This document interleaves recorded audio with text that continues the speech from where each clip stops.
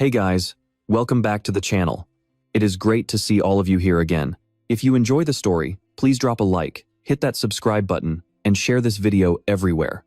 It really helps me out so I don't have to stay up all night worrying about the algorithm. Thanks so much for the support. I hope you guys have a blast listening and keep those smiles bright like a fresh flower in bloom. A loser returns from the future, and a god-tier system awakens. In a future where the world is overrun by zombies and monsters, humanity is no longer the master of the earth. But in the middle of that apocalyptic darkness, a total loser suddenly becomes the final ray of hope. That is because he awakens something no one else has, a god-tier leveling system. Lin Shu was once just a student who was looked down on and constantly beaten up. He was mocked and labeled as literal trash at the academy. But one day, after a brush with death, his soul from the future transmigrates back in time. He wakes up in his old, weak body. Lin Shu hears a voice echoing in his head. Super God System activated, downloading data. From that moment on, Lin Shu's life changes forever. Give me 10 more levels and I can wipe out this entire planet. The Super God Unlocked System, where a loser can swallow the entire cosmos, while others have to train their butts off just to gain a little bit of strength. Lin Shu only needs to kill a single monster to level up. With this system, limits simply do not exist. The system allows Lin Shu to grow stronger with every single battle. The more monsters he slaughters, the more terrifying his power becomes. He even unlocks the star-devouring art, a skill that lets him suck the energy right out of alien life forms. With every level up, Lin Shu evolves far beyond human DNA. The guy they used to call trash is now mopping the floor with every genius, in an academy that once terrified him. Now, even alien races are starting to take notice of him, because the owner of that system is the biggest threat in the entire galaxy. From today on, I am no longer Lin Shu the loser. I am the only one who can level up enough to devour the universe. The God of War awakens, stepping over gods and tearing destiny apart. In a world forgotten by the gods, where the strong survive and the weak are erased, Lin Shu stands tall, not to save the world, but to rip apart this so-called predestined fate. Lin Shu enters the void where god-tier creatures dwell. He fights, he falls, and then he stands right back up. Every battle pushes him to the limit, but the system refuses to let him stop, unlocking the forbidden immortal body skill, giving him an invincible frame for 3 seconds. After staring death in the face, the final battle has arrived. Lin Shu goes head-to-head with the god of destruction, a being that once wiped out an entire planet, but with just one punch, the god is torn to pieces. The entire star system trembles. From being treated like garbage, I have climbed to the peak of the universe. The Super God system did not just change my fate, it changed the fate of all of humanity. Suddenly, a strange notification pops up on the screen. Are you bored with your current life? New notifications keep pinging on the screen. All that influencer drama is making you depressed, isn't it? Do you actually want to keep living? Man, this notification looks like some kind of total scam or a garbage ad. The guy sitting in front of the computer screen gets annoyed and clicks to skip the ad. Seriously, not this trashy website again. He is munching on candy while cursing at the screen. These days, novels do not even need to use those old-school tropes anymore. This is Lin Shu, an unemployed shut-in in the 21st century. He sighs and grumbles to himself, totally confused. Look, I just cannot find a job right now. That does not mean I am a total loser. His room at the moment is a complete disaster. Piles of trash are literally stacking up everywhere. He quickly double-clicks the screen. Stupid computer, but what happens next shocks him so much that the candy falls right out of his mouth. Holy crap, what the hell is this? Right before his eyes, the computer screen starts changing in a way that makes him panic. He cannot believe what he is seeing. His jaw drops in pure shock. Wait, is it sucking me in? A dark, swirling vortex appears on the monitor, pulling him toward it. Just like that, our main lead is sucked into the void. He screams out in desperation. Is this for real? At the same time, while he is falling through the air, the system keeps pinging with these weird messages. Congratulations, Master, on making the correct choice. From here on out, the god-tier leveling system is at your service. Lin Shu is helplessly crying as he tries to swat away the notifications, cursing the whole time. Hey, hey, hey, stop deciding things for me, will you? I did not choose anything. He crashes down into a very strange place, a beautiful city with ancient architecture. The story begins to unfold. Earth, the year 2696, the Star Radiance Academy. Back in the year 266, alien beings invaded. Earth was hit with a devastating cataclysmic strike. Eventually, humanity formed a federation and used nuclear weapons to wipe them out. But those bastards left behind Virus X all over the globe. Earth mutated. Zombies and mutated beasts started running wild and acting like they owned the place. The survivors evolved, opening the path for martial artists. From there, the real story begins. The martial artists of Earth are now hailed as kings. Suddenly, a guy kicks the door open in a total rage. His face is twisted with anger as he screams at the top of his lungs. Lin Shu. This guy is none other than Ma Qiang. Lin Tu's roommate just became a candidate martial artist at Starlight Academy, Class 29. Seeing Lin Tu fast asleep in bed only makes him even more furious. He storms over and grabs Lin Tu by the collar, barking, "Where the hell is the food I told you to bring me? Why are you so damn slow?" You see, our main character just got reincarnated into the body of Lin Tu at Starlight Academy, a guy with absolutely zero talent for cultivation. The bully continues to scream, "Are you trying to starve me to death or something?" When he sees Lin Tu isn't reacting, he completely loses it. He hurls him against the wall, snarling, "You useless piece of trash." Just then, a lackey rushes in to suck up to him. "Boss Kwang, this kid looks like he passed out. What if he actually dies?" Kwang just scoffs, looking completely unfazed and arrogant. "What are you scared of? He is just a loser. If he dies, he dies. You think the school is going to penalize a candidate martial artist like me over a guy like him?" Ma Kwang slowly walks toward the motionless Lin Tu. He looks down in disgust and grinds his boot into Lin Tu's hand. A literal pile of garbage who doesn't even have an ounce of talent. "I only told him to fetch my meals." He glances at the pile of filthy clothes in the corner and adds, "Letting him wash my laundry was a favor in itself." A sadistic grin spreads across his face as he raises his foot high. "Because he failed to bring my food, he made me look like an idiot in front of Tu-jun." He stomps down hard on Lin Tu's hand again, cursing, "You deserve to die." Lin Tu slowly opens his eyes, crying out in confused agony. As he wakes up, the first thing he sees is his hand being crushed under some stranger's boot. Panic and despair set in. "My hand. It hurts so bad. What the hell is going on here? Wasn't I just at home?"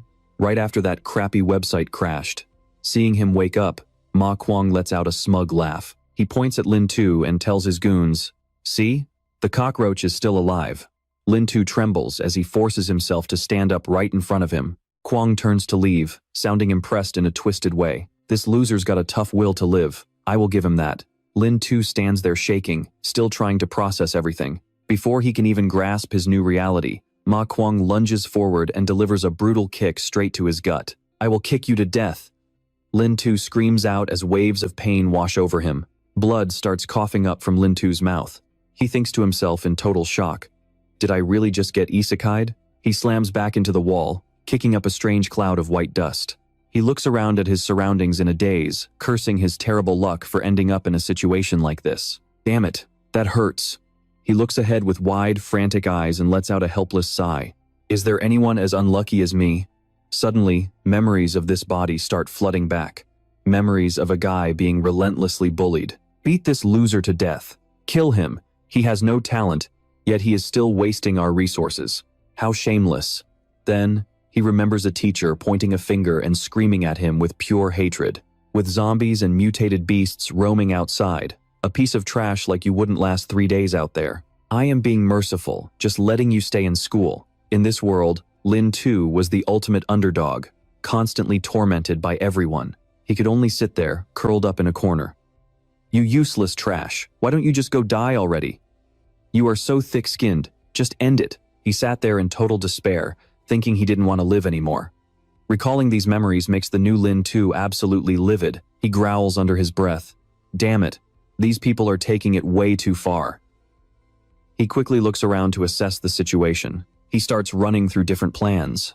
This world is a nightmare. No wonder the previous guy wanted to give up. Cleaning up this mess isn't going to be easy.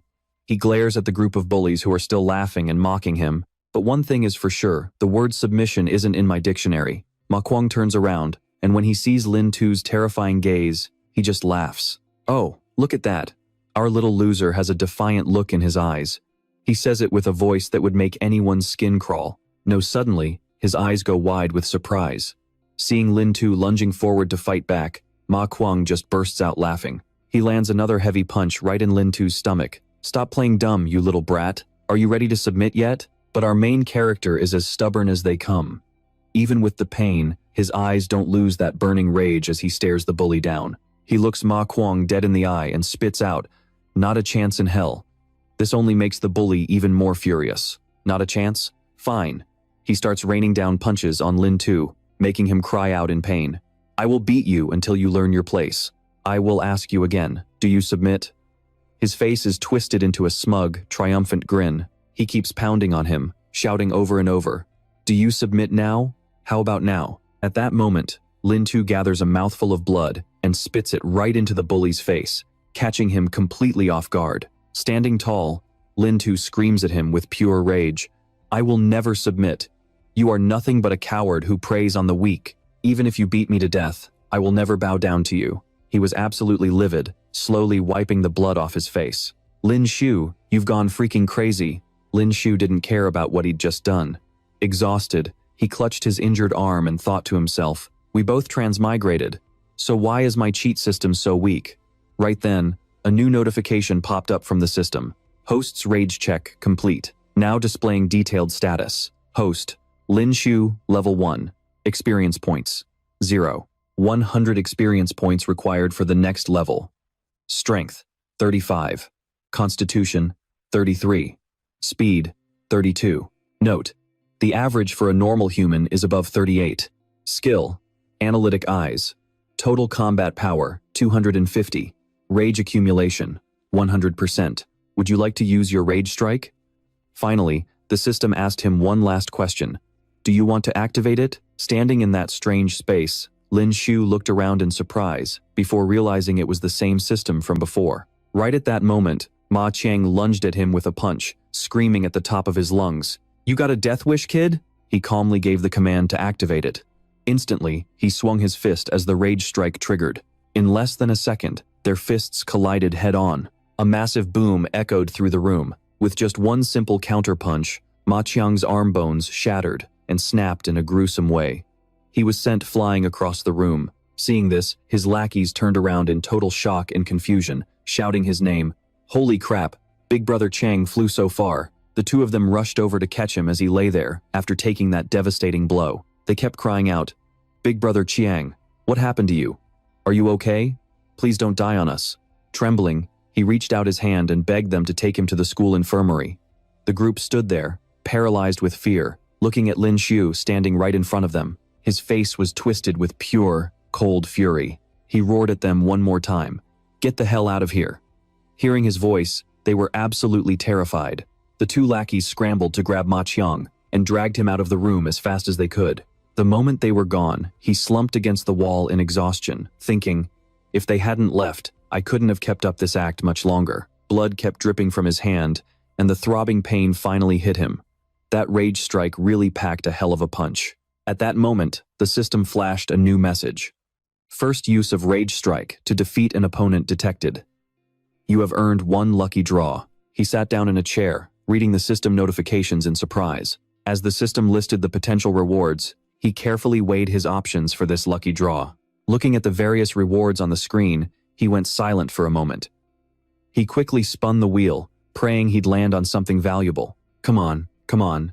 The more he thought about it, the more anxious he became waiting for the result. Please, let it be Alliance credits. He waited with bated breath, pleading, "Please, let it be that one." Suddenly, the wheel landed right on the 1,000 Alliance credit slot. Seeing that he'd landed on such a valuable prize, Lin Shu let out a massive sigh of relief. Thank God. Shortly after, the scene shifted to the infirmary as a voice called out, "Hello, I'm here to get a wound treated." The nurse smiled, looking surprised. "Oh, if it isn't little student Lin?" Lin Shu walked over to her, surprised, and asked with a smile, "You know me?" She leaned in close to him and whispered, "Who at Xingyao Academy doesn't know the famous little Lin?" Being teased like this made his face turn bright red with embarrassment. Our protagonist couldn't help but think this nurse was a total knockout. He awkwardly scratched his face while responding. "Don't call me Little Lin, it sounds weird. Just call me Lin Shu." She stood right in front of him, looking amused. "You don't want me to call you Little Lin? Do you think you're a big boy now?" She then gently ran her slender fingers over him. "Well, we'll find out just how big you are in a second." The nurse then gave him a playful smile. Go ahead and strip off all your clothes, then lie down over there. Lin Xiu blushed hard and stammered. What? I have to get completely naked? The nurse couldn't help but burst out laughing at his reaction, continuing to tease him. I'm just messing with you. You can keep your underwear on, but honestly, if you want to take it all off, I wouldn't mind at all. He obediently undressed, making her giggle and compliment him. You look pretty good, not bad. After getting a good look at his physique, even she was genuinely impressed. You definitely aren't little, are you? He snapped back at her, blushing furiously.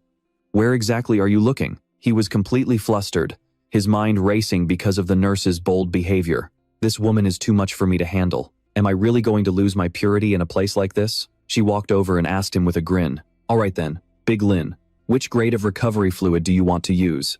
He thought about it for a second before giving her his answer. Let's go with the one that costs 9,800 alliance credits. As the medical scanner began to warm up, Lin Xiu drifted back into his own thoughts. It looks like the original owner of this body didn't exactly have the life I imagined. He must have been bullied and beaten on a regular basis. Thinking about that only makes me more determined to change things. But from now on, I'm clenching my fists because I'm never letting anyone push me around again. I won't take crap from anyone ever again. Just then, the medical scanner chimed, announcing that the preparations were complete. Lin Tu quickly sank into the water, slowly drifting off into a deep sleep as the system gave an update. Injuries across the entire body have been identified. Estimated recovery time is 5 hours. Starting repair process now. Hearing those words, he slowly closed his eyes and drifted into his own thoughts. 5 hours from now, after thinking seriously about what comes next, a brand new Lin Tu will emerge. The scene shifts to another room, room 29. A voice rings out, announcing that 20 people will be heading to the A20 combat zone this time. The teacher stands at the podium, announcing to the students that all entry-level martial artists in the class are eligible to join. Seeing the students listening so intently, the teacher felt something was off and quickly asked, "Where's Ma Qiang?" The two lackeys from earlier were hesitant to speak, but they eventually explained everything. Ma Qiang is currently undergoing surgery over in Sector C. The teacher was confused and quickly asked for clarification. Surgery? What happened? After a moment of silence, the lackey standing nearby spilled the beans. Lin Tu broke his bones. Hearing this, everyone panicked and shouted in shock. What? How is that possible? There's no way that loser Lin Tu could cripple Ma Qiang. Soon, everyone started arguing. Exactly, that's just nonsense. Ma Qiang's lackey couldn't take the mockery anymore. He turned around and barked, "I'm telling the truth. I was right there when it happened." The teacher sighed and made an announcement. In that case, forget it. Ma Qiang won't be going to the A20 combat training this time. Just then, a voice rang out. "Teacher, can I go instead?" Lin Tu walked in, looking like a total boss. Seeing him show up, everyone started whispering in shock and confusion. Is that really Lin Tu? He feels completely different from before. Yeah, it's like he's a whole new person. Am I seeing things? The teacher looked a bit uneasy and quickly tried to explain. Lin Tu, don't be reckless. Area A20 is dangerous. You should focus on reaching the entry-level martial artist stage first before you consider it. At that moment, Shujin smirked mockingly. What a joke. Area A20 is crawling with mutated beasts and zombies. Do you have a death wish or something? Lin Tu just laughed it off as if it were nothing. He pointed a finger right at him and asked, "So, if I can beat you, does that mean I get to go?" The guy flinched, his face full of contempt as he asked, "You? Beat me?" Lin Tu stood right in front of him, nodded, and smiled. "Yeah, me. You brave enough to try?" Hearing this, the guy slammed his hand on the desk and stood up. "Fine. You think I'm scared?" He looked incredibly amused. He didn't forget to mock him further. "You piece of trash. Don't think beating Ma Qiang makes you big enough to mess with me." Sensing the time was right, Lin Tu activated his analysis eye and stared him down. All of his info appeared right before his eyes. Shu Jin. Entry. Level martial artist. Strength. 50. 2. Constitution. 40. 1. Speed. 37. Combat power. 443. After reading the report, he was surprised, but impressed. This guy is actually a bit weaker than Ma Qiang. As long as I'm careful and dodge his attacks, I just have to wait for my rage meter to fill up. Then I can take him down with one charge strike. A cocky smirk appeared on Lin Tu's face as he spoke. Fine. Meet me at the martial arts arena after class. Intrigued, the guy grinned and nodded in agreement. Soon, the scene shifts to the Xingyao Academy martial arts arena. The crowd in the stands was buzzing, talking about the fight that was about to go down on the massive stage. That loser from class 29 actually challenged an entry-level martial artist? That Lin 2 guy must have lost his damn mind. This is going to be a good show. Lin 2's friend walked up to him, looking worried. Lin 2, are you serious about this? He's an actual entry-level martial artist. Lin 2 acted like it was no big deal. He slowly walked toward the stage and smiled at his friend. Don't worry, I've been wanting to beat this guy up for a long time. Seeing him step onto the platform, Shujin asked in disbelief, You actually have the guts to show up? The guy was clearly impatient. Without another word, he threw a heavy punch. He charged toward him, screaming at the top of his lungs. A piece of trash like you thinks he can act tough? Let me teach you your place. Lin 2 quickly caught the punch swinging toward him. His eyes narrowed with pure annoyance. He glanced at the guy and focused. This guy actually has some skill, and even though my wounds have mostly healed, that one punch still hurts like hell. Meanwhile, the system notification popped up, showing the progress hitting 20%. On the stage, the guy kept raining down attacks, but Lin 2 dodged every single one with ease. This made him absolutely furious. Where do you think you're going? Get over here, you loser. But Lin 2 had everything calculated to a T. He smirked to himself. Perfect. Now I just need to keep dodging and blocking until my rage meter is fully charged. At that moment, the system data started loading even faster, jumping from 30 to 40, then straight to 70%. The 8 people in the stands started laughing and mocking him. What a joke. All he knows how to do is run. Stop dodging and fight. Up above, the teacher was watching everything closely. A satisfied smile slowly crept onto his face. He thought happily, even though he's just dodging, he's not struggling at all. I've never seen him look this determined before. Shujin was livid, throwing strike after strike while screaming insults at him. You damn coward. If you've got the balls, stop running. Just then, the system alerted him that it reached 100%. Lin 2 saw this and grinned. It's ready. A new notification flashed before his eyes. Do you want to use the accumulated strike? He immediately confirmed with excitement. Yes, right then, the guy spun around, preparing a finishing blow while cursing under his breath. Die, you idiot! Finally, it was time to strike back. He shouted with pure determination. Accumulated strike! The two clashed on stage with incredible intensity, neither backing down. Suddenly, Shujin was sent flying through the air, screaming in agony. Just like that, he was blasted right off the stage while everyone watched in total shock. The crowd was stunned, unable to believe their eyes. What just happened? No way. Shujin trembled helplessly as he tried to sit up, coughing and wheezing. This can't be happening. He was absolutely enraged, storming forward again. You little brat. But Lin 2 remained completely calm. He asked coldly, if you got beaten by a loser, doesn't that make you the ultimate loser?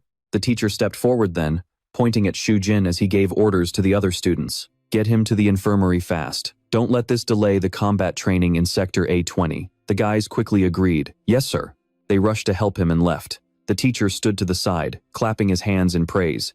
Kid, you've really proven everyone wrong today. Lin 2 just chuckled, a bit surprised by the praise. He smiled and asked, Teacher, am I cleared to join the real-world combat training in Sector A20 now? The scene shifts to a city being swallowed by nature. Sector A20 is located in the northern part of the city. This place is crawling with nuclear radiation and mutated viruses. It's filled with zombies and giant beasts. It's a total death trap. The area is guarded by soldiers in full hazmat gear. But where there's danger, there's always opportunity. Parts from those mutated beasts are actually high-demand materials. They all know the place is crawling with monsters. But the essence crystals inside their brains are a special type of energy that helps warriors cultivate. They're worth a fortune. Standing before the students, the teacher announced with a smile, You've all been training for a long time. With the combat suits and tactical knives the academy provided, dealing with basic zombies and beasts should be no problem at all. Suddenly, his expression turned deadly serious. He pushed up his glasses and made an announcement to everyone. However, unlike your previous training, you must conquer the fear in your hearts when you face these things head-on. Last year, some students froze up when they saw the zombies. They ended up being torn apart and eaten alive. Standing in front of his class, he threw his arms out and shouted passionately, Only real combat can test your true potential and forge a heart of steel. Lin 2's friend turned around, looking nervous. Hey, Lin 2, aren't you scared?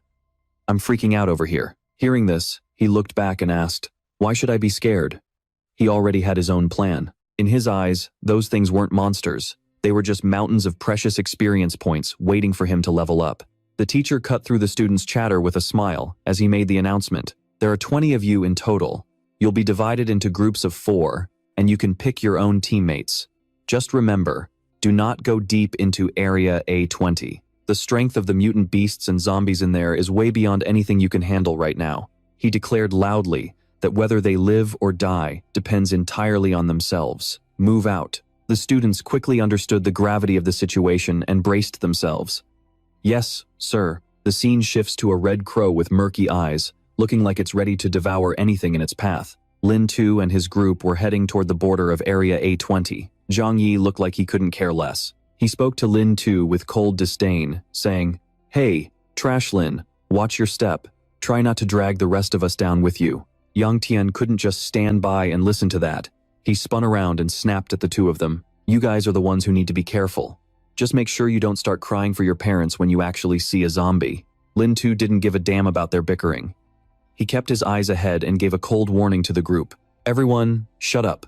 I hear something moving over there." Hearing that, they all went silent, waiting tensely for what was coming. A strange, thick cloud of dust and mist swirled in front of them. Fortunately, the haze began to slowly drift away. Lin Tu's gaze was sharp and icy as he stared ahead, sensing a dangerous presence closing in. He alerted the group, saying, "It's here." A strange silhouette emerged from the heart of the thick fog. The figure sprinted across the ground with terrifying speed, looking like a ravenous beast. It was a truly horrifying sight. The monster lunged straight at them. The system immediately scanned it. Level 1, Zombie. Characteristics, slow movement, razor-sharp teeth, carries the virus. Total combat power, 380. The undead creature charged at Lin Tu's group with surprising speed. A new system notification popped up. Level 1 Zombie. Features: sharp fangs, highly infectious, total combat power, 380. Seeing this, Lin Tu glared at the monster with pure frustration. Damn it, even a low-level zombie has higher combat power than me.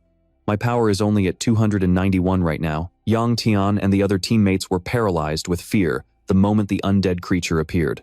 Lin Tu stared the monster down, his mind racing. "I can't back down.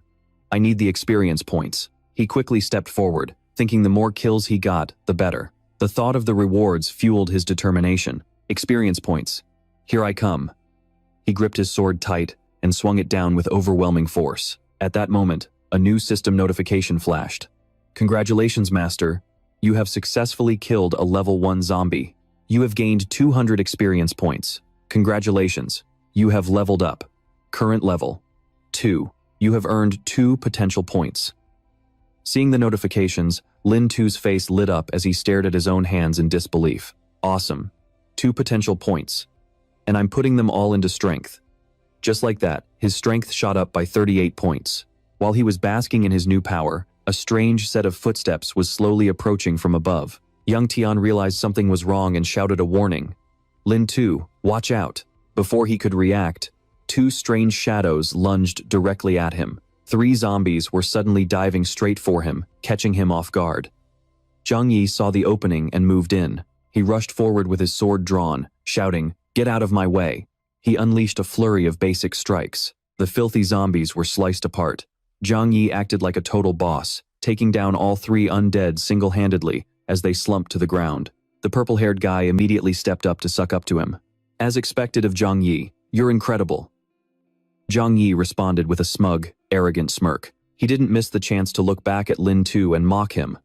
I wonder who was just standing there, scared out of their mind. Lin Tu didn't care about the insults. He was just annoyed as he looked at the 3 fallen zombies.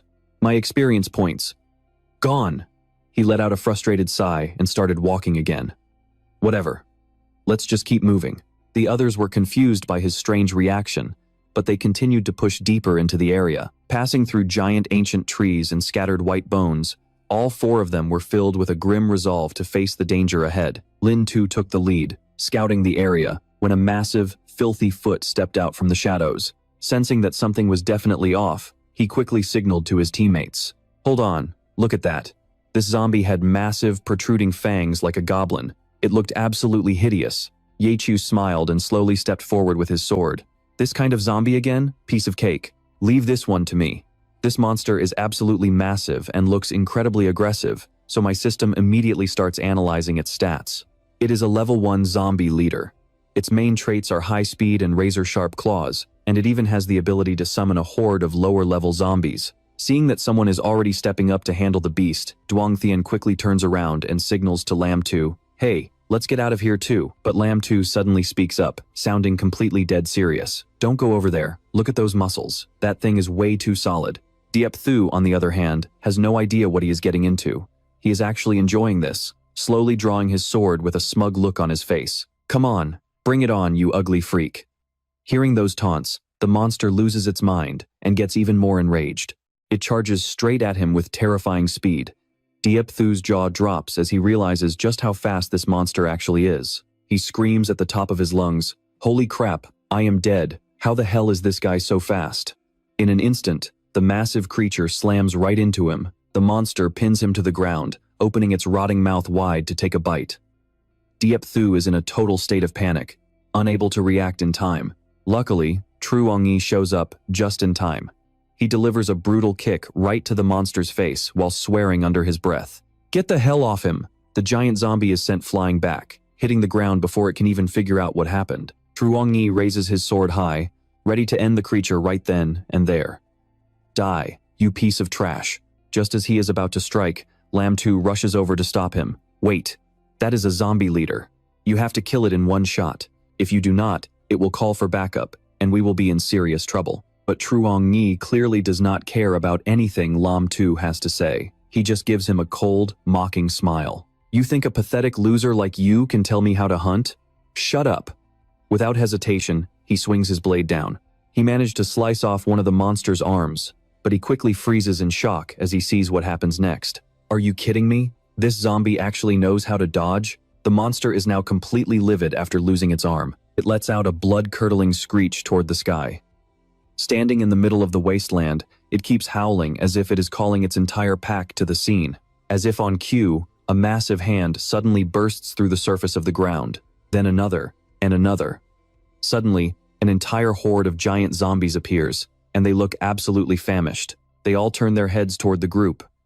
The 4 of them are completely frozen in shock, not knowing what to do in a nightmare like this. Seeing that they are now completely surrounded by zombies, Dronzer starts to lose his cool. He stammers out, How are there so many of them?" His hands are shaking so hard he can barely hold his sword as he looks around. "Damn it all. I am not dying in a dump like this." Suddenly, he turns tail and starts running as fast as his legs can carry him. Seeing his leader bail, Thu panics and shouts after him, "Wait, Dronzer, wait for me." On the other side, Dronzer turns to Lam 2 with a worried expression. "Lam 2, there are way too many of them. We need to move, now." But Lam 2 just stands there like a statue. He is completely lost in his own thoughts.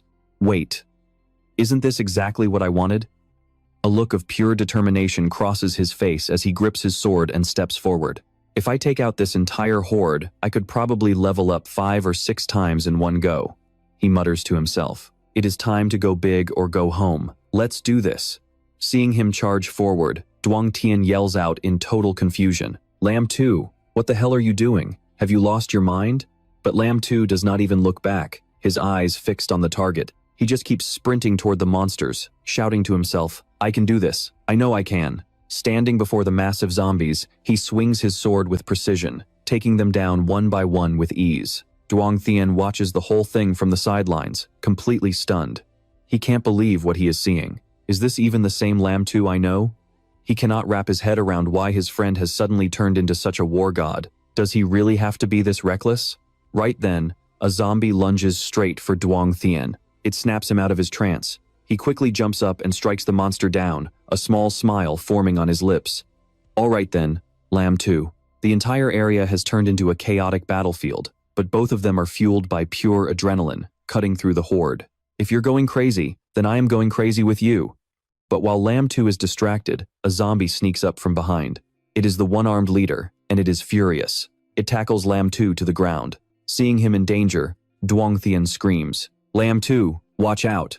The monster opens its disgusting mouth, green slime dripping everywhere as it lunges at his neck. But Lam 2 isn't going down that easy. He delivers a massive punch right to its face. He is so angry, his voice shakes as he swears at it. "You bastard! You dare try to sneak up on me?" At that exact moment, his system starts flashing with a barrage of new notifications. The lines of text keep popping up one after another, so bright they are almost blinding. "Congratulations, Master. You have successfully leveled up to level 3 and earned 3 potential points. Congratulations, Master. You have successfully leveled up to level 4 and earned 4 potential points. Congratulations, Master. You have successfully leveled up to level 5 and earned 5 potential points." Scrolling through those notifications brought a huge, satisfied grin to his face. Yes, leveling up 3 times in one go, 12 potential points. This is incredible. He didn't waste a single second. System, dump every single point into strength. Immediately, his strength stat began to climb, hitting 50. He could feel a raw, explosive power coursing through his veins, making him vibrate with pure excitement. He flashed a predatory smirk as he tightened his grip on the undead monster's skull. "Time to die, you piece of trash." With absolute dominance, Lin Tu effortlessly ripped the beast's head clean off and tossed it aside like it was nothing. The zombies lurking behind froze, completely paralyzed by the sight. Their leader, their big boss, had just been decapitated with a flick of his wrist. He gave the massive, bloated corpse a casual kick, sending it crashing into the dirt with a heavy thud. He reached for his trusty blade. Just snapping its neck wasn't satisfying enough. He began hacking away at the monster's throat to make sure it stayed down for good. Seeing his ruthless finishing blows, the system started flooding his vision with new notifications. "Congratulations, Master. You have slain the zombie leader. You are now level 6. System gene lock. Unlocked. Congratulations. You've earned 6 potential points." Lin Tu narrowed his eyes, focusing on the character sheet floating before him. Host. Lin Tu. Level. 6. Experience. 0 out of 2,500. Strength. 50. Constitution. 32. Speed. 32. Total combat power. 380. Rage meter. 100%. Skill. Analytic eye. It didn't take long for the two of them to finish off the rest of the monsters, leaving a field of corpses in their wake. Looking at the stats, he felt a vein pop in frustration. 258? Is this damn system messing with me on purpose? He just hit level 6 and gained those 6 points, putting 3 into speed and 3 into constitution. He remembered something he'd read in those old cultivation manuals back in the day. A huge portion of human DNA is basically junk completely untapped. He stared at the system maps as they updated. Human potential is mostly locked away, waiting for a spark to trigger it. He thought back to the monsters he'd fought and their insane skills. The so-called gene lock was the key to unlocking the raw power hidden deep within the human body. Legend says if someone unlocks their gene lock to the highest level, they would basically become a god. His eyes sparkled with curiosity. A wide, excited grin stretched across his face as he looked toward the future. "I wonder just how much stronger I'll get once I break that first lock." He didn't hesitate. He reached out and tapped the notification. Lin Tu confidently tapped the screen and gave the command. "Unlock first gene lock." He slammed his finger down on the confirmation button, but instead of power, a bright red warning flashed in his face. "Warning, warning. Level 15 required." He slumped his shoulders, staring at the screen. Still locked. The notification left Lin Tu totally speechless. "Wait, what?" He let out a long, frustrated sigh. He glared at the monsters in the distance, psyching himself up. "Oh, so it's just level 15, huh? Fine, I'll just keep grinding until I hit the mark. Nothing is gonna stop me." Duong Thien, who had been watching the whole crazy scene from the sidelines, finally found his voice.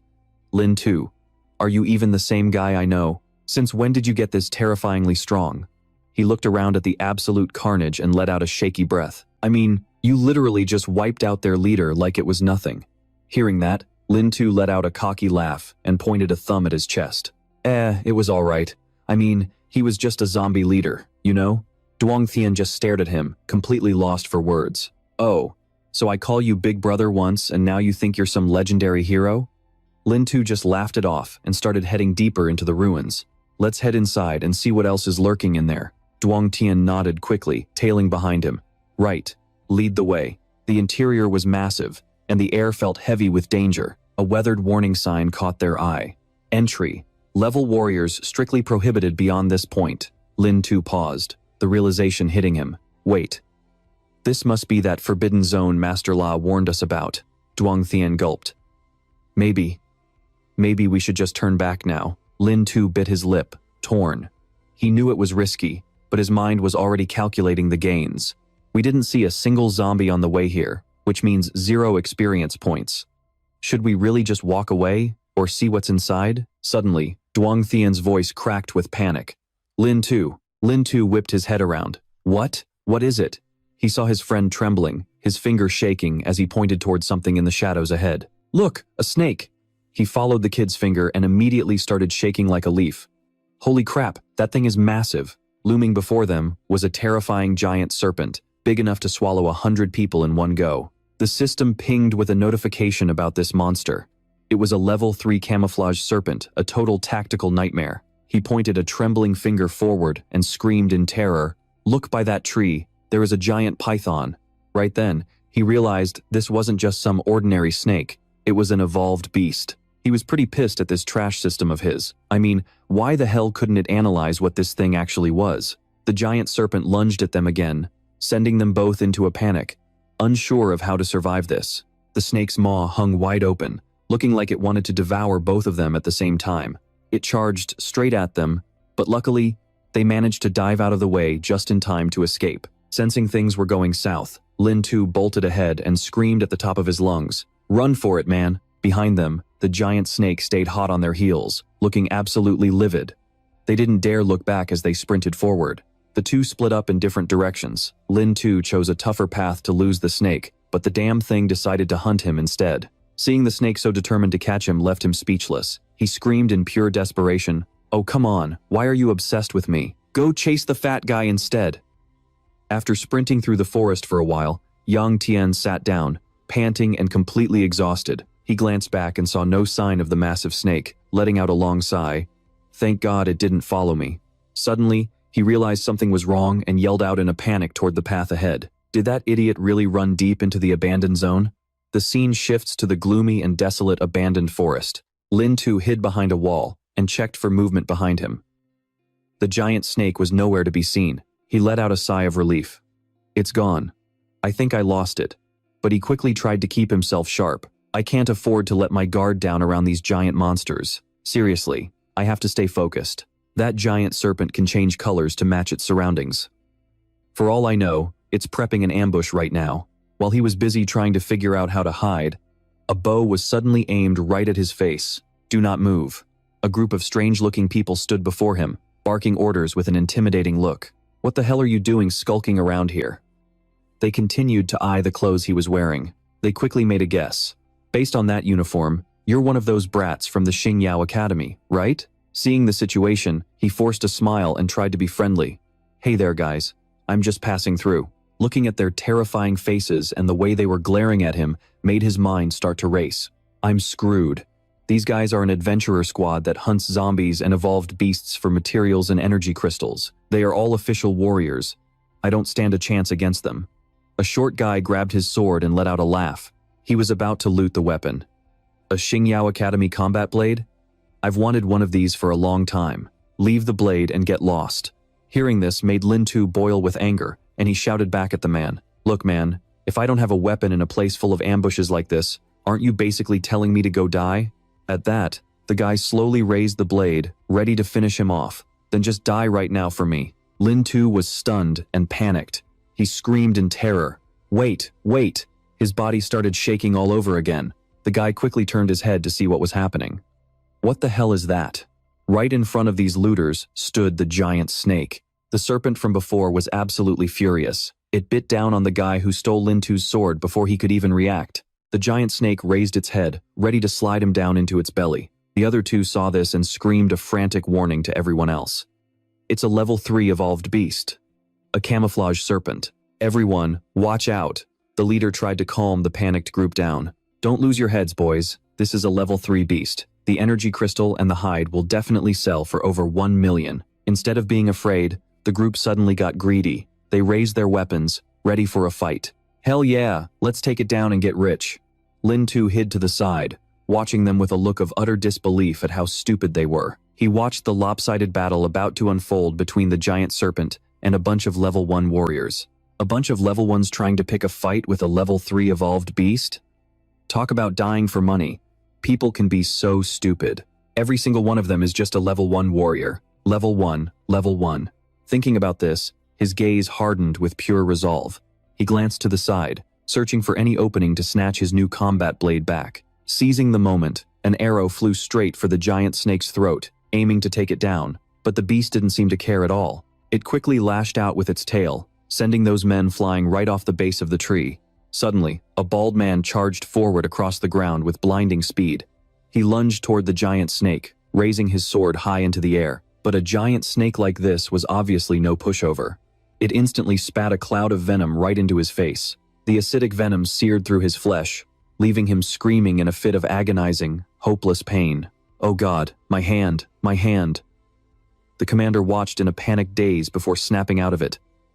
"You bastards," he roared at his men. "Everyone attack. Kill it now." Hearing the order, his subordinates charged together toward the giant snake, determined to swarm it and tear it apart. They launched a relentless barrage from all sides, giving the massive monster no room to breathe or strike back. "Kill it, everyone. Finish it." Moments later, the massive serpent collapsed and lay still on the ground. The commander shouted in triumph, "It's dead. It's finally dead." Seizing this chance, Lin Tu slowly stepped out from his hiding spot. When the commander saw him show his face, he exploded in rage. "You little brat," he barked at him. "You're the one who lured that thing over here, aren't you?" He was absolutely livid. He pointed a trembling finger at the giant serpent and issued a command. "You, go skin this massive python for me and dig out the beast core. Move it. Don't even think about playing tricks, or I'll cut you down where you stand." Lin Tu remained completely calm despite the threats. He slowly gripped his sword and stepped forward. "Is there something wrong with your head? A man as badly injured as you actually thinks he can bark orders at others? Don't worry, I'll skin this python for you. I'll even take out the beast core, too." A strange, cold smile crept onto his face as he declared, "But this is my prize now." Hearing those words, the commander and his men were pushed past the breaking point. "This piece of trash actually dares to steal from me?" the commander screamed. He lunged straight at Lin Tu, ready to strike. "Die, you little punk." But Lin Tu simply sidestepped him with effortless grace. He spoke with a chilling coldness. "You're weak and exhausted. You're nothing to me." The moment the words left his mouth, his blade flashed in a blur, slicing straight through the man's hands. The man's hands were severed in an instant. He let out a desperate, helpless shriek. You absolute bastard." He collapsed backward, still trying to sound threatening through the pain. "Just you try to touch me? I'm a member of the Zhang family." Lin Tu finally entered a state of cold, killing intent. He moved in with his sword, his voice flat. "The Zhang family? Sorry, but I've never heard of them. All I know is that a moment ago, you were trying to steal my blade and take my life." He slowly leveled his sword at the man and declared, "That's why I'm not letting any of you go." Blood pooled onto the ground. Lin Tu had completely finished off the commander with a single, decisive strike. At that exact moment, system notifications began flashing one after another. "Congratulations, host, for killing a level 1 warrior. You have gained 2,500 experience points. Congratulations, host, for reaching level 7. You have gained 7 potential points." Lin Tu saw the messages, and a small, satisfied smile crossed his lips. Finally, a level up, the system continued its announcements. "Congratulations, host, for your first kill of a warrior. You have earned 1 chance at the lucky draw." The mention of a prize made him even more excited. A lucky draw on top of everything else? This is a pretty good haul. He stood there for a moment, calculating as he looked at the screen. Putting 7 potential points into speed and constitution should keep my power well balanced. The system screen updated with his new information and his leveled up skills. Lin Tu, level 7. Experience points, 0. Experience needed for next level, 150. Constitution, 40. Speed, 40. Accumulated rage, 0. Total combat power, 44. He thought to himself with a sense of pride. "I'll do the lucky draw when I have a free moment. Let's check out the loot first." He used his sword to carefully carve into the giant snake. When he saw the beautiful red stone in his hand, even he couldn't help but be impressed. "This is the first time I've ever seen a beast core from an evolved beast with my own eyes. The very source of power." The more he thought about it, the happier he became. Warriors can absorb this energy to cultivate. They can also be used as a power source for various types of machinery. A level 3 core from a giant camouflage python. This should sell for a fortune.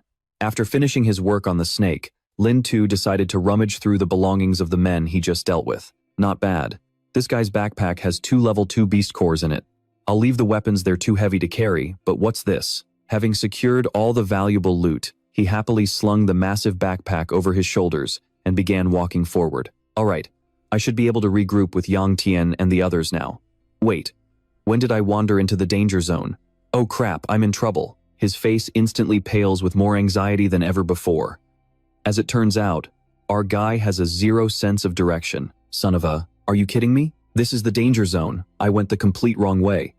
Lin Shu quickly spins around, rambling in a total panic as he tries to backtrack. I can't stay here, I've got to move, and I've got to move fast. Suddenly, the birds in the forest start screeching and flying away in a frenzy, forcing him to instinctively cover his ears. He quickly looks ahead with a look of pure dread. It feels like something incredibly powerful is about to show up. A ferocious black panther with glowing eyes slowly crawls down from a tree.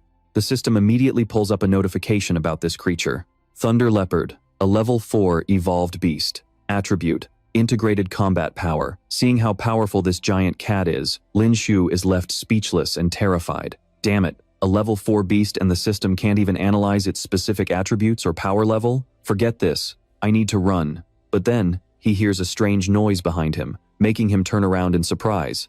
Wait, is there someone else here? Standing before him is a stunning girl with white hair.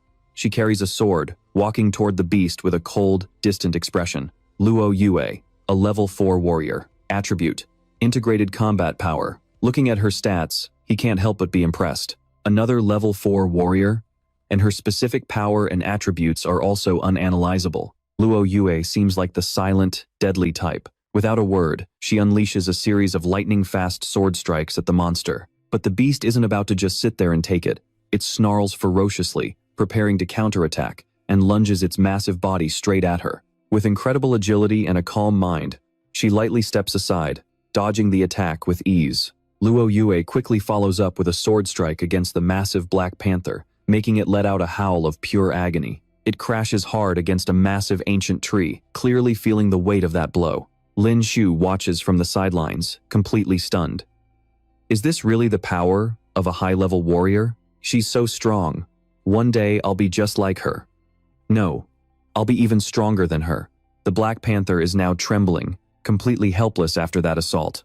She coldly approaches the beast with her sword drawn, ready to finish it off. He watches with a frown, thinking to himself, is the fight really over already? Just when he thinks it's all wrapped up, the giant panther lets out one last, desperate, helpless roar. It suddenly scrambles up to launch a final attack at Luo Yue, catching her off guard. But she regains her composure instantly and slowly raises her blade. A massive explosion echoes through the area, and the clearing is suddenly flooded with a strange, violet light. Luo Yue is violently thrown into the air, screaming in pain. She falls helplessly toward the deep abyss at the edge of the cliff. Lin Shu, witnessing the whole thing, is paralyzed with shock.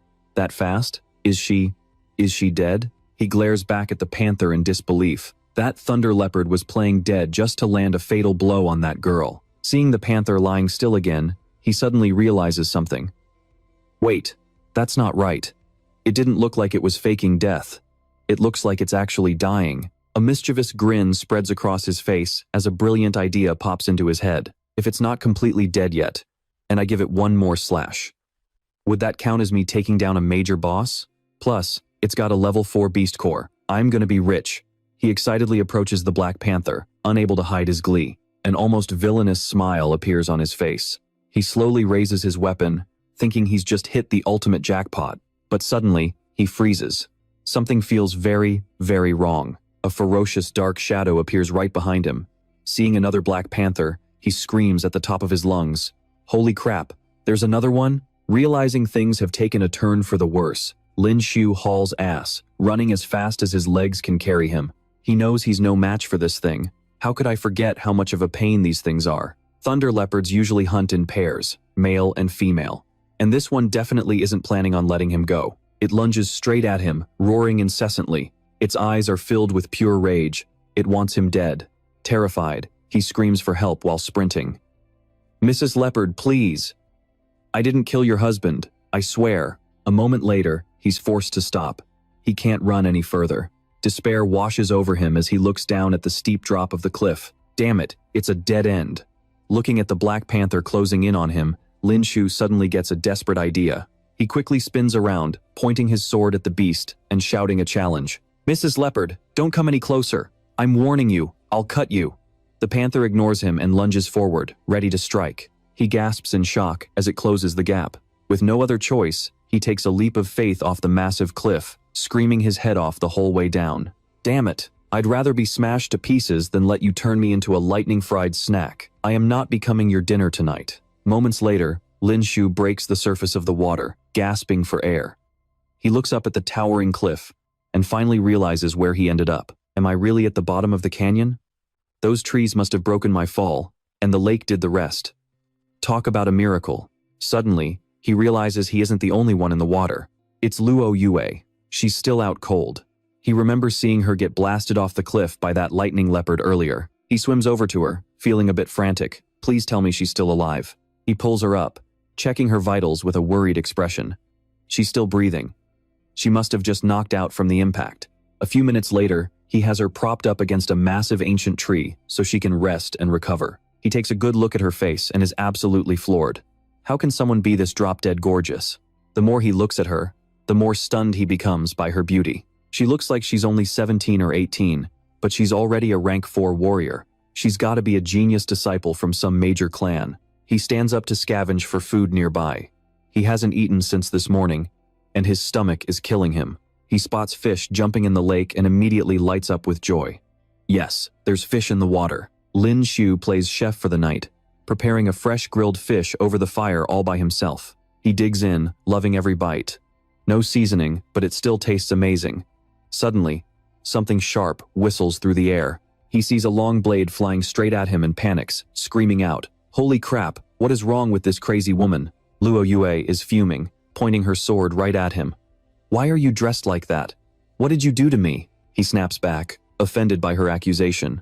"What did I do? Are you serious right now? I dragged you out of that lake. If it wasn't for me, you'd be fish food by now." Hearing this, she looks at him, totally caught off guard. "Wait, you saved me?" He goes back to his fish, waving her off with a sigh. "Don't worry, I'm not going to make you marry me to repay the favor or anything." She looks away, blushing slightly from embarrassment, and mutters, "How shameless." Lin Shu doesn't take it personally. He holds out a piece of grilled fish for her. Her stomach growls right on cue. "All right, I'll stop teasing. Look, I'm actually a pretty good cook. You want some?" She looks at the grilled fish, hesitant, her pride battling her hunger. Noticing her hesitation, he gives her a reality check. "You're injured, and we don't have any medicine out here. Take my advice and eat something. You need to keep your strength up." While she's still deciding, he introduces himself. "By the way, my name's Lin Shu." Seeing he's actually being decent, she finally sits down to eat. "I'm Luo Yue. Now tell me, what do you want?" Her expression turns dead serious. She adds, "I don't like being in anyone's debt. Name your price, and I'll give it to you. Then we're even. Either that, or I kill you." Lin Shu is totally speechless. He can't believe such cold words are coming from such a pretty face. "Are you for real? I literally saved your life." Then, he just laughs it off and explains his terms. "Fine, I want to be as strong as you. How's that?" She just looks at him with pure disdain. "With your pathetic talent? Not a chance." That one really hurt his pride. Lin Shu slumps to the ground, fake sobbing his heart out. "Geez, lady, do you have to be so brutal? I have feelings, you know." As night falls over the forest, exhausted from the day's chaos, Luo Yue curls up by the tree and drifts off to sleep. But Lin Shu is still wide awake, planning his next move. He looks at his system screen with a sneaky, excited grin. A massive lucky draw wheel appears before him. He's buzzing with anticipation for what he's about to get. Killing that warrior earlier earned him one free spin on the system's lucky draw. He calls out to the system, pumping his fist in the air. "All right, system, let's see what we get. Time to spin." The wheel starts spinning fast. Lin Shu starts sweating, praying with everything he's got. "Please, give me something good." Luck. No. I mean a weapon. It's gotta be a top-tier weapon. The wheel begins to slow down. When he sees the currency icon on the wheel, his face drops. He's absolutely furious. He starts screaming at the system. "Are you kidding me? More Union coins?" But then, the wheel ticks over to a different notification. Right at that moment, the system's voice chimed in with a notification. "Congratulations, host. You have acquired the skill, 100 birds paying homage to the phoenix. Lin Tu froze in his tracks, completely unsure of how to react. A wave of pure joy washed over him, and he couldn't help but let out a triumphant roar. The god of luck is finally on my side. I hit the jackpot. Meanwhile, the system continued to flood his vision with new notifications. A skill card? These are legendary items that only rank 6 warriors or higher are capable of creating. As the secrets of the technique began to flow into his mind, he was stunned to find himself transported into a mystical realm surrounded by countless birds. Skill cards are categorized by rank, ranging from bronze, silver, and gold, all the way to diamond. The higher the rank, the more devastating the power. But as he saw the details, his excitement turned to rage, and he looked up to curse at the system. You call this a jackpot? Are you messing with me, you stupid system? What is up with this green icon? It is just another bronze card. And a spear technique on top of that? That is the hardest weapon in the world to master. However, a split second later, his anger vanished. He clutched the card tightly to his chest, grinning from ear to ear with praise. This is an evolving warrior card. This thing is even more precious than a diamond rank because the card itself grows stronger as my cultivation improves. A look of pure bliss covered his face as he hugged the card close. I knew it. The system would never lie to me. He seemed beyond satisfied with today's results.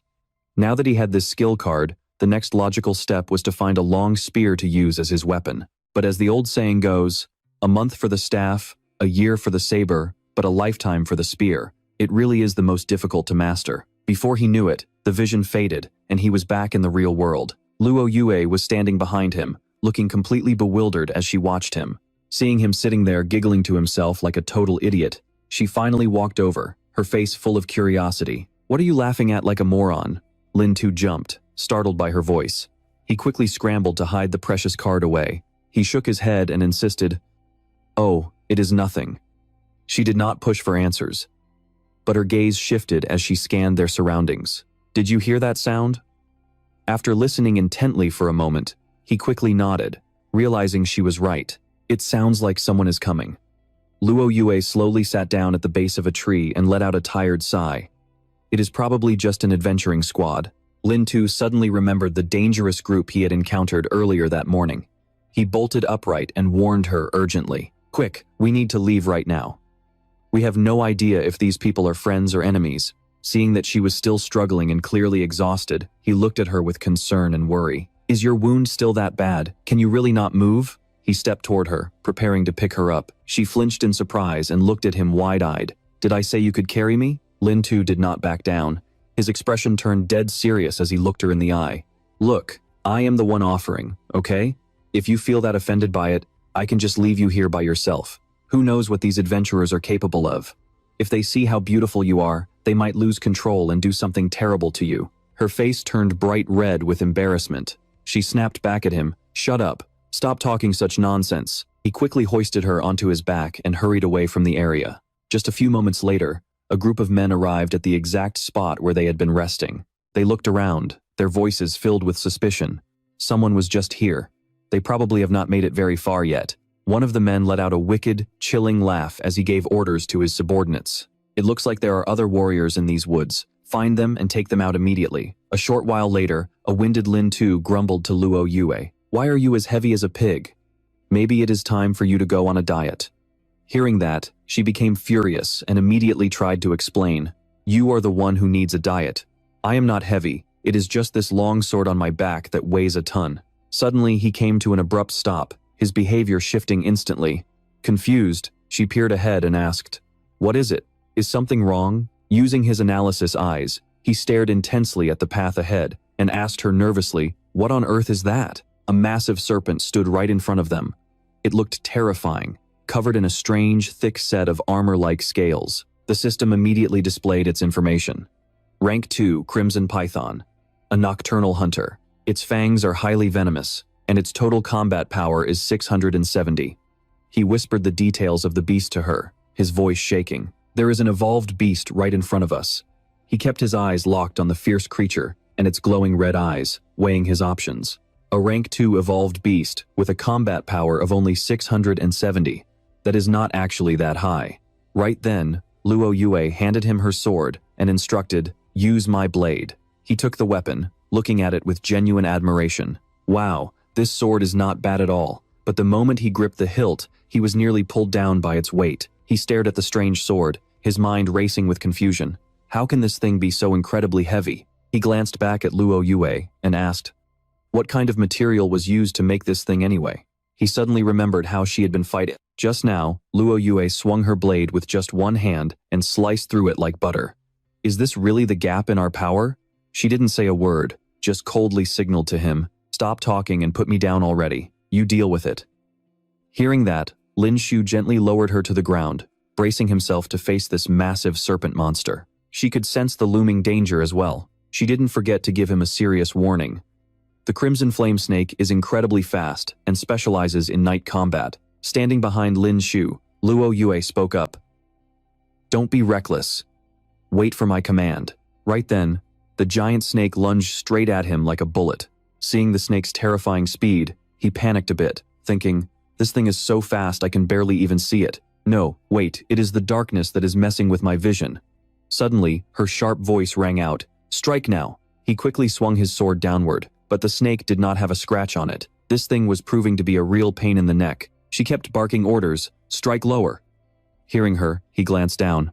He raised his sword high, prepping for the finishing blow. With one clean move, he took the snake down in an instant. Seeing how easily he had finished it off, he gave Luo Yue a smug grin and said, you see that? Took care of it just like that. She just let out a disappointed sigh. It was only a tier 2 Crimson Flame Snake, and you still struggled with it. Your talent really is bottom of the barrel. Lin Shu shot back immediately. Look, lady, would it kill you not to roast me for once? He even flipped off the snake lying in front of him. Come on, bite me. Go ahead and bite me. Not only did I kill you, but I'm going to take your core and sell it for a fortune. You mad? Suddenly, something shot out of the snake's body, catching him off guard. A smaller snake popped out, leaving him speechless and yelling, holy crap, you can do that too? The snake bit him immediately, making him curse in anger. Damn it. What kind of trick is this? He slammed the snake's head into the ground, screaming at it. You filthy beast, I told you to bite and you actually did it? Who do you think you are? He did not stop there, stomping on the small snake's head while cursing. Just die already. At the same time, the system flashed a new notification.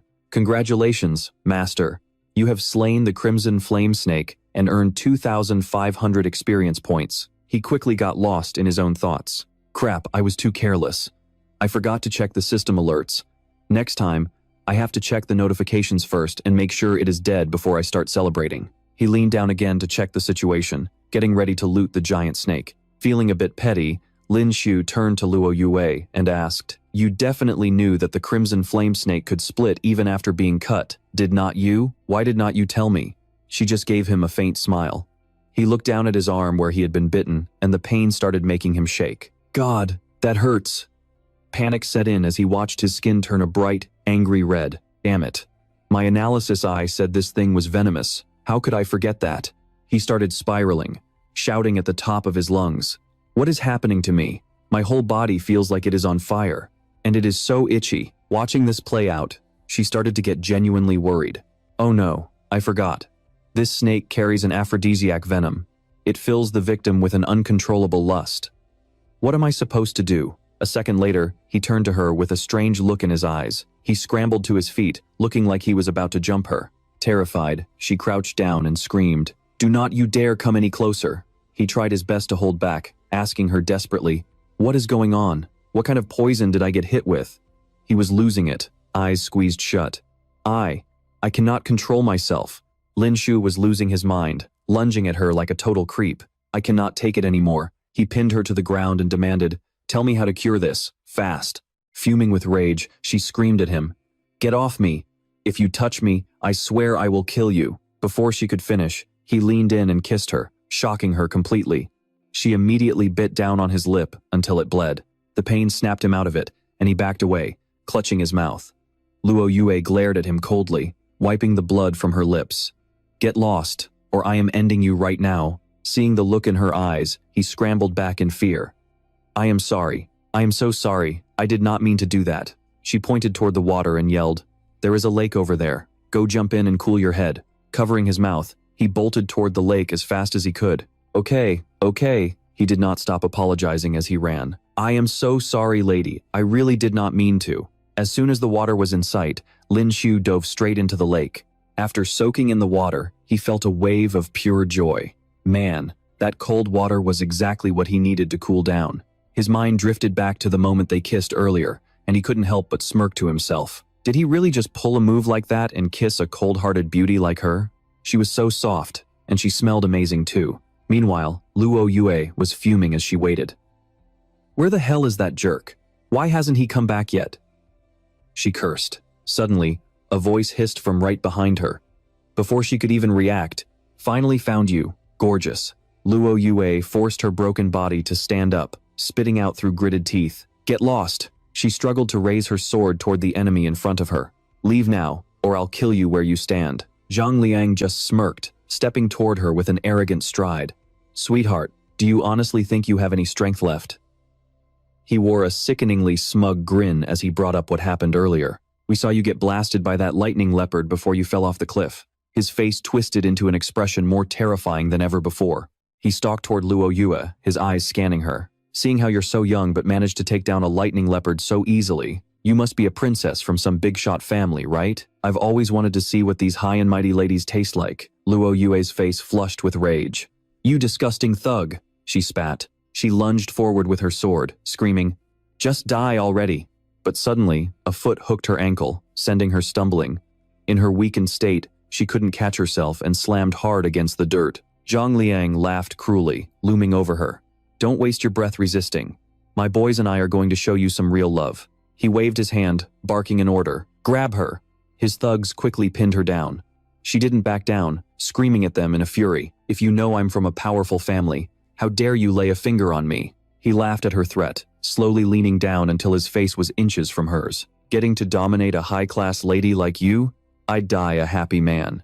Besides, we're deep inside the forbidden zone in these ruins. No one is coming to save you." He flicked his disgusting tongue out, getting closer to her cheek. "And once I'm done with you, I'll just chop off your arms and legs and toss you to that crazed lightning leopard. Who's going to know it was us?"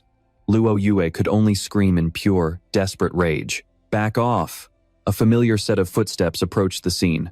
"You guys." Lin Shu walked out calmly, his voice cold as ice. "Do you guys really have a death wish?" Zhang Liang spun around, his face contorted in anger. "Who the hell do you think you are?" Lin Shu just smirked and pointed a finger at him. "Zhang Liang, level 2 warrior, saber specialist, total combat power, 1,540. Li Hong, level 1 warrior, sword specialist." In front of Lin Shu's eyes, detailed stats of the entire group appeared. Zhang San, level 1 warrior. He read them off clearly, one by one. Zhang San, level 1. Li Hong, level 1, sword specialist. Li Si, level 1. And Zhang Liang, level 2, saber specialist, combat power, 1,540. Hearing this, Zhang Liang froze, his mind racing with fear. How is this possible? This kid isn't even wearing a scouter, yet he knows our exact names and combat power. Zhang Liang was completely shaken by those words. He stood there, paralyzed, not knowing what his next move should be. How can this be happening? This guy doesn't have a power meter, but he's reading our stats like an open book. Lin Shu's gaze turned sharp and deadly. He barked at them with absolute authority.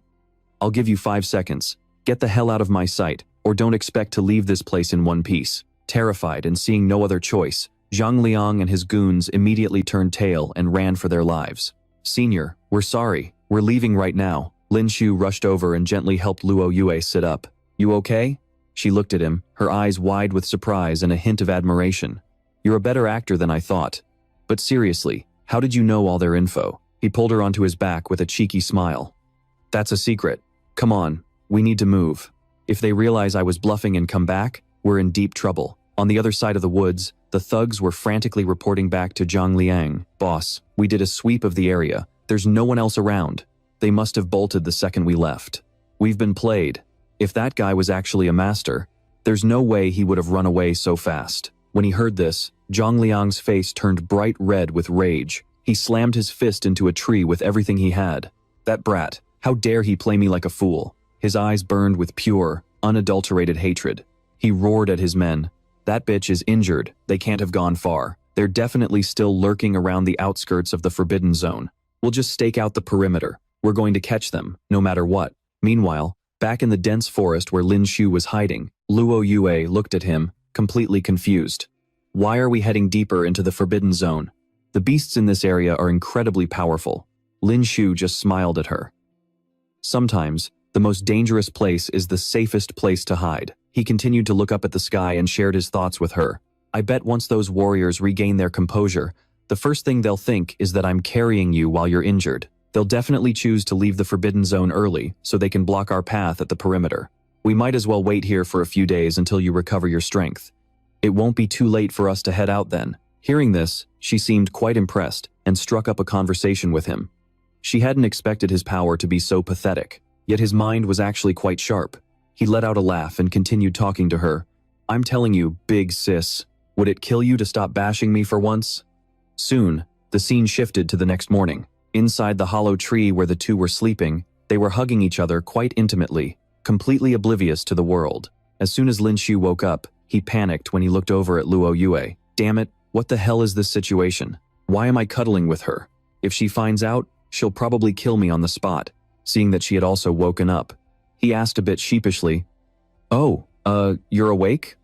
The weather sure is nice." She looked up at him and announced, "There's an evolved beast." Hearing that, he turned his head in surprise to look outside. "Really? Where?" She continued to explain, "I'm not wrong, I can already smell it in the air." Hearing this, he looked at her, completely speechless. "Are you a dog or something?" She told him. "Let's go outside." The two of them gradually made their way out. Luo Yue announced for him to prepare for battle. Hearing this, Lin Shu was a bit happy. "Have you recovered? That's great." She coldly shook her head and tossed the sword to him. "Not yet, probably in about 2 days. Take this longsword, you're the one going to fight." He hurriedly asked back in disbelief. "Huh? Me? The evolved beasts here are at least level 2, right?" She gave him a serious glare. "With your current level, if you don't seek out strong enemies to fight, how are you ever going to improve? Don't worry, I won't let you die. For now." His face became incredibly serious as he looked ahead. Their opponent this time was a giant boar. He quickly read its skills through his system. Level 2 Fang Boar, Beast Type, Specialty, Ramming, Thick Skin and Tough Meat, High Defense, Combat Power, 800. Lin Shu cried out in surprise. Right off the bat, it's a level 2. Luo Yue nodded slightly and continued her briefing. Fang boars specialize in ramming. Their attack style is simple, and their main weakness is the belly. The boar let out a ferocious roar. It charged straight at him, but he wasn't afraid at all. He gripped his sword, waiting for the right moment. "Come on, I'll take you all on." Soon, time skipped to the next day. A massive explosion occurred in the area. At the same time, the system announced, "Congratulations, Master. You have killed a level 2 Black Panther. Receive 2,100 experience points." Lin Shu took down the giant black beast with a single sword strike. The system displayed a new notification. "Congratulations, Master, on reaching level 9. You have gained 9 potential points." He smiled triumphantly and said, "That makes 30 evolved beasts." He was genuinely surprised by his own progress. He continued to look at his hands and thought to himself, "This woman is truly terrifying." Despite her young age, she has such a deep understanding of the habits, attack patterns, and weaknesses of evolved beasts. Under her command, I've even managed to take down 2 level 3 evolved beasts. Level has increased to 9. Host Lin Shou, level 9, strength 67, stamina 40, speed 40. Skill, Eye of Insight, rage 10 out of 100, total combat power, 588. He turned around and asked Luo Yue, "Do you really not need these energy crystals?" She shook her head and replied, "No need. You keep them." After that, she didn't forget to bid him farewell. "I have fully recovered. Let's part ways here." Seeing this, he panicked and hurriedly called her back. Hey, you can't just leave me like this. You have to take responsibility for me. Those guys are still outside the forbidden zone, waiting for us to walk right into their trap." She calmly explained that it was his problem. He felt a bit of regret, then continued to speak his mind. "You're the one who lured those people here, so how is it not my business? Besides, you just recovered. Where are you going?" She calmly stated her intention. "I'm going to find the lightning leopard." Hearing this, he followed her, feeling quite speechless. "You still want to kill that thing?" She answered while walking. "I won't fail this time." Before leaving, she didn't forget to warn him, "The next time we meet, if your strength hasn't surpassed mine, I'll kill you." Hearing those words, Lin Shu suddenly felt a wave of panic. He didn't understand why she would say that. Was she really going to repay his kindness with a death threat? Suddenly remembering something important, he quickly asks her, "Wait, where are you from?" But she just walks away without a word, leaving him behind. The sanctuary. The scene shifts once again back to the forbidden zone deep within the primeval forest. Lin Tu looks around in surprise as he walks, his mind racing. It has bin 2 days already. Those guys should have left by now, right? Right at that moment, a massive blade flies straight toward him, aiming for his head. Instinctively, he ducks, dodging the blow smoothly. He immediately swings his sword to counter, but this mysterious attacker manages to leap away, just in time. Zhang San steps out immediately, wearing a twisted, satisfied grin on his face. "Finally caught you, you little rat. Good thing we didn't pack up and leave today." Suddenly, he looks around, sounding confused. "Wait, where is that girl?" But he does not seem to care that much. He smirks confidently and lunges at Lin Tu. "Whatever. First I'm going to make you regret messing with us." Lin Tu looks at him with total seriousness, lost in his own thoughts. It is just him. Plus, he is only a rank 1 warrior. I have to finish this fast before his buddies show up. At the same time, the guy charges forward with his sword, screaming, "Die, you piece of trash." He activates his skill, manifesting a phantom snake as he attacks. Bronze grade technique. The Viper's Strike. Lin Tu manages to block the hit, but Zhang San's strength is no joke. The pressure is overwhelming. Lin Tu struggles to stand back up after that brutal knockdown. Realizing his opponent is tougher than he thought, he curses under his breath. "Damn it, if only I had a longsword right now." Rage charge is at 90%. The guy wears a smug grin, not missing the chance to mock him. A pathetic warrior, who has not even reached entry-level skill, dares to play games with us?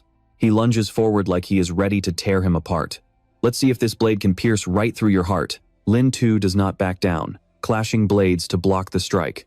Just then, the system notification pops up. Alert. Rage charge complete. Does the master wish to activate Power Strike? Hearing this, he is overjoyed and nods frantically. "Yes, do it." He quickly steps back, prepping his move for a Power Strike. Then, with total resolve, he delivers a devastating kick straight to the guy's legs. Zhang San just laughs mockingly, preparing to block. "Ha, just some cheap tricks." He tries to grab Lin Tu's leg to stop him, but his arms cannot take the force and snap instantly. His eyes widen in pure shock. Holy crap, why is he so strong? You can see how much that hurts just by looking. His vitals are completely shattered. He lets out a blood-curdling scream, feeling a level of agony he has never known in his life. Zhang San collapses on the ground, dropping his sword and clutching himself in total helplessness. Seeing his chance, Lin Tu calmly tightens his grip on his blade.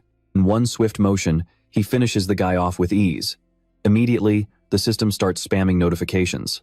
Rank 1 warrior defeated. You earned 2,300 experience points. Congratulations, Master. You have reached level 10. Earned 10 potential points. Congratulations on reaching level 10. Skill Rage unlocked. This is an active skill. For 10 minutes, your strength and speed will be massively increased. Lin Tu turns his head, a dark, intrigued smile playing on his lips. Warning. Once the skill ends, you will enter a state of fatigue for 5 minutes. Lin Tu is pumped as he looks at the system screen. Awesome. Another new skill unlocked. He barks an order to the system. System. Dump all these potential points into my speed stat. Suddenly, a voice booms from behind him. Zhang San, what happened? Next thing he knows, a group of thugs surrounds Lin Tu, looking absolutely furious. Zhang Liang sees his subordinate lying dead and loses his mind in a rage. You brat, you actually dared to kill one of my men? Lin Tu shoots back coldly. What, was I supposed to just stand there and let him kill me? Even though he acts tough, he feels a wave of dread looking at the group. 4 rank 1 warriors and 1 rank 2. There is basically zero chance I can win this. Furious, the leader screams at his men, "Kill him, rip him apart." They all lunge at Lin Tu at once. Lin Tu yells out in frustration, "Damn it, don't you guys have any honor? You really have no shame. A pack of lions ganging up on one little rabbit?" They do not care at all, screaming "kill" in unison. His eyes suddenly flare with a strange light. He stares ahead, realizing there is only one thing left to do, test out that new skill he just got. After that, he quickly triggers his new skill. Activate Rage.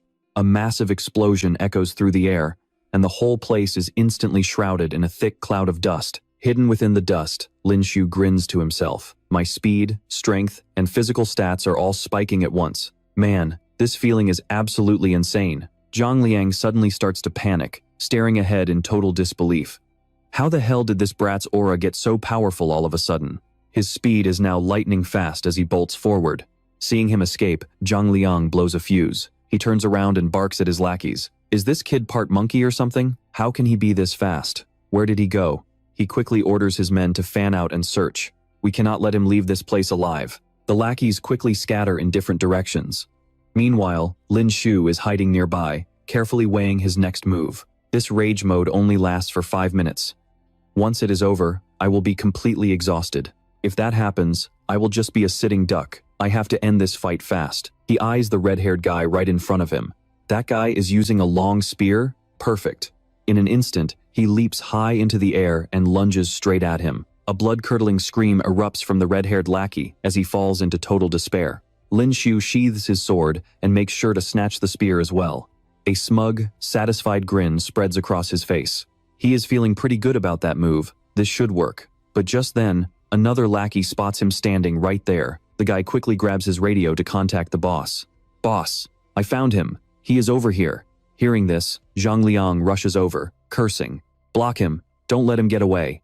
The goon charges at him. You bastard. Just die. He unleashes a bronze-tier martial skill, Rising Wind, Surging Clouds. Seeing Li Si charging straight at him, Lin Shu quickly activates his own bronze-tier martial skill. With ice-cold eyes, he lunges forward, striking back with 100 birds, facing the phoenix. Li Hong watches this and begins to tremble in fear. What kind of martial skill is that? With just one effortless move, Lin Shu completely takes him down. In the blink of an eye, the system notification pops up. Killed a rank 1 warrior, gained 2,200 experience points. Just then, Zhang Liang and his group arrive and witness the whole scene. His eyes go wide in total shock. He stammers out, "How is this possible?" He took out Li Hong in a single blow. Now, completely enraged, he and his remaining lackeys charge straight at him. I am going to kill you. He swings his sword down, unleashing a silver-tier warrior skill. Shadow Hunter's Raging Tides. The other 2 lackeys follow suit, attacking with their own skills. Bronze-tier martial skill, Windcutter Axe. Bronze-tier martial skill, Decross Slash. Lin Shu struggles to block each attack, his mind racing with frustration. Damn it, I did not expect 100 birds facing the phoenix to drain so much stamina. With this frenzied critical strike, I can probably only pull off 2 more of these moves. At the same time, the system shows his charge meter has reached 60%. The fierce battle between them rages on without a pause. Zhang Liang, standing right in front of him, is fuming with rage as he glares intensely at him. It looks like he wants to tear him limb from limb. Meanwhile, Lin Shu is lost in thought. Luckily, I am being surrounded and attacked by all of them at once. My rage charge is filling up fast. If you want to take down the pack, you have to take out the leader first. I have to use overwhelming force to crush this rank 2 warrior. Right then, Li Si asks in confusion, "Boss, is this kid really just an entry-level warrior? How can he hold out this long against the 3 of us attacking him at once?" He scoffed with disdain. He must be using some kind of secret technique to temporarily boost his strength. His face twists in anger as he stares ahead and declares, "But these kinds of techniques usually do not last long, and they always come with nasty side effects. As long as we do not let him escape, he will be begging for mercy soon enough." Right at that moment, the system flashes a new notification. Rage charge complete. Would you like to use a charge strike? He quickly nods in agreement. Yes, he grips his weapon tightly. Bring it on, you bastards. Take a taste of my frenzied rage strike. With that, he pours every ounce of his strength into a head-on charge. Zhang Liang sees he collapses to the ground right in front of Zhang Liang's stunned eyes. Suddenly, a twisted, sadistic grin spreads across the guy's face, filled with relief. He throws his head back and lets out a manic laugh. Looks like the heavens aren't ready to take me yet. He grabs his weapon and charges straight at the MC. You little piece of trash. Die for me. Suddenly, a red laser beam cuts through the air from out of nowhere. Startled by the interference, he shouts in a panic, "Who's there? Who just attacked me?" Xiao Ruo Shui slowly steps forward, her voice cold as ice as she interrogates him. Just a pathetic little squad of rank 2 hunters, and you think you can lay a hand on a Star Brilliance Academy student? Who gave you the balls to do that? Feeling her overwhelming aura, the guy trembles in fear. Who are you, ma'am?" She continues walking forward, her expression full of rage. "Scum like you aren't worthy of knowing my name." She stands firmly in front of Lin Shu, shielding him. I'm giving you 3 seconds. Get the hell out of my sight right now. My priority is saving a life, but I really wouldn't mind putting a few pieces of trash like you in the ground. Watching her, the MC is completely shocked. What the hell? This sexy doctor is actually a rank 4 warrior? And her name is Xiao Ruo Shui? A rank 4 warrior. Her combat stats are off the charts. He stares at her in awe, realizing he'd originally thought she was just a civilian and never bothered to scan her. As soon as the hunters turn and run, she spins around with a playful smile, her face flushing with excitement. Big Lin, I really underestimated you. I can't believe you took out 3 rank 1 warriors and almost killed a rank 2 all by yourself. You're so strong, I honestly find it so hot. Hearing this, the MC gets incredibly flustered. He quickly stammers, what are you doing here? She slowly pulls out her medical kit to explain. I'm the school doctor, silly. Of course I'm following the field trip to treat the students. Look at you, you're covered in wounds.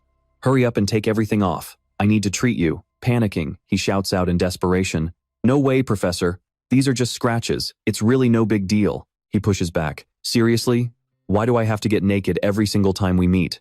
Ruo Shui leans in close, teasing him playfully. Are you really okay? You don't want your big sister to take care of you? His face turns beet red as he finally gives in.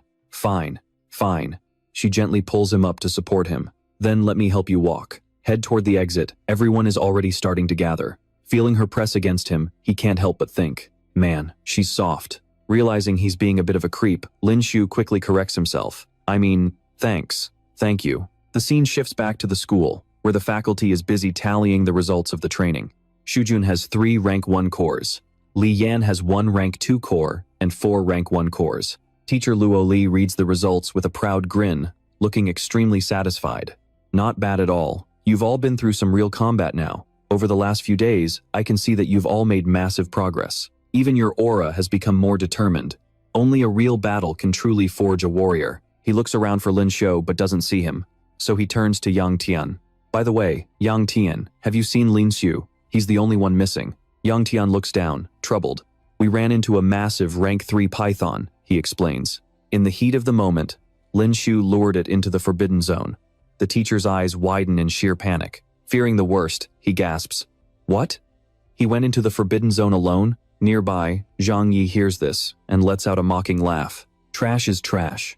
If he ran in there, he's probably been ripped apart by zombies or swallowed whole by a beast by now. Yang Tian snaps, his anger boiling over. Hey, what did you just say? Say that again, I dare you. Zhang Yi glares back. I said what I said. It's the truth. You want to throw down? Luo Li immediately steps in to shut them both up. Both of you, shut your mouths right now. The teacher barked, refusing to give up hope. Just wait a little longer. He might not be back just yet. Hearing this, Hua Jun burst into a mocking laugh and immediately voiced his wicked thoughts. Mr. Luo, it is almost dark. You would not really leave your students out here all night, would you? Stop waiting. I am 80% sure Lin Shu is already dead.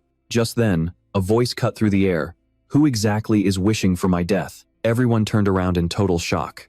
Lin Shu walked up slowly, scratching his head, and looked at the bully with a confused expression. Hua Jun, it seems your wounds healed so fast you already forgot the pain, huh? Or do you want me to give you a little reminder? Yang Tian's face lit up when he saw his friend, happily calling out Lin Shu's name. Hua Jun, on the other hand, gritted his teeth in pure rage. This bastard is still alive? Everyone stared at Lin Shu in disbelief as he casually strolled toward the group. Lin Shu was back, and he was not just alive, he did not have a single scratch on him. Luo smiled and asked, Lin Shu, are you all right? He shook his head and replied to the teacher, I am fine. From behind, Ye Chue let out a mocking snicker. Lin Shu, did you just spend the last few days hiding? I bet you did not even kill a single evolution beast, did you? But Lin Shu was not about to take that lying down. He glanced at the group and smirked back at them. Oh? It looks like you guys killed quite a few beasts then? Hearing that, Ye Chu started acting incredibly smug. Of course we did. He began bragging about their achievements. Big brother Zhang Yi killed 8 rank 1 evolution beasts all by himself. The students nearby were completely blown away. They could not stop whispering as they looked at Zhang Yi with admiration. Wow. As expected of the class monitor, killing 8 rank 1 beasts is insane. I only managed to kill 1, and I almost lost my life doing it. He is way too strong. The top spot for this combat training is definitely going to be the class monitor. Lin Shu just chuckled and swung his backpack off his shoulders. Are 8 rank 1 crystals supposed to be a lot? He quickly dumped his bag, and a massive pile of glowing essence stones tumbled onto the ground. Luo tried to stay calm as he looked at the pile, carefully counting every single stone before making the announcement. 16 rank 1 crystals, 5 rank 2 crystals, and a rank 3 crystal? His eyes went wide with shock. He stared at the screen in disbelief. There is actually a rank 3 crystal here, and not just one, there are 3 of them. The students in the back immediately fell into a panic. Oh my god, rank 3 crystals? Did Lin Shu really kill 3 rank 3 evolution beasts? How is that even possible? I do not believe it. Zhang Yi's eyes were bulging out of his head, refusing to accept reality. This cannot be real. He pointed an angry finger at Lin Shu and screamed, "Mr. Luo, Lin Shu is definitely cheating." Hearing this, the teacher just let out a cold snort and slowly stood up. Cheating, you say? His expression became incredibly stern. He scolded the students in front of everyone. Fine, then why don't you try cheating like this for me to see? A single rank 3 crystal costs at least 400,000 to 500,000 coins. Which one of you has over 1 million coins to buy 3 of them just to cheat? Zhang Yi stood there frozen, completely speechless and humiliated, having no idea what to say next. What? How could he do this in front of everyone? The teacher waved his hand, dismissing the drama, and announced the next steps.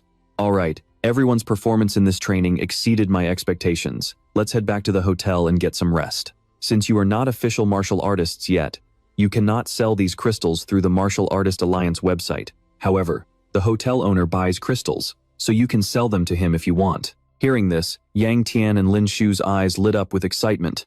The scene then shifted to the gemstone shop. A voice slowly rang out. 1 rank 1 crystal is 1,000 league coins. A young man chatted excitedly with the shop owner. I have 2, so that is 2,000 league coins. That is enough for my living expenses for 2 months. Another guy cheered after finishing his sale. Haha, I am rich. Meanwhile, Lin Shu was getting a bit annoyed by the wait. Hey, why do I have to be last in line? Yang Tian quickly turned around to explain.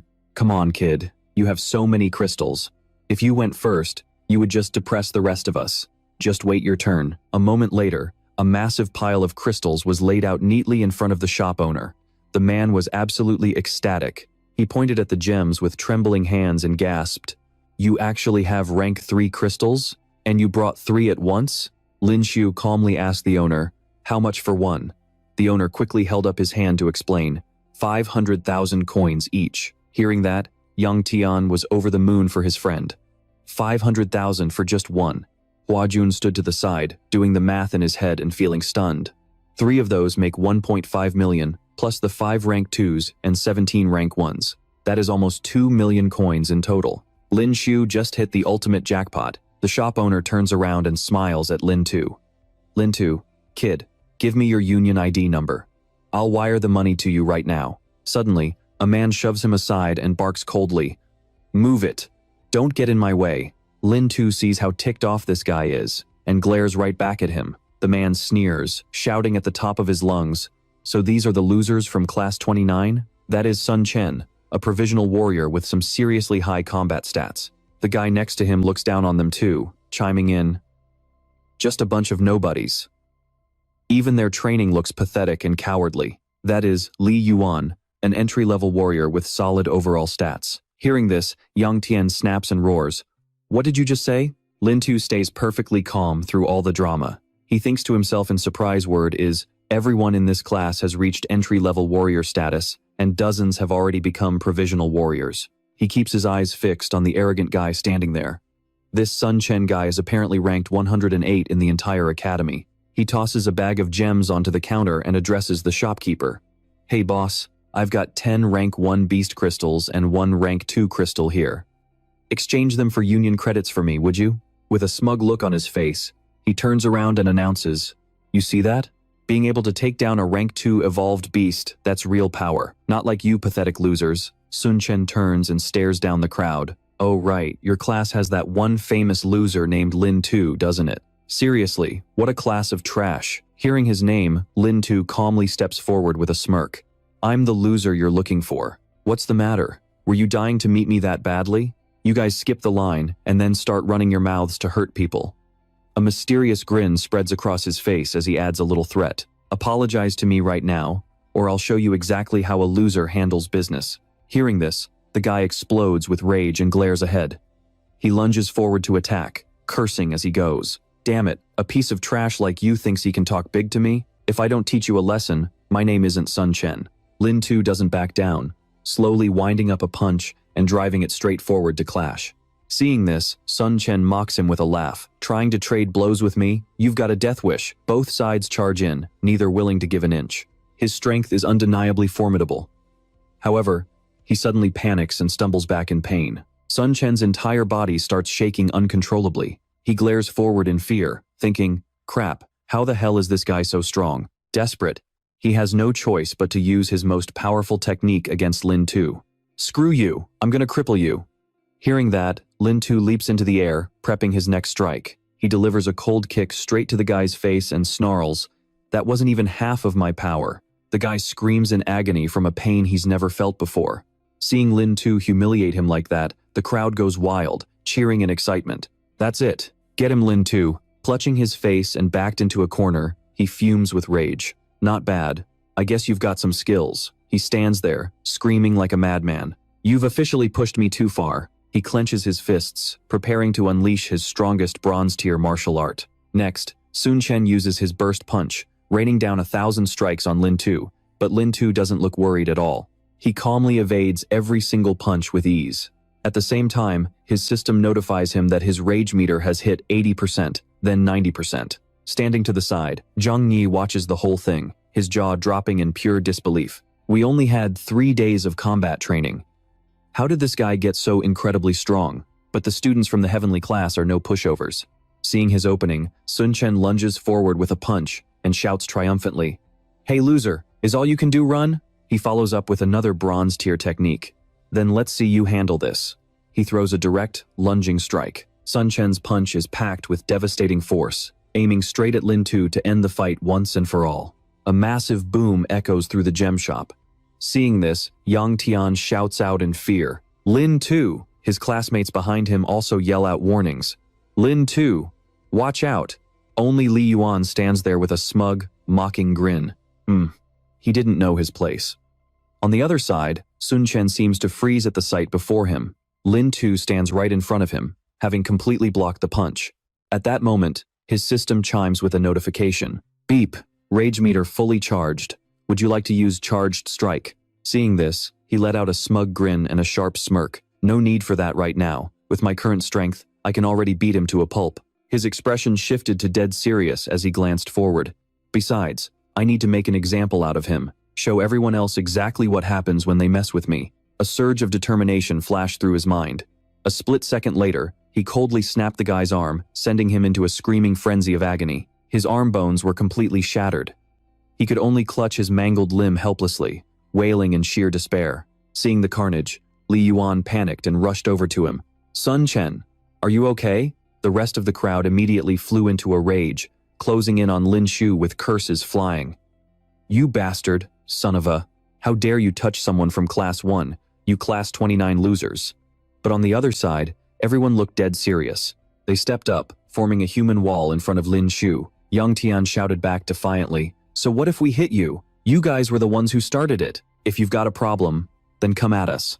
Realizing things were spiraling, Li Yuan spoke up, fuming because they couldn't actually touch Lin Shu. "Look, classmate, this was just a friendly spar. You went way too far with that brutality."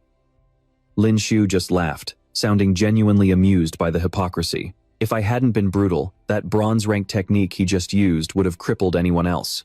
He was out for blood. I just gave him a taste of his own medicine." Hearing that, the guy bit his lip in fury. "Don't you dare push us too far." Suddenly, the jewelry shop owner piped up, interrupting the standoff. "Excuse me for a second, student Lin Zhu." He smiled and gestured toward him. "The payment for the 3 third-tier beast cores has been sent to your account.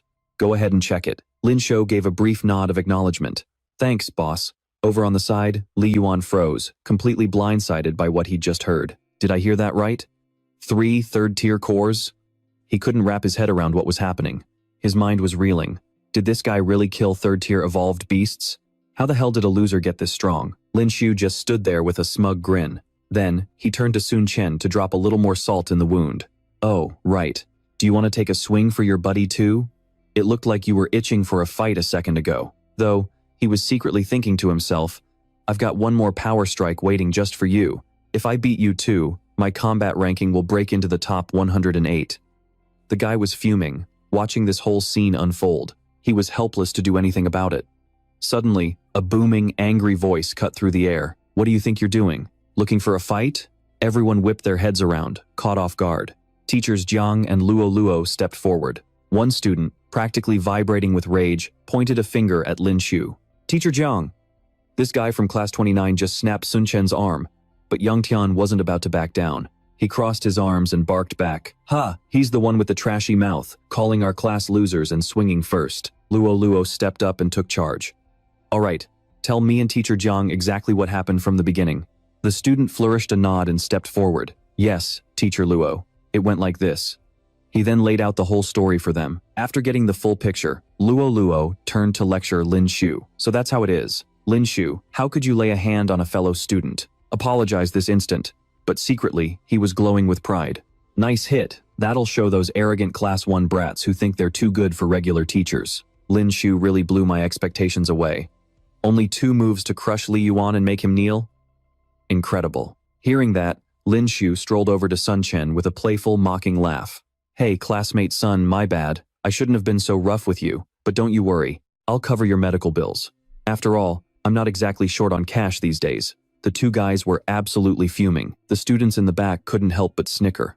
Damn, is he actually apologizing right now? The damage wasn't physical, but the disrespect was off the charts. Teacher Jiang, annoyed by the bickering, finally snapped. He raised a hand to silence them. Both sides are at fault here. Since Lin Shu apologized, let's just drop it. Get Sun Chen to the infirmary immediately. But before leaving, Sun Chen made sure to throw out one last warning. Lin Shu, I just slipped up this time. I dare you to show up for the end-of-term tournament. Do you have the guts? Lin Shu chuckled, looking totally unfazed. Why wouldn't I? Seething, the guy set the date for their showdown. Fine, we'll settle this on the arena stage. With that, the losing squad hurried away from the scene. Everyone in his class erupted in cheers, crowding around him with nothing but praise. That was epic, Lin Shu. Let's see if those elite kids ever dare to look down on us again. You're seriously incredible, man. Thanks for putting them in their place for us. Mr. Luo waves over the rest of the students to get their attention. All right, let's get down to business. This hotel has a built-in combat power scanner, so I want everyone to go and test your strength. The students quickly rush forward, eager to see their results. Standing right in front of them is a massive, high-tech gateway. It feels like they're stepping into a whole new world. Mr. Luo's voice booms out. I want to see if your hard training actually paid off, or if your real-world combat skills have even leveled up at all. Luo walks toward the machine and turns back to face the class. So, who's going first? The owner just got this machine, it's brand new and dead accurate. Ye Chui immediately speaks up. Let me give it a shot first. He strides forward confidently toward the gateway, and the machine's automated voice begins the announcement. Ye Chu, Xingyao Academy, Class 29. Entry-level warrior. Total combat power, 450. Mr. Luo continues to read out the names of the other students as they each receive their individual scores. Ningmu, Xingyao Academy, Class 29. Entry-level warrior. Total combat power, 389. Yang Tian, Xingyao Academy, Class 29. Entry-level warrior. Total combat power, 469. When it's Zhang Yi's turn, the teacher is clearly thrilled as he calls out the result. Zhang Yi, Qingyao Academy, Class 29. Quasi-warrior status. Total combat power, 675. He beams with pride. Zhang Yi, you've already reached the quasi-warrior stage. Outstanding. Lin Shu, watching from the side, can't help but be a bit surprised. A quasi-warrior, huh? See, anyone with a combat power between 300 and 600 is an entry-level warrior. 600 to 800 makes you a quasi-warrior. And between 800 and 1,500? That's a Tier 1 warrior. Mr. Luo turns to the boy with a huge grin. Zhang Yi, since you've hit the quasi-warrior level, you can start your cultivation training tomorrow. The kid is absolutely stoked. He shouts back excitedly, Yes. Thank you, Mr. Luo. The teacher nods approvingly. Good. Next. On the other side of the room, Lin Shu is still deep in thought, looking incredibly serious. The reason an official warrior is so powerful is all thanks to their cultivation techniques. See, the universe is full of energy. This energy is known as source. By using special techniques, A warrior can actually absorb that source directly from the air. It enhances their cells, their muscles, and even their bones, literally evolving the human body into something much stronger. After waiting for a while, Mr. Luo looks over at him with a smile and says, "Lin Shu, you're up next." He takes a long, deep breath and slowly walks toward the machine. Down in the crowd, Ye Chu won't stop snickering. Honestly, Lin Shu shouldn't even bother testing. He might have a little bit of strength now, but trash is still trash. The group around him bursts into mean-spirited laughter. Yang Tian gets furious hearing this and immediately snaps back. "If you're so damn talented, why don't you go break Class 1 Sun Zan's arm like he did?" Ye Chu scoffs. "Pfft, that was just a fluke." As he steps onto the platform, Lin Shu thinks to himself with a smirk, "Just watch me." He catches his reflection in the glass door. "I'll show every one of you what the so-called Academy's biggest loser is really capable of." Later that night, inside a grand hall on campus, voices are coming from Mr. Luo's private office. He's sitting with Zhang Yi and Lin Shu. "I asked you two to stay behind because I wanted to have a serious talk about which direction you want your future growth to take." His voice is calm but firm. "Since both of you are now quasi-warriors, you need to start thinking about which weapon suits you best." Zhang Yi is absolutely fuming as he glares at Lin Shu. He mutters under his breath, "Lin Shu, you little rat." Flashback to earlier, when Lin Shu stood on the power scanner. After a tense few seconds of waiting, the machine's voice rang out. "Warrior Lin Shu, Xingyao Academy, Class 29, total combat power, 676. Hearing that result made Yang Tian lose his mind with joy. He burst out laughing. "Oh my god, he's 1 point higher than Zhang Yi. Ha ha, Lin Shu, you're a beast." Meanwhile, Zhang Yi and Ye Chu were just standing there with their jaws on the floor. "What? No way." Mr. Luo was absolutely ecstatic. "This is incredible. Our class finally has two quasi-warriors at the same time." Back in the present, Zhang Yi is looking at Lin Shu with pure suspicion. "It's impossible. There's no way this loser is actually stronger than me." But the teacher keeps talking. "Now, as you both know, once an evolved beast reaches Tier 3, their hide undergoes a total mutation. Bullets, and even standard laser emitters, can't even pierce their skin. However, thanks to human ingenuity, we eventually discovered special metals on other planets. Only weapons forged from those rare metals can actually wound these beasts." He looks at them, clearly excited about their potential. He smiles and glances at the two of them. When you combine those weapons with the right combat skills, that's when you see the true power of a warrior. Right then, he slowly raised his hand and spoke up. "Teacher Law, I've actually put a lot of thought into this. I'm choosing the spear." Hearing that, the teacher looked completely blindsided. He stammered back, "The spear? The spear is the king of all weapons. If you can master it, the power is unmatched."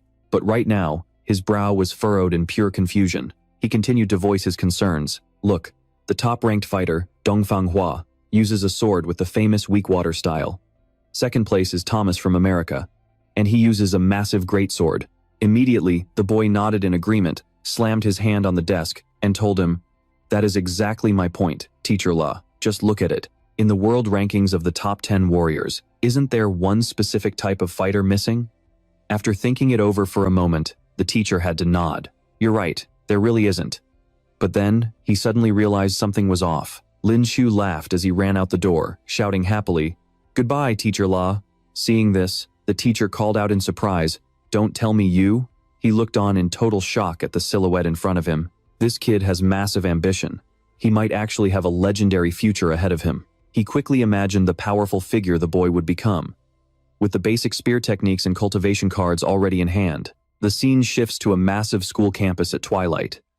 A voice echoes from inside the grounds. "Now the only thing I'm missing is an actual spear." Lin Shu sighed in frustration while looking at the card in his hand.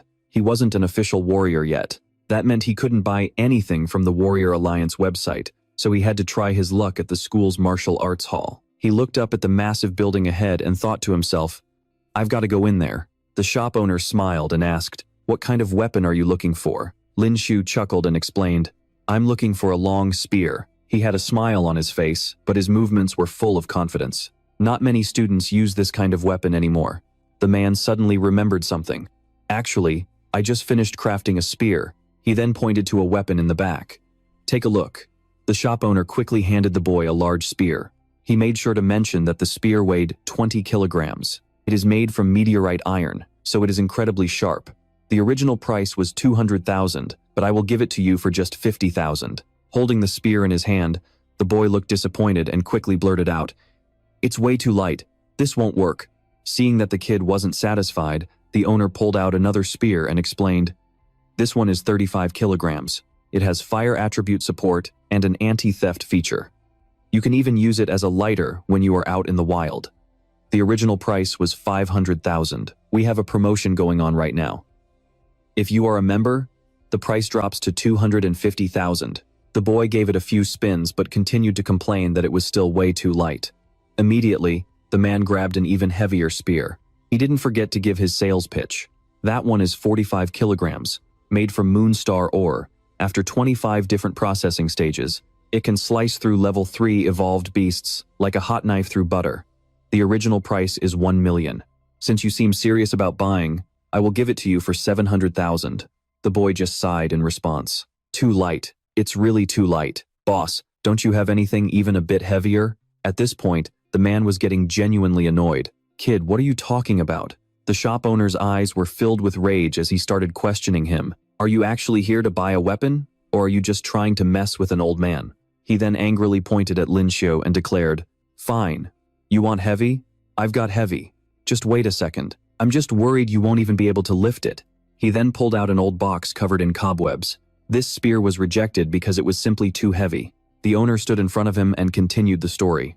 No one has bought it since it was made, so it's just been sitting here collecting dust. He kept going on about it. It's made from the core of star ore and weighs 65 kilograms. When the boy saw the spear, he was instantly stunned. Not only was it heavy, but its sharpness and durability were on a completely different level compared to normal weapons. Since it was crafted from star ore, the man made sure to mention that this spear is called Silver Soul. The boy slowly picked it up to inspect it. This is perfect. The weight is just right. He immediately tested out a few basic moves and felt that it suited him perfectly. He smiled and said, "This is the one." Seeing this, the man laughed and gave him the price. The original price of this spear is 1.5 million. Since it's been sitting here for so long, I'll give it to you for 1.2 million. Though the man was secretly shocked, thinking to himself, he actually lifted a 65 kilogram spear? Is this kid really a warrior? As soon as he heard that massive number, the boy froze in his tracks. What? 1.2 million? Lin Tu looked at him in total shock and asked, "Boss, is there any way I can pay this off in installments?" The man just gave him a greedy smirk and declared, "Nope, not a chance. I won't take a single penny less than the full price." Seeing that he had no other choice, he felt completely helpless. With tears practically welling up in his eyes, he reluctantly started pulling out his money bag. "You're a straight-up villain. I worked so hard to sell over 2 million worth of beast cores, and this one spear just ate up over half of it. Ugh, cultivation is a total money pit." While he was whining, the old man was just standing there, laughing his head off. Ha ha ha. The scene shifts to Lin Tu's private room, where a voice echoes, "Now that I've become a standard warrior, I can finally start using cultivation techniques." He sat there perfectly still, focusing all his mental energy on maintaining his inner strength. At every single moment on Earth, there are various types of energy swirling around us. Warriors call it source. Ordinary people can't feel it at all, but warriors, we can sense it, absorb it into our bodies, and use it to forge ourselves into something stronger. But after practicing for a while, he started feeling pretty discouraged. He immediately questioned the system. "This is my first time cultivating, so what kind of changes should I be seeing? Why does it feel like nothing is happening at all?" He pulled up the system interface to check what was going on. As soon as the new data appeared, he was caught completely off guard. Staring at the screen, he couldn't help but gasp in awe. "My strength actually went up by 2 points. Is this because I'm using the cultivation technique to absorb source energy?" Right at that moment, his status information was fully updated. Host, Lin Tu. Level, 10. Strength, 69. Constitution, 43. Speed, 50. Total combat power, 689. Skills, Analytic Eye and Rage. It suddenly dawned on him previously. The only way he could increase these numbers was by using the potential points provided by the system. Just then, a new notification pinged right in front of his face. Ding. The lucky draw for August has been updated. Would you like to proceed? Lin Tu jumped back, screaming in total desperation. "You damn system. Are you trying to scare me to death?" Lin Tu stared at the lucky wheel appearing before him, his face lighting up with excitement as he prepared to start the spin. That's right, I almost forgot. Besides the usual rewards, this system gives me one free lucky draw every single month. It's past midnight now, and since today is the first of the month, it's officially lucky draw day. He started getting incredibly nervous, desperately praying under his breath. I just spent 1,200,000 on a weapon. Please, system, do not let me pull another weapon. If I do, I'm going to be totally broke. A moment later, the result of the draw flashed on the screen. He finally received his prize, and the system chimed in with a congratulatory message. Congratulations, Master. You have won the Rapid Growth Mega Pack. Hearing this, he watched with intense anticipation. Here it comes. In front of him sat a gift box filled with a bunch of weird-looking gear. He looked at it, feeling a bit skeptical. What in the world is all this stuff? The system continued to flash new prompts in front of Lin Tu. Master, would you like to activate rapid growth? He was still staring at the bizarre pile of equipment in confusion, but he quickly gave a firm nod. Yeah, do it. Immediately, the system issued a new instruction. Master, please put on the rapid growth protective training gear. He slipped the outfit on, muttering to himself in curiosity. All right, let's see what you're really up to. Once he was fully suited up in the strange gear, he asked impatiently, Okay, I'm dressed. Now what? The system registered the equipment and announced, Gear equipped. Activating rapid growth system.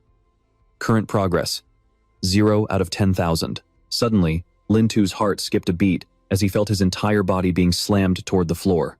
Gah!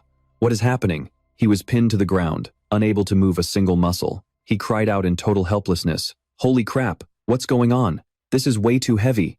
That's when the system displayed a detailed breakdown of the gear. Rapid growth protective gear. Left arm, 20 kilograms. Right arm, 20 kilograms. Left leg, 25 kilograms.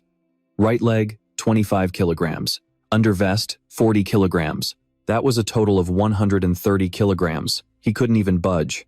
Feeling completely defeated, he started panting heavily. Forget it, I'm done. I'm not playing this game anymore. Lin Tu was fuming as he tried to rip the gear off his body, cursing at the air. You trash system. You expect me to wear 130 kilograms? You trying to kill me? I'm out. Suddenly, a bolt of electricity surged through him as the system issued a warning. Warning. Rapid growth training is not yet complete. Manual exit is strictly prohibited. He let out a pained scream. My God. He struggled to crawl across the floor, cursing under his breath in a rage. You damn piece of junk system, you're actually trying to play me. I'm not going to let you get away with this. But the system just kept talking. Master, I suggest you spend tonight getting used to the weight. Otherwise, you'll be crawling your way to school tomorrow. Oh, and I almost forgot to mention, completing the rapid growth progress will reward you with 25 potential points. Hearing that, his eyes nearly popped out of his head. He frantically asked the system to clarify, Wait, I can actually get 25 potential points in one go? Without a second thought, he made up his mind. Fine, let's do this. He started crawling across the floor with pure, raw determination. It's just crawling, right? Please. I knew how to crawl way before I ever learned how to walk. Time is ticking away, and morning has finally hit the massive school grounds. Lin Tu drags himself to campus looking like a total wreck, his voice trembling with exhaustion. I spent the whole night crawling, and I can finally barely stand on my own 2 feet. How many laps was that?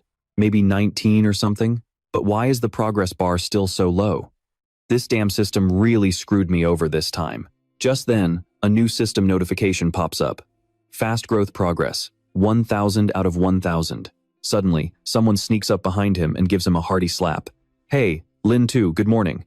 Just like that, he loses his balance and face plants right into the pavement. Furious, he whips his head around and screams, Who the hell was that? Why are you hitting me from behind? Songni walks up with a giggle and waves. Haha, are you okay? But seeing his face, her expression turns to pure worry. She stares at him, wondering, Are you sick or something?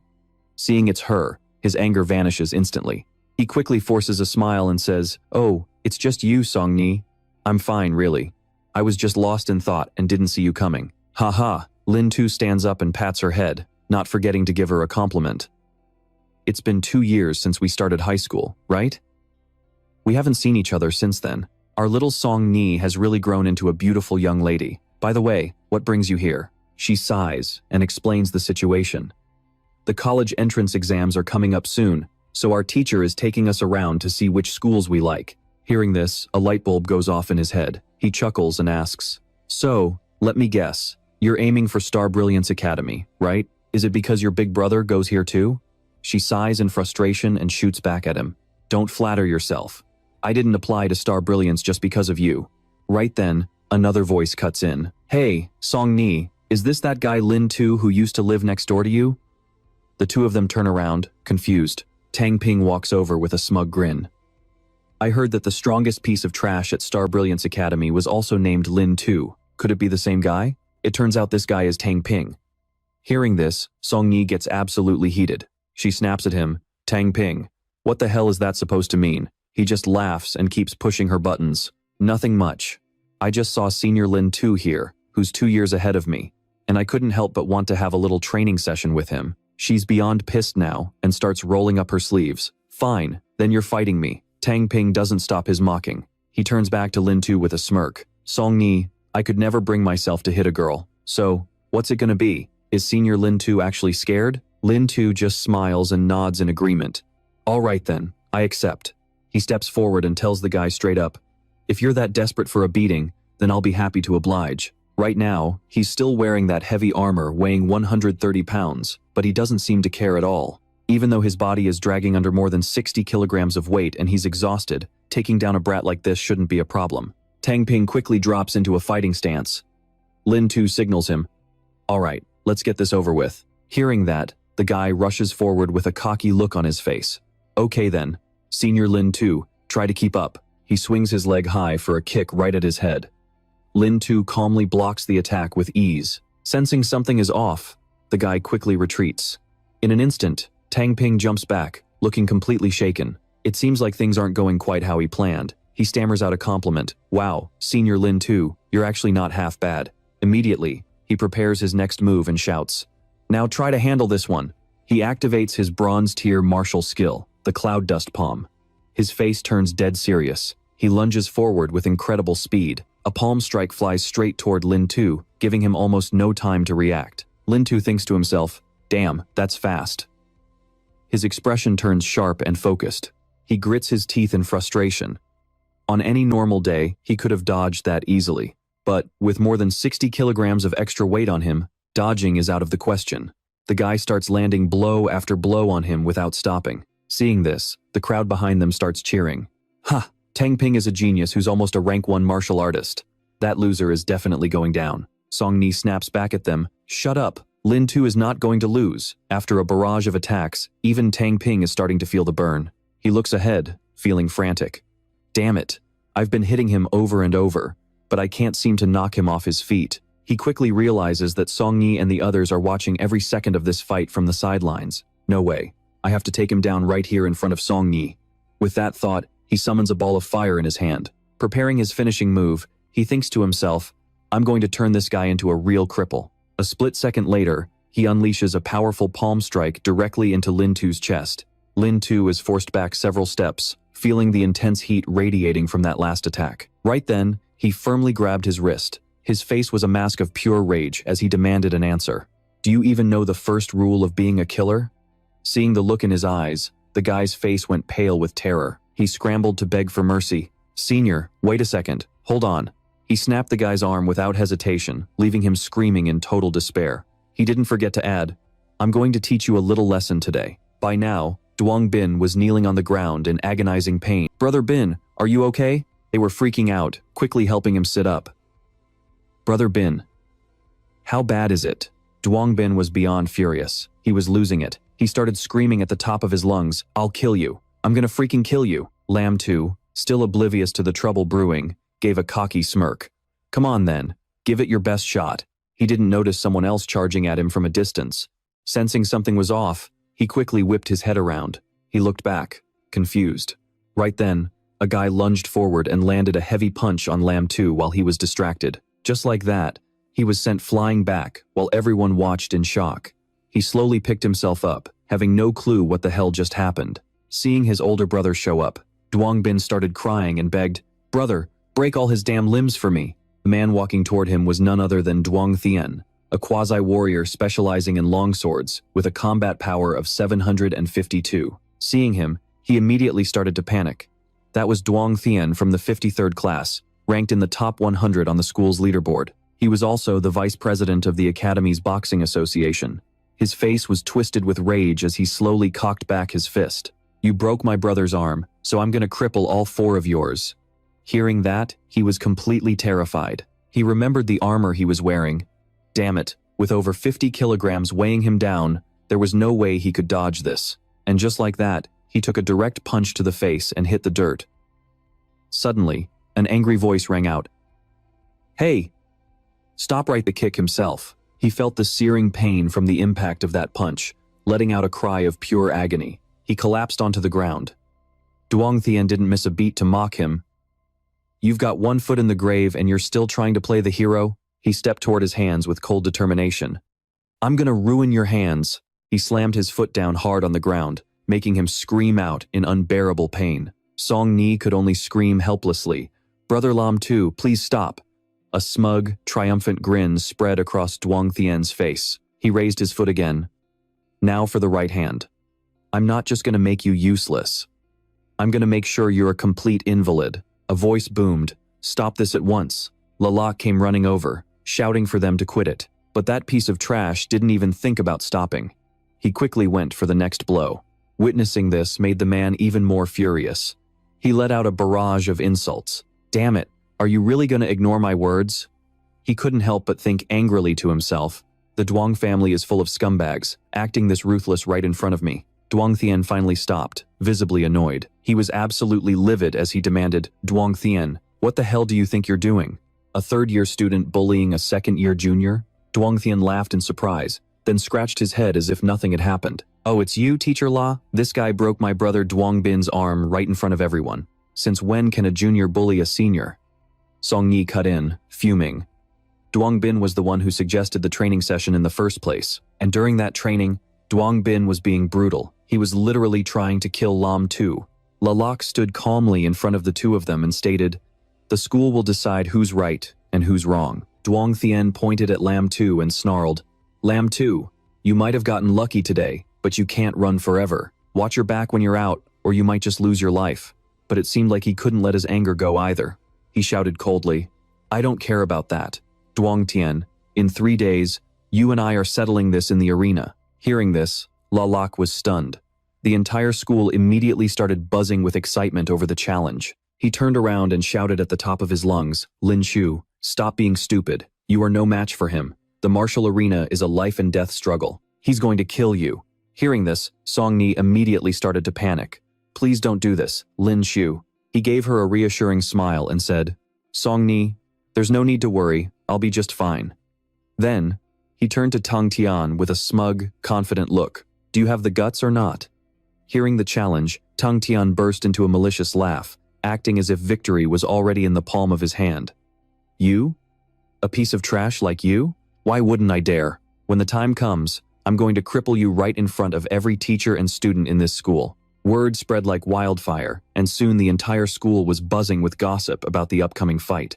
Breaking news: that loser, Lin Shu, is actually challenging Tang Tian, a top 100 ranked fighter, to a duel in the arena. Lin Shu from class 29? You've got to be kidding me. He's just going to get himself killed. Haha, that loser Lin Shu is a total joke. We definitely have to go to the martial arena to watch this disaster. Back in the classroom, the fight was the only thing anyone was talking about. Why on earth is Lin Shu fighting Tang Tian? I heard it's over a girl. No way, right? Does a guy like Lin Shu actually have a lady in his life? Hearing all the rumors, Tang Tian felt a bit bewildered, not knowing how to react to all the chatter. The scene shifts to the school infirmary, where Ruo Shui speaks up. "Take all your clothes off. I need to do a full-body examination." Lin Shu replied helplessly, "Look, sis, I only broke my left arm. There's really no need for a full-body checkup." He stared at his arm, watching the wound heal at an incredible speed, feeling a bit confused. "What kind of medicine did you give me? How is it working this well?" She sighed while disinfecting the area and explained the situation. "This is a special healing medicine from the Xiao family. It can rapidly regenerate bone and muscle tissue. It's extremely expensive on the open market. Listen, kid, don't think you're some big shot just because you beat a rank 1 warrior. You're even trying to act like a pro by taking on a life and death duel. The Tang family is incredibly powerful. You're in no position to be making enemies with them right now." Hearing this, he became absolutely furious. He shouted back at her, "They brought the fight to my front door. Am I supposed to just stand there and not hit back?" She let out a surprised laugh at his defiance, then handed him a very strange-looking card while giving him a warning. All right, I get it. You're a tough guy. This is for you." He took the card from her hand, his eyes widening in shock as he quickly asked, "The bronze martial skill card. Explosive fist? Are you really giving this to me? This must have cost a fortune, right?" She sat there with a smile and explained it to him. "It didn't cost a dime. I just found it lying around in the library. The explosive fist. A single swing of the arm can make the very air explode. It's the most brutal technique in close quarters combat. But if your body isn't strong enough, the backlash will shatter your own arm, breaking bones and tearing muscles. That's why nobody ever dares to practice it." She then pulled out a mysterious vial of medicine and continued her explanation. "However, with the Shao family's healing medicine, damaged bones and muscles won't be a problem. It will help you master the explosive fist in no time." Taking the vial from her hand, Lin Shu was so moved he nearly burst into tears. "Seriously, thank you so much." Ruo Shui just smiled and stood up to tease him. "No need to be so polite, Big Lin. Sooner or later, you're going to be mine anyway. I'm not about to let you die this early." Soon, night fell over the training grounds. Lin Shu was all alone at the practice field, focusing on his training while lost in his own thoughts. They say the explosive fist is designed to truly wreck an enemy from the outside in. One punch can pulverize an opponent's internal organs, but at my current level, I'm still only causing external damage. I can't reach the vitals yet. Luckily, I have Xiao Ruo Shui's medicine. Otherwise, there's no way I could have learned the explosive fist in just 3 days. While he was deep in thought, the system popped up with a new notification. "Congratulations, Master. You have successfully leveled up. Current level, 11. This was followed by his stat report. Host, Lin Shu. Level, 11. Strength, 78. Stamina, 50. Speed, 52. Total combat power, 699. Rage power, 0 out of 1. Skills, Analytic Eye, Enrage, remaining potential points, 11. Seeing this, he was surprised and immediately started calculating his next move. All that hellish training finally paid off with a level up. With these 11 potential points, I can boost my strength even further. Thinking about this, he looked down at his small hands, lost in his own calculations. But the progress for the rapid growth system still isn't high enough. Rapid growth system progress, 954 out of 1000. Even though I've adapted to the heavy weights, I can only utilize about 80% of my true power in a real fight. Feeling a bit exhausted, he let out a frustrated sigh. "Forget it, no more training. The fight is tonight. I'd better go take a shower and get ready." Soon, the scene shifts to the martial arena. The announcer's voice booms through the speakers. "Students and teachers, good evening. This year's very first martial arena battle is about to begin. Our two competitors are Lin Shu from Class 29, Year 2, and Tang Tian from Class 2, Year 3. The moment we've all been waiting for is finally here. Standing in the arena today, we have Lin Tu facing off against Tang Tian. The crowd is absolutely electric, screaming and cheering for their favorites. Go, Tang Tian. You've got this. Crush that loser. I love you. On the sidelines, Teacher Lu turns to Teacher Luo, a smug look on his face. Relax, Luo Li. I've already told Tang Tian to go easy on him. He'll try his best not to actually kill the boy. Teacher Luo's face flushes with anger as he snaps back. It's not over until it's over. We'll see who's left standing. Teacher Lu just bursts out laughing, clearly amused by the defiance. Heh, you're just as stubborn as ever, aren't you? He's nothing but a piece of trash. How could he possibly stand a chance against the top student in my class? Just then, the referee steps forward to announce the start. All right, students, let the match officially begin. Tang Tian walks forward, swinging a massive blade with a cocky smirk. Hey, Lin Tu, are you gonna get on your knees and beg for mercy, or do you want me to just end you right now? Lin Tu doesn't flinch. He just stares back coldly and says, when it's your turn to beg, don't expect any mercy from me. That comment sets him off. Tang Tian flies into a rage, charging forward with his greatsword and unleashing a bronze-level martial skill, the blood-sealing strike. The two of them collide in a fierce exchange. This is shaping up to be the most intense fight of the entire year. The commentator can hardly keep up with the action. Unbelievable. Tang Tian is going straight for the kill right out of the gate. The key to the blood-sealing strike is its incredible speed. Before the enemy can even react, the blade is already at their throat. Tang Tian's attacks are relentless, but Lin Tu isn't backing down. He expertly maneuvers his spear to block the incoming strikes. The crowd gasps as they watch the exchange. Look at that. Lin Tu actually blocked it. But wait, it looks like he's been hit.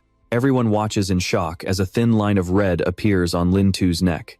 He reaches up, touching the wound with a look of surprise. Sword chi. Tang Tian lets out a mocking laugh. See that?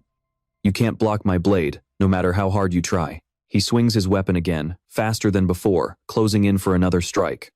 Just give up and die already. A barrage of attacks rains down on Lin Tu, but he remains eerily calm, parrying each blow one by one. His body is covered in small cuts because his opponent's power is overwhelming, yet his eyes are burning with pure determination. Seizing a split second of an opening, Lin Tu lunges forward, thrusting his spear at Tang Tian with everything he's got. A massive explosion of energy erupts from the center of the ring, leaving the spectators breathless. Lin Tu is sent flying backward from the force of the impact, crashing hard onto the ground in obvious pain. Meanwhile, Tang Tian stands his ground.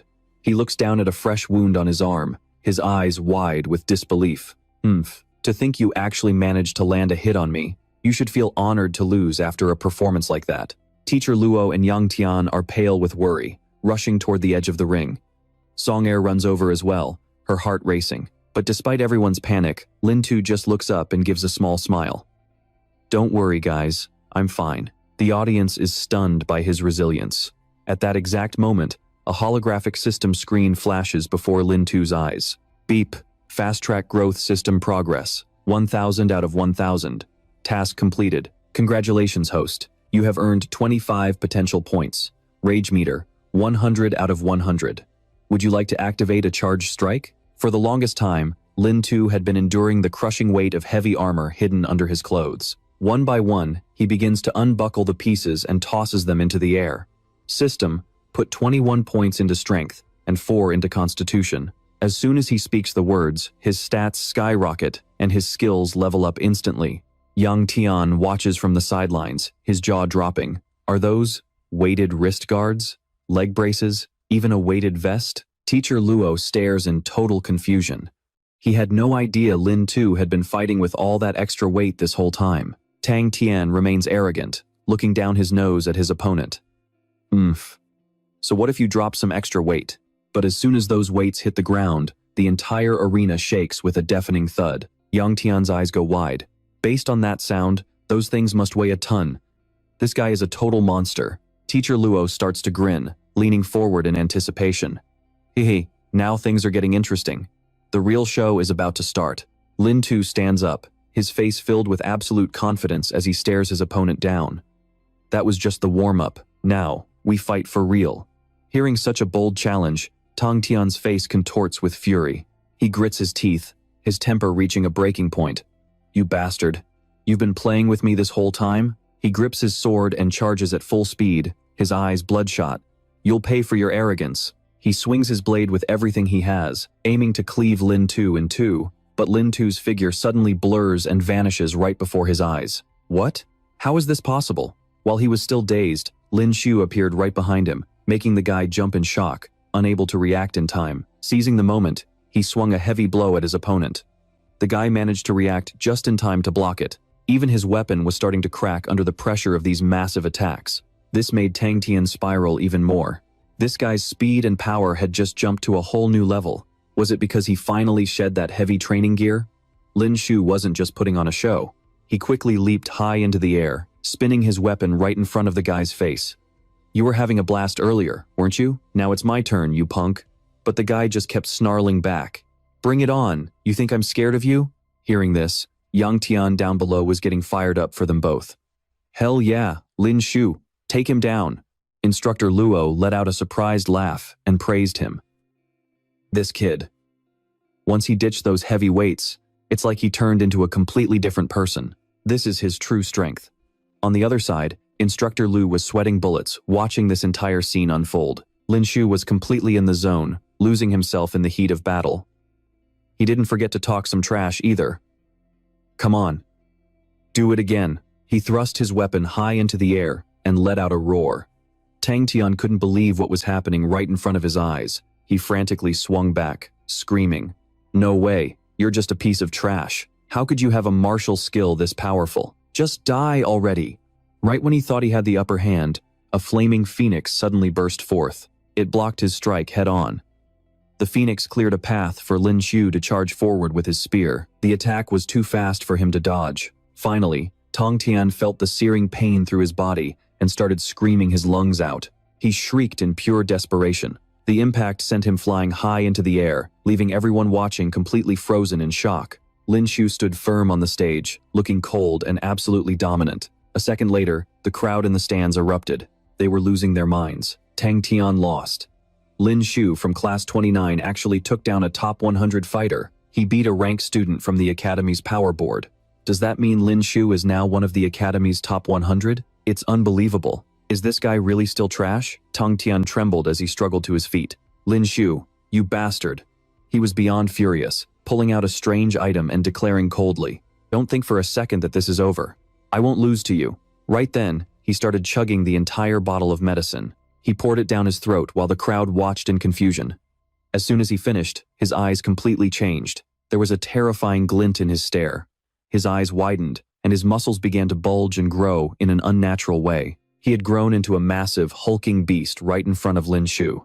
Lin Shu still didn't realize what was happening. He glanced forward, totally bewildered. What the hell? Did he just turn into a giant? Sensing something was seriously wrong, he shouted in shock. "Tang Tian, are you using forbidden drugs?" The guy didn't seem to care at all. He just wore a twisted, psychotic grin and declared, "I am going to kill you." With that, he lunged at Lin Shu and threw a massive punch. Bronze martial skill, ice-crushing fist. Tang Tian smashed the ground in a blind rage. Lin Shu scrambled back, frantically trying to figure out his next move. Damn it, this guy is way too strong now. But he wasn't about to give up. He gripped his weapon and charged straight back at the beast. "You dirty cheat, take this." Tang Tian's massive hand snatched Lin Shu's weapon midair, holding it tight. Standing over him, Tang Tian let out a creepy, high-pitched laugh. "Hey hey hey, Lin Shu, today is the day you die." He followed up with a brutal kick straight to the gut. The impact was agonizing, forcing a cry of pain out of Lin Shu. Not satisfied with just that, he lunged again, cursing under his breath. "Die, Lin Shu! Just die." Lin Shu was speechless. He couldn't wrap his head around why this guy was acting so insane, but he wasn't going down without a fight. He quickly countered with a bronze-tier punch technique. He struck his own weapon to break free from the giant's grip. The weapon flew high into the air. He landed back on the ground, stabilizing himself. He prepared to counterattack. Instructor Luo, now furious, stepped forward and announced, "That kid Tang Tian is using the forbidden drug Ampus just to beat Lin Shu." Yang Tian looked confused and turned to ask, "Wait, what? Instructor Luo, what is Ampus?" He took a serious tone and began to explain the history. He explained that years ago, the Federation's soldiers were desperate to fight off zombies and powerful evolved beasts. So, they developed a drug that could amplify human strength to insane levels in a very short amount of time. But since he's forcing the absorption of primordial power to boost his physique, it's going to destroy his tendons and bones. At best, his cultivation level will drop, but at worst, he'll be crippled for life. Hearing this, he became even more shocked and turned his gaze toward Duong Thien on the stage. Is that Duong Thien guy crazy?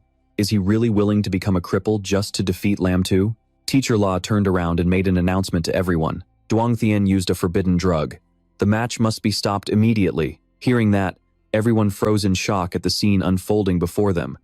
Teacher Lu, however, wasn't about to back down. He stood up and declared loudly, The school rules never stated that items couldn't be used in a duel, right?" The referee seemed taken aback by this, then quickly announced, "Teacher Lu is right, the duel shall continue." Seeing this, Teacher Lu flashed an incredibly smug smile. This made Teacher Law absolutely furious. Suddenly, he realized a very familiar figure had appeared at the scene.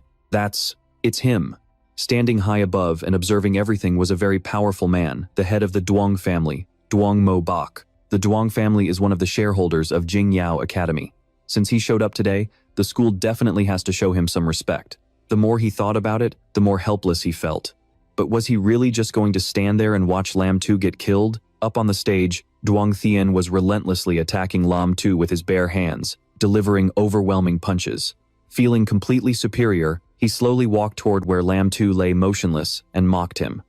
"Without your precious weapon to use, you're just fighting with your bare fists. You're no match for me. My Ice Burst Fist is the strongest technique in the bronze tier.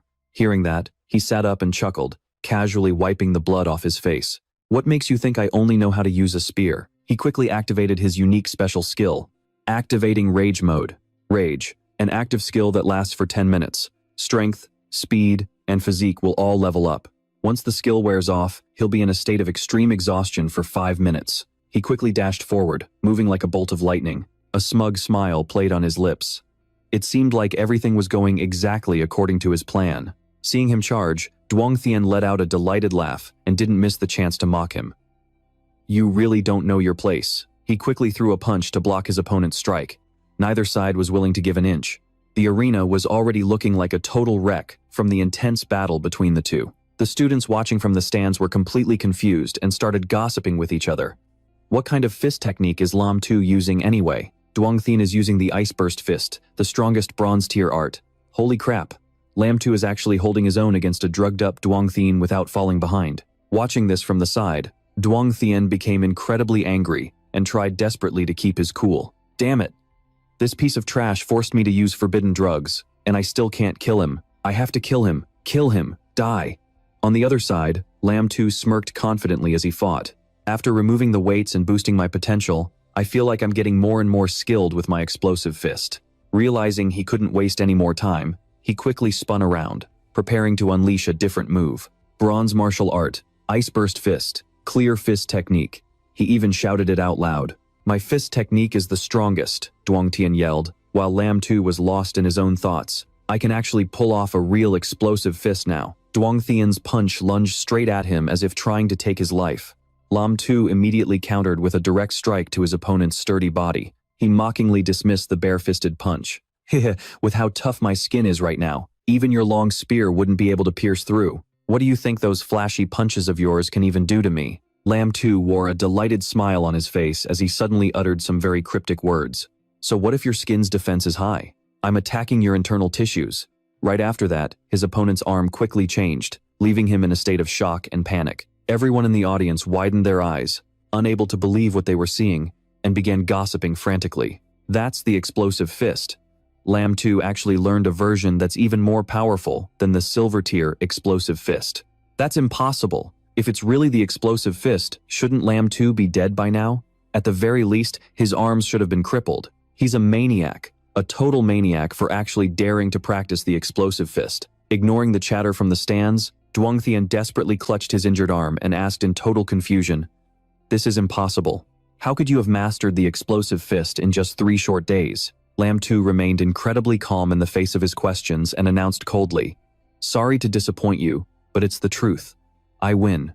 But it seemed he wasn't ready to give up yet. He grabbed his weapon and charged at him, screaming like a madman. "No way! I can't lose. Lin 2, just go to hell." Seeing him like that, Lin 2 simply gave a calm smile and slowly reached his hands forward. He spoke in a low, chilling voice. "If you're so eager to die, then I'll be more than happy to oblige." Only then did the man feel a surge of pure terror. What? He could only scream out in desperation, "How dare you do this?" Suddenly, out of nowhere, a hand appeared and lunged straight at Lin 2 with lightning speed.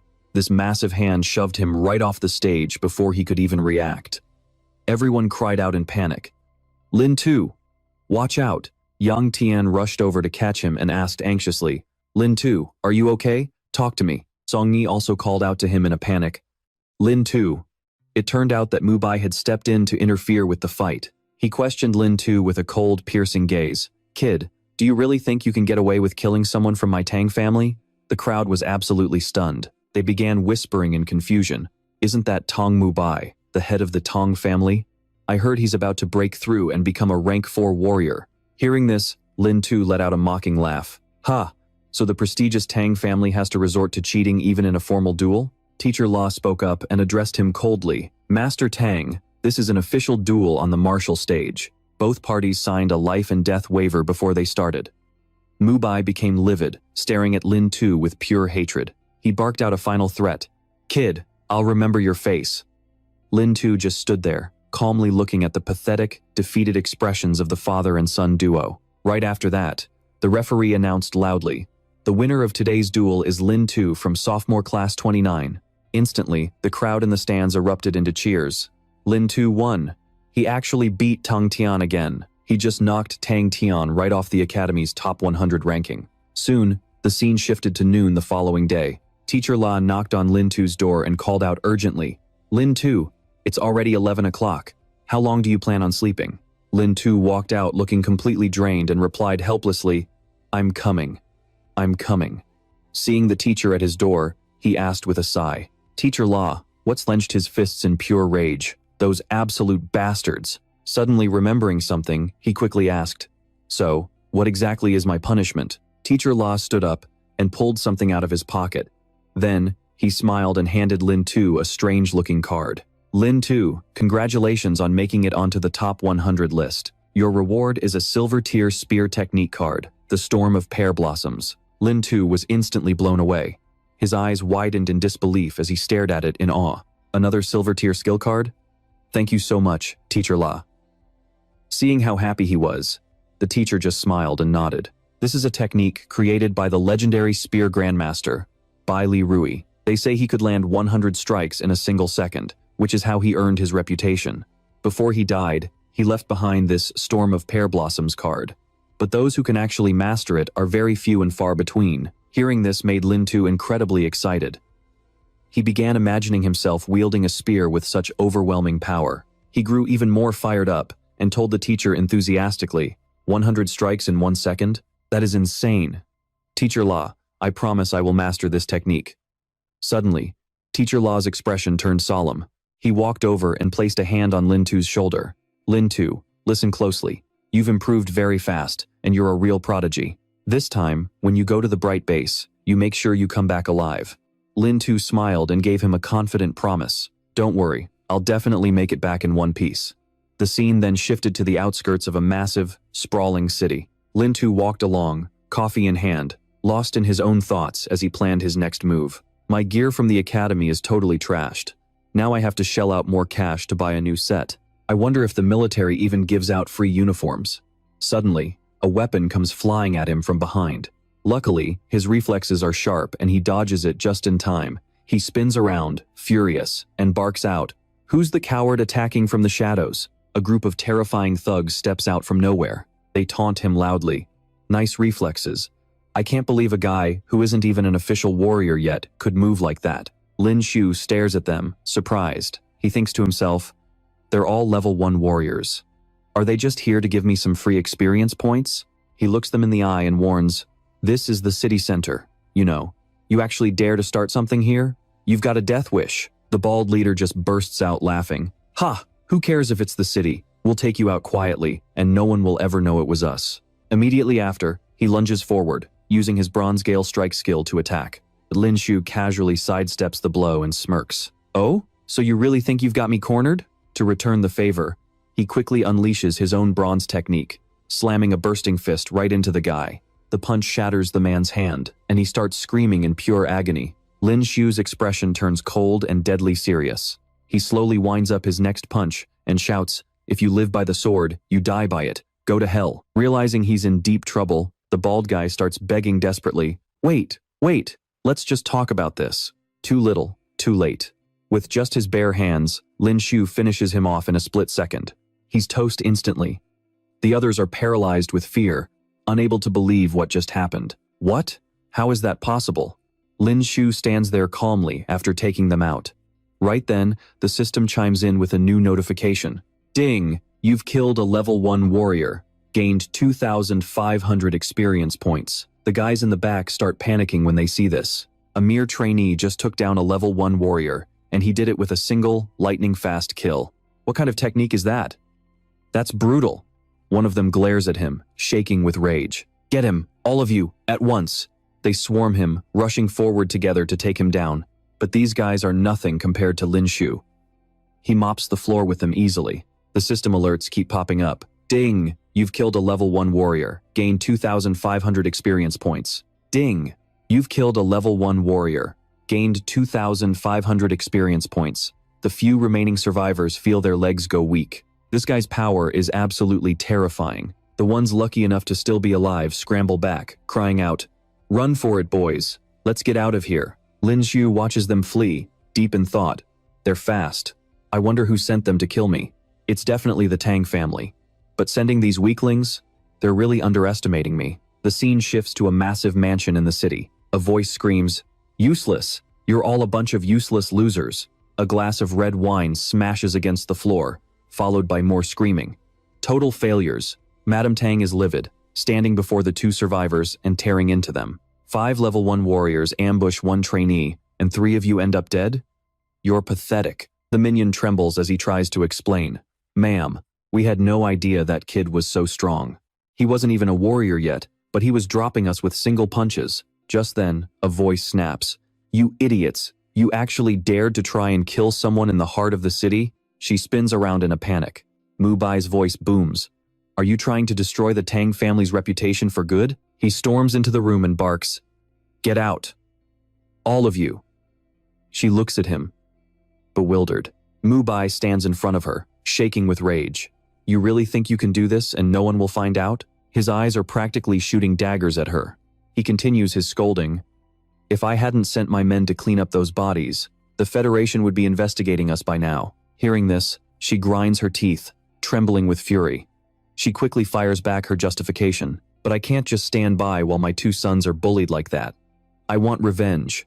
I want that brat ground into dust. Her eyes are filled with pure desperation as she vents all the bitterness she's been holding on to because of that guy. Tian'er was forced onto the road of death, a place where you're lucky to come out alive. But unlike her, he stayed dead calm as he declared that the brat brought this entire mess on himself. Knowing full well that using forbidden drugs would ruin his body, he did it anyway. Now, only the path of death can trigger his next evolution. Immediately after, he slowly turned to leave, tossing back a cold warning. This is none of your business.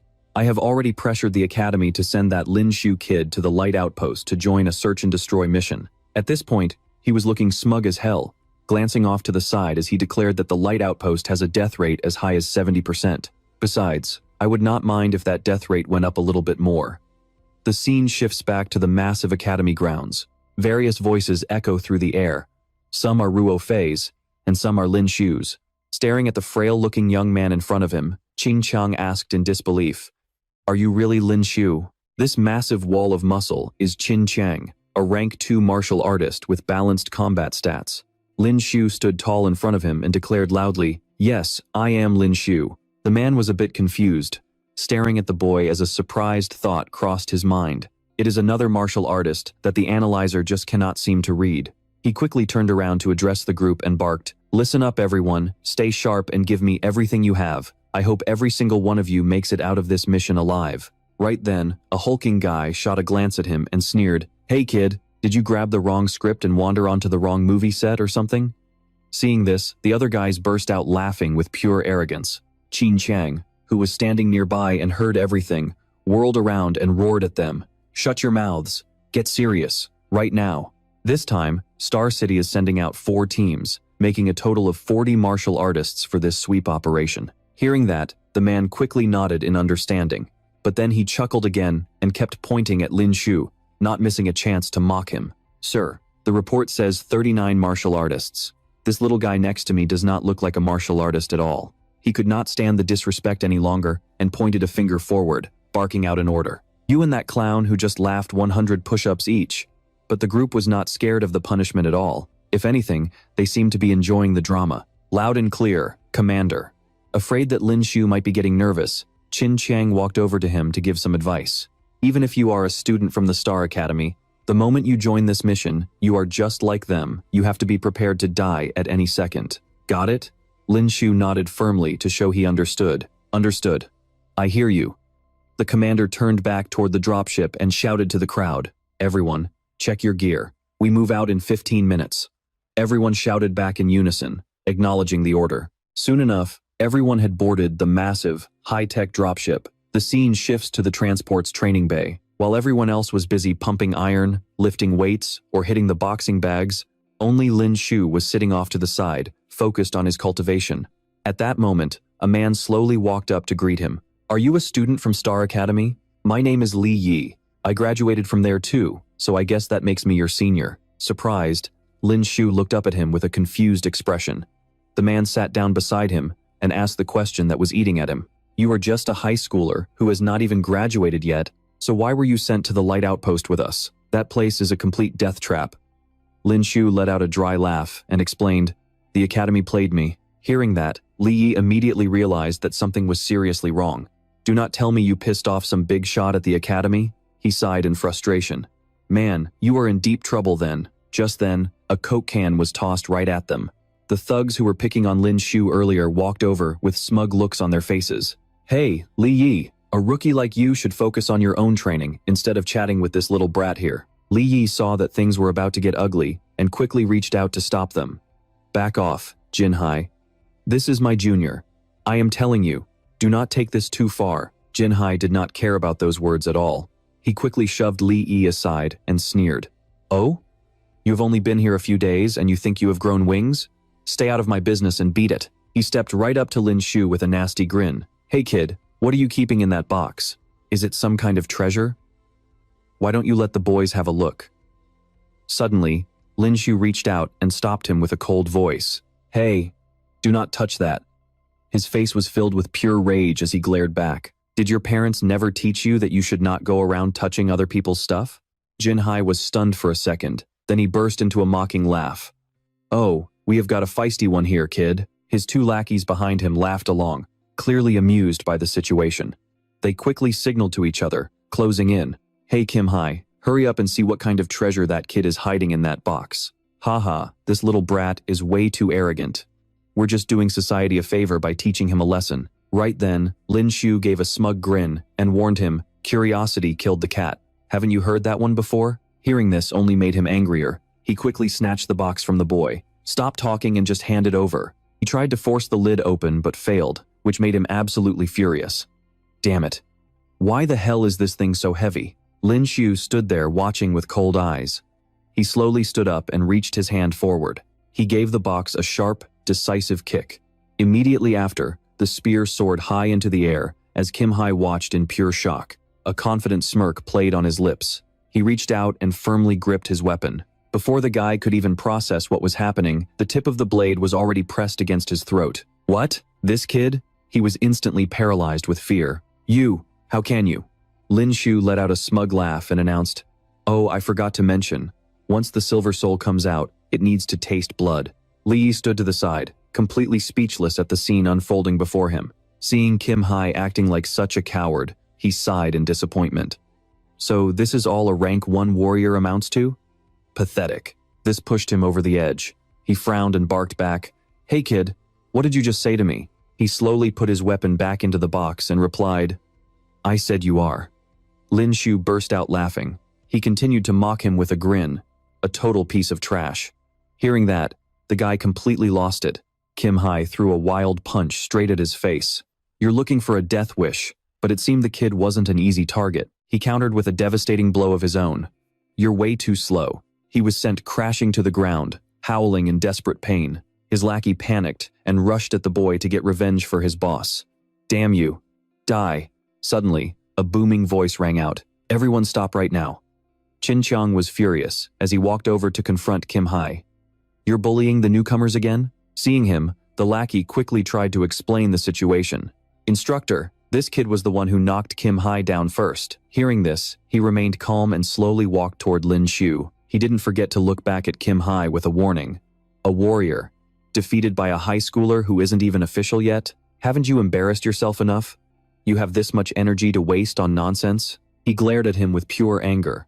"You'd better spend that energy thinking about how you're going to survive at the Guangmin base." The scene soon shifted to the Guangmin base as a voice was heard.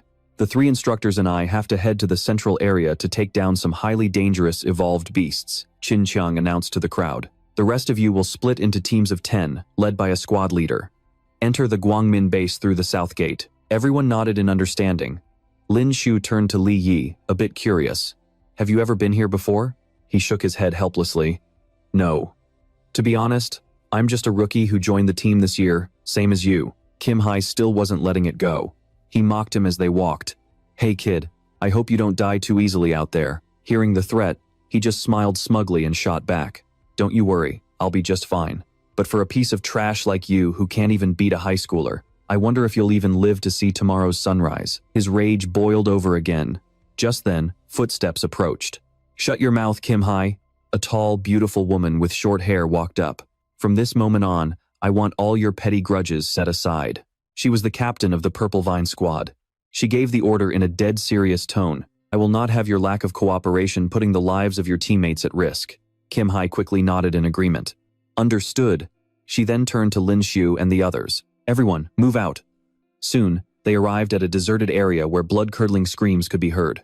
Ah, a zombie. An undead creature lunged forward, but it was quickly taken down by a blade through the skull. Purple Vine coldly cut down the zombies as she continued her briefing. "There are many small towns surrounding the Guangmin base.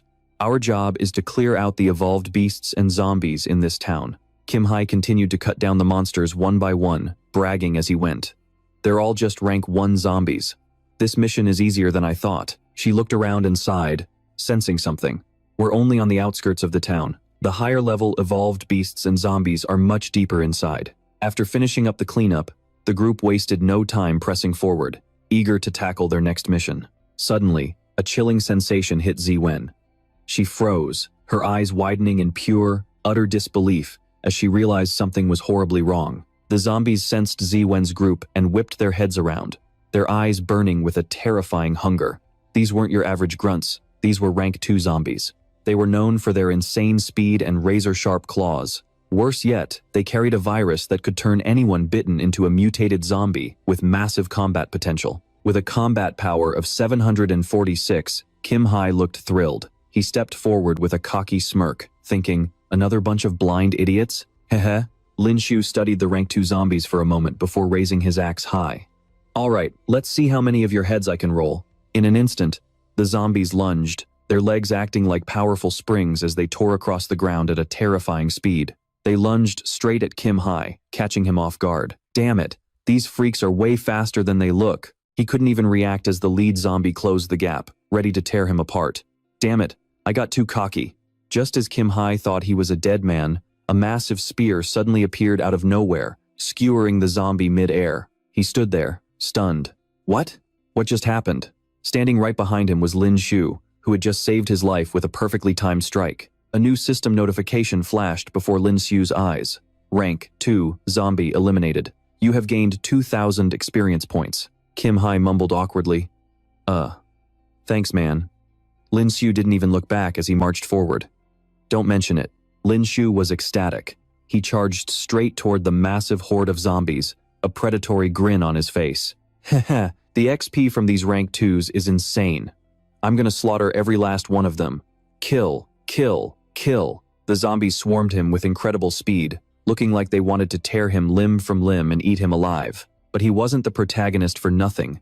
With just a few basic moves, he systematically dismantled the horde, dropping them one by one. The system notifications started rolling in like crazy. Rank 2 zombie eliminated. You have gained 2,000 experience points. Rank 2 zombie eliminated. 2,000 experience points gained. Li Yi watched the scene from the sidelines, completely dumbfounded. Is this guy seriously not an official warrior yet? He feels even more dangerous than us. Rank 1 pros. Standing next to him, Li Hai couldn't hide his shock either. He couldn't believe what he was seeing. He couldn't even lift that heavy spear with both hands before, and now he's swinging it around like it's a toothpick. Ziwen unsheathed her blade, her expression ice cold. Don't let your guard down. These are rank 2 zombies. Stay focused or you're dead. Following her lead, the entire team charged forward to join the fray. Got it. We're on it. Her sword strikes were precise and lethal, cutting through the monsters with effortless grace. Everyone fought with everything they had, working together to push back the encroaching nightmare. Suddenly, a massive, booming roar echoed through the area, making everyone jump in terror. What on earth was that? The scene quickly devolved into chaos. Bone-chilling screams filled the air, sending waves of panic through the group. Lin Xiu immediately recognized those familiar sounds and shouted a warning to the rest of the team. The zombie leader is calling for reinforcements. Li Yi's face went pale. What? You've got to be kidding me. At that exact moment, waves of zombies began sprinting forward, as if they were being commanded by a master. The entire swarm converged on Ziwen and her team. They were being surrounded by a sea of monsters, far more than they ever expected. Sensing the situation was turning south, Ziwen pulled out her backup weapons and barked orders to the crew. Hold your ground, don't panic. While we still have some distance, open fire. The team locked in, firing a barrage of rounds into the approaching horde. The monsters kept coming, sprinting through the lead as if they were desperate to feast on human flesh. They all seemed to have a single, driven purpose, charging forward with a mindless, frenzied rage. Lin Shu remained calm, systematically picking them off with his gun. His face was a mask of cold determination. He kept his eyes locked on the monsters in front of him, as the system continued to chime in his head. Rank 2 zombie eliminated. 2,000 experience points gained. Rank 2 zombie eliminated. 2,000 experience points gained. Rank 2 zombie eliminated. 2,000 experience points gained. Then, the notification he was waiting for finally appeared. Congratulations, host. You have leveled up to level 12. His updated profile flashed onto the screen immediately. Host. Lin Shu. Level. 12. Strength. 105. Constitution. 79. Speed. 50. 4. Combat power. 758. Rage buildup. 0 out of 100. Skills. Analytic Eye. Outrage. Remaining potential points. 12. Strength at 105. Speed at 54. He watched the system screen as his combat power surged past the 700 mark. He had the system dump his 12 potential points equally, adding 6 to strength and 6 to speed, while his existing skills were automatically upgraded. Congratulations, your combat power has reached 800. You have acquired the title of Rank 1 Warrior, Host Lin 2, Level 12, Strength, 111, Constitution, 79, Speed, 60, Total Combat Power, 800, Skills, Analysis Eye, Fury Mode, and the Rank 1 Warrior title. Reading through these notifications, Lin 2 was absolutely pumped. He looked ahead with a serious expression and thought to himself, hell yeah, a total combat power of 800. This is what I'm talking about. I'm officially a Rank 1 Warrior now, but this Fury skill, I can only use it 3 times a day with an 8-hour cooldown? Why couldn't my passive skills get a few more charges?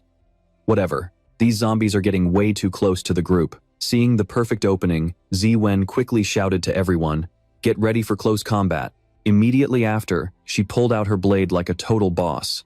With one swift void slash, she took down a zombie with ease. Seeing her move, the others regained their fighting spirit and charged straight into the fray. "Let's go, boys." Lin 2 was losing his mind with excitement.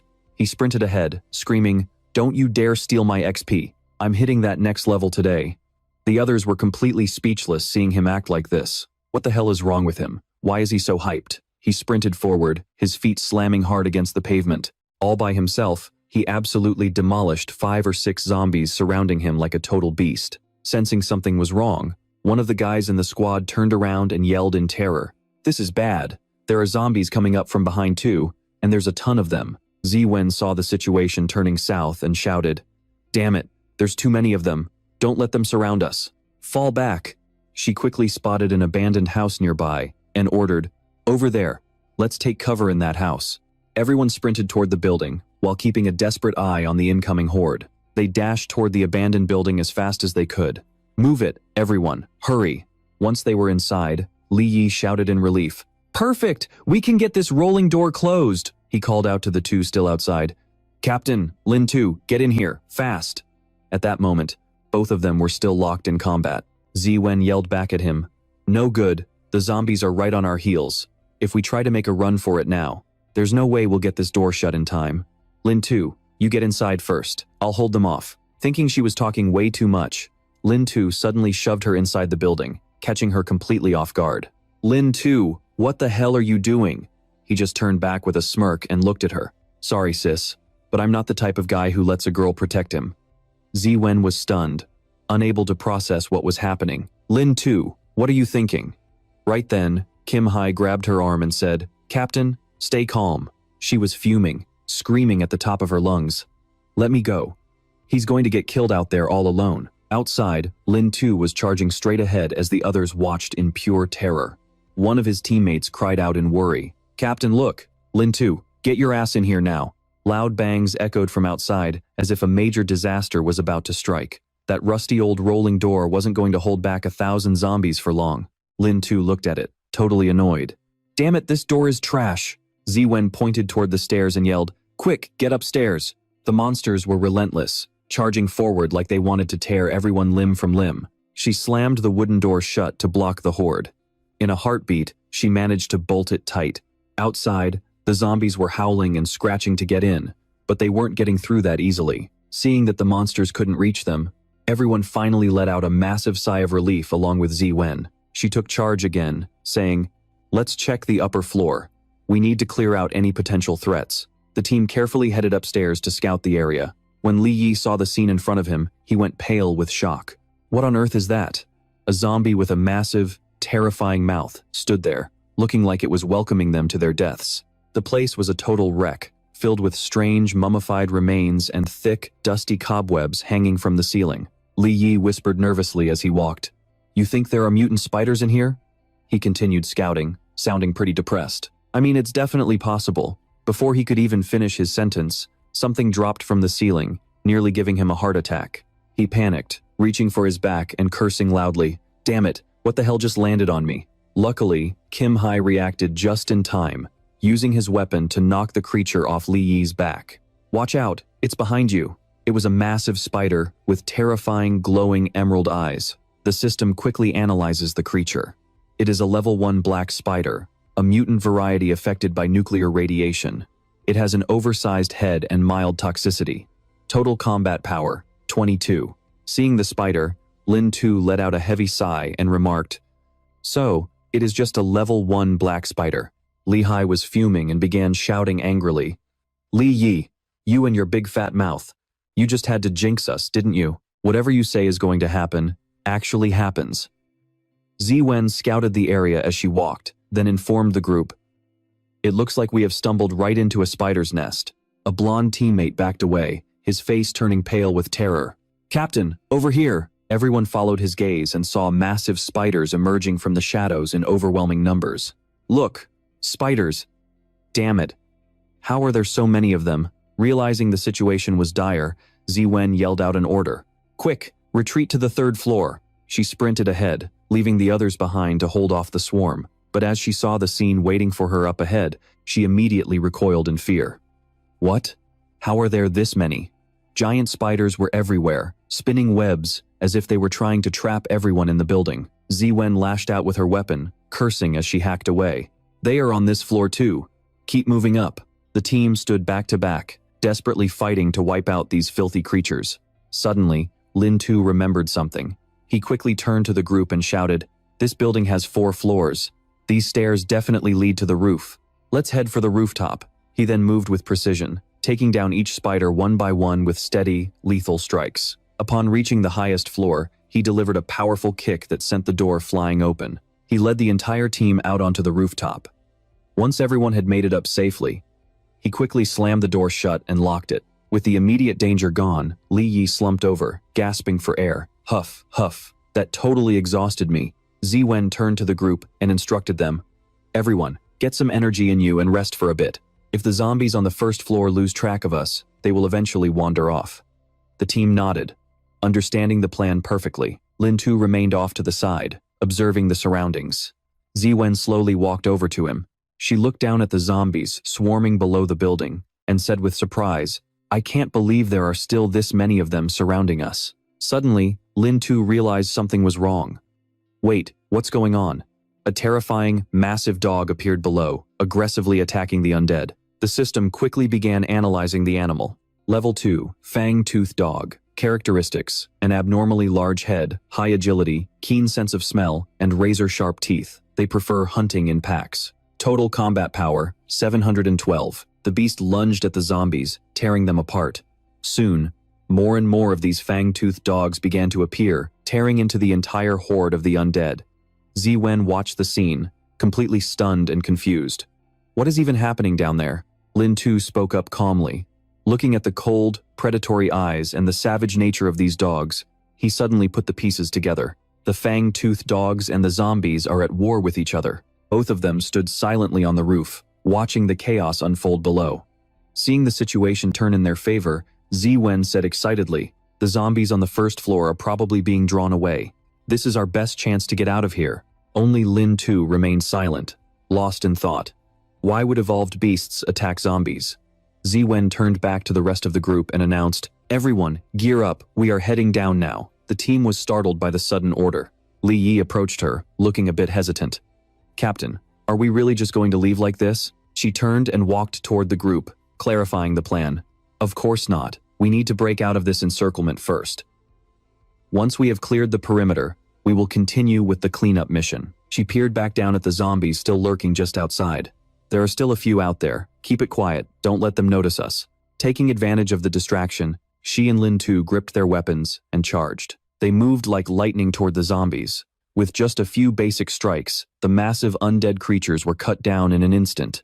Feeling the situation was under control, Lin Tu turned back and signaled to the group that the path was clear. Everyone took the opportunity to sprint forward. Suddenly, Lin Tu stopped in front of them and signaled for silence, which confused the team. The chaotic battle between the fang-toothed dogs and the zombies was still raging on. But this time, instead of attacking the zombies, the pack of dogs turned their gaze toward the group of humans. Sensing the danger, Lin Tu quickly turned and alerted the others. Not good, we've been spotted.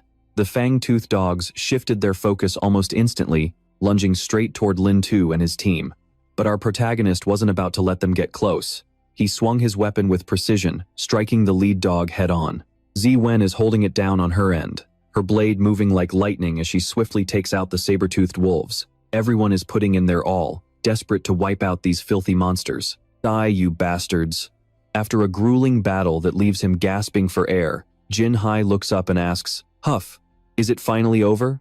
The squad quickly reports in, Boss, we're all clear on this side too. But Lin Shu senses something is off. He turns his head, his face twisting with confusion. Standing right in front of them is a saber-toothed dog of monstrous proportions. Its eyes are pure malice, terrifying to behold. This thing could probably slaughter a whole horde of zombies by itself. System. Analyze this target. Level 3, saber-toothed dog. Characteristics. Massive head, keen sense of smell, razor-sharp fangs. It's a pack hunter. Special ability, bloodthirsty pounce. Total combat power, 850. Ziwen's heart skips a beat when she sees this giant beast emerge. There it is. That thing is. Her face remains calm as she breaks the news to the group. It's their alpha, the king of the pack. Without a single sound, the massive dog turns its gaze toward them, looking at them like they're its next meal. It carelessly tosses aside a shredded zombie. Lin Xiu barks out a warning to everyone. Get ready. It's coming. In a literal blink of an eye, the beast vanishes, moving so fast that no one can track its movement. Less than a second later, the giant wolf is looming over one of the soldiers before he can even process what's happening. He barely manages to dive to the side, his voice trembling with panic. Damn it! Why is this thing so much faster than the others? Without thinking, he swings his weapon forward, trying to strike the massive predator. Die, you monster! But the moment his blade hits the dog's hide, the metal snaps and bends against its tough skin. The soldier stares in horror. In all his life, he's never seen anything like this. Is this damn thing made of iron? Before he can move, the giant wolf lunges and sinks its teeth into his arm, making him scream in agony. Then, in a gruesome display of power, the beast rips his entire arm clean off. The soldier can do nothing but wail in helpless pain. No, this can't be happening. Seeing her comrade down, Ziwen grips her sword, her eyes burning with rage. You bastard, I'll carve you up. She unleashes her skill, the severing void slash, aimed straight at the monster's throat. But this level 3 beast isn't some ordinary mutt. It effortlessly sidesteps her attack and lunges forward. A split second later, it's right in her face, forcing a shocked cry from her lips. What? It dodged. Just as things look hopeless, a weapon whistles through the air. Thankfully, Lin Shu arrives just in time, landing a heavy strike on the giant saber-toothed dog, sending it reeling back in pain. Ziwen catches her breath, gasping out, "Thank you." Lin Shu keeps his eyes on the prize as he replies, "Don't mention it. This level 3 dog has skin-like armor. Its defense is insane, so everyone stay sharp." He doesn't give it a chance to recover, launching a relentless barrage of strikes with his spear. But the beast's hide is incredibly tough. Even his 65-kilogram heavy spear can't seem to pierce through that thick skin. Instead of being intimidated by its power, Lin Shu lets out a wild, excited grin.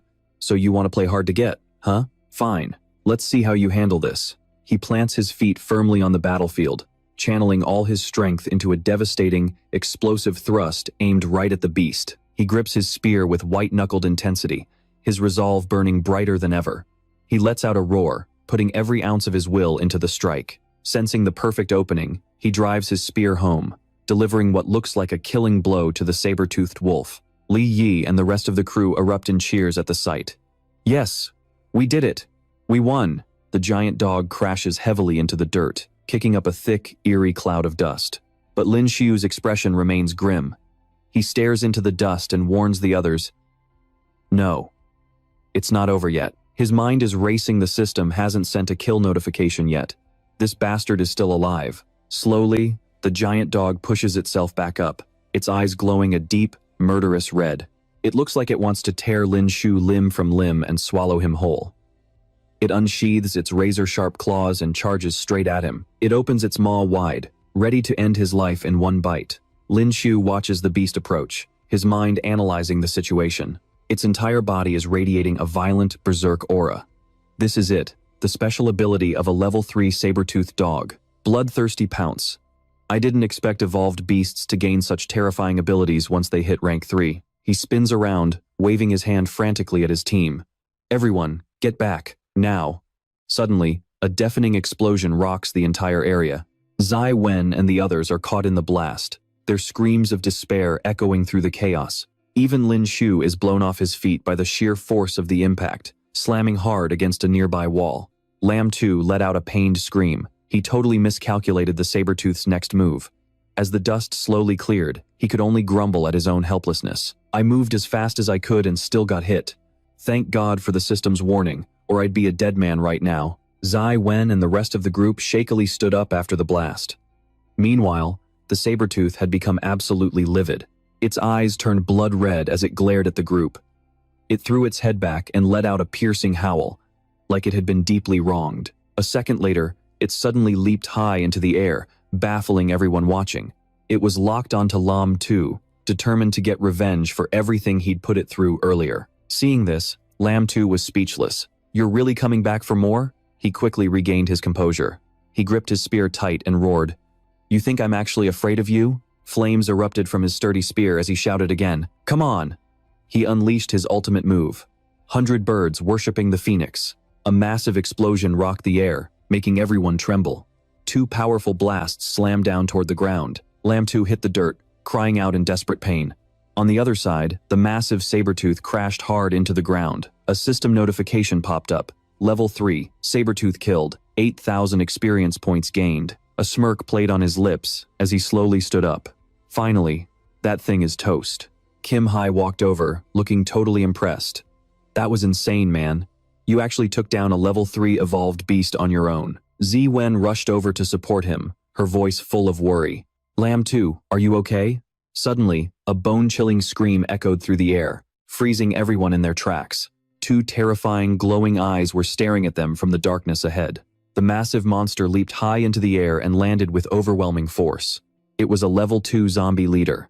Its traits: high speed, razor-sharp claws, and a total combat power of 755. The zombie walked straight toward the lifeless carcass of the saber-tooth king. Lam Tu kept his eyes on the monster and alerted the group. "That's a level 2 zombie leader. That scream earlier, he's probably the one who summoned the horde to surround us." The massive creature ignored the humans and moved toward the dead wolf, relentlessly attacking the corpse. It quickly ripped a strange, glowing gem out of the saber-tooth's body. Then, it unhinged its jaw and swallowed the thing whole. Ziwen gasped in horror.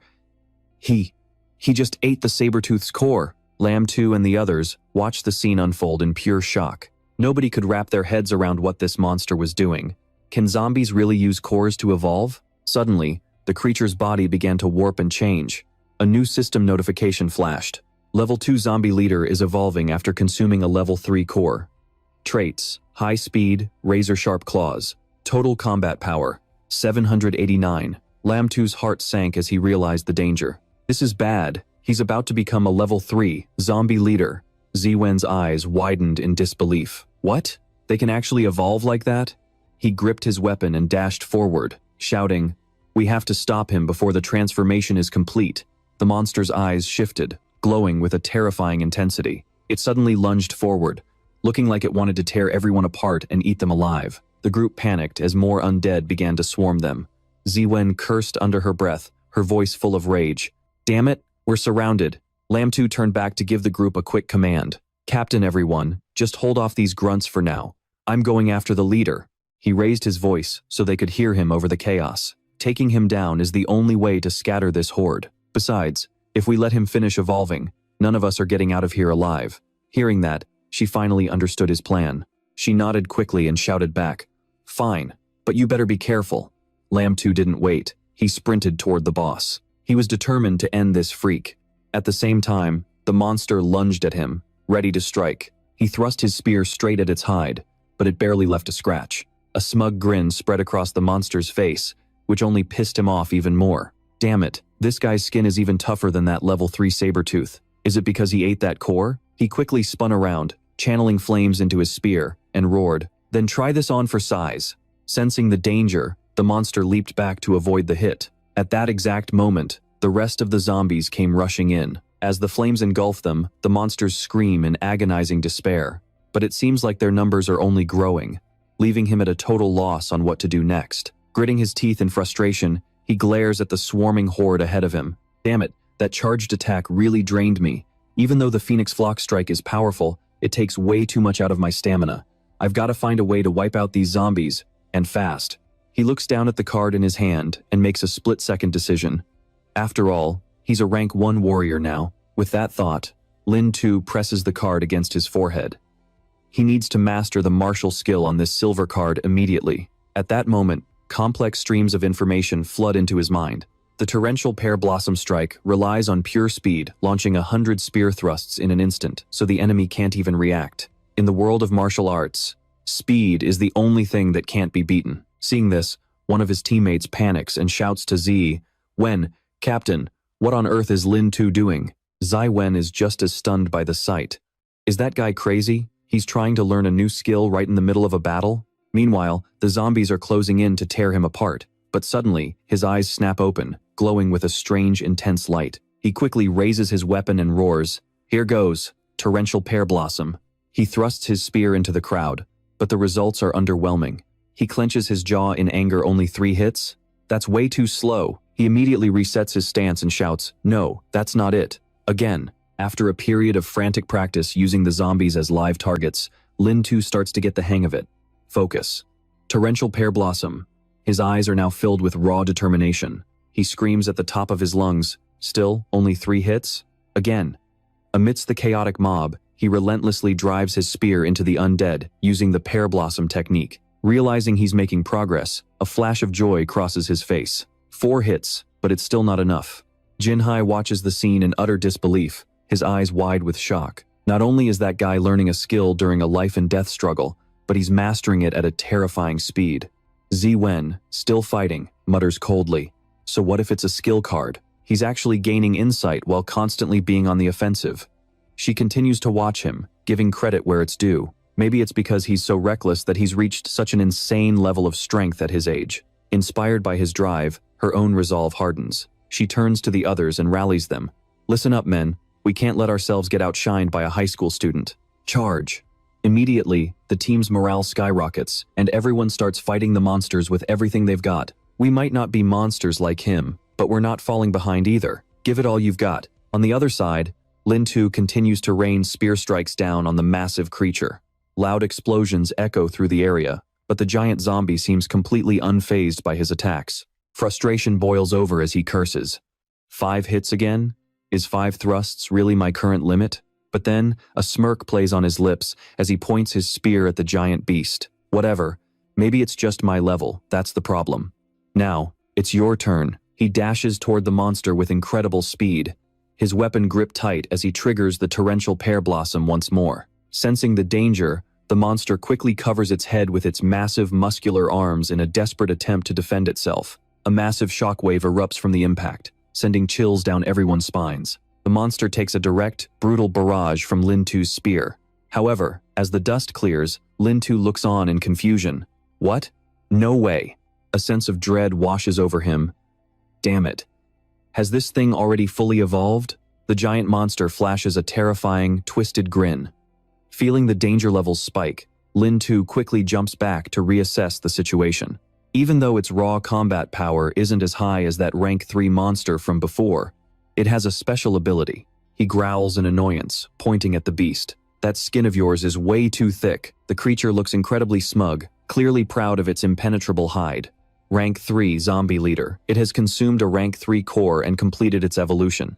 It's agile with razor-sharp claws, and it has the power to summon zombies from ranks 1 to 3.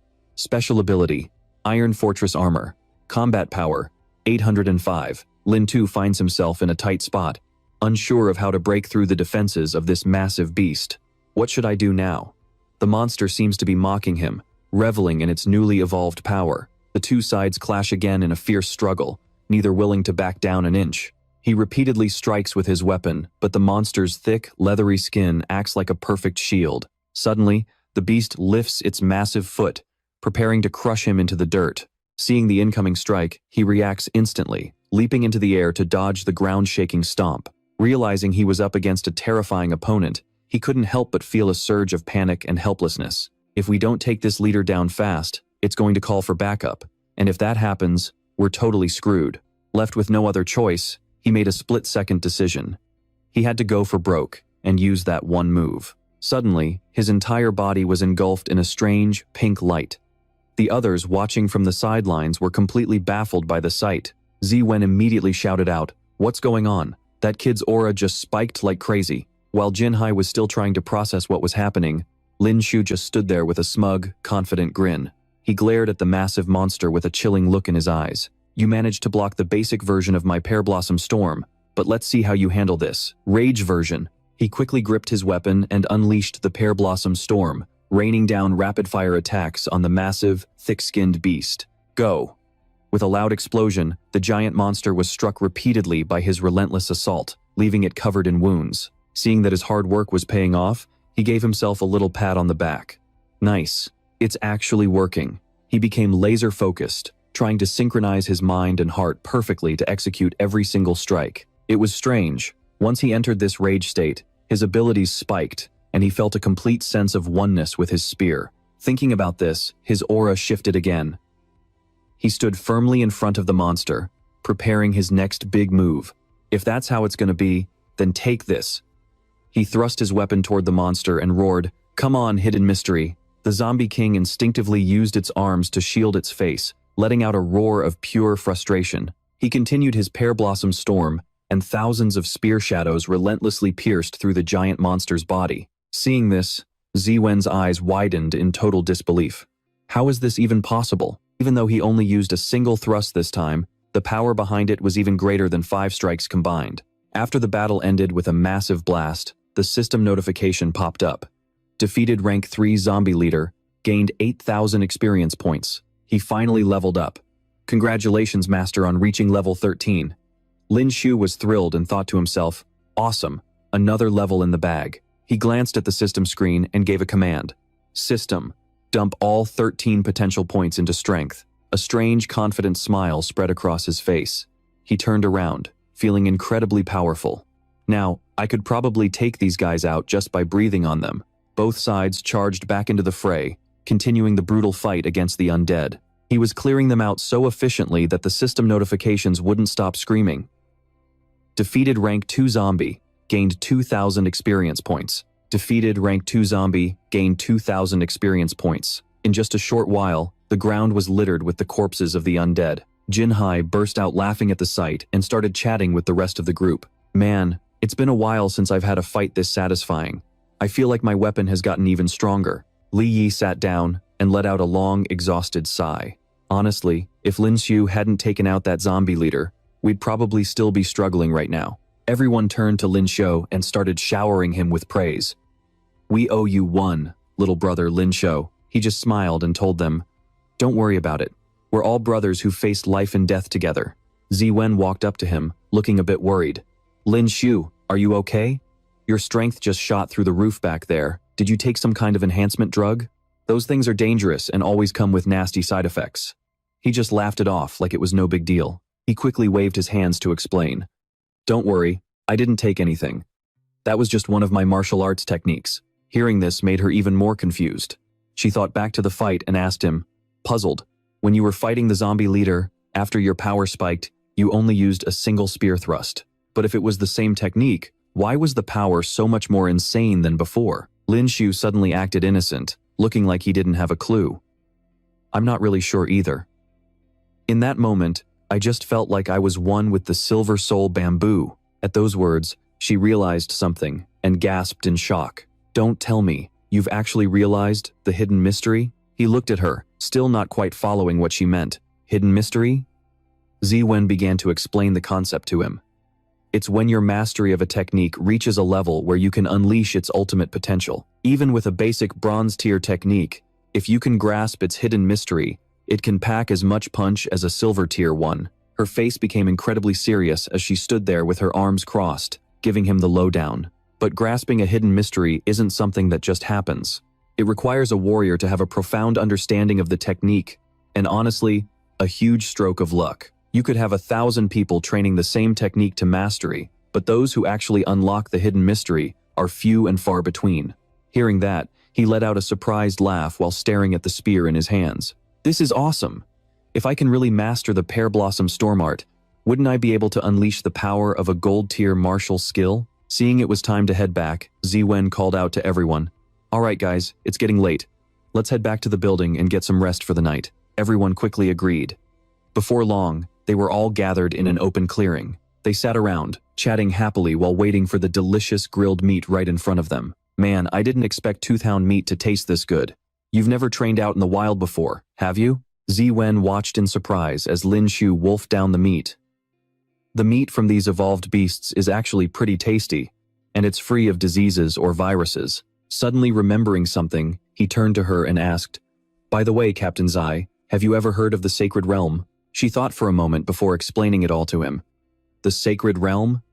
You mean the Sacred Realm Academy? That's one of the top 5 academies, a place for the strongest warriors. At the Sacred Realm Academy, every single student is on par with the geniuses of other schools. Hearing this, it all finally clicked for him. He asked her in surprise, "So the Sacred Realm is actually an academy?" She held up 2 fingers and made an announcement to the group. The minimum requirement to get into the Sacred Realm Academy is to be a level 2 warrior by high school. Hearing that, one guy's jaw dropped in disbelief. Level 2? Good grief. I'm 25, and I'm still stuck at level 1. The other guy added, just as shocked. Well, it is a super academy for warriors, with requirements that brutal, ordinary people don't stand a chance. These words made Lin Shu think back to the first time he met Luo Yue, and he couldn't help but be impressed. Is reaching level 2 really that hard? With the system, reaching level 2 is just a matter of time. I wonder when I'll finally become a high-level warrior and stand before that little brat again. I can't wait to see the look on her face. Time skipped forward quickly to the next morning where Lin Shu and the others were staying. Ziwen stood before the group and announced that she would be leading them into the deeper parts of Sector A20. As long as we clear out the zombies and evolved beasts in the central area, this mission is a wrap. Suddenly, Li Yi started looking worried. He pointed ahead and shouted, "Captain! Look, what kind of monster is that?" Right in front of them, a figure was crawling along the side of the road. The zombie looked incredibly bizarre, almost like a giant lizard. The system quickly analyzed this mutated creature. Zombie, grade 2 reptilian type. Traits, extreme speed, expert climber, razor, sharp claws, and a carrier of the virus. Anyone bitten will be infected and mutate into a reptilian zombie. Total combat power, 780. Everyone was stunned, their hair standing on end as they watched the zombies slithering across the ground. This is a grade 2 reptilian zombie. They're experts at climbing walls and ceilings. Jinhai let out a smug laugh, slowly raising his gun to take aim. These things move like snails. There's nothing to be afraid of.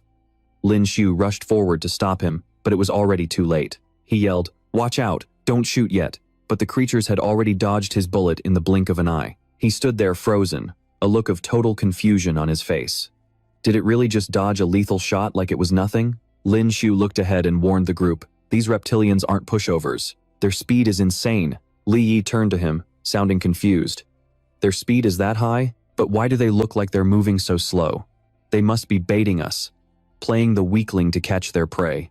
Suddenly, the reptilian zombie turned its head and glared at the group with pure rage. In a fit of fury, they lunged down toward the ground. Realizing things were going south, Ziwen shouted a warning. "We've provoked them. Get ready for a fight. The creatures crawled forward with murderous intent, moving with terrifying speed. The team scrambled to raise their guns, firing round after round at the monsters. Hurry up! Snipers! Take the shot! The monsters took hit after hit, screaming out in pain as they were wounded. Ziwen grabbed her weapon and charged at them. She shouted to the group, "Careful! These things are fast. Once they get close, use your blades to finish them off." She quickly spun around, unleashing her signature move. Here we go, Skyrending Slash. The reptilian undead were cut down in an instant. This gave the team a boost of confidence, and they charged forward with a roar. Kill them! Wipe them all out! The blonde-haired guy was so focused on the front that he didn't notice a zombie lunging at him from above. It sank its teeth right into his neck before he could even react, leaving him screaming in agony. Tuvan's eyes bulged in pure terror as she witnessed the horrifying sight before her. She screamed out in desperation, "Adong, are you okay?" The swarm of monsters was growing by the second, pushing everyone to their breaking point. "Watch your backs. Stay sharp, everyone."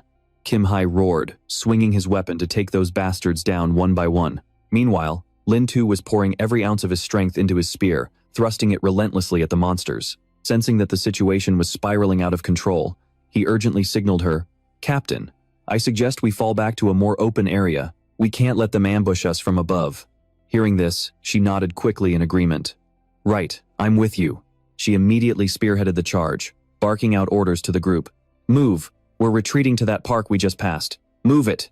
The group ran for their lives, sprinting as fast as their legs could carry them. Before long, they reached a crumbling, abandoned building. They skidded to a halt and quickly formed a circle, standing back to back. They were completely surrounded by a massive horde of monsters. Tuvan's voice boomed over the chaos. "If you don't want to die, then fight like hell and kill every last one of them." At that exact moment, the reptilian monsters lunged forward in a wave, but the group didn't back down, charging straight into the fray. They cursed and yelled, "Die! Die! Just kill them all!" A while later, one of the guys collapsed onto the ground, completely spent. Kim Hai gasped for air, his voice trembling with a mix of exhaustion and shock. "I can't believe we actually managed to kill that many reptilian crawlers." Lai Ditch was also panting heavily. "Is it over?" "I think so." It seemed like everyone was reaching their absolute limit in this hellhole. "Forget it, I'm just gonna lie here." Lin Tu chugged a huge gulp of water, his throat parched from the non-stop combat. He was physically drained after the long, lopsided battle between the two sides. "I'm dead tired. If it wasn't for the massive amount of experience points I'm earning, there's no way in hell I'd work this hard." Suddenly, a blade flashed through the air, aimed straight at his head. He caught the movement and whipped his head around, confused. He reacted instantly, ducking down just in time to dodge the lethal strike. He spun around, ready to strike back. With a grim expression, Lin Tu raised his shield and prepared to engage the attacker in front of him. The mysterious man smirked, his eyes flashing with surprise as he offered a mocking compliment. "Impressive reflexes, kid." The system immediately analyzed him. Tuvo, a level 3 warrior, highly skilled in daggers and assassination evasion techniques. "Who the hell are you? Talk," Lin Tu demanded coldly. The man just gave a chilling, arrogant grin as he made his announcement. "A dead man doesn't need to know my name." In an instant, the rest of the group swarmed around him, trapping him in the middle. "Who goes there?" Tuvan barked, her voice filled with rage. "You really have the guts to lay a hand on a Federation soldier?" He looked around at everyone standing there and let out a mocking laugh. "My target is the boy. This has nothing to do with the rest of you. If you don't want to die, then get lost." Hearing this, Tuvan was absolutely fuming. She declared loudly, "He is one of my Federation soldiers. Killing him means you're declaring war on the entire Federation army." Hearing her words, the man grew furious and raised his twin blades. "Do you people really want to die that badly?" She didn't back down for a second, launching a rapid counterattack against the stranger. "Take this, Skyrending Slash," but it seemed she was no match for Tuvo. She was sent flying backward and hit the ground hard. Everyone panicked. "Captain, are you all right?" The team was livid, charging at him all at once while screaming, "How dare you strike our captain? Get him, boys." Rapid Silver Gale technique. Suddenly, a massive surge of energy erupted. He unleashed his Silver Grade skill, a rapid circular strike that sent everyone reeling in shock. The entire group was thrown into total confusion. They gritted their teeth, unable to comprehend what was happening. "This guy is way too strong. Damn it, he's definitely a level 3 warrior." Lin Tu watched the scene with a cold gaze. A split second later, he gripped his weapon and sprinted away as fast as he could. Tuvo was stunned by the move and asked in disbelief, "Is the brat so scared of dying that he doesn't even care about his teammates' safety? Running away to save your own skin, are you?" A twisted, eerie smile spread across his face as he spoke. "But did you really think you could escape me?" After Tuvo chased after him, the rest of the team stood there, staring forward in pure shock. They hurriedly asked, "Damn it, who the hell was that guy?" Tuvan forced herself up, gasping for breath. "His strength is on a whole different level." The team looked at her in a panic, calling out, "Captain!" She spoke up, her voice laced with worry. "If Lin Tu fights him alone, he won't stand a chance. He's no match for that monster." At that thought, Kim Hai became incredibly restless. He stepped forward and spoke up urgently. "Captain, then what are we waiting for? Are we really just going to stand here and watch?" Lin Tu didn't want us to get hurt, so he led that expert away on purpose. She tightly gripped her weapon. "Cut the chatter. Of course, we're not just staying behind." Her eyes burned with pure fury. "Nobody touches one of mine in front of the Star Glory City military. I'm going to make that bastard pay." Meanwhile, Lin Shu was sprinting ahead, his breathing heavy and exhaustion written all over his face. Suddenly, Ziwu cut him off, appearing right in front of him with a cold, mocking smirk. "Kid, let's see where you can run now." Hearing that, Lin Shu actually let out a surprised laugh and fired back. "Who said I was running?" His expression shifted to one of pure confidence as he tightened his grip on his weapon. "I just wanted to find a secluded spot where no one could interrupt me while I slaughter you." Hearing this, Ziwu's confidence instantly wavered. He roared in anger. "You arrogant brat. I'm going to hack you into a million pieces." Remembering something, Lin Shu questioned him further. "Was it the Tang family who sent you to take me out?" Ziwu didn't even bother denying it. He just laughed and nodded. "So what if they did? And so what if they didn't? A dying man is really thinking about getting revenge on the Tangs?" Lin Shu had already seen this coming. He replied calmly, "True, that's exactly what I'm planning to do. But first, I've got to deal with you." Without warning, he lunged forward with his weapon, but Ziwu managed to dodge just in time. Ziwu was visibly shaken as the tip of the spear grazed past him. He thought, "His hands are way too fast." Sensing the danger, Ziwu scrambled backward to put some much-needed distance between them. He stared at Lin Shu, lost in thought. For a split second, that kid radiated pure bloodlust. His fighting spirit actually made me hesitate. But Ziwu wasn't the only one on edge. Lin Shu was also feeling a bit uncertain. That dodge was weird. Could it be some rare movement technique? He slowly twirled the spear in his hand. He cursed under his breath. He hated this feeling. And across from him, Ziwu was thinking the exact same thing. Ziwu drew his weapon, and both sides lunged at each other, starting a fierce, high-stakes battle. 191 seconds ticked by, and neither side would back down. Ziwu struck with a small blade, but Lin Shu dodged it effortlessly. He followed up with a direct slash, but Lin Shu ducked again, quick as lightning. Pivoting smoothly on the ground, Lin Shu thrust his spear straight toward his opponent. In a flash, Ziwu jumped back to maintain his distance. Their skills seemed perfectly matched. Surprisingly, Ziwu offered a bit of praise. "I didn't expect you to actually have some skill." He then began spinning his twin weapons. "Too bad, that's nowhere near enough." With that, he leaped high into the air. Preparing his next move, he spun his blades. Silver rank martial technique, go. Ziwu hurled both weapons with his falling blossom scatter move, yelling, "Take this." Lin Shu just gave a surprised smirk. His mind was racing. How did he unleash so many blade shadows in such a short time? It's very similar to my Pear Blossom Storm. Wait, no, some of these are fakes. They aren't all lethal strikes. He immediately counterattacked with his long spear. "Let me show you what a real lethal move looks like." Pear Blossom Storm, 1,000 spear points surged forward, relentlessly raining down on Ziwu. Ziwu's entire attack was completely neutralized by Lin Shu's overwhelming strikes. Ziwu landed back on the ground, letting out a smug laugh as he started talking trash again. "I've already seen that move before. I spent a long time watching you while you were slaughtering those zombies." Immediately after, the two clashed again. Lin Shu didn't miss the chance to talk some smack back. A big-shot third-rank warrior struggling against a first-rank? How pathetic. A lion uses his full strength even when hunting a rabbit. They lunged at each other once more, neither giving an inch. "Your one spear into four technique is useless against me." Lin Shu quickly went on the offensive with his spear. "Pear Blossom Storm, go." Ziwu blocked it with ease, and then laughed triumphantly. "I told you, it's useless, completely useless." Suddenly, he unleashed a flurry of new techniques at Lin Shu. Silver rank martial technique. Twin wing kill. Caught off guard, Lin Shu was hit hard by the double strike. Ziwu pinned him down, slamming him against the ground before he could even react. Lin Shu looked genuinely rattled, while a smug, arrogant grin spread across Ziwu's face. See, I win, but Lin Shu just stared back calmly and whispered, "Don't be so sure yet." Sensing something was wrong, Ziwu frantically looked down at his own chest. To his horror, he was the one bleeding. Staring at the wound in total disbelief, he could only stammer out a few panicked words. "No, this is impossible. I know I dodged your 4 strikes per second move." Lin Shu let out a smug grin, like everything had gone exactly to plan. He relished the moment, mocking his opponent. "I saw through you a long time ago. That is why I held back on purpose and only used 4 strikes during the fight. Who told you that 4 strikes was my limit?" While he was calculating his next move, his system would instantly pop up with the stats of anyone nearby. He couldn't ignore it even if he wanted to. He looked the guy in the eye and dropped the truth bomb.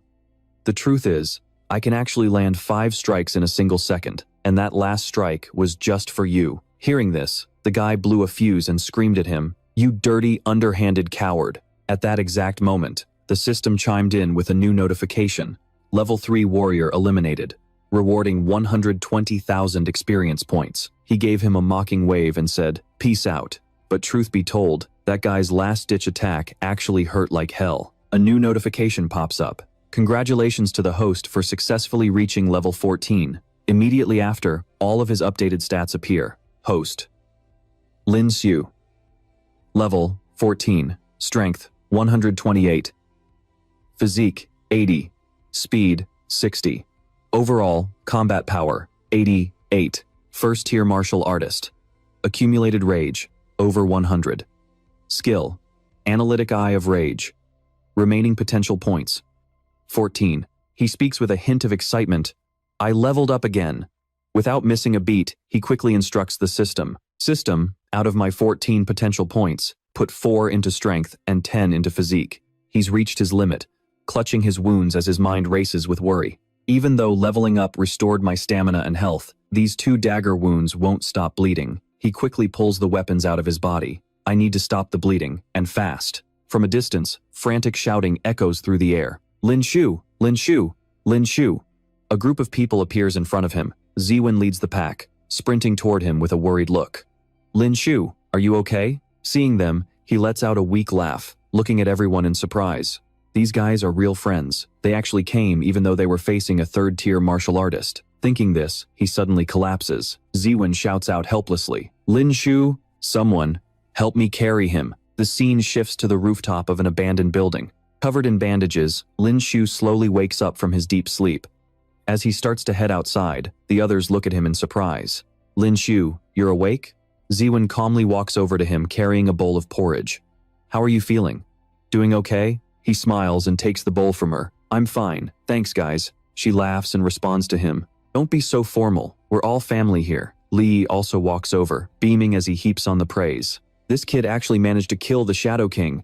That guy was a 3rd-tier martial artist." Jinhai adds with a grin, "He's one of the top assassins in Star City. You're gonna get a massive reward when we get back." Remembering something important, she makes sure to fill him in. "Both of your arms were pretty banged up. We applied some medicine, but it'll still take some time before you can move them normally. So, we decided to stay here for a day to let you rest up before we head out again." Hearing this, he checks his hands with a look of surprise before speaking to the group. "Thank you." Time flies by, and the piles of zombie corpses on the ground continue to grow. 1 month later, Li Yi walks up and asks in surprise, "Is that all of them?" Jinhai is thrilled as he keeps moving forward. "We finally made it out of that death trap." He's panting heavily, wiping the sweat from his face. "Man, who knows what kind of bad luck we'll run into next year." Ziwen laughs and says with admiration, "If Lin Shu hadn't been here this time, our whole squad might have been wiped out." Hearing that, Li Yi quickly heads over to chat with Lin Shu. "Exactly. Our junior here is truly impressive." Jinhai smiles and calls out, "Lin Shu, from now on, we're brothers who've bled together. If you ever need anything, just say the word, don't be shy." Seeing this, Lin Shu quickly replies, "Since we're brothers, I definitely won't hold back." Suddenly, a voice echoes from the distance. It's federal soldiers. The 3 of them are startled and look ahead. A group of people slowly approaches with a strange, suspicious vibe. "I remember now, it's that time of year again. The annual swarm of zombies and evolved beasts. Wang Qiang looks at the group in front of him with a mocking grin. Looks like you guys got quite a haul, huh? Want us big brothers to help you collect those spoils of war? Ziwen is furious, standing her ground to confront them. You know we're federal soldiers, yet you still dare to try something? Who gave you the balls to do that? Lin Shu's eyes narrow as he stares ahead. He scans every single one of them. Wang Qiang, first-tier martial artist. Li Dong, first-tier martial artist. Xu Chang, first-tier martial artist. Kai Shukun, first-tier martial artist. Ma Dongmei, first-tier martial artist. Then, his attention shifts to a massive guy with a scarred face. Chu Xiaoyu, third-tier martial artist, great sword master. He quickly warns Ziwen, Captain, be careful. One of them is a third-tier martial artist. Everyone is shocked. Chu Xiaoyu angrily grabs the sword on his back, ready to strike, and bellows, enough talk. This is getting annoying. Lin Shu stays on guard and quickly backs away as the man charges straight at him. Suddenly, the man points his massive blade right at Lin Shu's face and makes a declaration. I only want the kid. The rest of the loot is yours. Hearing this, Ziwen realizes something and asks in shock, is he the lone wolf? Hearing that familiar name, Jinhai turns his head in disbelief. Captain, are you talking about the lone wolf who once slaughtered an entire military camp? She's visibly irritated now. She slowly draws her sword and steps forward. Who else could it be? My comrades in arms all died by his blade. No wonder they're bold enough to challenge us, even though they know we're federal soldiers. He let out a smug, arrogant grin before looking down at them and declaring, killing you Mingbang soldiers is no different from slaughtering a bunch of dogs. Hearing those words, she flew into a complete rage. She swung her blade toward him and screamed, I'm going to kill you. Lin Shu stepped forward, reaching out to stop her. Captain, let me handle this guy. She looked at him in total shock. Lin Shu, he fixed a cold, steady stare on the man.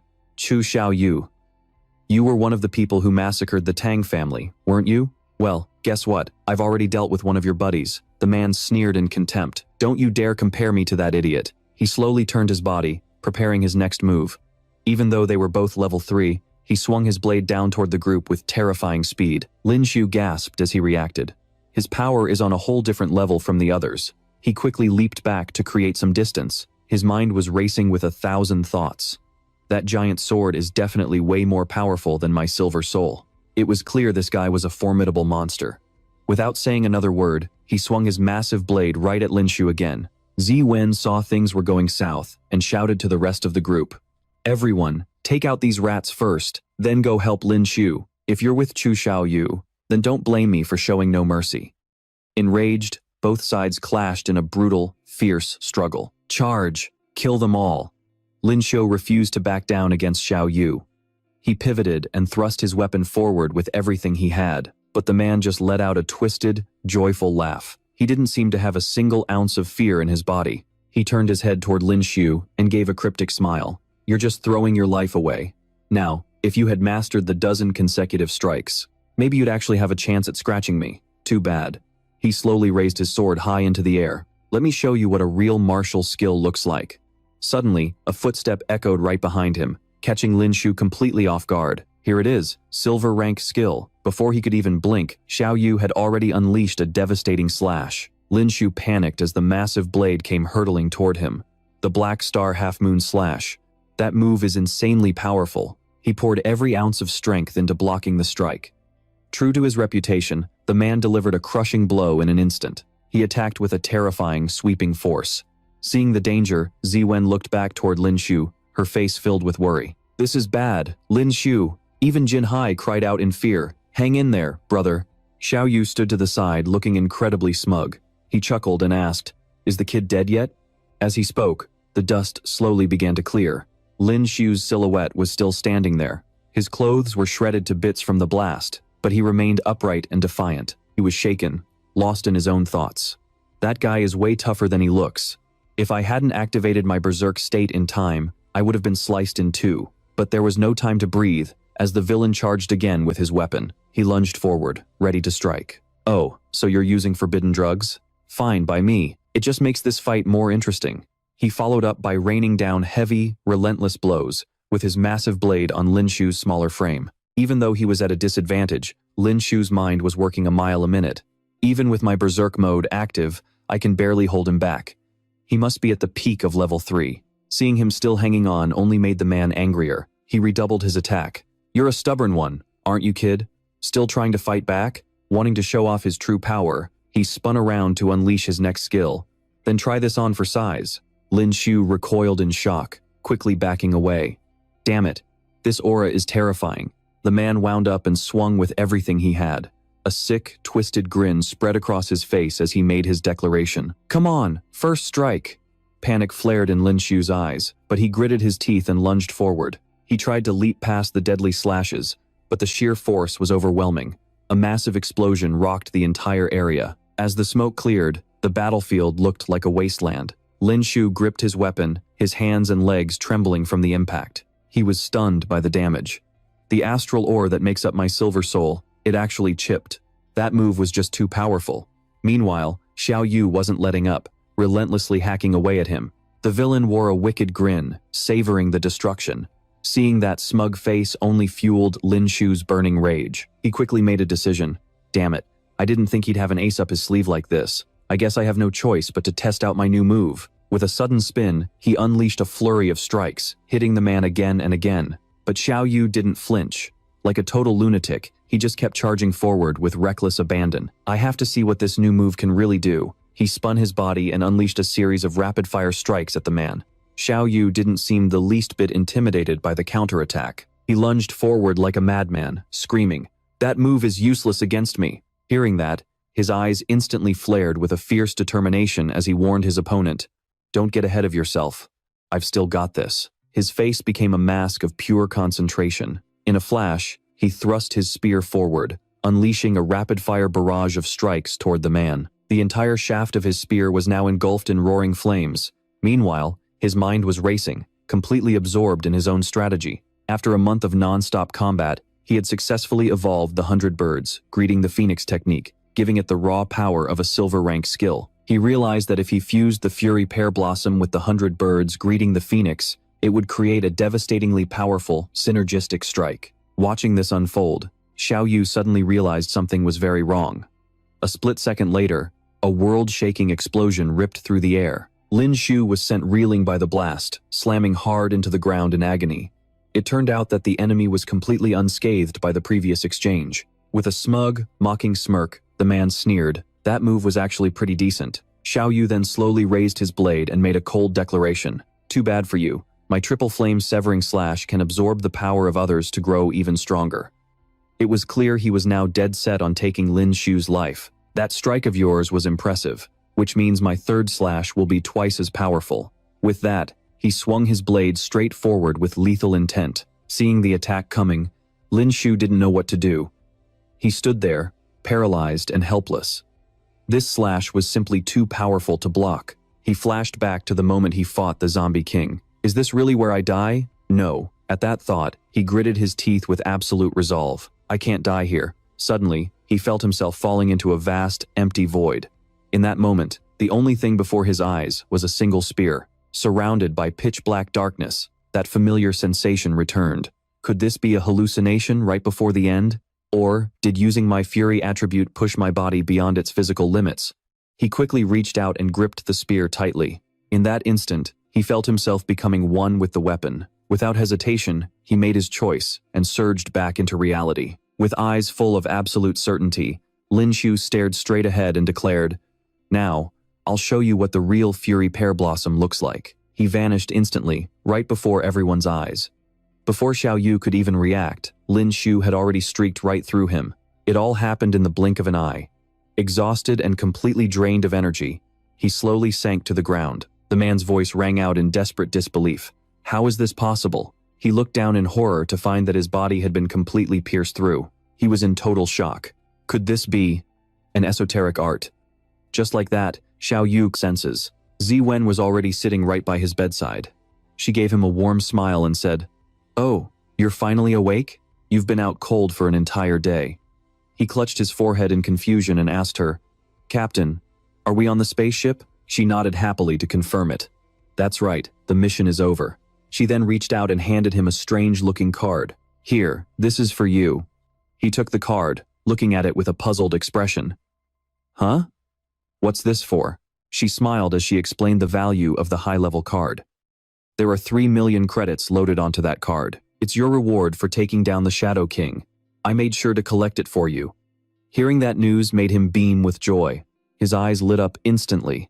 "Thank you, sister. With this much money, I can finally upgrade my gear." Seeing his reaction, she pouted playfully. "I did all that work and ran all over the place for you, and all I get is a thank you? You really are a big dummy." Lin Shu let out a sheepish laugh and scratched his head. Okay, Captain Z. How exactly would you like me to thank you then?" She gently moved her hand toward his. "Oh, sis. I'm sorry, I wasn't thinking clearly." She leaned in close to him and teased, "How about you repay me with your body?" He immediately turned bright red with embarrassment. He scrambled to come up with an excuse. "Well, I'm still a student. I'm not really supposed to be dating yet." Ziwen just froze, speechless. Suddenly, he remembered something important and asked urgently, "Wait, Captain, what's the date today?" She thought for a second and quickly replied, "It's the 20th. Why do you ask?" At those words, he panicked. He jumped out of bed in a frenzy. "The 20th already? My final exams are today. If I don't get back right now, I'm in huge trouble." She quickly raised a hand to calm him down. "Relax, it's only 4 in the morning. We'll be back in Star Brilliance City in 2 hours. Soon enough, they arrived at Star Brilliance City. The 8 survivors gathered by their transport vehicles to report the mission details to the commander. Squad 1 lost 8 members, only 2 remain. Squad 2 lost 6 members, leaving only 4. Squad 3 lost 5 members, leaving 3. All mission reports for this operation have been finalized. The casualty count was devastating, leaving the atmosphere feeling heavier and more somber than ever before. 7 dead, 3 remaining. Squad 4. Tan Kwang stepped forward in front of everyone, his presence heavy. He gave a faint smile and praised them. "This cleanup mission had a 1 in 10 survival rate. You all have worked incredibly hard. High Command has decided to award each of you a medal."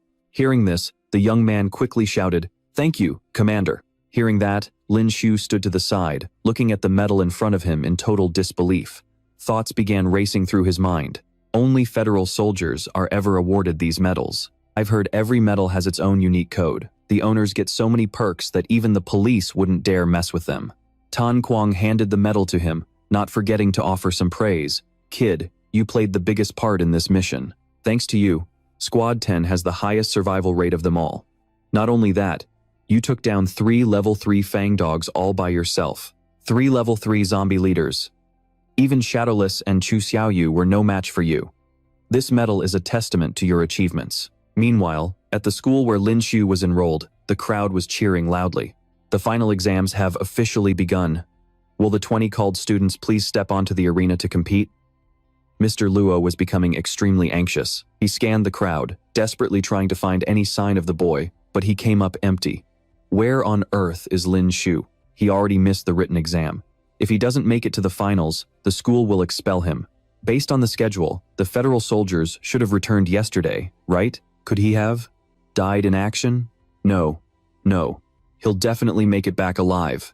At that moment, Yang Tian grew curious and quickly turned around to ask, "Mr. Luo, where exactly did Lin Shu go for his training? It's been a month and he's still not back?" The teacher could only sigh and explain, "Just wait a little longer." As more time passed, the crowd gasped as a student was slammed out of the ring in agony. Exhausted and broken, he was carried away on a stretcher by 2 paramedics. The referee announced loudly, "Number 208, Tang Tian wins." Tang Tian looked incredibly smug about his victory. The students in the stands began whispering in shock. "I can't believe Tang Tian beat Lei Liang, the Thunder Tiger. He's ranked 98th on the power board. It looks like he absolutely crushed him. Is Tang Tian really that strong now?" 2 guys in the stands were gossiping excitedly about the match. "I heard he just got back from the death road. Man, that place has a 90% mortality rate. No wonder he reeks of blood like that." At that moment, the referee made another announcement. "Next up, number 124, Lin Shu, please report to Arena 15. Yang Tian looked at Mr. Luo, completely panicking. Is it Lin Shu's turn already? The teacher was worried sick, thinking, "Where is that kid? He's going to give me a heart attack." Seeing that no one was stepping forward, the referee called out again, "Number 124, Lin Shu. Is Lin Shu here?" Chen Xiao stood to the side with a smirk, lost in his own thoughts. "You supposedly beat Tang Tian before. I wanted to see how strong you really were, but I guess you're too scared to show up." That was Chen Xiao. After seeing that no one appeared, the referee made a final announcement to the crowd. Number 124. Lin Shu. If you don't get to Arena 15 immediately, we will start the 10-second countdown. After 10 seconds, you'll be disqualified automatically. Just then, a voice rang out from below the stands. Don't bother with the countdown, sir. Lin Shu, gripping his weapon, leaped into the arena. I'm right here. He landed smoothly in front of the crowd. The entire place erupted in cheers. It's Lin Shu. Lin Shu is back. Mr. Luo's face lit up with pure relief. That little brat finally made it. Young Tian shouted, half joking and half relieved. This kid loves his dramatic late arrivals. Of all the things to learn, he chooses to be a show-off. On the other side, Zhang Yi looked on in total shock. It's been over a month, and Lin Shu looks even stronger than before. Tang Tian's face twisted in rage when he saw Lin Shu standing in the ring. Lin Shu. How did he not die at the light outpost? A wicked grin spread across his face as he began plotting his next move. But actually, this is better. This time, I'll kill him with my own two hands. The referee shouted. All right, both sides get ready. Chen Xiao smirked, not missing the chance to mock him. So you're Lin Shu? The loser from the bottom of class 29, right? Don't think just because you got lucky and beat Tang Tian that you're in my league. Lin Shu just laughed and gestured mockingly at him. Your rank on the school leaderboard is only in the triple digits, isn't it? Someone at your level isn't even worth my time. Hearing that, Chen Xiao's eyes widened in pure fury. The referee raised his hand and shouted, 1, 2, 3, go. Immediately, Chen Xiao charged at him, weapon in hand. He lunged forward, screaming, die, just die already. But after surviving a real battlefield, Lin Shu was now on a whole different level.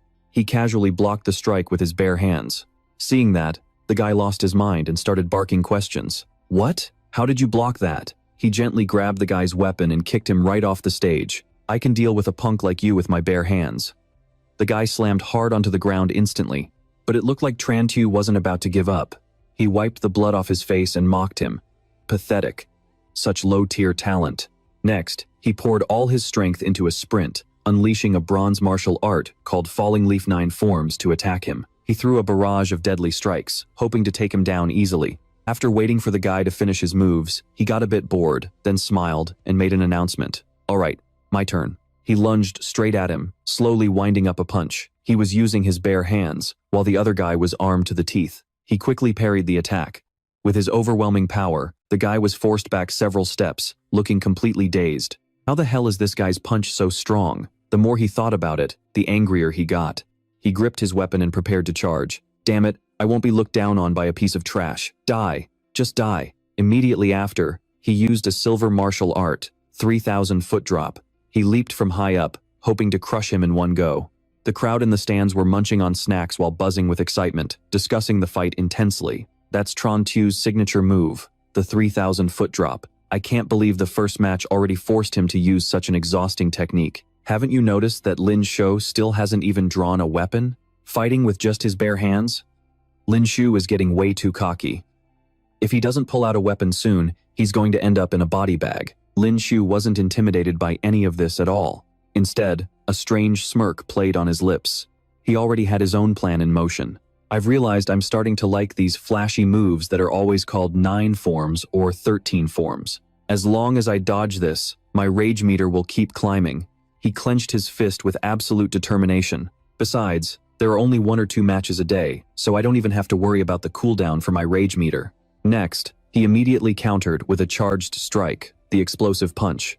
Seeing the incoming blow, the guy desperately swung his weapon down and cursed. Damn you! Tran Tu was no match for Lin Shu. He was instantly struck by the massive force of the punch and sent flying backward. Just like that, he tumbled off the stage and lay there motionless. Seeing the result, the referee quickly made the announcement. Number 1024, Lin Shu wins. Hearing this, he let out a triumphant smile. Teacher La's eyes widened in pure disbelief. He had given Teacher La one shock after another. Was this kid really this powerful? He defeated Tran Tu, who's ranked 150 on the power charts, with his bare hands. Duang Tian stood to the side, cheering non-stop. You're the man, Lin Shu. The teacher walked over to greet him. Lin Shu, welcome back. Duang Tian immediately gave him a friendly welcome as well. This kid doesn't know the meaning of humble, does he? Defeating an opponent the second he gets back. He just smiled in response to the teacher's comment. Teacher La, you know how it is. You're only young once. Might as well go a little wild. Duong Tin, standing right next to him, was over the moon. He frantically started questioning him. Where the hell did you go to train this past month without taking your best bro along? He smiled and explained the situation. It was a very dangerous place. If I brought a piece of dead weight like you, wouldn't I just be asking for trouble? Immediately, the guy got annoyed and snapped back. What did you just call me? You think I'm dead weight? You want to die?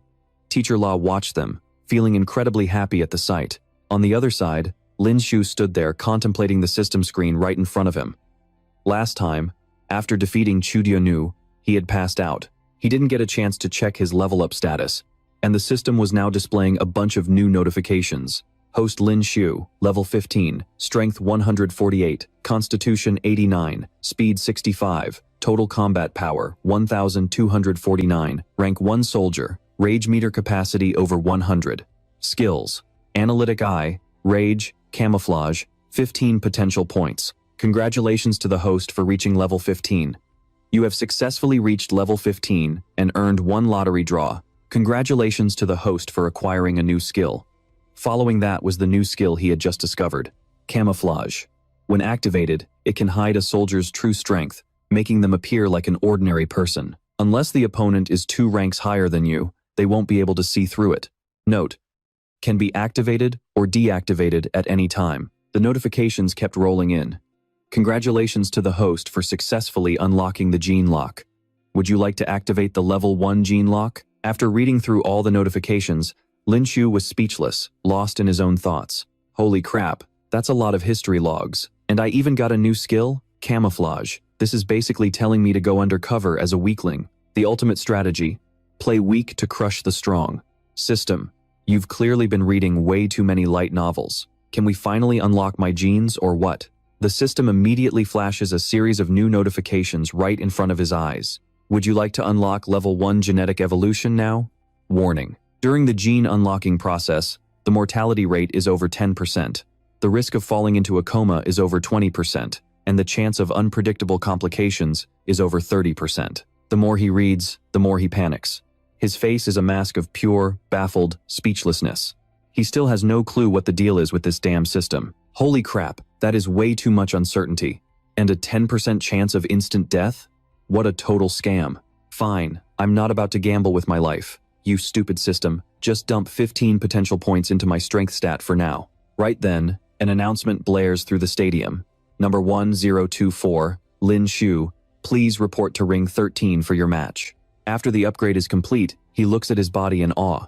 This surge of power feels incredible. Yang Tian, sitting nearby, gives him a nudge. Lin Shu, it is your turn again. Good luck. Watching intensely from the stands is Zhang Lin, the head instructor of Star Brilliance Academy. He watches the lopsided battle on the stage in total silence. At this moment, he's visibly troubled, sinking deep into his own thoughts. I can't believe that brat Lin Shu actually finished the mission at the light outpost and made it back alive. On top of that, his strength has skyrocketed. How the hell am I supposed to explain this to the Tang family? He then glances at the girl sitting next to him who's organizing the matches and lets out a devious smirk. Pitting him against the strongest opponent and having him killed in the ring wouldn't be a bad move at all. Lin Shu, oh Lin Shu, you really shouldn't have messed with the Tangs. Right now, the bracket for the upcoming final rounds is displayed in front of all the students. Random drawing list for the final exam championship. Number 202, Onigashira Kensen versus number 104, Zhang Langbin. Number 114, Du Baigu versus number 154, Cheng Aiming. Number 26, Hao Tangnan versus number 38, Lin Ruanhong. Number 826, Dongyun Dafei versus number 715, Cheng Konger. Number 281, Lu Chao Chao versus number 111, Gong Yang. Number 302, Yamamoto Ranbo versus number 432, Fa Kongdai. Yang Tian clenches his fists and speaks up, sounding frustrated. I just hope I draw a rookie as my opponent. That way, I can breeze through the first round. Hearing this, Lin Shu looks at him with a deadpan expression and quickly replies, like that's ever gonna happen. I'll just be grateful as long as I don't have to face anyone in the top 10 power rankings. A new notification pops up on the system screen. Number 1024, Lin Shu versus number 8, Ye Gulen. Number 1023, Zhang Yi versus number 208, Tang Tian. Everyone watching is frozen in shock, and the teacher even clutches his head in despair. It is all over. Stunned, Lin Shu turns around and asks the others. Number 8. Ye Gulan? Yang Tian sighs as he explains the situation. Damn it, why did you have to run into him in the very first round? That guy is a senior, and he's ranked 4th in the entire school. Word is he spends all his time training in dangerous zones filled with rotting corpses and evolved beasts. He has a ton of real combat experience, and his methods are absolutely brutal. Hearing this, Zhang Yi holds his head and sighs in total helplessness. I matched against Tong Tian in the first round. I heard that guy trained on the road of death. His strength reached the level of a level 1 soldier a long time ago. Seeing their faces, the teacher smiles and puts a hand on both of them to offer some praise. Your opponents won't be easy to deal with, so be careful out there. The two of them quickly nod in agreement. Got it. Just then, while Zhang Lin is sitting there, he hears a commotion nearby. Mr. Ye has arrived.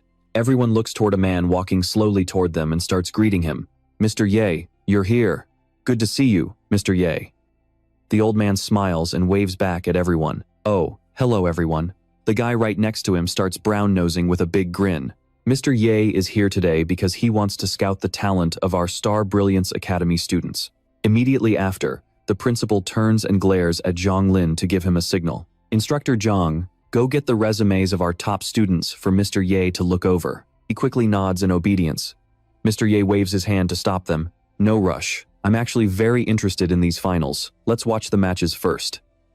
Meanwhile, an announcement echoes through the stands. Number 1023, Zhang Yi, and number 208, Tang Tian. Please report to ring 15 for your match. Tang Tian asks Zhang Yi with a cold stare.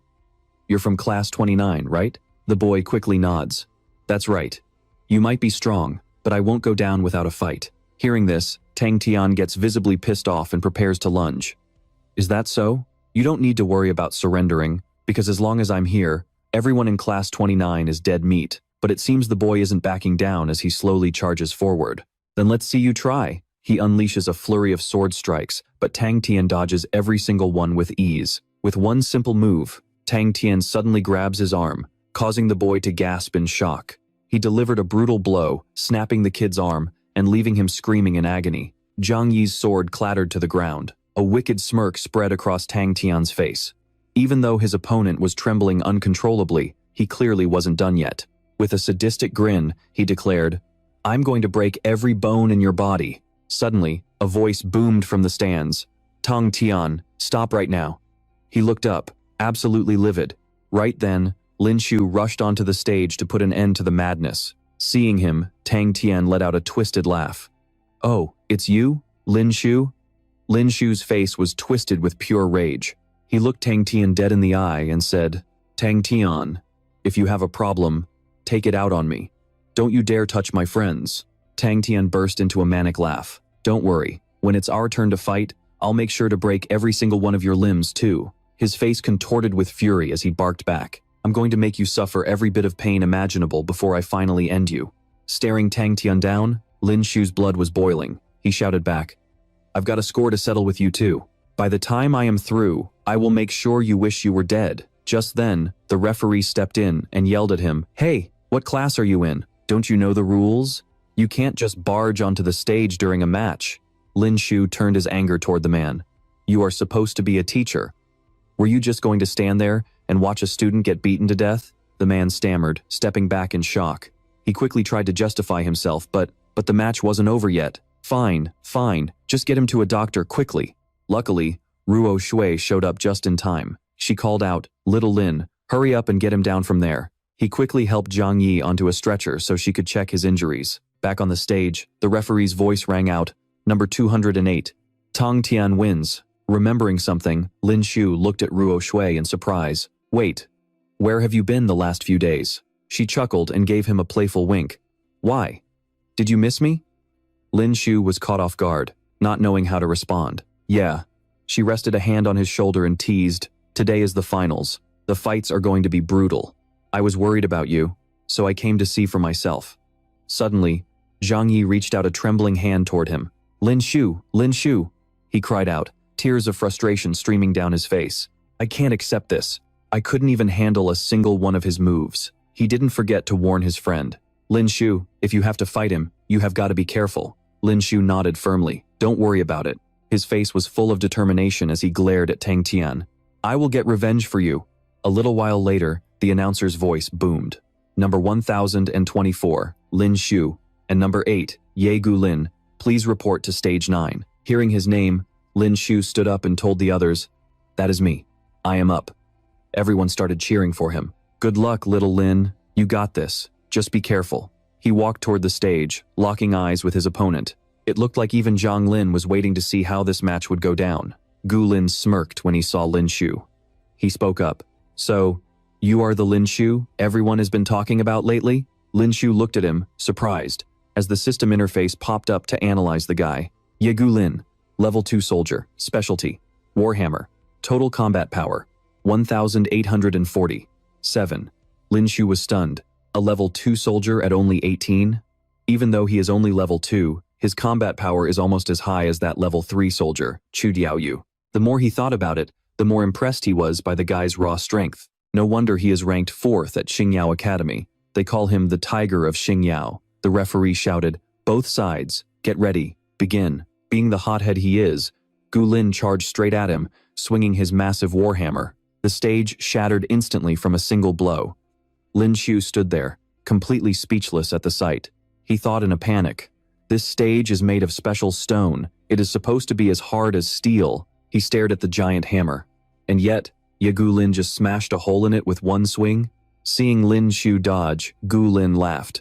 You are pretty quick on your feet, kid. A cruel look crossed his face as he stepped forward.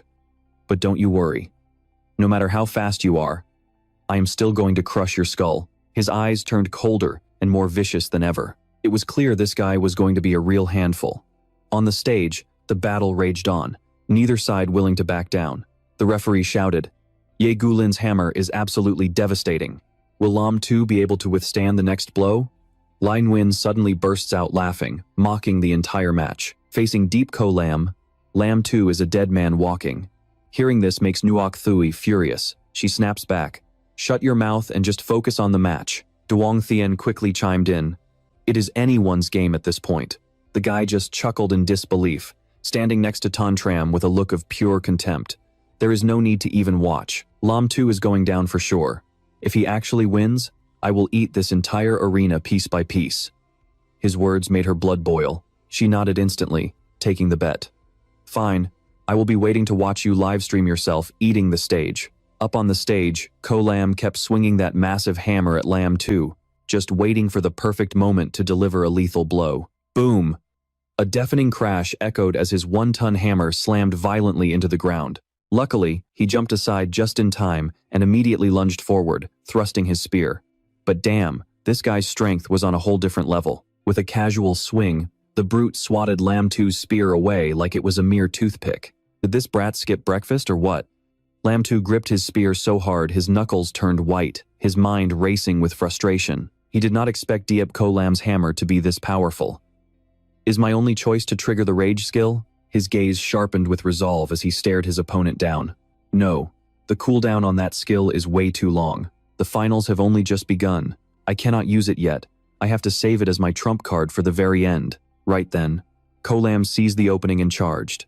If this pathetic display is all you have got, then just lay down and die. He was not about to back down. Roaring with fury, he charged forward with his weapon. Take this, storm of pear blossoms. The guy flinched, suddenly sensing that something was horribly wrong. He scrambled to swing his massive hammer, desperately trying to parry the blows. All that arrogance from before vanished the moment Lam 2's spear pierced straight through his shoulder. Ko Lam stumbled back in agony, his face twisted in utter confusion. Lin Win's eyes nearly popped out of his head. Did Lam 2 just stab him? Nuok Thui and her 2 friends smirked, throwing his own words back at him. See that? Who was the one saying Lam 2 was guaranteed to lose? So, have you figured out how you want to season that arena before you eat it? He scoffed, a wicked grin spreading across his face. Don't get ahead of yourselves. Diep Ko Lam just lost his focus for a second. That is all. Back on the stage, Ko Lam suddenly burst into a chilling, inexplicable laugh. He touched the blood on his shoulder and chuckled. Not bad. This is actually getting fun. His smile turned twisted and predatory. I guess I should start taking this seriously. Slowly, he hoisted his hammer back up, concentrating all his weight for the next strike. He gripped the handle with both hands, his knuckles cracking. A strange, overwhelming surge of power began to wrap around his entire body. Lam Tu watched from the side, his eyes widening in shock at the sudden change. He realized what was happening, the energy was condensing. Suddenly, the brute leaped high into the air, the sheer force of his jump shaking the ground. He held that colossal hammer high above his head, clearly aiming for a finishing blow that would end the fight right here. Silver tier martial skill. Mount Tai's crushing descent. The situation had turned incredibly dire. He panicked, unsure of what to do. The sheer pressure of the energy radiating from that hammer was pinning him down. His legs trembled, refusing to budge. He was internally screaming, trying to understand how he was being immobilized like this. Realizing there was no way to dodge, he grit his teeth hard and stared death in the face. If I cannot run, then I will just have to go all out. He thrust his weapon forward, channeling the power of fire to unleash a devastating combo. 100 birds paying homage to the phoenix mixed with storm of pear blossoms. In the stands, Truong Lan gasped in shock. What kind of skill is that? Even the master beside him sat there with his jaw dropped, unable to believe his eyes. This is definitely a fused skill attack. Mr. Diep's eyes lit up with pure excitement. That kid can actually pull off a move like that? A massive explosion suddenly tore through the air, deafening everyone nearby. Lam Tu was covered in fresh wounds, stumbling back as exhaustion began to take its toll. In stark contrast to Lam Tu's fading strength, Ko Lam actually laughed and offered a compliment. Heh, not bad at all. He swung his hammer behind him, summoning the phantom of a massive, domineering tiger. It has been a long time since I have had this much fun in a fight, he announced. As a reward, I am going to personally crush your skull and give you a quick, painless death. Lam Tu blinked, his heart racing as he stared at the guy, trying to process what he just heard. What did he just say? Without another word, the brute slammed his giant hammer down. Here it comes. Silver tier martial skill. At that exact moment, the phantom tiger's massive claws lunged straight for him, looking ready to rip him into 1,000 bloody pieces. The tiger descends the mountain. Seeing the move unfold, Li Yuan became absolutely thrilled. He wore a wicked smirk and said excitedly, "It's finally here, Ye Gulin's signature technique. Lin Tu is a dead man walking." From the stands, people screamed in panic. "Lin Tu, jump off the stage, now." Ruo Shui also shouted desperately, "Get out of the way." The spectral tiger slammed its massive paws down right where Lin Tu was standing. It looked like the worst had happened to him. Seeing this, Li Yuan burst out laughing, feeling totally smug. He was clearly loving every second of this. What an idiot, he didn't even try to dodge. He's probably been ground into mincemeat by now. Sun Chen, standing right next to him, couldn't stop laughing and mocking him either. What a shame. If he just jumped off the stage, he would have lost. But at least he wouldn't have died such a pathetic death. Yang Tian's face was the picture of absolute despair. He looked toward the arena, feeling completely helpless. Lin Tu. Oh no. Ruo Shui rushed forward, desperate to see what had happened. As the dust and smoke slowly cleared, Gulin laughed triumphantly and taunted. "You're finally dead this time, aren't you? But our main character isn't that easy to kill." Lin Tu calmly coughed a few times and blew the dust off his clothes. "You almost crushed the life out of me there." Even though he sounded calm, he was actually pretty annoyed.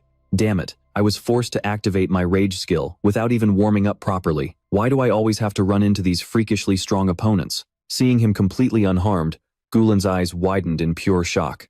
He stammered, "How is this possible? How are you still alive?"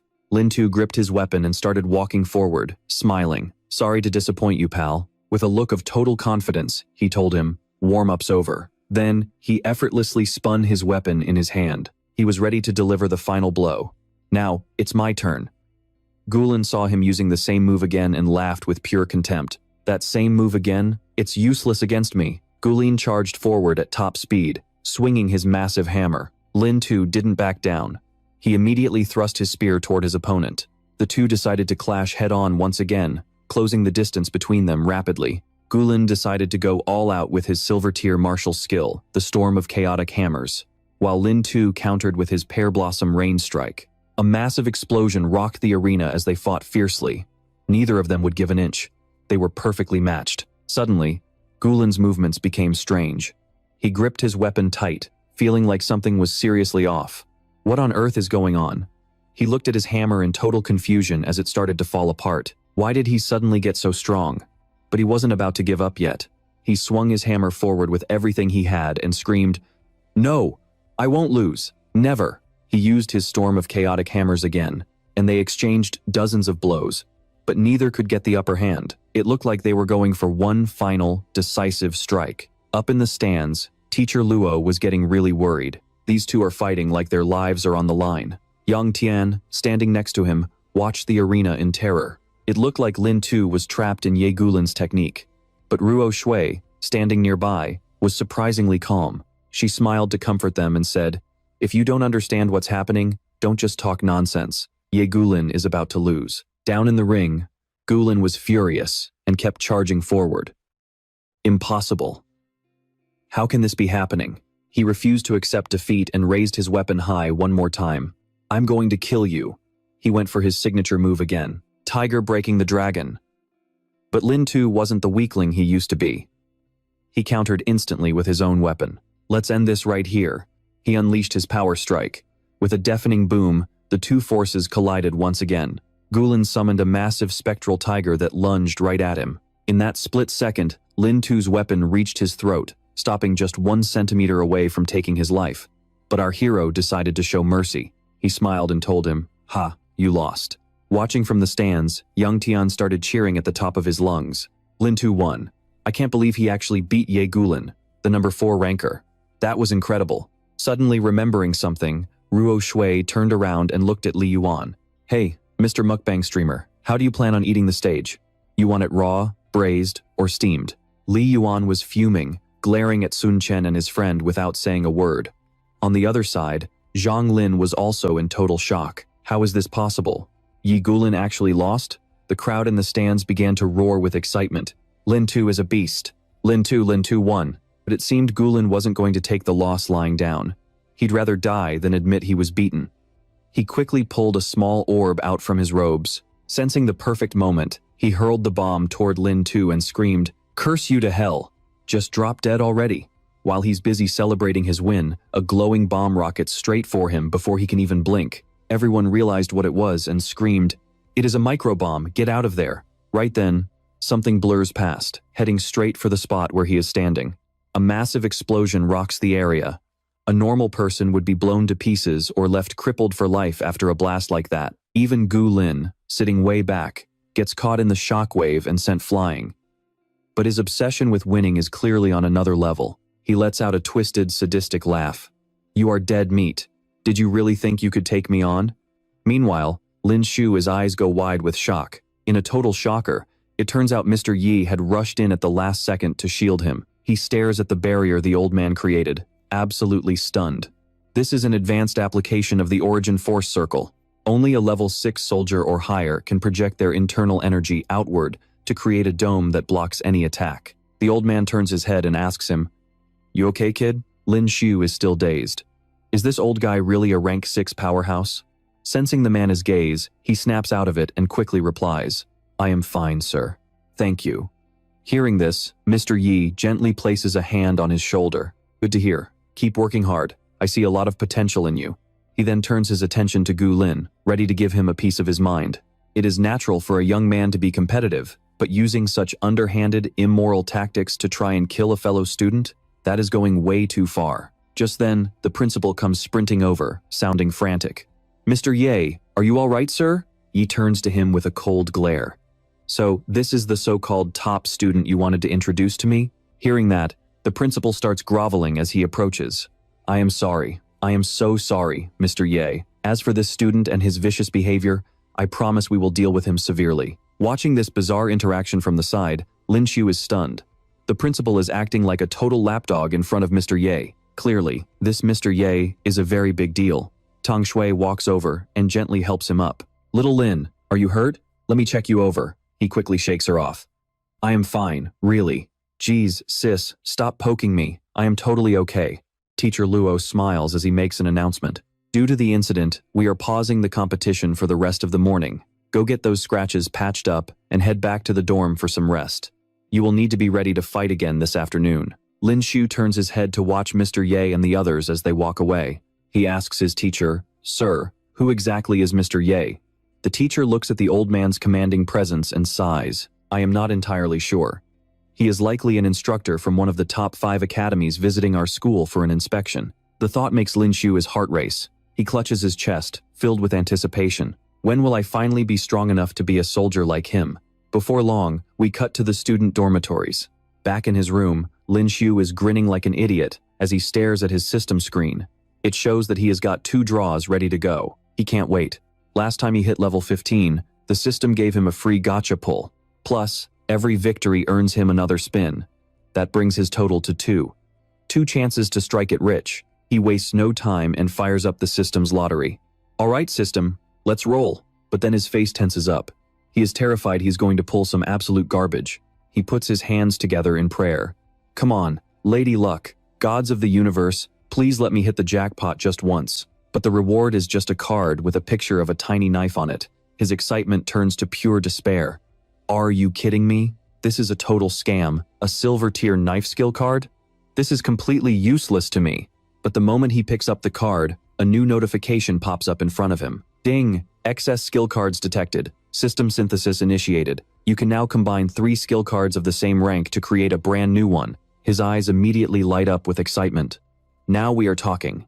This new feature is sick. Lin Shu turns his gaze back to the lucky spin wheel, talking to himself with renewed hope. I have still got one more shot.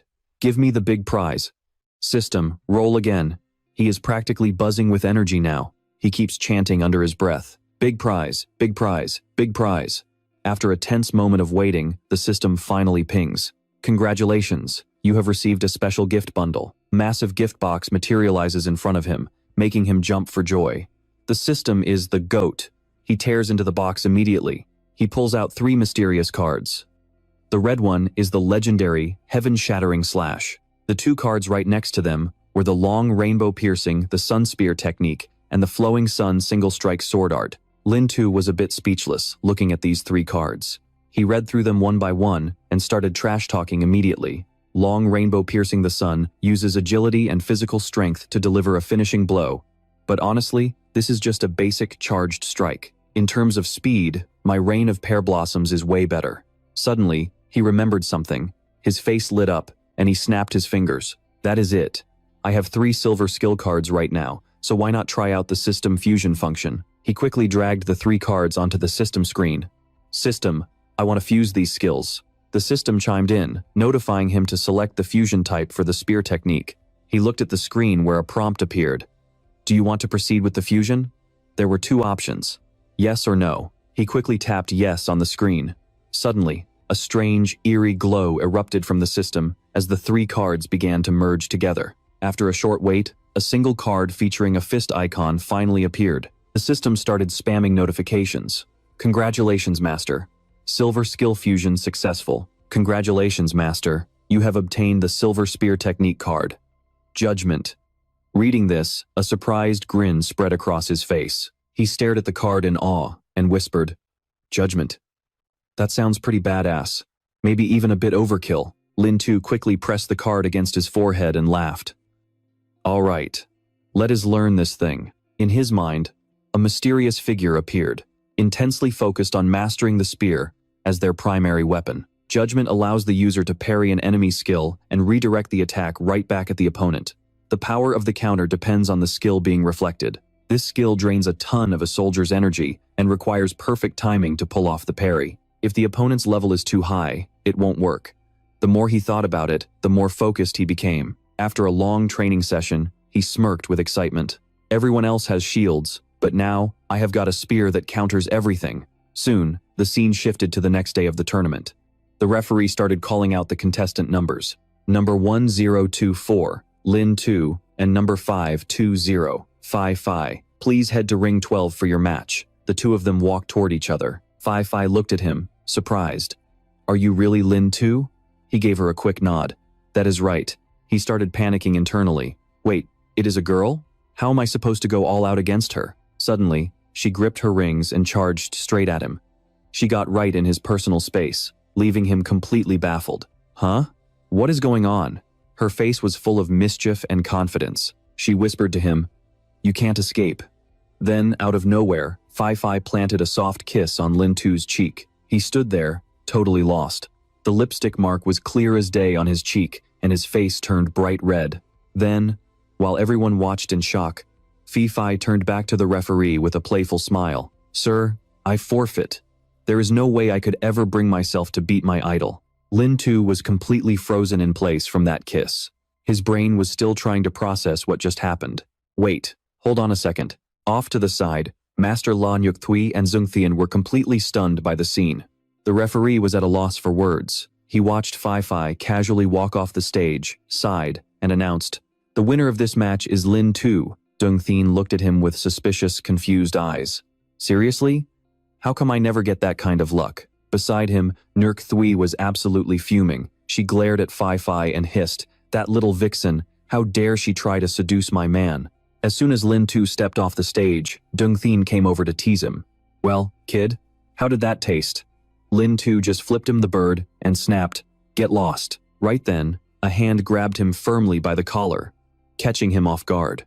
Before he could even react, Nyukthui lunged forward and kissed him square on the mouth, leaving him completely paralyzed. He frantically pushed her away, blushing hard as he covered his mouth. "What the heck? Sis, what are you doing?" She stood her ground, acting like a total boss. She slowly wiped her lips and gave him a smirk. "Oh, so she thinks she can just kiss little Lin's cheek in front of me? Well, I just took his first kiss for myself." He could only sit on the ground in despair, practically crying. "Sis, that was actually my first kiss." She laughed and tried to comfort him. "Don't worry, I will take full responsibility for you." Everyone around them was turning green with envy. Time passed quickly, and soon the school announced that they were moving into the top 25 round. With 12 winners and one extra person, there would be one 2-on-1 match. They began drawing lots, and it seemed Trunglan still wasn't ready to give up. He sat there, grinning like a shark. "Lin Shu. Oh, Lin Shu, I've got quite the special treat waiting for you." Right after that, the school's matchmaking results were officially announced. Number 1024, Lin Shu versus number 100. Jiang Tao versus number 69, Zhou Jun. Lin Shu stood there completely speechless.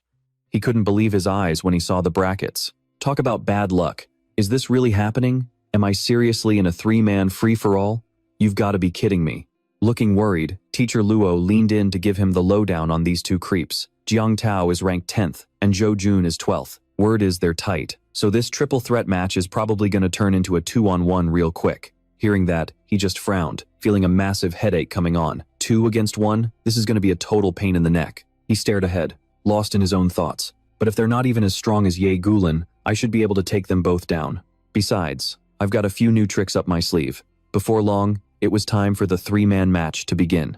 The referee called all 3 fighters to the stage. Number 124, Lin Shu. Number 100, Jiang Tao. And number 69, Zhou Jun. Please report to ring number 7 for your match. Then the ref shouted, 1, 2, 3, go. Both of his opponents dropped into their fighting stances immediately. Zhou Jun didn't waste a second, lunging forward and baring his razor-sharp claws. Silver tier skill. 9. Claw Prison Slay. Not to be outdone, Jiang Tao charged in with his weapon to strike first. Silver tier skill. 8. Direction Sweep. His weapon was heavy and solid as it slammed against Lin Shu's spear. But the boy stood his ground and parried the blow perfectly. Seeing his opening while they were locked in combat, Zhou Jun lunged at Lin Shu with his claws, catching him off guard for a split second. He barely managed to swing his spear around just in time to block the guy's path. The claws kept slashing at him, but he ducked just in time to avoid them. He countered immediately with a flurry of strikes, 100 birds, worshipping the phoenix. But instead of backing off, the guy just stood there with a twisted, creepy grin on his face. His expression turned pure evil as he started summoning a thick, hazy purple mist all around him. Silver tier skill, Wind Fist, scattering clouds. Even Lin Shu was impressed by the display of power. I can't believe he actually broke through my 100 birds technique. Zhou Jun just smirked, backing off to taunt him. My Wind Fist technique uses high-speed rotation to fire off a barrage of attacks while it's active. Just cancel out my skills like that? A smirk spread across his face because everything was going exactly as he predicted. Sorry to burst your bubble, guys, but I've got a little secret too. He swung his spear in a blur of motion. Silver tier skill. Judgment. Suddenly, a brilliant blue shield of light erupted in front of him, forming an impenetrable barrier. Both of their ultimate attacks slammed into it, but they couldn't even leave a scratch on that overbearing blue shield. The force of the impact reflected right back at Zhou Jun. He didn't even have time to react. He looked absolutely terrified. His eyes went wide as he gasped out, "Wait, what?" Just like that, he was sent flying backward, screaming in pain. Jiang Tao panicked, screaming out, "Jojun, are you okay?" But it seemed Lin Shu wasn't about to give them any mercy. He gave him a cold, piercing stare. "Don't worry about him, because you're next." He lunged forward with his spear, striking with lightning speed. "Power strike, take this!" And he didn't stop there. Pear Blossom Rain. The sheer speed of the attack left the guy wide open, sending him stumbling back in total shock. The arena is completely covered in a thick cloud of dust and smoke, but he stands there like a total boss, calmly waiting for his victory to be announced. Only Lin Tu remains standing on the stage right now, looking absolutely dominant. Chu Tuan has been taken down by him and lies motionless on the ground. Even Tung Dao is out cold on the floor, not moving an inch. The referee quickly rushes over to check on the situation. Right after that, the ref walks toward him, raises his hand high, and declares, "Lin Tu wins." The crowd goes wild, cheering their heads off. "Lin Tu, Lin Tu." Yang Tian is beyond pumped, shouting his praises at the top of his lungs. He won. He actually won. 2 against 1, and they still couldn't touch him. "Lin Tu, you're amazing." Nak Thui brags proudly to everyone around her. "My Lin Tu is the absolute best." On the other side of the arena, Trung Lun is absolutely livid. He can't believe what he just saw. "Damn it, curse you! How the hell could he win that?" Just then, Dung Thien speaks up from behind him. "For the next top 12 match, put me in a group with him. You don't need to worry about anything else." Hearing this, the old man is a bit flustered, but he quickly nods in agreement. "Oh, all right, young Master Dung." He lets out a wicked, nasty grin. His face looks as ugly as it is pathetic. He doesn't forget to sneer a warning toward his rival. "Enjoy your little victory while you still can. I'll settle the score with you myself on stage during the top 12 matches this afternoon. Every bit of suffering I endured because of you. I'm paying it back double." Time flies, and it's already the afternoon session of the school competition. The referee stands on the platform and makes a loud announcement. The top 12 matches officially begin. First up, number 1024, Lin Tu, versus number 85, Dung Thien. Everyone is roaring with excitement. People are looking at the stage in shock, whispering and gossiping with one another. Lin Tu versus Dung Thien. Both of them have gotten way stronger since the last time they fought. "Do you guys think Lin Tu can actually pull it off again?" The guy standing right next to him replies, "It's hard to say. From what we've seen from Dung Thien in this tournament, it looks like his power has already reached level 2 soldier rank." Dung Thien walks toward the front of the stage, looking smug as hell. The murmurs of the crowd keep ringing in his ears. "No way, right? In just one short month, Dung Thien already jumped to level 2? Didn't he take forbidden drugs that were supposed to wreck his cultivation?" People sigh at how stubborn and reckless he is. "Who knows? I heard he went to the path of death and trained in that dangerous hellhole for a whole month." Lin Tu slowly steps onto the stage to face Dung Thien. From below, Yang Tian screams at the top of his lungs, "Lin Tu, take that jerk down once and for all." He quickly turns back and gives everyone a reassuring signal. Dung Bing steps forward, laughing mockingly as he jeers, "You think you can beat my brother? In your dreams." This time, Lin Tu is going to die a miserable death. Yang Tian turns to look at him in surprise, not hesitating for a second to fire back. "Oh, look who showed up. The little brat is here too. Come to watch your brother get trashed by Lin Tu again?" When the kid hears that, he gets so mad his teeth are grinding as he shakes with rage. "What did you just say?" Up on the stage, Dung Thien coldly draws his massive blade and makes a loud announcement. "You losers have no idea what my brother went through on the path of death just to take Lin Tu down. Just you wait and see." He walks toward Lin Tu, threatening him coldly. "Time really flies. I didn't think we'd be standing back here only 1 month later. This time, I'm going to kill you." The system quickly analyzes his stats. Dung Thien, level 2 soldier, specializes in the longsword. Overall combat power, 1908. After reading the analysis, he's a bit stunned, his eyes widening as he thinks. He's already a level 2 soldier, and his power is even higher than Dirp Ko Lam's. His expression turns dead serious. He tells his rival straight to his face, "I feel the same way. From the moment your father sent assassins to kill me, I've been ready to fight the Dung family until my last breath." Right then, both of them charge at each other. They're moving so fast, it looks like no one can even track their speed. They clash instantly. Both of them have these wide, thrilled grins on their faces. This is shaping up to be an epic, high-stakes battle for everyone watching. Sensing things are getting dangerous, they both quickly leap back and drop into defensive stances. Seeing how much Dongthin's strength has jumped, Lin Tu can't help but be shocked. This guy's sword skills are insane. Seeing the surprised look on his face, the rival smugly raises his weapon high. Jerk shouts out, "Surprised? This is the Bloodslaughter Longsword. I spent 100 million to get this. It's forged from special red star metal. It's not some piece of junk like the weapon in your hand." He raises his weapon again and lunges straight at him, ready to end his opponent's life. "I spent a fortune just to deal with you. Today, I'm going to use your blood to wipe this blade clean." Of course, our hero isn't going to die that easily. He effortlessly dodged the guy's strike. Following that up, he thrust his weapon forward and let out a massive roar. He immediately followed up with the storm of the Pear Blossom skill, raining down attacks on the bastard. But the opponent was fast, dodging every single strike. Realizing something was off, our protagonist's eyes widened in pure shock. "Wait, that's a movement technique." Up in the stands, Yang Tian turned to Master Luo, his voice full of disbelief. "Master Luo, was that really a movement skill Tong Tian just used?" Even the master couldn't believe his own eyes. He stared ahead, completely bewildered. "That is impossible. A movement technique requires a rank 3 soldier level just to start training. How could Tang Tian have already reached rank 3? Right next to them, Tang Ping wore a smug, arrogant grin. He mocked the crowd, shouting, "Why would not it be possible? You guys better get ready to scrape Lin Shu's remains off the floor." Tang Tian did not stop there. He unleashed a silver-grade martial skill, the earth-cracking flame slash, channeling a massive surge of energy into his heavy blade. He was overwhelming Lin Shu so fast that our hero barely had time to react. Driven by pure malice, the guy pulled back his fist for another blow and barked. And there is more where that came from. The punch slammed directly into Lin Shu, sending him flying back in agony. The bully smirked and said, "A little gift for you, the ice-crushing fist."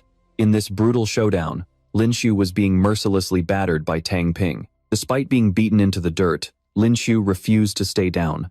He wiped the blood from his face, his mind racing through the chaos. His ice-crushing fist is way stronger than before. His power far exceeds a standard rank 2 soldier, and he is even using movement techniques. It looks like his overall stats have already hit the rank 3 mark. Watching the guy tear through the dust cloud toward him, Lin Shu felt a wave of helplessness. My rage skill is still on cooldown. This next part is going to be rough. He forced himself to stand and moved forward. With a twisted, sadistic grin, the attacker closed in, looking like he wanted to rip Lin Shu limb from limb. "You are so pathetic, Lin Shu." Lin Shu glared back, his anger boiling over. He gripped his weapon and charged straight at the guy, sticking with a familiar move. "Take this, 100 birds, worshipping the phoenix." Tang Ping's eyebrows shot up in mock surprise. "Oh?" But he did not look scared at all. "You really think I am afraid of that move?"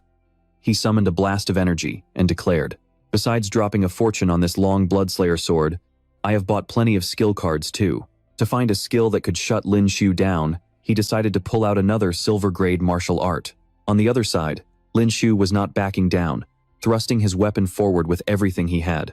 Flowing water style, strike. His blade slashed forward with lethal intent, but suddenly, strange swirls of fire began to encircle him. He spread his arms in confusion, but a second later, his fiery defense was completely shattered.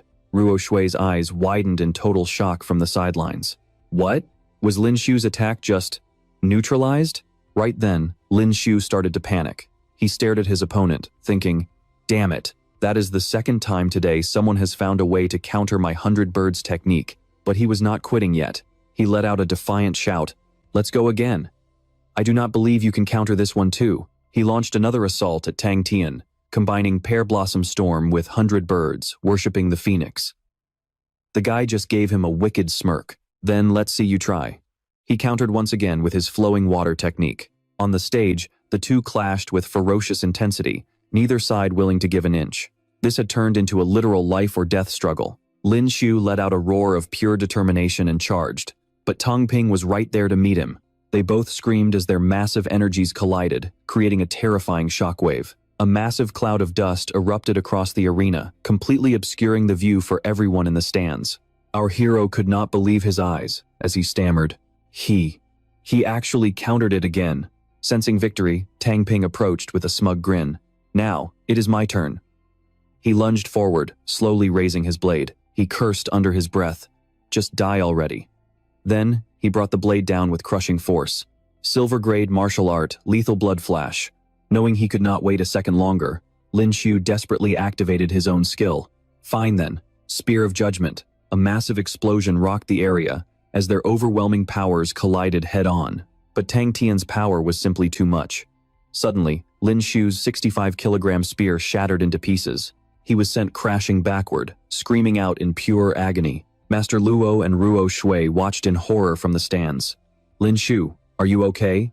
He stumbled back, his steps heavy, but he still refused to give up. Lin Shu stared helplessly at his trembling hand, his mind racing. How could my judgment not counter that? The only way a counter fails is if the opponent's skill level is way beyond mine. Could Tang Tian actually be a rank 3 soldier already? Before he could even process the situation, Tang Tian lunged at him with his weapon. The blade pierced his flesh, sending a jolt of agony through his body. He let out a gut-wrenching scream, but he wasn't about to give up just yet. Even though he'd lost his weapon, he clenched his fist tight and poured everything he had into a single strike. Bursting punch. Caught off guard by the blow, Tang Tian stumbled backward. He scrambled to put some distance between them. Feeling the sting of the punch, he wiped the blood from his mouth and let out a twisted, sadistic grin. You should have just taken that hit, kid. I would have made it quick. But now? He charged back in. He threw a punch right at Lin Shu's face. Now, I'm going to break every single bone in your body. He unleashed a barrage of blows, forcing Lin Shu to just grit his teeth and take it. Taste my ice-bursting punch. Up in the stands, people were screaming in terror. Lin Shu, just give up. Yang Tian yelled out to him in a panic. Brother, just throw in the towel or he's going to kill you. But Lin Shu wasn't listening to any of it. He stared straight ahead with cold, determined eyes. No, I, Lin Shu, will never surrender. A split second later, Tang Tian landed a devastating blow that sent him flying backward. The crowd couldn't bear to watch anymore. Lin Shu, stop. It's over. Tang Tian lunged forward to finish him off. But luckily, the referee stepped in just in time. Enough. Stop right now. The ref barked at him, forcing him to back off. Can't you see he's unconscious? Tang Tian turned back with a hateful scowl and mocked him. Whatever. Too many witnesses to finish him off anyway. If the brat doesn't die, he'll be a cripple for life. Meanwhile, deep in his subconscious, Lin Shu felt his life slipping away. Is this it? Am I dying? Floating in an endless void, the system's voice suddenly rang out. Requesting permission to unlock level 1 gene lock? Unlocking the gene lock carries a 10% mortality rate, a 20% chance of a permanent coma, and a 30% chance of unpredictable side effects. With pure desperation, he slammed the confirm button on the system screen. I have to win this. I have to take down the Tang family. Let's do this. His body felt like it was floating as system notifications began to flood his mind. Level 1 gene lock initializing, enhancing all physical attributes of the host. Then came a notification that one of his skills had leveled up. The system chimed in, "Congratulations, Master. Level 1 gene lock successfully unlocked. Strength, constitution, and speed have been significantly increased. Overall, combat power is rising. Congratulations on unlocking the gene lock. You have earned 3 lottery spins." He snapped his eyes open, filled with a new sense of purpose. The notifications kept coming. Congratulations, Master. You have reached rank 2 soldier. You have earned 1 lottery spin. Congratulations, you have achieved the rank 2 soldier title. Would you like to equip it? Equipping this title grants a passive 5% boost to your strength attribute. High above, the referee finally made the announcement. The winner is Tang Tian. But just as the words left his mouth, Lin Shu's trembling hand reached up from the floor. The crowd erupted in a frenzy. Ref, look. Lin Shu is moving. He's actually standing back up. Startled, the referee spun around to see Lin Shu slowly pushing himself off the mat. A strange smile played on his lips. He was practically vibrating with excitement. This feeling, it's incredible. It felt like every single cell in his body was screaming with explosive power. Off to the side, Mr. Ye looked on in pure shock. Mr. Yi stared at the boy on the stage, his mind racing. How fascinating. There's no trace of illegal drugs or stimulants, but he's suddenly become so much stronger. Just a few months ago, he was a weak nobody, and now his combat stats are off the charts. His physical attributes are approaching rank 3 levels. It's unbelievable. The referee stood there, jaw dropped. This is impossible, Tang Tian just scoffed. Quit playing tricks, you little brat. Without saying a word, Lin Shu lunged forward, ready to strike. In less than a second, he was right in front of Tang Tian. Take this. He unleashed another bursting punch. Tang Tian just laughed, thinking he had the upper hand. He swung back, shouting, "My ice-bursting punch will crush you." Ice-bursting punch, huh? The two collided in a brutal fistfight. But suddenly, Tang Tian felt something was horribly wrong. He stared at his hand in pure terror. No, this can't be happening. How can he be this strong? Right then, the skin on his arm began to rip apart, revealing strange mechanical parts underneath. Everyone in the arena froze the moment they saw that mechanical arm of his. Lin Shu finally put the pieces together and asked Tang Tian in total shock. So it's a robotic arm? No wonder he's acting so strange. Then, fueled by rage, he snatched his sword off the ground. He screamed at me. "It is all your fault that I have become this half-human, half-machine freak. To get stronger, I went to the road of death to train, but the monsters there tore my limbs apart. I had to undergo this modification just to stay alive." He glared at me with eyes full of pure, unadulterated hatred. "Even though this procedure gave me the power of a rank 3 warrior, it means I can never level up again for the rest of my life." Carrying all that hatred, he gripped his sword and lunged straight at me. "This is all thanks to you," he screamed in total despair. "Now go to hell." I didn't hesitate. I braced my hands against the ground and drove my foot straight into his chest. Then, I looked down at him and said coldly, "You brought this on yourself. Your skills just weren't up to par." Just like that, he was sent flying into the air, looking completely stunned. But I wasn't about to let him off, so I leaped up after him. I closed the gap instantly, appearing right in front of Tang Tian before he could even react. I was moving way too fast for him. I was pissed off now. I rained down a barrage of bare-knuckle punches that left him with no way to defend himself. Down in the stands, young Tian was losing his mind, cheering as loud as he could. "Get him! Lin Shu! Kill that jerk!" Even Ruo Shui was glowing with excitement, shouting, "Go, little Lin! You can do it!" Seeing his brother getting absolutely dismantled, Tang Ping screamed out, "Lin Shu, you better stop right now. You bastard!" But that wasn't enough for me. I delivered a brutal uppercut from below that sent Tang Tian's teeth flying out of his mouth. I followed up with a punch to the face and another to the gut, making him howl in agony. Hanging there in midair, I kept up the assault, hitting him so fast he couldn't even process what was happening. I was about to go for another round when the referee rushed over to intervene. "Stop. He's already unconscious. Put him down."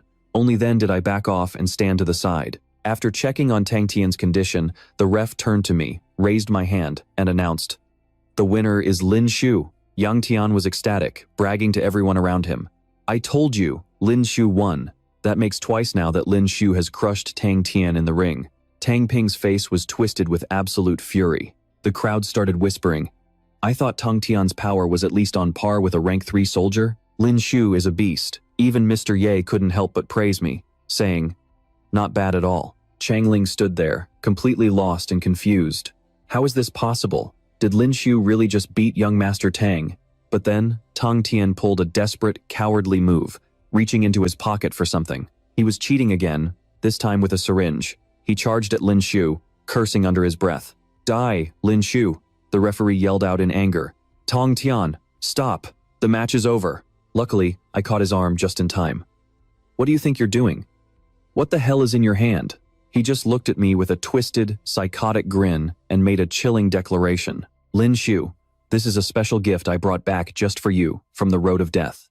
One single dose is enough to turn you into a zombie." As we struggled on the stage, the ref kept shouting, "Tang Tian, stand down, you are breaking the law." But Tang Tian didn't care.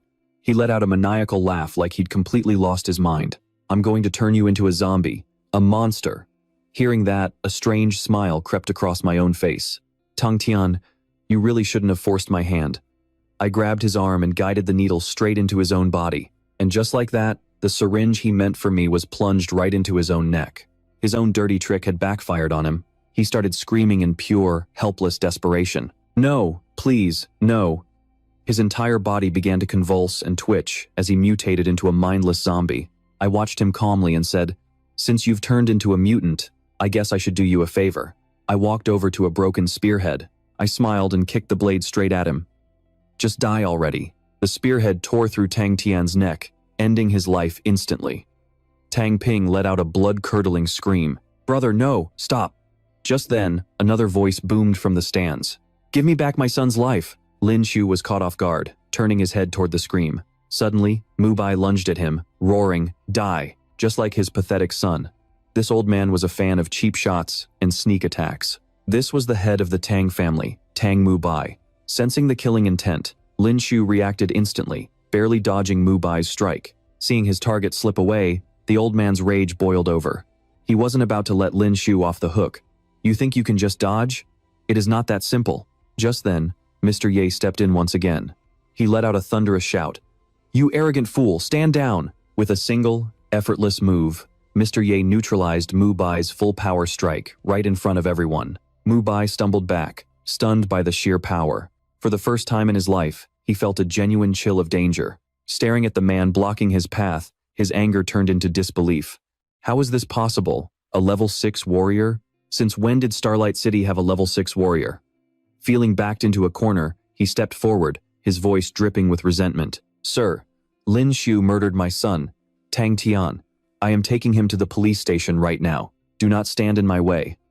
Mr. Ye remained perfectly calm and made a public declaration to the crowd. "From where I stand, Lin Shu was protecting Starlight Academy by taking down a mutated zombie. Since when did killing a zombie in Starlight City become a crime?" Mubai froze, completely speechless. Just then, his subordinates rushed over. "Master, the young master he is gone."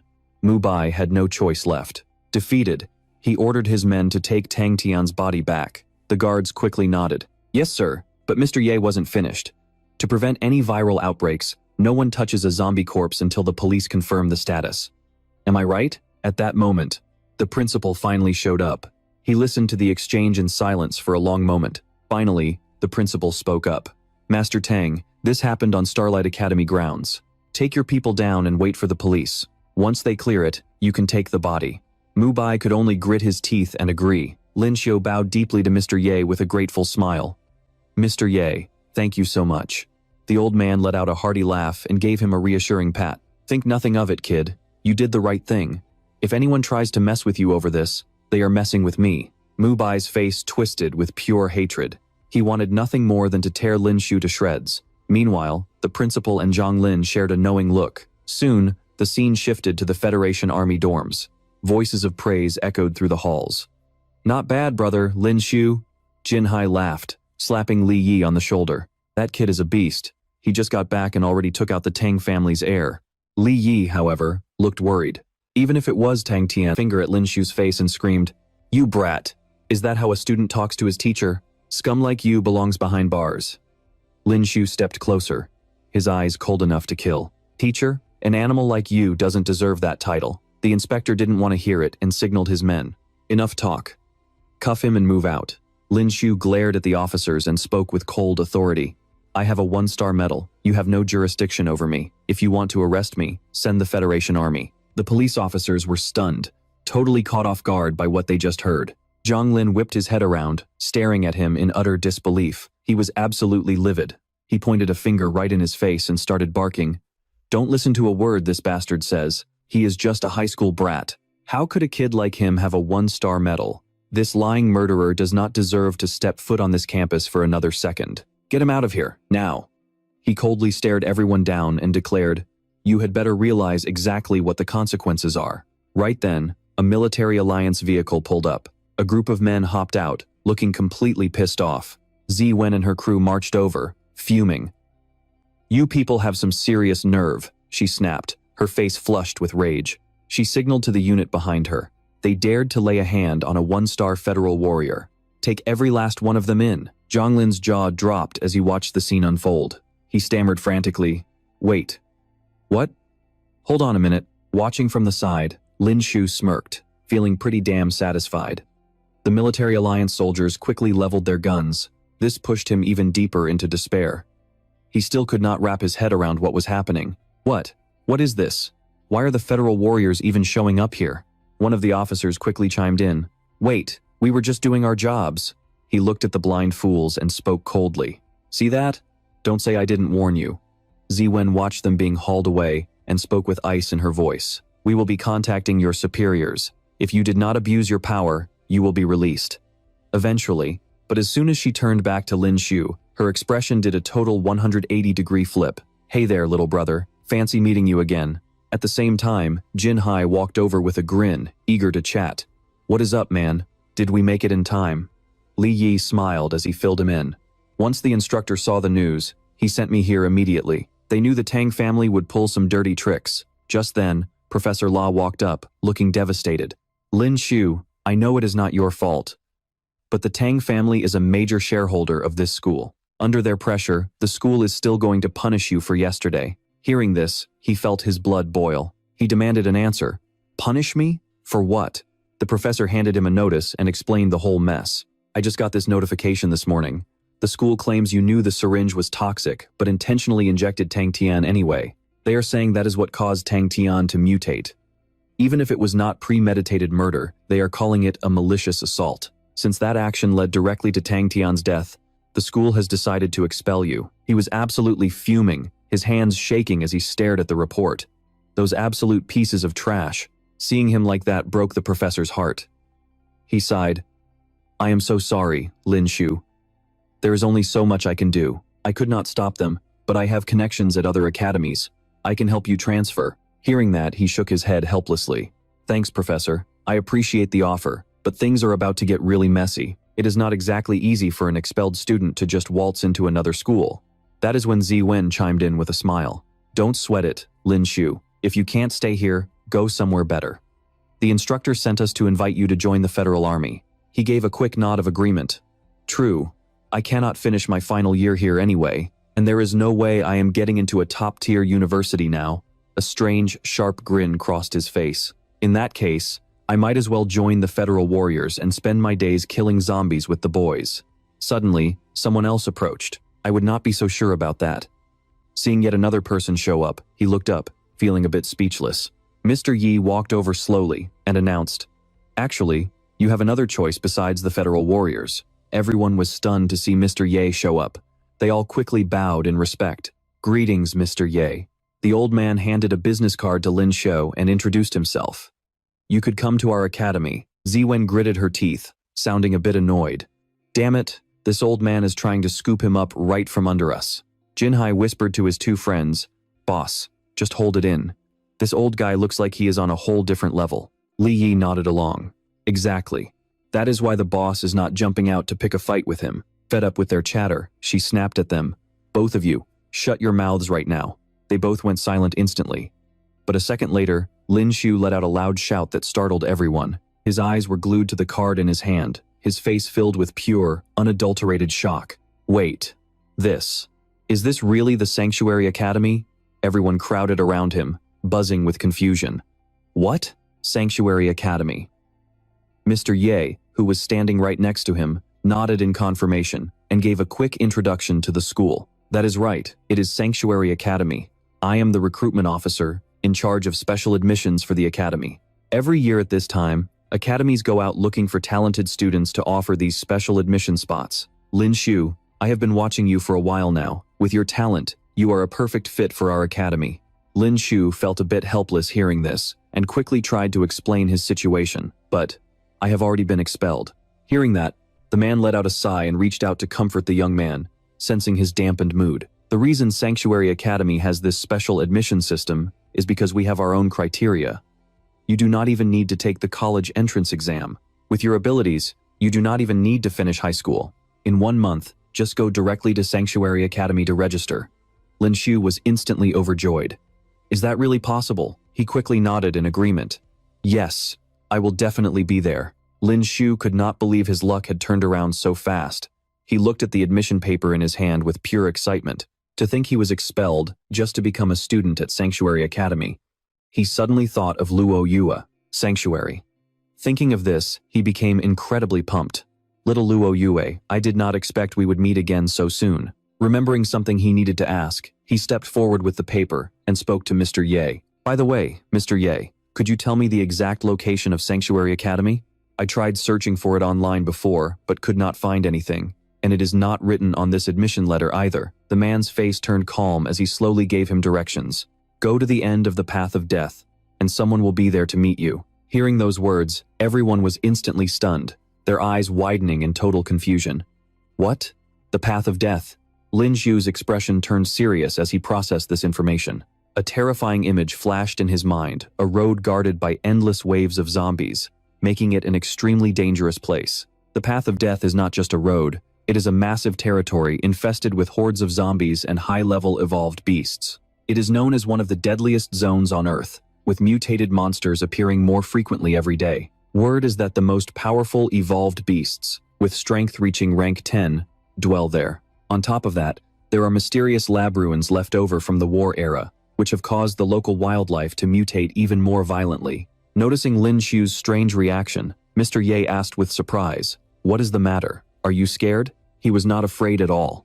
Instead, he flashed an intrigued smile and clenched his fist tight. "No, I am just a little excited." His face was now beaming with pure thrill. He looked at his hand with joy before getting lost in his own thoughts. The path of death? Why should I be scared? The more zombies and evolved beasts there are, the more experience points I can rack up. This place is a paradise. Seeing how excited he was, the old man smiled and continued asking, "Very good. So, what are your plans for now?" He quickly stated his intention. "I need to head to Black Sea City to get my martial artist certification first.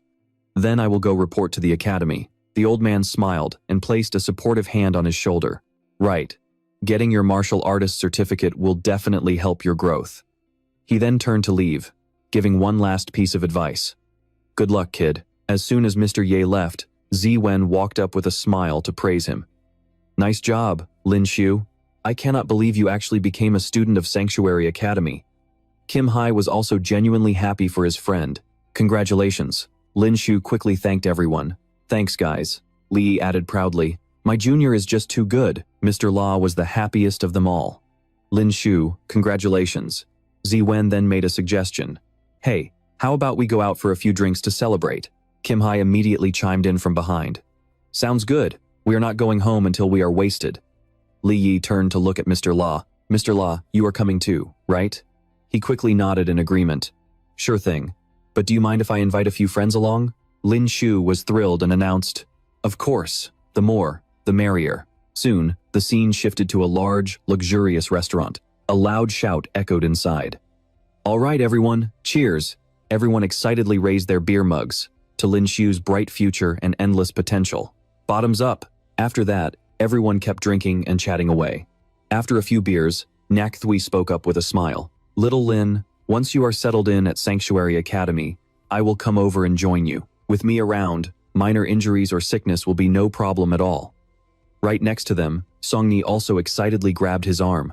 "Lam Tu, don't you worry. Songni will definitely keep up with your footsteps.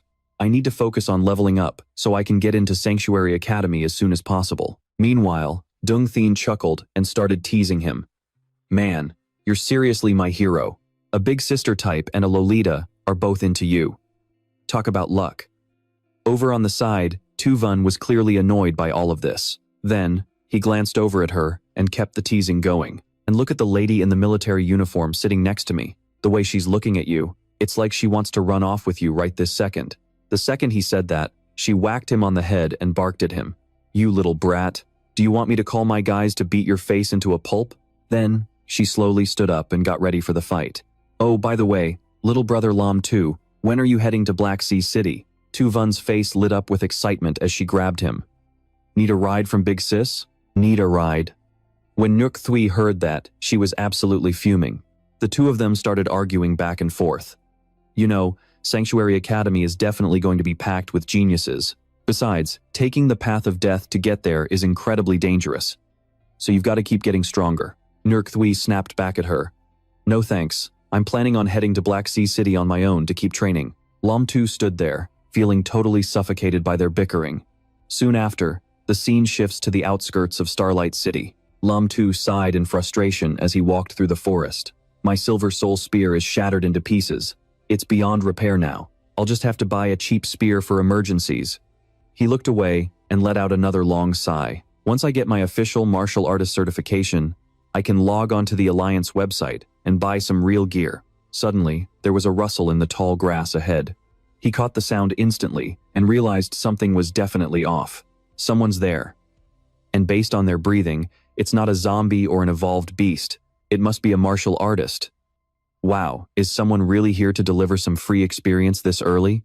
Out of nowhere, a dart came flying straight at him. He ducked instantly, dodging it by a hair. With a look of pure confidence, he threw a punch forward. And let me tell you, this punch was absolutely devastating. He unleashed a massive shockwave that slammed right into the guys hiding in the trees. The redhead was sent flying backward. His teammates were stunned. Seeing this, a lackey standing nearby let out a furious scream to signal the others. "Get him! Avenge the young master!" They all charged at him together. One of them smirked, swinging his weapon forward with confidence. "Lam 2, there's no escape for you today." But Lam 2 just lunged forward, his hand piercing right through the guy before he could even react. He calmly asked him, "You really think you're enough?" A second later, the guy collapsed to the ground, screaming in sheer panic. The one-eyed redhead realized something was very wrong. He stared at Lam 2, completely shaken. What? His presence feels so weak, so how is his power this insane? Lam 2 chuckled as he stepped toward them. "In a hurry to die, are we?" His expression turned ice cold. He was ready to take them all out at once. "You Dung family dogs are like leeches, you just don't let go." Hearing that made them even more furious. They lunged at him, cursing. "Just die already." But Lam 2 wasn't about to back down. He gripped his weapon and charged, unleashing his technique. 100 birds paying homage to the phoenix. They were taken down in a single blow, sent flying backward as they screamed in total despair. "What? How is this happening?" He just walked forward, weapon in hand, looking completely unfazed. Now that the underlings are dealt with, I guess it's time for the big boss to show up, right? Right on cue, someone slowly approached with their weapon drawn. "All of you, and you couldn't even handle one high school kid?" Turns out, it was none other than Morbach. He coldly spat insults at his useless trash subordinates. Then, he stepped in front of Lam 2, ready to tear him limb from limb. "Listen here, you little brat." His face was twisted with pure hatred as he thought of his son, Dung Thien. "Today, I'm going to make you pay for my son's life with your own." But Lam 2 didn't look scared at all. If anything, he looked amused. He smirked and mocked the old man. "Hey, old-timer, if you're so worried about Dung Thien being lonely, I don't mind sending you down there to join him." That comment pushed him over the edge. He swung his sword forward and roared, "Die!" Lam 2 moved fast, blocking the strike. His fingers tightened around his weapon. He pivoted forward, immediately launching into his pear blossom in a rainstorm technique. The attack caught him off guard for a second. Even though he was older, Morbach was still incredibly fast. He managed to dodge the incoming strikes with relative ease. "I have to admit, those spear strikes of yours are insanely powerful." The massive ancient trees were being riddled with holes from the force of his spear. Watching this, the old man started to feel a bit uneasy. His mind was racing with private thoughts. This kid's strength is definitely the real deal. 5 strikes in an instant, each packed with the peak power of a rank 2 martial artist. But even so, he wasn't about to give up. Mu Bai spoke up coldly with utter disdain. "Just a cheap trick." He lunged forward again, swinging his blade straight at Lin Shu. Silver martial skill. Crescent Moon, Sky Slash. Lin Shu wasn't about to get hit that easily, and nimbly stepped aside. Even so, he was internally panicking. That sword pressure is insane. The cooldown for my rage skill still has 3 minutes left. I just need to hold out for these 3 minutes. Seeing him dodge, the old man grew even more furious. He barked out an insult. "Running away? Let's see how long you can keep that up." At the same time, he charged at the kid with incredible speed, unleashing a relentless barrage of different moves, giving him zero room to breathe. Crescent Moon Sky Slash. Crescent Moon Sky Slash. Crescent Moon Sky Slash. Seeing this, Lin Shu quickly countered with his own move. 100 birds facing the phoenix. He didn't let the old man have a moment's peace. The two of them clashed again in a brutal, high-stakes exchange. Their battle quickly turned the area into a total war zone. Neither side showed any signs of slowing down. Massive explosions triggered by their clash constantly rocked the surroundings. Thick smoke and dust filled the air amidst the roaring flames. Mu Bai stood perfectly still, gripping his sword. Furious, he swung his arm to disperse the golden flames swirling around his body. Watching this from the side, Lin Shu was speechless. He couldn't believe his own eyes. "What? What the hell is that?" The old man gripped his sword coldly and marched straight toward him, making an announcement. "Thanks for those flames of yours. They just gave this next move the boost it needed." He then raised his sword high into the air. Here it comes. Gold martial skill. He was now pouring every last bit of his strength into this next strike. It was clear he absolutely loathed the kid. Phoenix dance of the 9 heavens, rise. Seeing him unleash such a cold and decisive killing blow, Lin Shu felt a wave of panic. He scrambled backward in a hurry. A gold martial skill? Damn it! I can't dodge this. A bold idea flashed through his mind, and he made a split-second decision. Fine. I'll just have to bet everything on this. Just like that, he conjured a glowing blue barrier. Come on, Judgment, do it now. A massive explosion tore through the area. His blue shield managed to completely negate the old man's offensive. Seeing that his power actually held up, Lin Shu was amazed. I can't believe it. I actually blocked it. On the other side, the old man was reaching a boiling point of pure rage. How? How is this possible? Suddenly, Lin Shu's spear couldn't handle the sheer intensity of the clash and began to buckle and bend. The force backfired, snapping back and slamming directly into Lin Shu while he was completely off guard. The impact sent him flying backward, causing another huge explosion. The battlefield looked absolutely devastating because of their duel. He struggled to get back on his feet after the hit. Seeing that Lin Shu was finally weakening, Mubai seized the opportunity and lunged with his sword. He let out a triumphant roar. Even your weapon is trashed. Let's see how you fight me now. He coldly drove his blade into the kid's shoulder, making him gasp in pain. His eyes were devoid of any mercy. He shouted out his final sentence. Now, just die already. Lin Shu grabbed the blade with his bare hands, trembling with pure rage. Suddenly, a strange, eerie smile crept across his face. Good, the time is finally up. Right then, the atmosphere seemed to shift under the weight of his bizarre power. Activate, rage, now. The old man's eyes widened in total shock and disbelief. What? What the hell? Rage? Lin Shu smirked, looking like everything had gone exactly according to plan. Finally, I've been waiting for this. He wasted no time unleashing his skill. Rage. With that, he delivered a crushing punch straight into the old man's chest. The blow was so agonizing that the old man couldn't even hold onto his sword. He was completely bewildered, unable to process what was happening. He stared at the kid's fist. How did his aura suddenly get so powerful? He didn't take any pills, and I don't feel any energy fluctuations. The look in his eyes turned to pure terror. He stared back, unable to wrap his head around it. Wait, stop. But before he could finish, Lin Shu sent him flying with another powerful, agonizing punch. Only now did he realize just how dangerous this kid really was. He slumped down, clutching his shoulder in fear, staring up at him. Lin Shu slowly walked over to where the old man's sword lay on the ground. Not a bad sword. At that moment, Mubai felt true, paralyzing fear. He began to scream out in a desperate, pathetic voice. No, you can't kill me. I'm the head of the Tang family. If you kill me, the Tang family will never let you live. Seeing how pathetic he looked, Lin Shu couldn't help but chuckle in surprise before firing back a question. The Tang family. I couldn't care less about them. Do you want to know the real reason I'm leaving Starlight City? It's because I've been accepted into the Sanctuary Academy. That's right. I'm a student of the academy now. Hearing that, the old man's eyes bulged in pure shock. What? How is that possible? Weren't you expelled? Lin Shu's expression was rock solid. He stared the man down with an icy gaze before making his final declaration. The man I'm becoming is someone a pathetic clan like the Tangs could never hope to touch. Now, just die. And just like that, he ended the man's life. A single, clean strike sent the old guy's head spinning across the ground. Right then, the system pinged with a notification. Ding, you have killed a rank 3 martial artist. You've earned 547,821 experience points. Seeing that massive chunk of experience made him tremble with excitement. Finally, he's dead. And damn, that is a ton of XP. I knew it. That old geezer was right on the verge of breaking through to rank 4. If I hadn't used my frenzy skill, I'd be the one lying dead right now. After shaking off the initial shock, he quickly started moving forward through the pitch-black tunnel. But the road ahead was only going to get more dangerous. The scene shifts to a desolate wasteland filled with crumbling, abandoned buildings. Overgrown vines had completely reclaimed the ruins.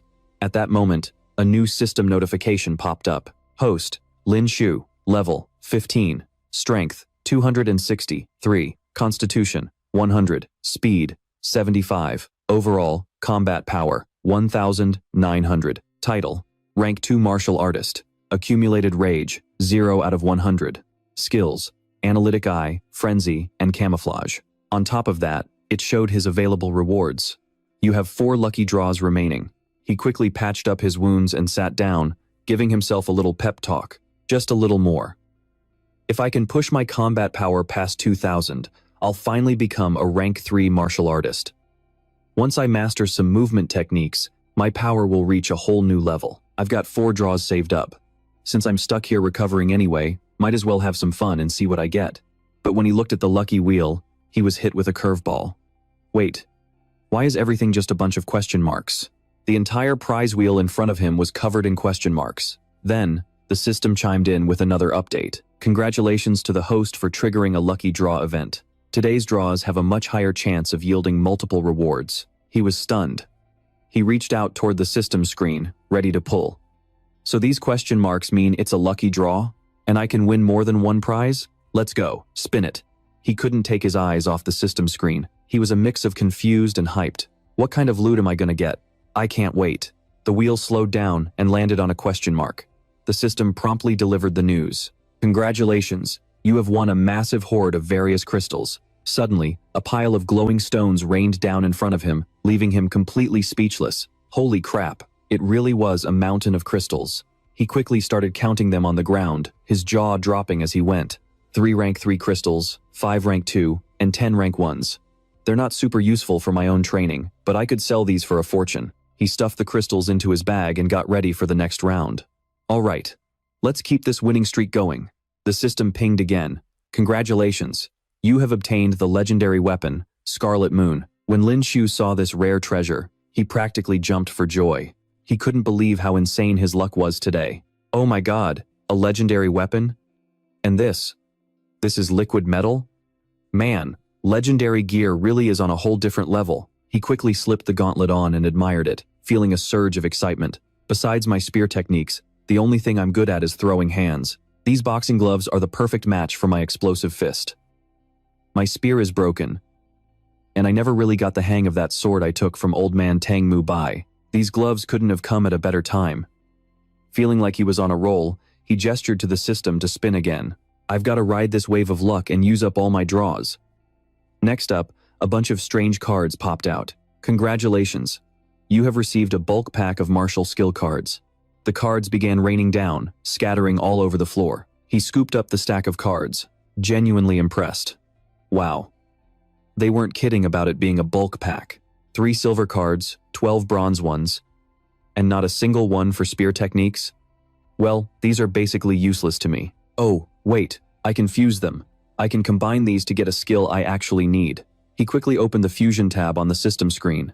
The system presented him with several fusion options. 1. Bronze skill card, finger, locking gauntlet. 2. Bronze skill card, axe, breaking iron. 3. Bronze skill card, Queen's secret art. Please select a fusion type, or go with a random one. Do you wish to proceed with the fusion? He didn't hesitate and slammed the confirm button. Do it. After a brief moment, a new notification flashed. Congratulations, Master. The bronze skill cards have been successfully fused. Right then, an incredibly sturdy and beautiful spear materialized on the system display. Congratulations, Master, on winning the silver rank martial skill card, Sky-Piercing Pillar. Seeing this, he immediately explodes with joy. He stares excitedly at the cards in his hand, wondering, can 3 bronze cards really combine into 1 silver? If that is the case, then if I use 3 silver cards, there must be a high chance to get a gold one, right? No, that actually works. I am golden. Even if it is not a skill I need, any random gold card can be sold for a ton of cash. Suddenly, various thoughts start racing through his head, making him hesitate as he gathers the essence within his body, using a long spear to pierce through rock.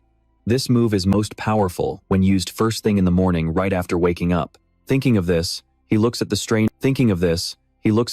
card in his hand with confusion and wonders, what kind of technique is this even?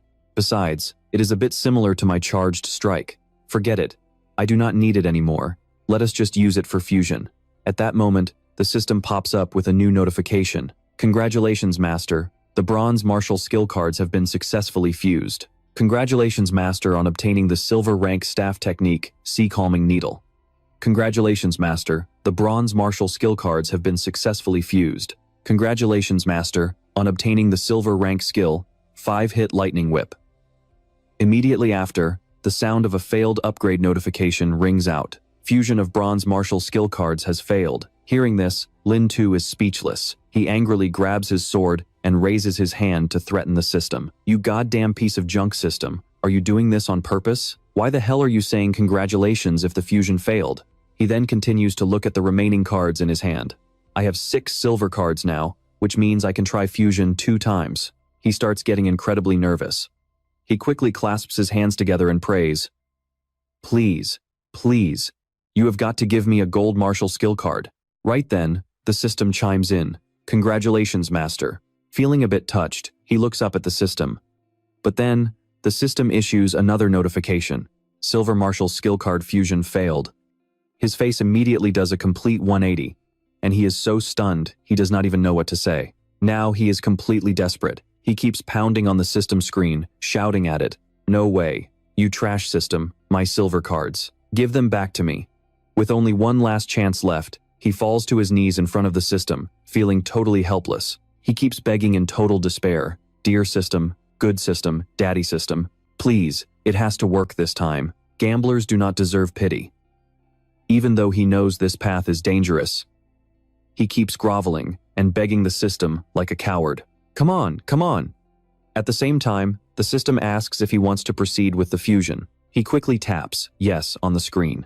It did not let him down. This time a card quickly appears along with a congratulatory message. Congratulations, master. The silver martial skill cards have been successfully fused. Following that, a mysterious door slowly opens, revealing a precious card.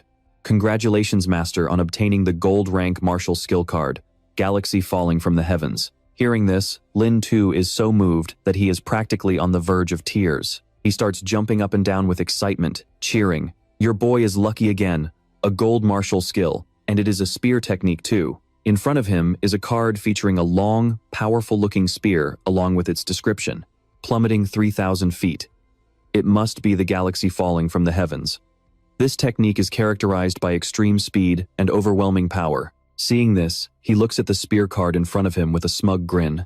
Even though I am only a rank 2 warrior and cannot practice gold skills yet, there is nothing your boy cannot do. I will be a rank 3 warrior in no time. Feeling like he is on a roll, he taps the screen again, one more chance for a lucky draw. Draw! Hopefully, it gives me another surprise. Right at that moment, the system displays a new notification. Congratulations, host on obtaining a Phase 2 Fast Growth gift pack. Would you like to use it? A giant gift box appears in front of him, making him a bit nervous. He quickly takes a step back. Looking at the massive box and the familiar-looking items inside, his despair deepens. Oh, screw this. Not this again. Are you trying to kill me? Even though it is powerful, he can only cry helplessly as he puts it on, grumbling all the while. I am doing this for the 50 potential points. The system displays a new notification. Equipment complete. Fast growth system. Activating. Then, the system shows a new update. Progress. 5 out of 50,000. Upon completion, you will receive 50 potential points. Inside the abandoned, crumbling wooden shack, his desperate groans and complaints echo continuously. It is too heavy, and there is still such a long way to go. I am going to die. On the other side, a group of people is running for their lives, screaming in terror. Oh my god, it is a rank 2 silver-clawed black bear. Quick, block it. The guy is terrified, staring at the giant bear in front of him and screaming helplessly. Suddenly, something fast as lightning flies by. Turns out, it was not a spaceship or anything, it was Lin Tu. With one explosive punch, he drops the massive bear instantly. A thunderous boom echoes through the forest as the beast hits the dirt. Acting like it was nothing, he looks down at his gauntlets, completely stunned by the power he just unleashed. This legendary gear buffs his explosive fist so much he can take down rank 2 evolved beasts like they are nothing. The guy he just saved is practically moved to tears. He flashes a grateful smile and introduces himself. Hey there, I am Lei Liang. Thanks for saving my skin. Lin Shu steps forward with a cold expression. Do not mention it. I am Lin Shu. Lei Liang can't help but feel a bit curious about this guy. He leans in and asks, hey brother, are you headed to Black Sea City too? But then he gives him a puzzled look. How could someone take out a rank 2 beast with one punch when his energy signature is only at the level of a trainee warrior? Lin Shu turns back, looking surprised. Wait, you are headed there too? He nods and explains. Yeah, I am going to Black Sea City to take the warrior certification exam. The system quickly analyzes the guy. Lei Liang, rank 1 warrior. Just then, a group of people comes rushing over, sounding worried. Lei Liang, are you okay? Man, you actually let a rank 2 beast chase you all over the place. Lei Liang turns around, clearly annoyed. Look, didn't I already kill a ton of evolved beasts today? I am just out of stamina, or else I would have finished it off ages ago. As the crowd gathers, Lin Shu slowly stands up. Lei Liang suddenly remembers something and announces to the group, "Everyone, this is Lin Shu. He showed up just in time and saved my life. He is also going to Black Sea for the warrior exam." Lei Liang has become incredibly friendly now. He makes a suggestion to Lin Shu. "Brother, since we are all heading for the same exam, why don't we travel together? It is better to have backup on the road." Lin Shu nods in agreement. "Sure, why not?" Suddenly, Lei Liang remembers something else and rushes to explain the situation. "Actually, there are 5 of us. One of them joined us on the road just like you did, but her behavior is a bit strange." He points behind him and says, "Look, there she is, our little dark-style princess." A beautiful pink-haired girl appears before him, though she seems much more arrogant than she looks. Lei Liang introduces her as Bai Li Haoling. Haoling jumps down to the ground and walks straight up to Lin Shu, clapping her hands as she introduces herself. "I am Bai Li Haoling. What is your name?" Surprised by how close she is getting, he answers, "The name is Lin Shu." She smiles with interest. You are pretty strong. You meet the requirements to be my apprentice." Her face lights up with joy. She points to herself and asks, "Lin Shu, would you like to be my disciple?" Lin Shu is left speechless and completely bewildered by her offer. "Wait, what? We just met and you already want me as a student? You don't even look older than me." Lei Liang leans over and whispers in his ear. "She said the exact same thing to us when we first met. Asked every single one of us if we would be her disciples." Lin Shu immediately turns to leave. "Sorry, I am not looking for a little lowly to be my master." Seeing him walk away, she shouts after him angrily, "Hey, do not go." She even tries to threaten him. "If you do not become my disciple, you are going to regret it." Lin Shu thinks to himself, totally exhausted. This is not just weird behavior, it is straight up bizarre. Soon, the scene shifts to a strange, abandoned area. Animal bones are scattered all over. A clean sweep was all it took. This blade took that monster bird's head clean off before it could even blink. Smugly watching his own dominant display, the guy couldn't help but brag. Is this all a level 2 evolved beast is capable of? How pathetic. Lam 2, watching the whole thing from the side, gave everyone a chilling warning. No, the real nightmare has just begun. Right at that moment, the sky began to fill with swarms of incredibly vicious monster birds. They started diving down like kamikazes, leaving the crowd screaming in panic. What? How are there so many of them? These things were in a total frenzy, diving straight down with bloodshot eyes full of rage. "Heads up, they're coming right for us." Seeing the chaos, he stayed perfectly calm and got into a fighting stance, making sure to warn the others. "Here they come. You two, stay sharp." He threw a lightning-fast punch toward the sky. Using just one basic technique, the monster birds were instantly vaporized by a single hit from him. Watching from the side, Harlin couldn't help but be impressed. "Your moves are seriously impressive. You're looking more and more like the perfect disciple for me." Hearing that, Lam Tu was completely speechless. "Please, lady, give it a rest with the whole disciple thing. If you want to take me on as a student, show me some real power first." She let out a surprised laugh and then turned back to look at him. "Oh? So if I wipe out these man-eating birds, will you finally be willing to call me master?" With that, Harlin leaped high into the air, ready to face the giant monster birds head-on. "All right, my disciple-to-be. Watch closely and see what your master can really do." Seeing her dive into danger like that, he immediately started to panic. He reached out, trying to call her back. Hey, wait a second." But her eyes were already cold as ice, locked onto her targets. Sensing the perfect moment to strike, she lunged through the air with her blades. Shocked by her strange intensity, he muttered to himself, "That killing intent is insane. How does a Lolita like her have such a bloodthirsty aura? Who the hell is she?" With just a few basic slashes, she systematically tore through the birds, soaring through the sky. Her sword strikes were incredibly precise and decisive. She was taking them down one by one with ease. As soon as she touched back down on the ground, pieces of the monster birds began raining down everywhere. Looking smug as ever, Harlin turned around and asked, "Well, how was that? Are you ready to be my disciple now?" Standing nearby, Loi Leung was also hyped up by the display. This girl's strength is unbelievable. Lam Tu was lost in thought. In the blink of an eye, she'd wiped out the entire flock of man-eaters. This girl is seriously powerful. Just then, the big guy walked up in shock, pointing at her blade. That blade sliced through those birds like they were nothing. Those twin blades of yours are special. Where'd you buy them? She looked down at her weapons and smiled as she explained. You can't buy these. My mom forged them specifically for me. Hearing that, Loi Leung was even more impressed. Whoa, your mom knows how to craft weapons this powerful? Lam Tu looked at the two guys with a deadpan expression, and then turned his gaze back to Haro Lin. Can't these two see the blades aren't the special part? She was able to slice those birds so easily because of Haro Lin's own sheer power. Suddenly remembering something, Loi Leung looked at the piles of meat on the ground and grew confused. That's weird. What happened to the monster crystals from those birds? She calmly held up a bag of crystals right in front of him. You mean these? Seeing this made Lam Tu's eyes widen in total shock. How did she even do that? She was harvesting the crystals at the same time she was killing the birds, and none of us even noticed. Remembering something, Har Lin turned and offered the bag to him. Here, my disciple, do you want these? He stared at her with a look of pure confusion. Huh? Did I hear that right? You're actually trying to give these crystals to me? She nodded and gave him the news. Yep, consider it a welcoming gift from your master to her new student. Lam Tu just turned away, done with the conversation. I don't want them, and I never agreed to be your disciple. Even though he said that, he couldn't stop wondering about her. Is this girl crazy? Does she want to be a master that badly? Those are over a dozen level 2 crystals.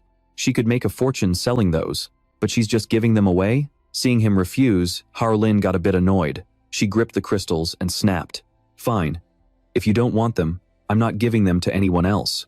I'll just absorb them myself. Suddenly, the stones in her hand began to glow with an eerie light.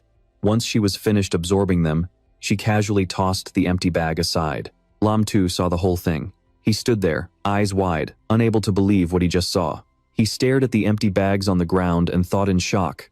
Holy crap, how can this girl absorb energy that fast? She absorbed more than a dozen rank 2 anomaly crystals in the blink of an eye, on top of her insane strength. Has her absorption technique already reached such a terrifying level? Meanwhile, watching those crystals vanish into thin air made Lei Liang and his buddy practically burst into tears of regret. You could have just given them to us. We would have even considered becoming your disciples for those crystals. Before long, night began to fall. Delicious skewers were sizzling over the crackling campfire. So good. This is seriously tasty, Lin Shu asked in surprise while stuffing his face. Hao Ling, your table manners are a mess. Have you never had grilled, evolved beast meat before? In the distance, the others were still busy grilling and chatting. Is it all cooked yet? It's ready, it's ready. Lei Liang suddenly remembered something and turned to warn the two. Don't rush, eat slowly. There's plenty of meat left. The big guy next to him nodded in agreement. That's right, dig in, dig in. Then, remembering something, he turned to ask her, by the way, are you from Star Brilliance City? She shook her head. No. Right then, the system pulled up an analysis of the girl. Bai Li Hao Ling, rank 4 warrior, specialty, all-around combat. He chewed slowly, lost in thought. This little Lolita girl is actually a rank 4 warrior? The system can't even gauge her full power. Is she on the same level as Tang Mubai? Suddenly, she flinched, sensing that something was wrong. A split second later, she dropped her skewer and collapsed to the ground, trembling uncontrollably. She gasped in panic. Why? Why do I suddenly feel so weak? I can't move a muscle, Lin Shu panicked, rushing over to her shaking body. What's wrong? Are you okay? Did she eat too much and get a stomachache? But then, his eyes widened in pure disbelief. His own body was starting to stiffen up. He had no idea what was going on. I can't move either. My strength is gone. What the hell is this? He turned his head to look at the 3 guys sitting by the fire. Was it you guys? Hao Ling glared at them, her voice laced with fury. You bastards, did you poison the meat? The group slowly picked up their weapons, their eyes turning cold and predatory. Relax, it's not poison. It just drains every bit of strength from your pathetic bodies. We only want your stuff, not your lives. Lei Liang let out a wicked, twisted grin. He started gloating like a total psycho. I secretly slipped a few drops of sane into your food. It's colorless and odorless. Just a couple of drops is enough to paralyze a rank 1 warrior in seconds. Hearing the name of that drug, everything clicked. Lin Shu quickly pulled up the data on it. Sane drug. Its potency is low, only effective against rank 2 warriors or lower. It's only available on the black market, and it's definitely not cheap. He looked up at them, questioning, "You guys actually spent that much money just for this?" At that, he let out a malicious laugh. He slowly explained his logic, saying that you have to pay a high price to get what you want. Our strength is limited, so we can't touch the high-rank guys. That's why we only target rank 1 weaklings like you. Every year, tons of rank 1 warriors take this road to Black Sea City for their certification. If we find 1 or 2 fat sheep like you, we're set for a long time. The big guy quickly stepped toward him, barking out a cold order. "Hey kid, those gloves of yours look special. Probably elite or maybe even legendary tier, huh? Take 'em off, now." They didn't miss his backpack sitting nearby either. "And that bag of yours too, it's stuffed full. You must have some serious loot in there." The big guy turned his gaze toward Hao Ling with a smug, disgusting smile. "As for you, sweetheart," he slowly walked toward her as she lay there trembling. "Come here, little girl." His face twisted into a perverted expression as he reached out toward her pretty face. "Hand over those twin blades in your backpack." Hearing this, Lin Shu let out a calm laugh as he surveyed the situation. There isn't going to be a next. It looks like the smell of our BBQ attracted an unexpected guest. They froze and whipped their heads around in a panic. Right behind them, a pair of glowing crimson eyes pierced through the dark. Seeing the massive wolf towering over them, the thugs immediately started screaming in terror. Those blood-red eyes.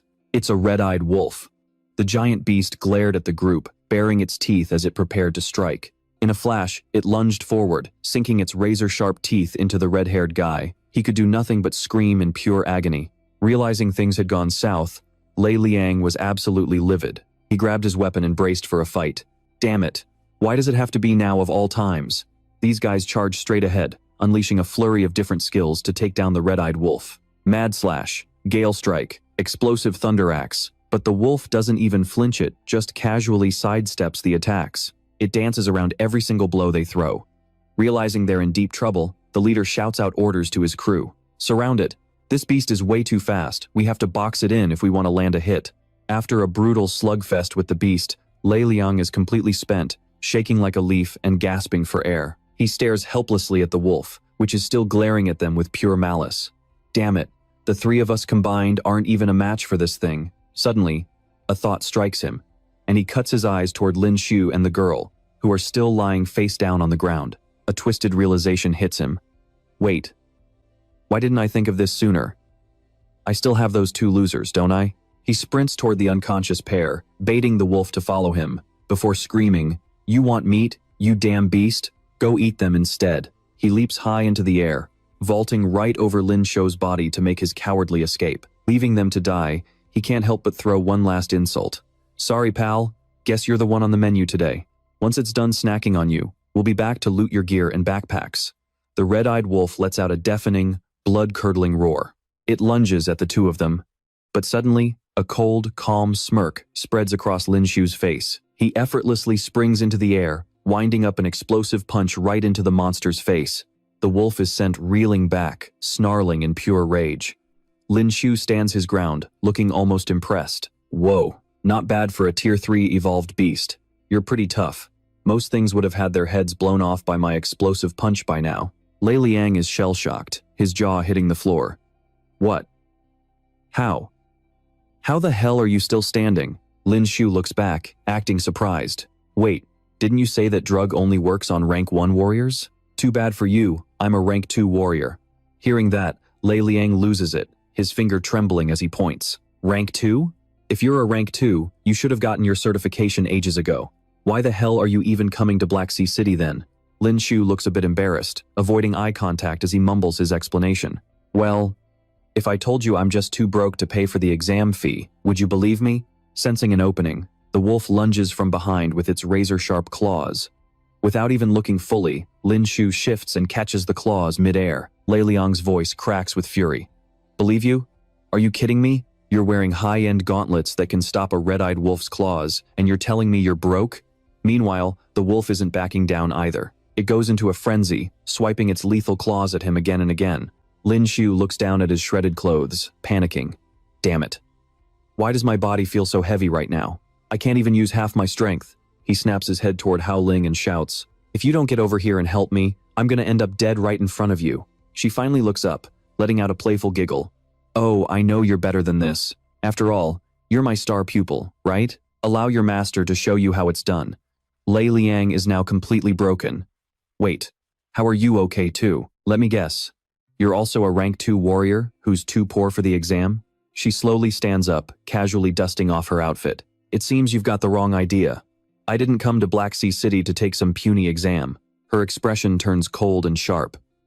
I came here to be the examiner. Lin Shu's jaw drops. He stands there, completely stunned. You're an examiner? Lin Shu just points at Hao Ling, unable to process the news. Meanwhile, the beast is still locked onto its targets. Seeing her guard down, the wolf lunges at Hao Ling with everything it's got. She doesn't even blink. She just gives a cold, condescending nod. Huh, not bad. In a blur of motion, she closes the distance between them. With a few precise strikes, she vaults into the air and comes crashing down on the beast with overwhelming power. Even she's a bit surprised when the wolf manages to shrug it off. Wow, you're actually pretty quick. Seeing her fighting style, Lin Shu starts fuming. He points an accusatory finger at her and starts shouting. Why the hell are you aiming for the tail? The neck is all the way over there. Is your aim broken or what? She just sighs, shooting a smirk at the wolf. Relax. I'm just giving you a demonstration. Her eyes turn ice cold as she prepares her next move. Now, watch closely. Her blade begins to glow with a blinding light. That red-eyed wolf just realized it's messed with a truly terrifying opponent. Hao Lin leaps into the air, unleashing a barrage of strikes on its body in a single breath. With a massive explosion, the wolf is brutally shredded into 1,000 pieces. Talk about a total badass. Standing to the side, Lin Tu is completely speechless. He never expected a girl who looks like a Lolita to possess such insane power. She channeled her origin force into both her blades and her legs, boosting her speed and slashing power simultaneously. Can origin force really be used like that? She turns her head toward Lei Liang's crew, who are still hiding nearby, and calls them out. All right, you idiots. Next up, how about we settle our little problem? Hearing this, the three of them are frozen, stiff with terror. They rush toward her and drop to their knees, begging desperately. Big sister, we only wanted the money, not to kill anyone. Please, spare us. That is right, boss. We won't do it again. We will be good from now on. She just stares them down with eyes as cold as ice. Less than 10 seconds later, she calmly uses her blade to take Lei Liang's life right in front of the other two. The big guy's eyes bulge in shock, his face filled with pure horror. The woman next to him can feel her own life hanging by a thread. Both of them are now trembling in total despair. The big guy begs helplessly, Big sister, please have mercy. They keep crying out. I do not want to die. I will change, I swear. I will be a better person. Hao Lin sighs and continues to lecture them as she stands there. Honestly, I do not like killing, but this brat returned kindness with betrayal. My disciple saved him, yet he intentionally lured the wolves here to get him killed. That is why I ended him. Now beat it, and do not you ever let me catch you on this road again. Hearing they have been spared, the two of them bolt into the forest. Yes, yes, we are going. We are gone. Lin Tu slowly walks over, looking at Lei Hao's cold corpse on the ground. He mutters with a hint of disappointment. This is kind of a shame. Hao Lin scolds him with a dead serious expression. That guy wanted you dead. In this world, killers eventually get killed. You are a warrior. You cannot be too soft-hearted. Seeing her reaction, he just sighs and tries to explain. What are you talking about? I am just disappointed I did not get to kill him with my own hands. His mind was racing with a completely different thought. Soft-hearted? Pfft. You just stole my experience points, lady. Great job. A light breeze blows through as she stretches her arms and makes an announcement. All right, disciple. Now that it is just the two of us, let us talk business. Hearing this, he gives a surprised chuckle and whispers in her ear. Our business? What business could we possibly have? Alone together out here. You trying to flirt with me? Talking about romance? She immediately flares up in anger. She quickly slaps him across the mouth and yells, Shut up, I am your master. Show some respect. Rubbing his sore cheek, Lin Tu points a finger at her.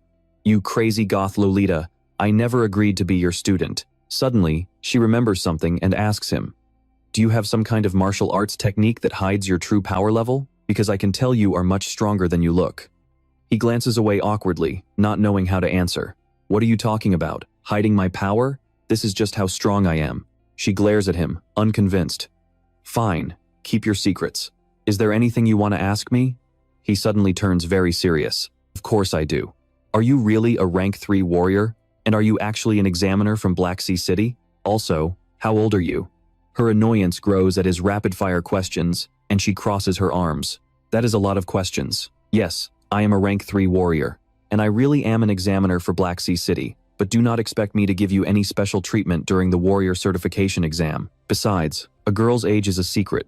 You should not be asking that. She looks away but does not forget to add, but if you become my disciple, I will teach you everything. When you get to Black Sea City, you will be able to pass that certification without any trouble. He is a bit confused and turns to ask her, I am already a rank 2 warrior.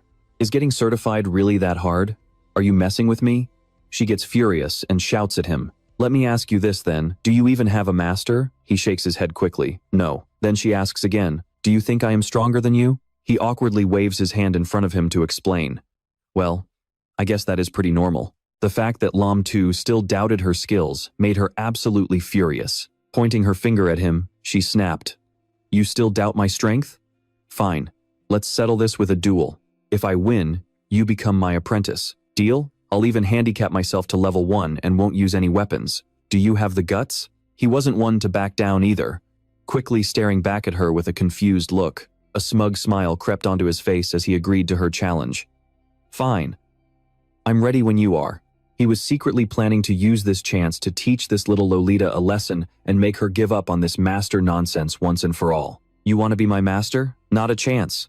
But if you wanted to be my girlfriend, maybe I'd consider it. Hearing that, a look of pure confidence washed over her face. She motioned him forward and said, All right, let's get started then. Suddenly, he went deathly quiet. It looked like he was planning to fight this one bare-handed. He didn't forget to give her a heads up. Bring it on, he shouted, throwing a punch straight at her. She threw a punch right back, staring at him with a strange, calm expression. He was shocked that she actually dared to clash with him head-on. Is this girl crazy? He thought. She's actually trying to take my explosive fist head-on. I don't want to shatter your hand, you know.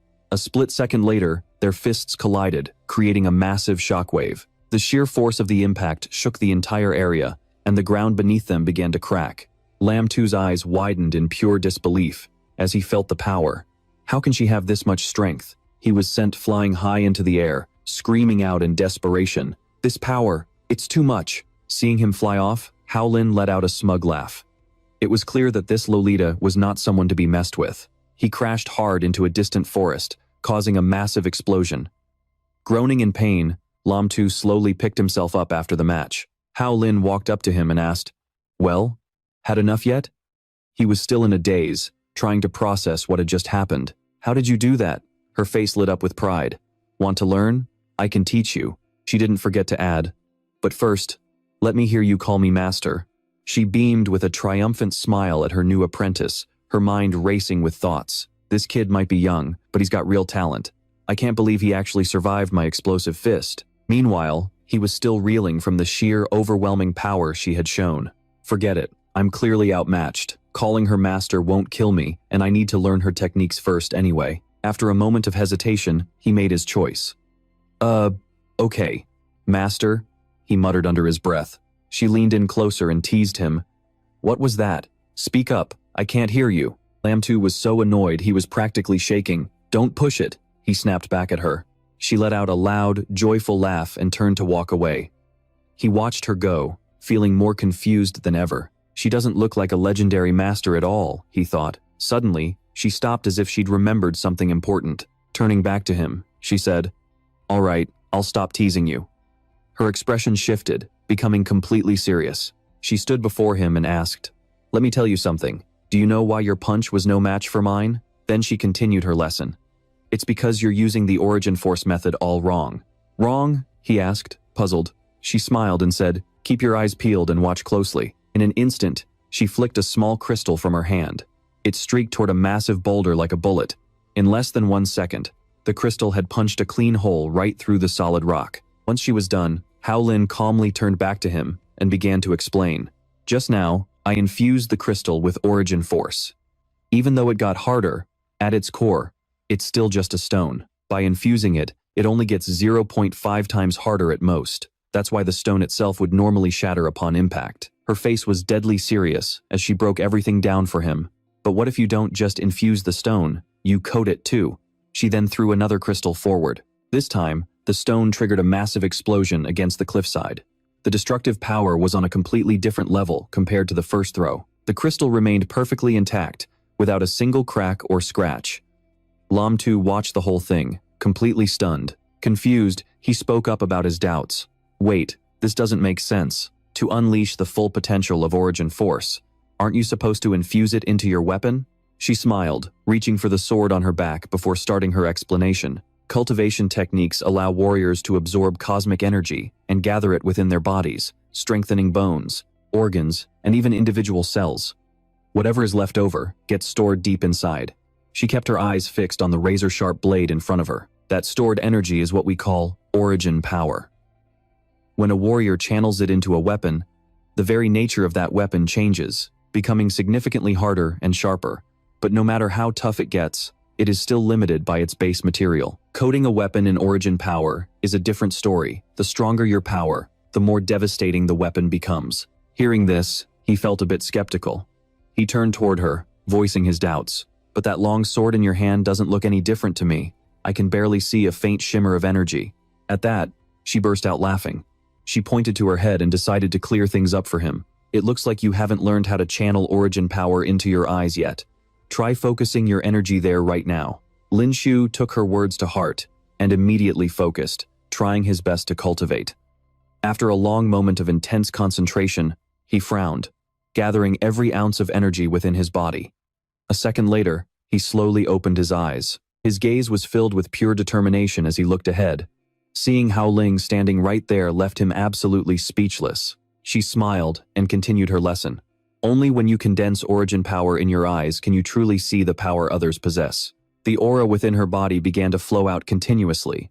She quickly started teaching him how to recognize these unique energy flows. Before this, all you could see with the naked eye was a faint glow when power erupted. For warriors from rank 1 to rank 3, the power appears blue. From rank 4 to rank 6, it turns purple. Rank 7 to rank 9 shows as orange, and anything above rank 9 glows gold. By using your origin power to observe these colors, you can judge exactly how strong your opponent really is. Her tone had become dead serious now. She slowly looked down at the blade in her hand and explained further. This sword was actually made by my mother, but it's just ordinary material. It's probably only worth 10 to 20,000 alliance credits on the market. But if I coat this blade in origin power, its sharpness can rival weapons worth tens of millions. However, if I only infused the power into the metal, it would probably shatter. With a sudden motion, she swung the blade through the air. Seeing the terrifying power behind that swing, he asked her in a panic, "If that's true, why do warriors even bother with high-end weapons?" She laughed at his question and said, "You've got it all wrong." She held up 2 fingers in front of him. "I don't just coat the weapon, I infuse it at the same time, maintaining a perfect balance between the inside and the outside." Her voice kept ringing out, explaining the intricacies of this power in detail. Every weapon has a different quality. Even if the surface is protected by origin power, the vibrations from every clash will damage the inside. Low-tier weapons have poor internal quality. After coating them, they might be as sharp as high-end gear, but they will break way easier during a fight. Hearing this, he fell into deep thought. It just hit me. Even though you suppressed your level to rank 1 earlier, the power you channeled into your fist wasn't at the level of a rank 1 warrior, was it? She let out a slightly awkward laugh and quickly tried to play it off. "Oh, I guess you're right about that." Lin Shu was absolutely livid. He snapped at her, "You totally cheated. That bet doesn't count." She sighed and quickly looked away, making a firm announcement. "You already called me master, so there's no backing out now. Don't worry, being my apprentice is the best deal you will ever get." She immediately handed him a blade and gave him an order. "Here, give it a shot. Try coating this sword with your origin power." He quickly grabbed the sword and stared at it with focus. His hands trembled strangely as he gripped the hilt. His face was a mask of pure concentration as he glared at the blade. A short while later, Lin Shu was completely drained. Looking at the sword in front of him, he panted heavily and muttered, "Damn it, I've only covered 1/5 of the blade and I'm already drenched in sweat. I didn't expect coating a weapon to be way harder than just infusing it." She chuckled at his struggle. "It's not something you can just pick up instantly." She crossed her arms and looked at him, Even rank 3 warriors find it difficult to coat a weapon evenly with origin power. Howling's expression turned serious. She couldn't believe she was looking at such a natural talent. She realized right then that Lin Shu had the potential to become one of the greatest warriors this country had ever seen. This kid actually managed to coat 1.5 blades with origin power on his very first try. He is a total natural. Elsewhere, he is still replaying that battle with Mubai in his head. It is seriously bugging him. Is becoming a rank 3 warrior really that difficult? No wonder I didn't feel him using this technique when I was fighting Tang Mubai. Staring down at the blade right in front of him, he makes a split-second decision. I have gotta keep going. I am definitely going to master this technique. The scene shifts back to the dense forest, where strange vines wrap around everything like a trap. Lin Shu wakes up to find Howling acting. Well, pretty suspicious with his body. He jerks awake, looking totally confused. Seeing him wake up, she jumps back, her face turning beet red from embarrassment. Sensing something is way off, he scrambles into a corner, clutching his chest. Panicked, he shouts, "What? What are you trying to do to me? I am not that kind of guy, you know?" Hearing that, she loses it and whacks him on the head, screaming at him in frustration. "Shut your mouth. What the hell are you even thinking? I was just curious and realized you were wearing such heavy gear. I was just watching your clothes repair themselves, okay?" Then, she cannot help but throw a little praise his way. Not bad." He clutches his head, practically in tears. "You did not have to hit me so hard though." She seems secretly proud to see him training so hard. "That is my disciple for you. Moving like that yesterday while carrying all that weight. Impressive." Howling announces, "All right, enough talk. Let us start today's training." He is a bit confused and quickly asks, "Training?" She just leads him outside. She points toward a mountain range in the distance and explains, "In your weighted state, this is the best way to train. Our goal is to reach that mountain before sunset." Hearing this, Lin Shu is completely speechless. He honestly does not know what to say. Shaking, he asks her, Are you still half asleep or something?" I checked the map. "That is Dead Man's Cliff, and it is over 100 kilometers away. And I am carrying all this weight? You are literally trying to kill me, are you not?" Howling just smirks and starts sprinting ahead, looking back to tease him. "Stop making that long face. I am not making you go alone. I will run with you." Lin Shu is at a loss for words, just pointing at her in disbelief. "How is that the same? I am lugging around a mountain of gear over here." Suddenly, a bizarre sound from behind catches his attention. He turns his head. Wait, what the hell is that? As he turns around, a swarm of monster birds is circling the sky, diving straight for him. He has no choice but to bolt forward. Holy crap, what are these things? Lin Shu quickly draws his sword and slashes right through the massive birds. With just one simple, clean strike, he happily grabs a crystal from the fallen bird. Right then, Howling shouts from ahead, "Don't stop. Kill them while you run." The monster birds dive down from the sky, relentlessly attacking from every angle. She keeps her pace, turning her head back to give him orders. "For the next 10 kilometers, you have to fight off these man-eaters while you run. No stopping." Just then, a monster bird lunges right at him. Reacting purely on instinct, he swings his sword and brings the beast down in the blink of an eye. Howling seems to be really enjoying her own training methods, flashing a mischievous grin. Gesticulating forward, she explains, "This is a test of your speed, precision, and reflexes. Now, you need to pinpoint the monster core inside these birds, slice it out perfectly, and grab it while moving." Running at full tilt and desperately taking down the birds, he starts barking questions at her. "Run, kill these things, and accurately carve out their cores at the same time? How is that even possible?" Seeing a swarm diving straight for Howling, Lin Shu shouts a warning. "Watch out, there is a pack of them right in front of you." Recalling what he just said, she smirks and slowly draws her blade. "You said it was impossible?" With a few effortless swings, she wipes out the entire flock in a heartbeat. The monster cores begin to rain down. Without breaking her stride, Howling snatches them out of the air, smiling as she schools him.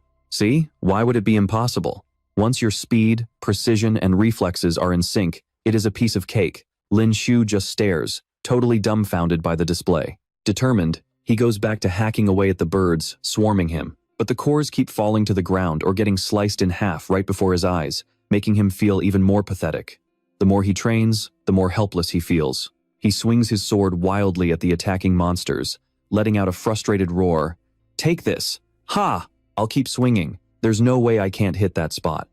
After an intense period of non-stop training, Lin Shu is finally starting to gas out. He slumps down under a tree, completely exhausted. Man, I'm gonna die. At this point, he's feeling totally hopeless. Gasping for air, he looks at Hao Lin and pleads, "Let me take a breather. I think I've already run 50 kilometers, haven't I?" She calmly replies, 10 minutes. That's it. Suddenly, something clicks in his mind. He turns his head, looking at her in total shock. Wait a second, there's two of us here, so why the hell are those man-eating birds only coming after me? She lets out a chuckle and decides to come clean. It's simple, really. While you were still half asleep this morning, I smeared some stuff on your clothes that those birds just love. Lin Shu's eyes bug out. He can't believe what he's hearing. He's totally stunned, processing her words. What did you just say?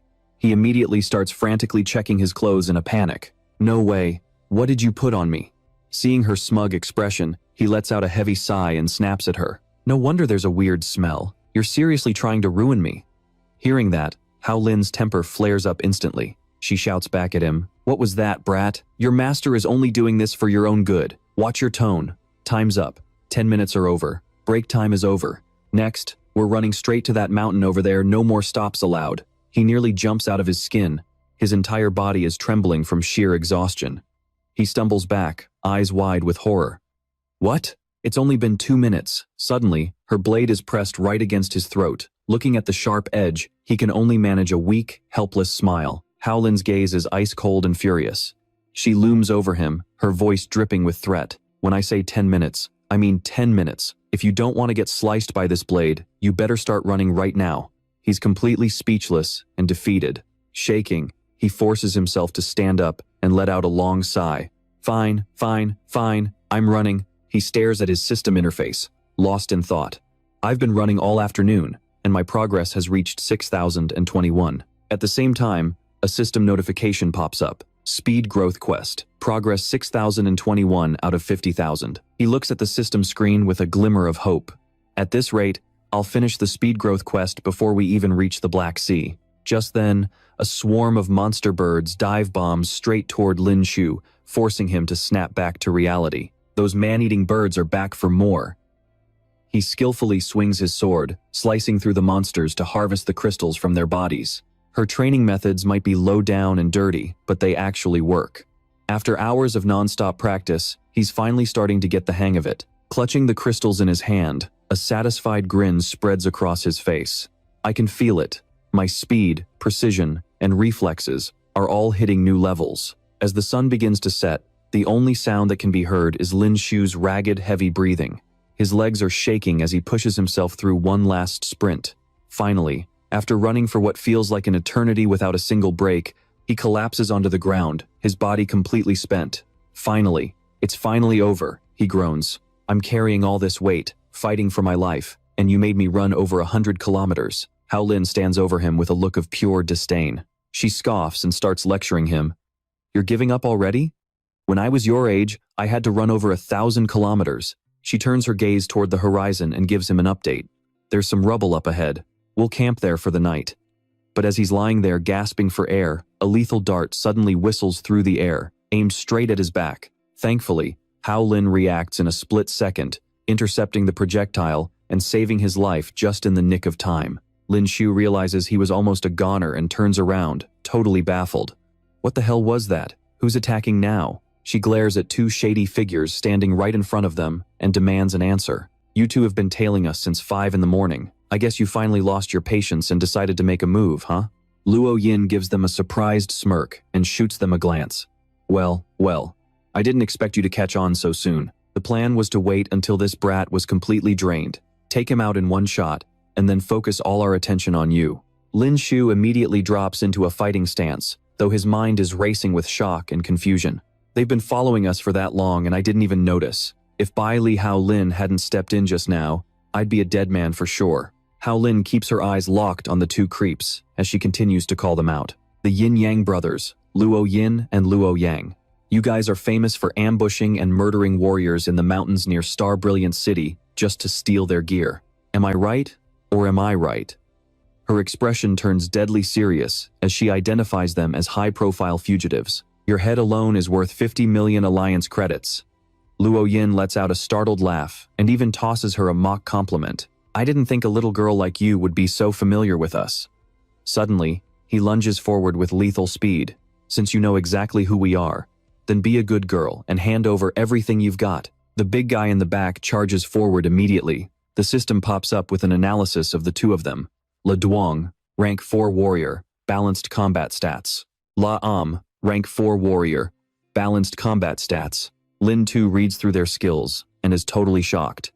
Wait, these two punks are actually rank 4 warriors? This is going to be tough. Hao Lin is rank 4, but I'm only rank 2, just as he thinks he needs to step in and help. Hao Lin looks back and gives him a heads up. Listen, apprentice, keep your eyes peeled. Watch how I use source energy to take these guys down. He watches her move toward the battlefield, completely mesmerized. Hao Lin's source energy is way more intense than La Am's, and it just keeps flowing without stopping. Le Duong quickly swings his weapon at her, but she blocks it effortlessly with just a single blade. She stares them down with pure contempt and asks, "Is that all you've got?" The duo refuses to give up and keeps pressing their attack. Realizing things are going south, La Am screams to his partner, La Duong, "Let's use our combo martial skill." Instantly, both of them lunge straight at Hao Lin. La Am has this smug, mocking grin on his face. Our brother's combo skill can reach the level of a rank 5 warrior. Le Duong bellows with pure excitement. Now, drop dead. Both of them sprint forward with everything they've got. At the same time, one jumps high, while the other hurls his weapon upward. They move together as if they were one person. Their weapons merge in midair, forming a massive, lethal tool. Combo martial skill, Meteor Shower. 2 combat rings lock together, spinning rapidly to generate a powerful aura. Then, La Am unleashes a volley of shurikens. As the shurikens pass through the rings, they multiply into a bizarrely massive number. The projectiles fly toward Hao Lin like a terrifying storm. Suddenly, she's facing thousands of deadly arrows raining down on her. Lin Tu watches the scene, totally panicked. What the hell is that? That's a combo martial skill. It takes at least 2 people to pull it off. The name is trash, but the power isn't half bad. Hao Lin isn't even flinching. She looks up and scoffs. Is that the best you can do? In a flash, she generates a rock-solid energy shield to protect them both from the rain of steel. Defensive martial skill N. Not a single arrow even grazes them. Lin Tu is absolutely stunned by her technique. His eyes go wide. Wait, that's N? Is this brat actually a rank 6 warrior? Rank 6. He keeps his eyes glued on Hao Lin as she faces the 2 thugs. He'd heard that some high-level warriors reach a point in their training where they can force their bodies to shrink, basically achieving eternal youth. Wait, is this girl actually an old grandma in disguise? His mind is racing with 1,000 different theories about who she really is. Once Hao Lin completely nullifies their ultimate move, Le Duong stands there, trembling and unable to believe his eyes. How is this possible? La Am drops down, sounding just as shaken. Weren't all the people headed to Black Sea City for their warrior exams supposed to be noobs? Where did a rank 6 master come from? Hao Lin just gives a calm, wicked smile. My turn. She charges straight at them, unleashing a gold-tier martial skill. They can't even react. She zips right through them, dual blades flashing in her hands, 13 moonlit slashes. Sensing the perfect moment, she glances back and says, "Let's wrap this up." In less than a second, she carves right through their bodies. Lin Tu is frozen in place, seeing this for the first time. He stammers, "So this is the true power of a rank 6 warrior?" She took out 2 rank 4s in a heartbeat. He looks at the 2 men gasping for air on the ground and starts overthinking things. Wait, they aren't totally dead yet. If I give them one more hit, does the experience count as mine? He quickly grabs his sword and points it at them. While they're still clinging to life, he coldly brings the blade down. The 2 thugs thrash around in pure desperation. Watching this from the side, Hao Lin is speechless. "You seriously have a thing for this?" she asks, bewildered. Lin Tu doesn't even answer. He just stares at the sword in his hand, wondering why nothing's happening. Wait, does this not work? Just then, the system pings with a new notification. Rank 4 warrior killed. You have received 145,485 points. Rank 4 warrior killed. You have received 184,687 points. Seeing these 2 notifications makes him explode with joy. He starts jumping around like a maniac, thinking to himself, I actually did it. It worked. These 2 guys combined actually gave him over 300 million experience points. On top of that, he successfully broke through to the next level and gained 16 potential points. Talk about a jackpot. Right then, the level up notification pops up. Congratulations, Master, on reaching level 16 and gaining 16 potential points. His stats and skills are immediately displayed in front of him. Host, Lin 2. Level, 16. Strength, 260, 3,269. Constitution, 105. Speed, 80. Total combat power, 19,935. Title, Rank 2 Warrior. Accumulated Rage, 0 out of 100. Skills, Analytical Eye, Rage, and Camouflage. Hao Lin is a bit baffled by his bizarre behavior. She looks at him in surprise and asks, "Hey, what are you grinning like an idiot for? You didn't run so much that your brain finally short-circuited, did you?" Hearing this, he feels a bit embarrassed and finds it hard to explain. He looks away awkwardly and tells her, "Nothing's wrong. Anyway, I wanted to discuss something with you. In the future, if we run into high-level warriors like this, you don't need to kill them outright. Just beat them until they're on their last breath, and then I'll deliver the final blow. What do you say?" Hearing that, she glares at him in annoyance and snaps, "In your dreams. You want pocket money? Go earn it yourself." After that, she goes back to scrolling through her phone, looking for information. "I just happened to run into a few criminals with bounties from the government union. I just took them out for some extra spending money. You really want to snatch that from me?" At this point, he's completely speechless. He finds this girl so strange. She actually thinks he's trying to steal her bounty money. Those experience points are worth way more to me than any bounty. Suddenly, the system flashes a new notification. Warning, warning. A bug has been detected and is currently being patched. Seeing this, he gets confused and asks, "Huh? What does that even mean?" The system quickly responds, "Bug fix successful. Since the host dealt less than 40% damage to the high-level warrior, the kill experience will now be split proportionally." After reading this, he loses it and curses. "Are you freaking kidding me?" The system doesn't care and continues its announcement. Host's level has been downgraded to level 15. Potential points revoked. He's so angry he can't hold it back, screaming out in utter despair, "Holy hell, this isn't even my fault. On what grounds are you taking everything back?" The system displays another message. Host has identified a bug. As a reward, the host receives 3 gacha spins and will be allowed to keep level 16. Reading this, he finally calms down and mutters to himself, "Well, at least you have a conscience." Hao Lin, standing to the side, sees him talking to himself and thinks he's lost his mind. She rushes over to check if he's running a fever. "Are you absolutely sure you're okay?" He just chuckles and replies, "I'm fine, really, I'm fine." She quickly starts walking ahead and reminds him, "All right then, let's keep running. If we hurry, we can reach Black Sea City by tomorrow afternoon." Hearing this, he's already completely drained and starts whining, "We still have to run?" Soon, night falls. The two of them are quickly devouring delicious grilled meat over a campfire. Seeing how Lin eats so heartily, Lin 2 asks in surprise, "Is it possible a girl your age has never eaten grilled evolved beast meat before?" Seeing her eat so fast, he gives her a piece of advice while chewing his own food. "You look like a mess. Slow down. No one's going to steal it from you." This makes her snap. She shoots him a fierce glare and threatens him. "Is that any way to talk to your master? If you still have the energy to complain, it seems your training intensity isn't high enough. Hurry up and eat." After dinner, the training continues. Lin 2 immediately loses his appetite. He hurriedly asks her, "You've got to be kidding me. We still have to train tonight?" She responds casually while eating, "Of course. We'll be in Black Sea City tomorrow. If we don't train now, what if you fail to get your warrior certification?" He sighs and tries to explain the situation to her. "I already have the strength of a rank 2 warrior. How could I possibly fail? Unless..." He suddenly glares at her with a judging look. "I just remembered. You said you're one of the examiners.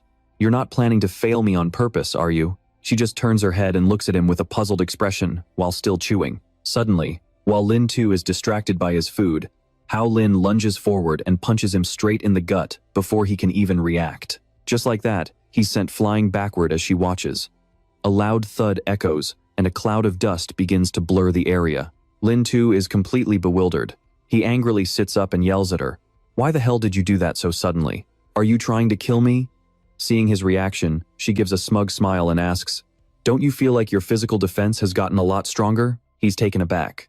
He looks at his hands in disbelief and mutters, "If you hadn't said anything, I wouldn't have even noticed." Her punches pack some serious power. "By all accounts, I should be a total wreck right now. but instead, my muscles are just a little bit sore. She lets out a chuckle, walking right up to him with a smirk.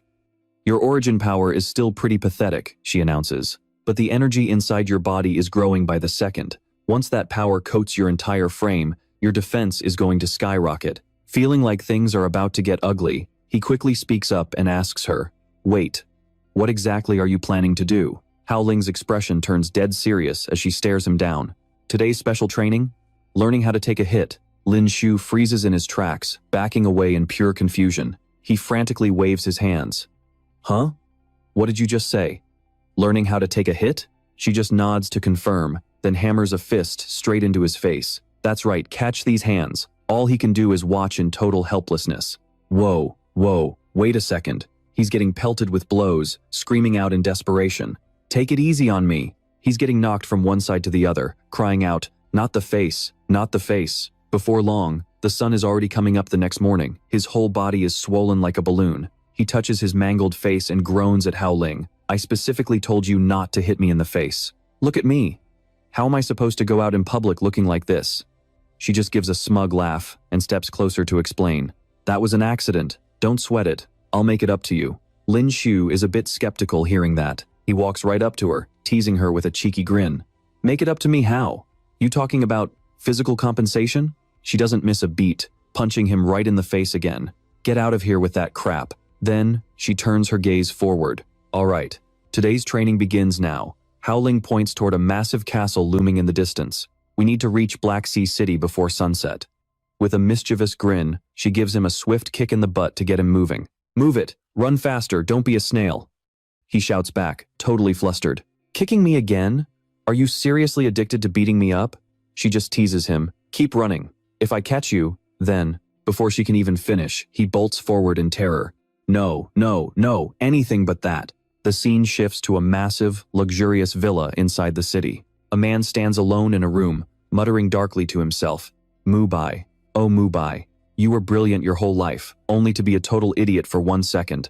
I can't believe I got played by a high school brat." Just then, a henchman walks in to give him the report. "Master, if it was just that kid alone, there's no way he could have done it. We suspect someone is helping him from the shadows. He's way too cozy with the Federation military and even has a 1-star medal." The old man is fuming, his brow furrowing as he processes the news. A kid who was supposed to be a total cultivation failure somehow skyrocketed in power in just 6 short months. Not only is he a rank 2 martial artist, but he also snagged a 1-star medal? This kid is definitely more than meets the eye. He slams his fist down, consumed by rage. The Tang family will not suffer any more losses because of him. His eyes burn with pure hatred. That brat is heading to Black Sea City to get his martial artist certification, and it just so happens I have a friend there. I've already asked him to take care of that little punk for good. Cut to a bright morning in the massive sprawl of Black Sea City. Howling and Lin Shu finally make their entrance. A giant sign towers over them as they enter. Howling looks like she's ready to have some fun. She turns to Lin Shu with a grin and a wave. "Let's go, my little apprentice. Let's see what the treasure pavilion has in store." He looks around, feeling pretty embarrassed. "Hey, don't call me your apprentice in front of everyone." She spins around to tease him. "You already called me master, so I'm calling you my disciple." "What? I'm not allowed now?" "Apprentice, little apprentice." He gets even more annoyed. "Shut it already." Just then, a beautiful clerk greets them with a smile. "Welcome to the treasure pavilion." She starts showing off the items on the walls with excitement. "We carry everything from martial skill cards and exotic stars to weapons and battle suits. We've got it all. How can I help you two today?" Howling browses the weapons as she walks. "Come on, apprentice. Your master is going to help you pick out some skill cards." She looks at the selection and is actually pretty impressed. "Wow, these are all silver-tier martial skill cards." Then, she turns to the shopkeeper and asks, "Do you guys have any diamond-tier cards?" The shopkeeper looks a bit awkward.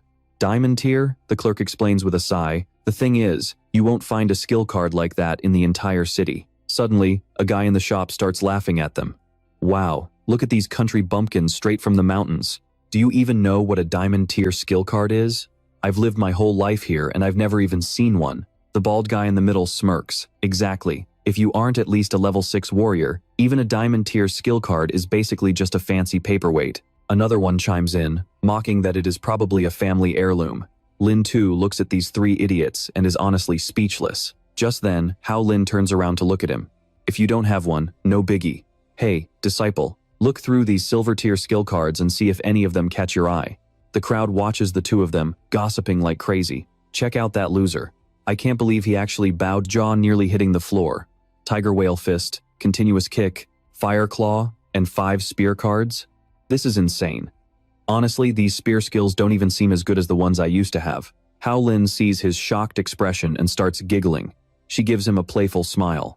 Well, I have never seen you in action, so I just picked some random ones. If they are trash, just sell them. The two of them head outside, chatting away like old friends. As for weapons, this shop probably doesn't have anything high-end enough for you. But don't you worry, once you get your official certification, your master will have a much bigger surprise waiting for you. The three thugs from before watch the whole thing. They are dying of jealousy, wondering why that Lolita didn't pick them instead. They start complaining in pure desperation. She just dropped over 2 million credits like it was pocket change. That kind of wealth is just criminal. Do you think she is still taking applications for students? Man, I would kill for a rich, beautiful master like that. The scene shifts to a massive hotel in the city. Lin too is alone in his giant suite, wondering to himself, who exactly is that girl? What is her deal? A luxury room for 150,000 a night, and she booked 2 of them without hesitation. Come to think of it, how old is she really? Is she actually some ancient monster in a young body, out here hunting for some fresh meat? But he is not complaining about having a rich master. He pulls out the cards and sits down, getting ready to study for real. If I keep riding her coattails like this, I will save myself decades of hard work. I will start with these 3 hand-to-hand skills first. The spear skills were basically extras anyway, so I will just use them for fusion later. He starts visualizing the powerful fist techniques in his mind. Lin too enters a state of deep focus, staring ahead as he analyzes the moves. Right, if I add the power of the Tiger Whale Fist to my explosive fist when I strike, the impact should be way more devastating. He throws his hand forward, starting to practice the motion of the skill. If I land an explosive fist and then transition into Fire Claw midway, I can catch them off guard and rip their arm clean off. Suddenly, there is a knock at the door. He is startled. Who is coming by this late? Then a cocky smirk crawls across his face as he heads toward the door. Wait, she wouldn't be coming here to examine me, would she? It is the middle of the night, and we are all alone in a hotel room. Lin too casually walks over. Who is it? A voice answers from the other side. A friend of yours ordered some late-night snacks for you. He thinks to himself, wow, she is actually pretty thoughtful. I have been training all night, so I am actually starving. The man at the door bows slightly. Hello, sir. As he reaches for the food, the weird guy mumbles, here is your delivery. In a split second, a blade flashes out of nowhere, lunging straight for him. It is so fast he barely has time to react. Luckily, thanks to his intense training, his reflexes kick in, and the knife misses his vitals by a hair. This weirdo's eyes bugged out in shock when he realized his knife couldn't even scratch the guy. Lin Shu reacted instantly, delivering a barrage of kicks to the group. Silver rank martial art. Continuous kick. Luckily, these guys managed to react just in time, wearing smug, arrogant grins on their faces. Lin Shu kept the pressure on with relentless kicks, but this assassin was insanely agile, leaping right onto the ceiling above his head. He dove down with his dagger, shouting playfully, hello there, you cute little brat. But as he lunged, a protective barrier materialized behind Lin Shu, catching the killer completely off guard. His eyes widened. He definitely didn't see that coming. Panic started to set in as the assassin realized he had no idea how to even land a hit. He thought to himself in total disbelief, what the hell? How is a rank 2 warrior rocking such insane defense? Sensing the perfect opening, Lin Shu grabbed the guy's arm before he could even blink. He unleashed his flames. Silver rank martial art. Fire Claw. In an instant, the assassin's arm was engulfed in fire, and he absolutely lost his mind with fear. Realizing he messed up big time, the killer scrambled back as fast as he could, looking totally rattled. Talk about an amateur. He desperately put out the flames on his arm and grumbled, damn it, the intel was totally wrong. Before he could even look back at Lin Shu, a fist was already flying toward his face. All he could do was let out a pathetic yelp. Oh crap, what is this? Lin Shu coldly delivered a brutal, exploding punch right to the guy's jaw. Weak as he was, the guy went flying while Lin Shu just stood there, cool as a cucumber. Right then, the system pinged. Rank 2 warrior killed. You've earned 150,000 experience points. The other assassin was freaking out. He wiped some blood off his mouth and stammered, "What? What just happened? The intel said your specialty was spearmanship, wasn't it?" Lin Shu just stared him down with ice in his eyes. The guy realized something was very wrong and started trembling. Lin Shu didn't give him a chance to think, lunging straight at him. He raised his fist, charging up a tiger whale strike for a finishing blow. Another pathetic excuse for an assassin. The guy collapsed to the ground, shaking like a leaf. No way. What kind of technique is this? The sheer pressure is crushing me. Realizing he was doomed, he frantically waved his hands. "Wait, kid, hold on. I'm from the Flower God Temple. You can't kill me." But our main character wasn't about to listen to any of that nonsense. He coldly threw the final punch. The guy slumped over, and the system notified him, "Rank 2 warrior killed. You've earned 150,000 experience points." And just like that, this amateur hitman kicked the bucket before he could even finish his sentence. Watching the guy drop dead and go meet his ancestors, Lin Shu mused with a surprised look. Flower God Temple? Sounds pretty fancy. He stood over the body, looking totally badass. He muttered to himself, "If it wasn't for my disguise skill hiding my true power, those two wouldn't have let their guard down. I wouldn't have taken them down so easily otherwise." But why were they trying to kill me? Is the Tang family pulling some shady crap again? Hearing the commotion, Hao Ling rushed into the room and asked in surprise, "Whoa, you finished them off that fast? That's my student for you." Turns out she'd been sitting there watching the whole time, her face turning serious as she analyzed the fight. "You used your energy to protect your vitals so that dagger couldn't pierce through. Looks like these past few days of training really paid off for you." Lin Shu walked over to her, bewildered. "When did you get here?" She just smirked. "Right when that guy tried to stab you." Hearing that, he blew a fuse, pointing a finger right in her face and snapping at her. "What kind of master are you? You see two guys trying to murder your student, and you just sit there and enjoy the show?" She acted like it was no big deal, looking incredibly smug. "But you handled it, didn't you? I have total faith in my student." Lin Shu just sighed in frustration. "Faith my foot. Now what? How do we get rid of the bodies?" She stood up and casually told him, "Grab your stuff. I'll have the front desk move you to a different room." Hao Ling looked completely unbothered as she started walking out. "Don't worry about this place. Someone will be by to clean it up." Cut to the next day. The sun was blazing down on a bustling, noisy part of the city. A crowd of people were gathering, arguing about something. A girl there began explaining things to the crowd. "The warrior certification exam starts at exactly 9:30. All registered warriors, please come over here to hand in your exam cards, then head to the North Courtyard for your combat power test." After hearing the rules, Hao Lin gives a playful smile and turns to advise Lam Tu, "Be a good student and stay in line, okay? I'm heading to the judge's booth to register." She didn't forget to cheer him on, adding, "You can do it." He silently watched her walk away, thinking to himself, "Man, she really is a judge after all." Just then, a massive, overweight guy stomped toward the line, fuming with rage. "Move! Get the hell out of my way!" Seeing this, a guy nearby looked pretty annoyed and questioned him. "Who the heck is this guy? Why is he acting so high and mighty?"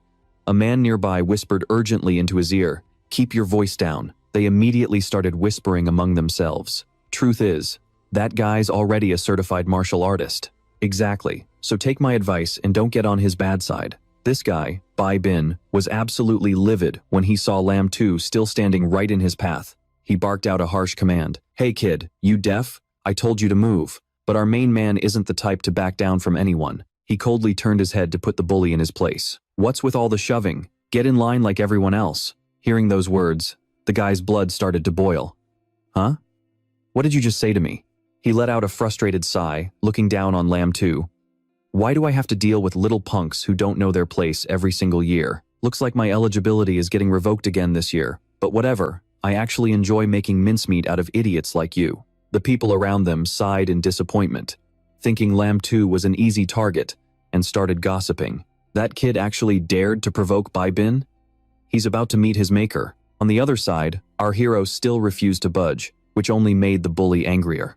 He quickly clenched his fist and lunged straight at Lam Tu. "You're dead meat, brat." Lam Tu remained perfectly calm as he raised his own fist, unleashing his explosive strike to counter the attack. The two collided in a fierce exchange of power, sending a shockwave that made everyone nearby pull back in fear. A smug grin spread across Lam Tu's face. Suddenly, Bai Bin realized something was horribly wrong with his hand. Just like that, his hand was completely shattered into pieces. Lam Tu gave him a satisfied smirk and declared, "Just like you wanted. You're definitely not getting your certificate this year." With a cold glare, he looked at the 8 people standing behind him and asked, "Well, anyone else feel like cutting the line?" Seeing the carnage, the crowd immediately fell into a perfectly straight line with awkward, friendly smiles. Terrified, they quickly waved their hands to explain. No, not at all. We're all very civilized citizens. How could we ever do something as immoral as cutting in line? Right? Exactly. The scene quickly shifts to the matches inside the massive building. The sound of power-leveling machines echoed through the hall. Combat power, 890. Combat power, 900. Combat power, 840. The manager checked the monitor and called out the next name. Next up, Lam Tu. Lam Tu slowly stepped forward, lost in his own thoughts. Most of the martial artists taking the exam here have a combat power of around 800, which is just enough to reach rank 1. He calmly stared at the testing machine in front of him, feeling a bit hesitant. He wondered if, after using his camouflage skill, this device would actually be able to detect his true combat power. The machine quickly scanned his entire body from top to bottom. Moments later, the machine's voice announced, "Combat power, 1,499. He finally let out a long sigh of relief. He had his own reasons for holding back. Luckily, it didn't cross the 1,500 mark. If it did, he'd be considered a rank 2 martial artist. And a rank 2 without a license? He'd be the laughingstock of the city. Meanwhile, the people nearby who saw the whole thing were both stunned and a little bit jealous. His combat power is actually 1,499? He's literally on the verge of rank 2. No wonder he took out Baibin so easily. It's honestly impressive. To have that kind of strength at such a young age. A voice inside the room kept announcing, "Candidates, please proceed to the strength test." Hao Lin, now dressed in a sharp official uniform, stood there to address the crowd. "All participants, please line up properly. The next phase is the strength test." Seeing that she really was a judge, Lam Tu's jaw dropped in sheer disbelief. "This girl is actually a judge? I thought she was just messing with me." She continued explaining the rules to a massive guy standing right in front of her. A single punch must reach at least 1,000 kilograms to be considered a pass. The guy looked at her with total confusion and asked, "Are you seriously the judge?" She nodded quickly to confirm and then gave him a sharp glare. "That's right. Is there an issue?" He burst out laughing, turning to mock her with the guys behind him. "You've got to be kidding me. An underage little lowly is our judge? I bet you couldn't even hit 100 kilograms yourself." The group behind him roared with laughter, clearly enjoying the joke. Thinking she was an easy target, they swarmed around Hao Lin's tiny frame, gossiping and sneering with pure excitement. Seriously, what the hell is the martial arts union thinking? Why'd they let a little kid be a judge? At her age, she probably hasn't even reached rank 1 yet. "Hey there, little girl, come here, and I'll give you some candy." Hearing their disgusting trash talk, she let out a sigh and prepared to make an announcement. "Fine then, I'll give you guys a little reality check." In an instant, she threw a badass punch with just one hand at the power meter standing nearby. Her face turned ice cold as she glared at the crowd and barked, "Open your damn eyes and look closely." The machine instantly beeped, displaying her results. 9,999 kilograms. Everyone's jaw dropped in absolute disbelief. They muttered in total shock. "Is this for real? It's actually 9,999 kilograms. Right then, a massive guy stepped forward and shouted to the crowd, "I don't buy it. This machine has to be rigged. Let me try." He then wound up and smashed the meter with every ounce of strength he had. After the result popped up, Hao Lin calmly told him, 895 kilograms. You failed. Beat it. He stood there frozen in shock. Then, exploding with rage, he pointed his finger right at her and started screaming. "How is that even possible? You must be pulling some fast ones. You definitely rigged this machine." Hao Lin was starting to lose her patience with these people. She repeated herself one more time. "I already told you, your strength test was a failure. Now get out." Hearing that, the guy completely snapped. He swung a massive fist straight at her face. "Get out my ass, you little brat. You asking for a beating?" But in that split second, her tiny hand easily caught his massive fist. With just a few fingers, she effortlessly snapped his wrist before he could even blink. The pain finally hit him, and his whole body began to tremble in sheer despair. Hao Lin's expression was deadly serious as she glared down at him and ordered, "I'll give you 30 seconds to get the hell out of my sight." Her eyes turned terrifying as she made her final warning. "Otherwise, you're staying here permanently." Despite the agonizing pain, He clutched his broken hand in terror and scrambled to run away. "Sorry, I'm leaving right now." She turned back to the rest of the crowd and asked, "Anyone else have a problem?" The room went dead silent. No one dared to say a word. Feeling a bit annoyed, Howlin looked at her list and made an announcement. "Fine, next person." Seeing that the next name was Lin too, she perked up with joy. "Oh, it's my good little apprentice." He frantically gestured for her to be quiet. Terrified of the attention, he rushed over to her and hissed, "How many times do I have to tell you? Stop calling me your apprentice in public." She quickly nodded in agreement.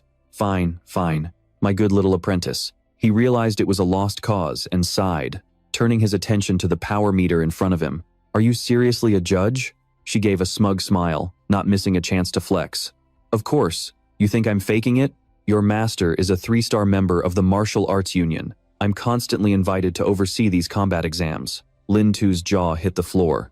He asked her in total shock, "Are you serious right now?" His mind started racing, imagining all sorts of legendary powerful judges with godlike abilities. He thought to himself in amazement, the union has 5 different membership ranks.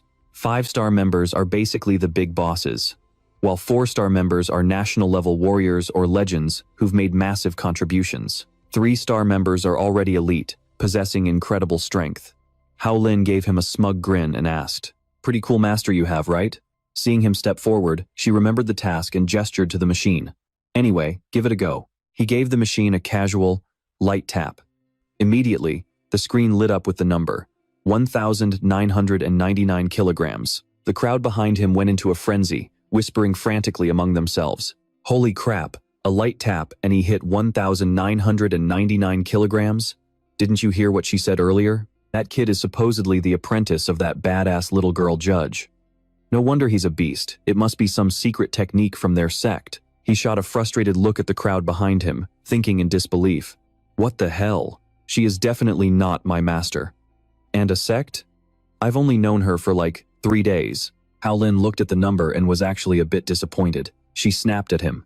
1,999 kilograms? Kid, would it kill you not to hide your true power for once? Whatever, moving on. You still have the 100-meter dash and the 50-kilometer endurance test to finish. Now go, and don't you dare embarrass me.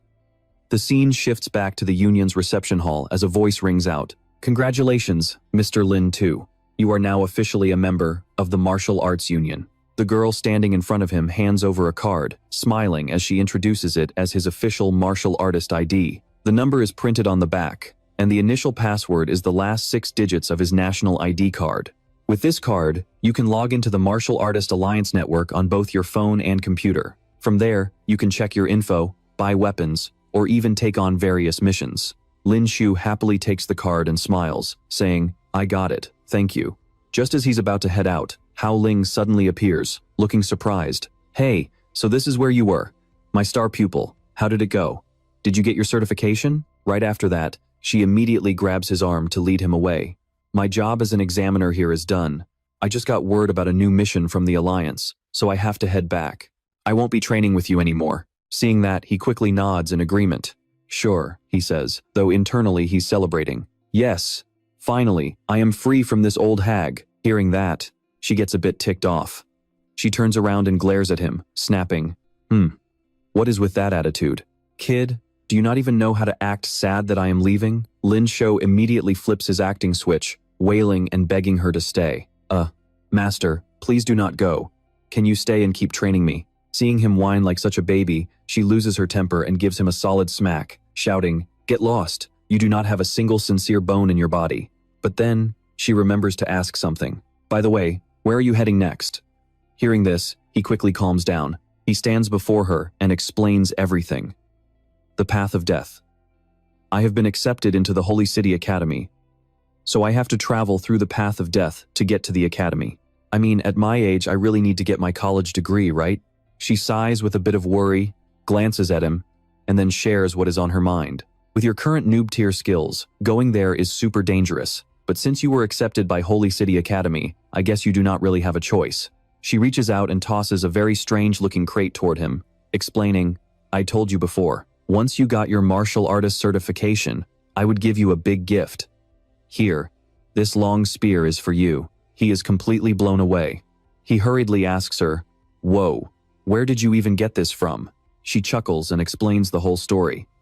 I just managed to swindle it out of the guy in charge of the Martial Artist Alliance branch here in Black Sea City. Even though covering your weapon in source strength is effective, having a high-tier weapon will give your combat power a massive boost.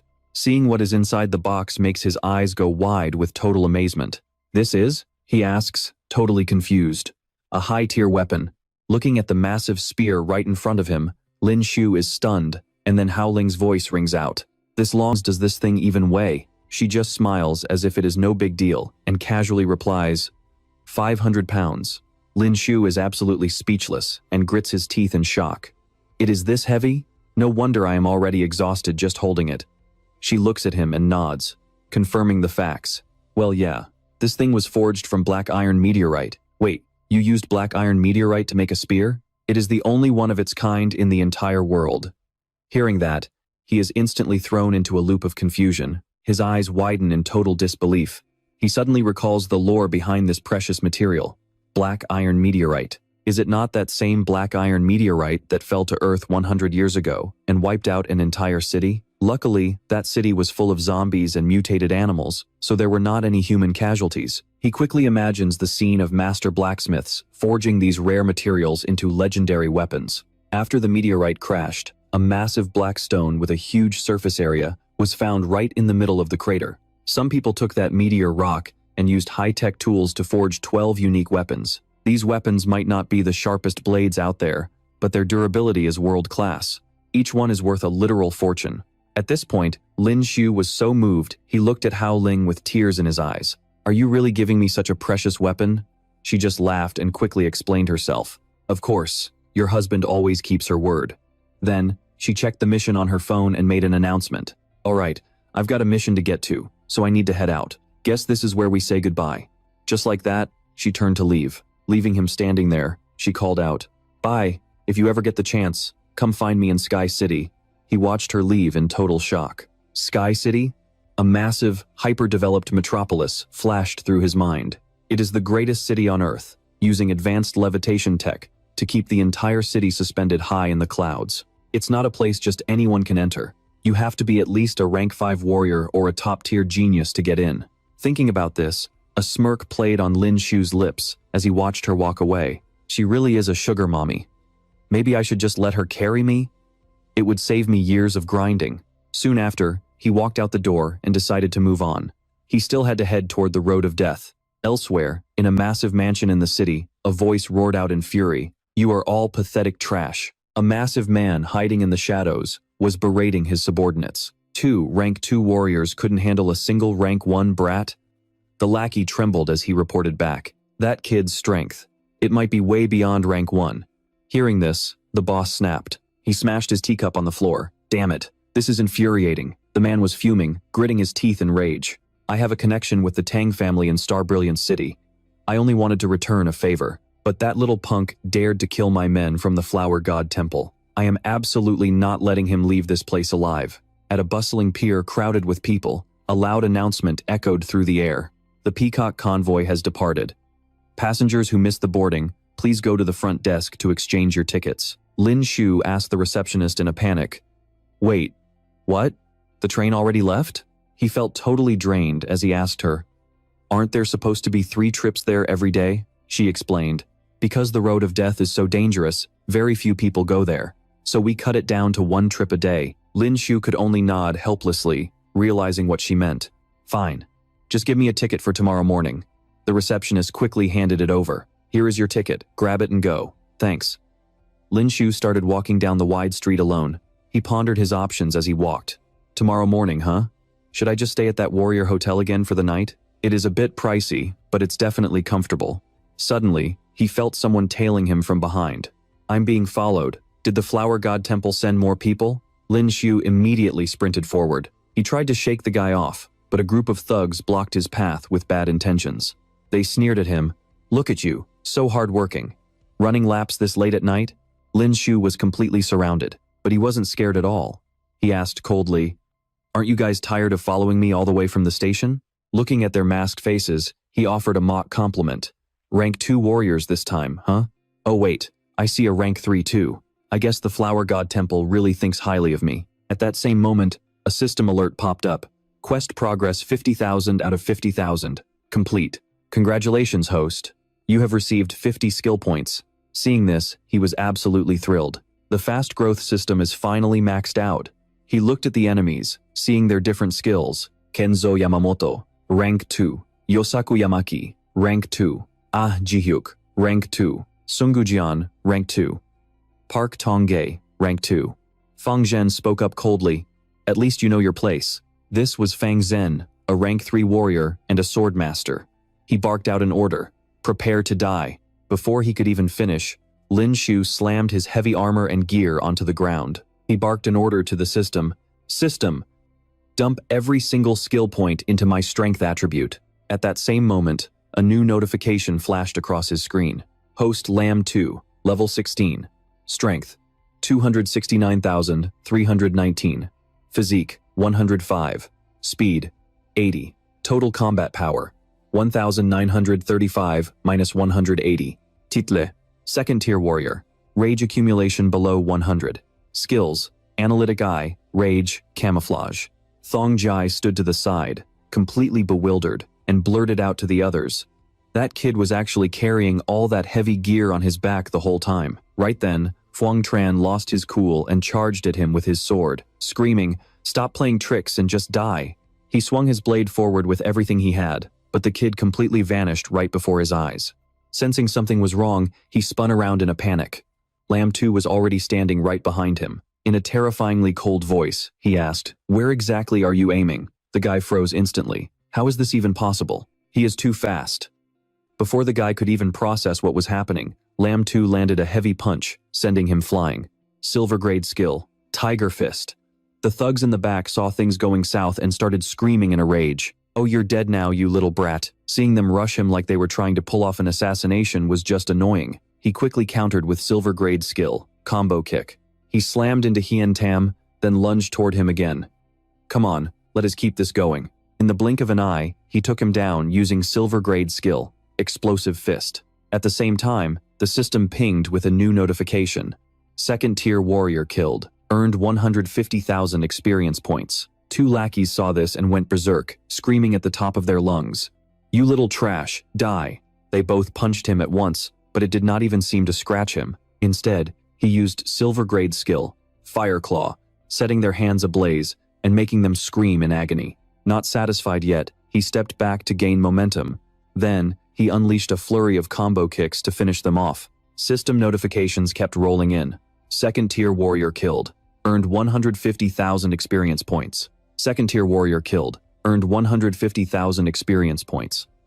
Watching this, Thongjai was paralyzed with fear and started backing away. "Is this really the power of a second tier warrior?" Vintak asked, trembling. "This is insane. How can he be this strong?" On the other side, Fuang Tran watched it all, sweating as he talked to himself. This kid's strength is off the charts. If I had not upgraded my defensive skills, that last punch would have snapped my spine. Watching his comrades fall one by one, he flew into a blind rage and charged forward. "I am going to kill you if it is the last thing I do." He decided to use the movement skill, Fu Hoa, to strike. The crowd was getting bigger, swarming around Lam 2 from all sides. He fought back with his bare hands, striking out with brutal efficiency. His fists were solid as iron as he kept pounding them. Suddenly, he felt something was off. His eyes widened as he looked ahead.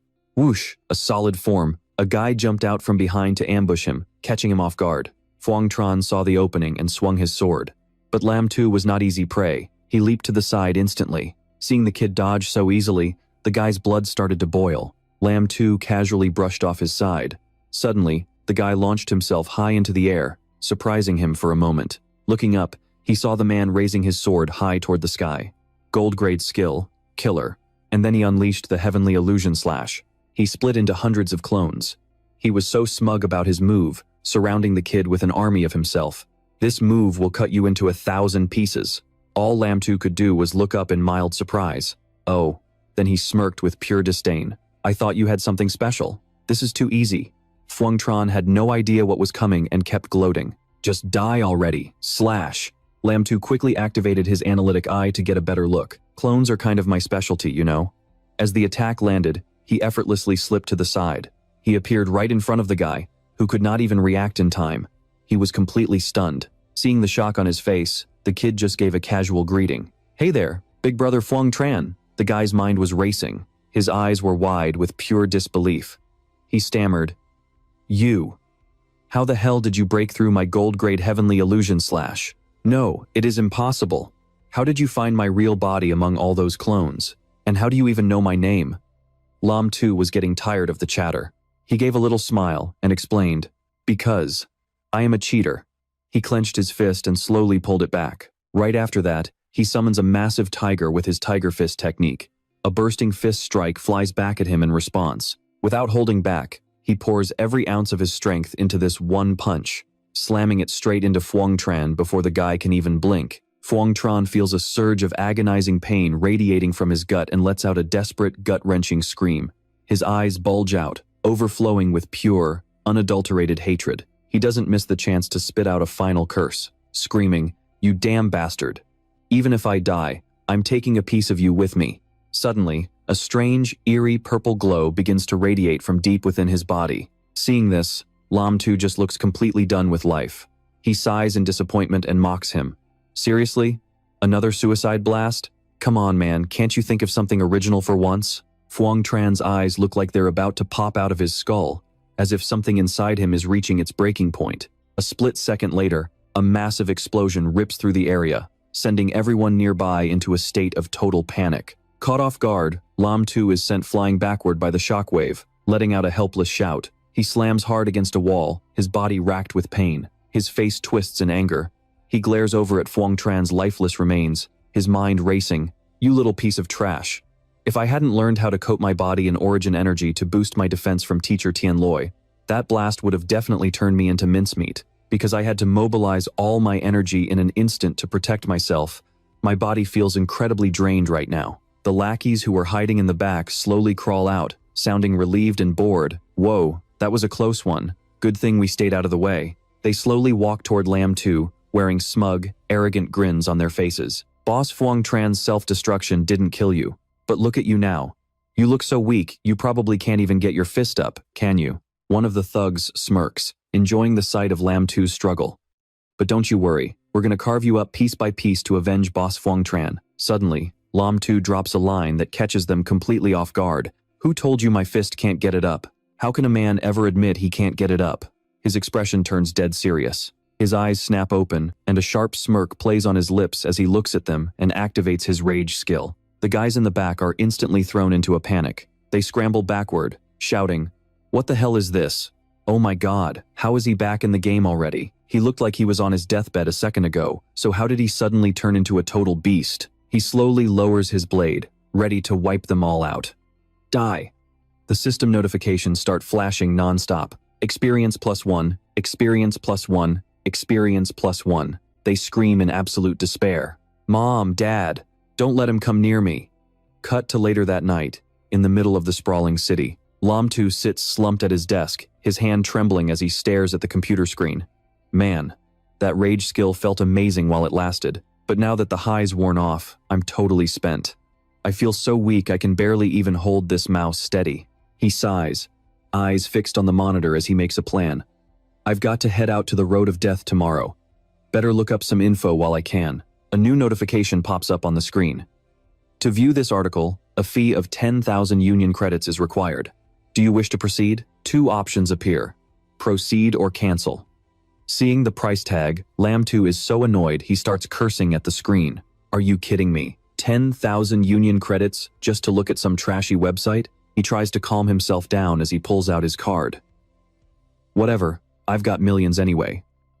Dropping 10,000 for some intel isn't going to kill me. Images of desolate landscapes and various terrifying mutated beasts appear, along with some very useful data. The area around the Road of Death is nothing but black volcanic rock. Not a single blade of grass grows there. It looks incredibly creepy. Level 3 evolved beast, rock snake. Usually hides under the rocks and possesses a paralyzing venom. If a level 3 warrior gets bitten once, they'll suffer immediate localized paralysis. Level 4 evolved beast, the crow. These things are massive and usually hide their bodies under their wings. They look just like the dangerous black rocks, but the moment they see a human, they attack like crazy. Reading through the info, he can't help but be impressed. Wow, I didn't realize the Road of Death had such a huge variety of evolved beasts. From tiny insects to absolute giants. The screen then shows a bizarre undead creature with glowing red eyes. A level 5 evolved beast called the Atom Sledgehammer. It's powerful and has a built-in ability to draw aggro. Not only that, a creepy-looking demonic chicken slowly appears on the screen. Level 5 evolved beast. The Demon Chicken Spirit. It specializes in using circular weapons to attack. Seeing this makes him shout out in shock. Holy crap, there are even level 5 beasts out there? Just looking at the photos, I can feel an overwhelming, mysterious power coming off them. He quickly clicks the mouse and sighs. Whatever, I'll just see what happens. A surprised smile crosses his face as he wonders to himself. I wonder how much that Black Mang spear teacher Tian Loi gave me is actually worth. The moment he sees the price on the screen, his face goes pale and he screams, "What the hell?" At the same time, a notification pops up on the computer screen. The Dark Flow meteorite sabers, forged from black star iron. Current bidding price, 1 billion. Reading those lines, he completely loses it and screams out in shock. 1 billion alliance credits. He suddenly remembers the look on Howling's face when she handed him such a priceless treasure. His heart starts racing as he stares at the screen, and that is just the starting bid. He never imagined that his senior was this filthy rich, casually gifting him something so insanely expensive. Does she actually have a crush on me? He feels a bit touched, almost moved to tears, wondering if he should just offer her his body to pay her back. Meanwhile, out of nowhere, Howling lets out a massive sneeze. What the hell was that? Why do I keep sneezing like this? The scene shifts to a massive, luxurious mansion deep within the city. An angry voice roars out. What? You're telling me Fang Zhen was killed too? This mysterious man stands there, screaming at his subordinates and cursing them out. Trash. You're all nothing but useless trash. This isn't just about the Duong family anymore. He killed several members of my Flower God Hall. This is war. We won't stop until he's dead. Fuming with rage, he turns around and immediately orders his men to post a massive bounty. He logs onto his private hitman network and places a bounty of 10 million alliance credits. Hearing this, a red-haired lackey looks surprised and quickly asks, "Does this mean we aren't going to handle it ourselves?" The mysterious man suddenly feels a massive headache coming on. He clutches his head and sighs in frustration. If headquarters finds out the Black Sea City branch couldn't even handle one pathetic little nobody, and that we lost so many men in the process, we'll lose all our credibility. The scene shifts to a train speeding across a vast desert. The hallways are packed with people moving back and forth. Inside his cabin, Lin Shu sits pensively, staring down at his phone. A small smile creeps onto his face as he checks the latest news. Right then, the system interface flashes before his eyes. Host Lin Shu. Level, 16. Strength, 320. Constitution, 107 plus 20. Speed, 80. Overall combat power, 1,935 to 1,980. Title, Rank 3 Warrior, adding 20 points to Constitution. Accumulated Rage, 0 out of 100. Skills, Analytic Eye, Fury, Camouflage. Suddenly, a call notification appears on his screen. He looks at the phone in surprise. Huh? I just bought this new phone last night and only gave the number to a few friends. Someone's calling me already? He realizes it's a familiar name and looks shocked. It's Teacher La. He quickly picks up. Hello, Teacher La. The man on the other end speaks up immediately. Lin Shu, where are you right now? He answers calmly. Hello, teacher. I'm on the train heading to the path of death. Is something wrong? Teacher La sounds incredibly worried as he delivers the news. Have you checked the Hunter network? There's a massive bounty on your head. Hearing this, Lin Shu's expression turns cold. He narrows his eyes and asks, You mean the underground hunting site? The teacher nods and continues explaining. Exactly. It's a site dedicated to contract killings. Nobody knows who founded it or where their servers are located. Their security is top-notch. Even the best hackers can't break in. The federal government is powerless against it. You have to be extremely careful now. I'm sure people are already looking for you to cause trouble. Lin Shu nods quickly. Understood. I'll keep my guard up. After hanging up, he quickly navigates to the site's homepage and scrolls through the listings in disbelief. Who posted this? Is it the Flower God Hall? Seeing his own photo on the list makes him speechless. Are you kidding me? I'm only worth 10 million credits? And they listed me as a rank 2 warrior? That's just insulting. Bounty, Lin Shu, rank 2 warrior. Specialties, boxing, kicking, and spear techniques. Reward, 10 million alliance credits. He scoffs at the meager reward. High-level warriors won't even look at a pathetic amount like this. Only the low-tier scrubs will be interested. But since I'm already rank 3, I guess I'll just wait for these greedy idiots to show up and gift me some free EXP. Suddenly, the train lurches violently, making the water in his cup splash around. Lin Shu's eyes snap open in confusion. He looks toward the back of the cabin. Wait, this is a high-tech train. Why is it shaking? Someone starts banging on his door, catching him off guard. What's going on out there? Why is it so loud? Suddenly, someone kicks the door open with brute force. An angry man lunges at him, catching him by surprise. Without a word, the stranger attacks, making Lin Shu bark out in anger. Who the hell are you? Trying to ambush me in my own room? Realizing this guy had zero honor and attacked without warning, he was furious and threw a lightning-fast punch right back at him. But it looked like this guy was a pro assassin, casually dodging the blow with terrifying speed. Noticing a massive opening, he drove his knee deep into the bastard's gut, making him howl in agony. Turns out this so-called assassin was just a total scrub, and now he was shivering on the floor like a pathetic mess after being easily taken down. A whole mob of others started rushing toward him on the train, making him wonder out loud in surprise. Wait, is this a train robbery? These thugs were vicious, waving all kinds of weapons around and threatening innocent passengers. Seeing this, he was actually caught a bit off guard. The train cars were way too cramped for large weapons to be effective, so the attackers were quickly losing their edge. Absolute chaos erupted on the airship as the raiders dropped down right in front of everyone. Lin Tu watched it all unfold from the side, his eyes widening as he slowly stepped forward. These guys definitely came prepared. Just then, a massive brute stood up behind him, trying to pull a sneak attack, but he caught the movement in his peripheral vision instantly. With a quick reflex, he snatched the guy's wrist and spun around, ready to counterattack. His face was stone cold. He kept a firm grip on the man's arm and unleashed his skill. Flame Claw. The brute felt the searing pain of his hand literally catching fire and let out a blood-curdling scream, clutching his scorched palm. Before the guy could even process what was happening, Lin Tu's fist came flying out of nowhere, smashing right into his face. Just like that, the big guy slammed backward into the floor, while Lin Tu just stood there silently, waiting to see what else they had in store for him.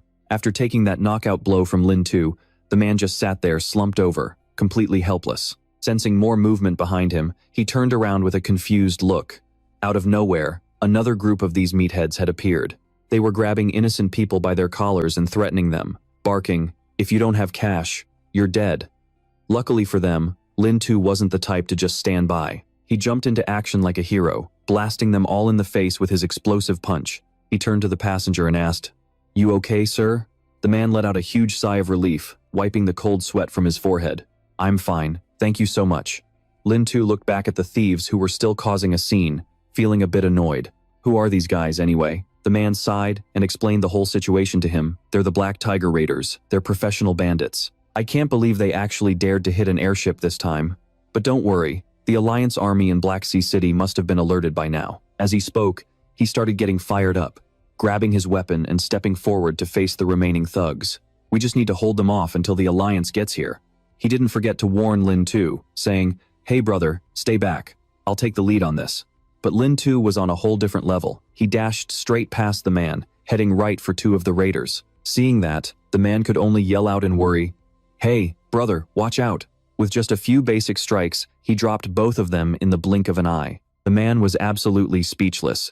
His jaw practically hit the floor in pure shock. He'd never seen such an overwhelming fighting style in his life. He just stood there gaping, thinking, holy crap, are all young people this insanely strong nowadays? But more and more raiders were starting to pour in. It seemed like they were swarming in even faster once they realized someone was fighting back. But finally, even these thugs started to feel the fear. They started shouting signals to each other. "The Alliance Army is here! Everyone, bail! Fall back now!" They grabbed their swords and bolted down the length of the ship.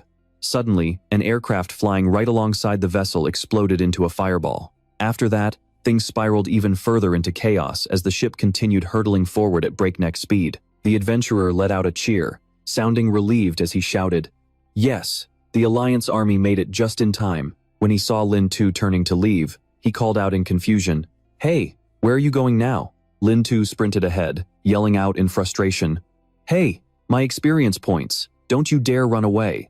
His expression was dead serious. He looked at the fleeing bandits like a predator, eyeing its prey, chanting, XP. I need more XP. The raiders were cursing their luck for picking the wrong ship to rob. Just then, soldiers stormed the cabin with their guns drawn, barking orders.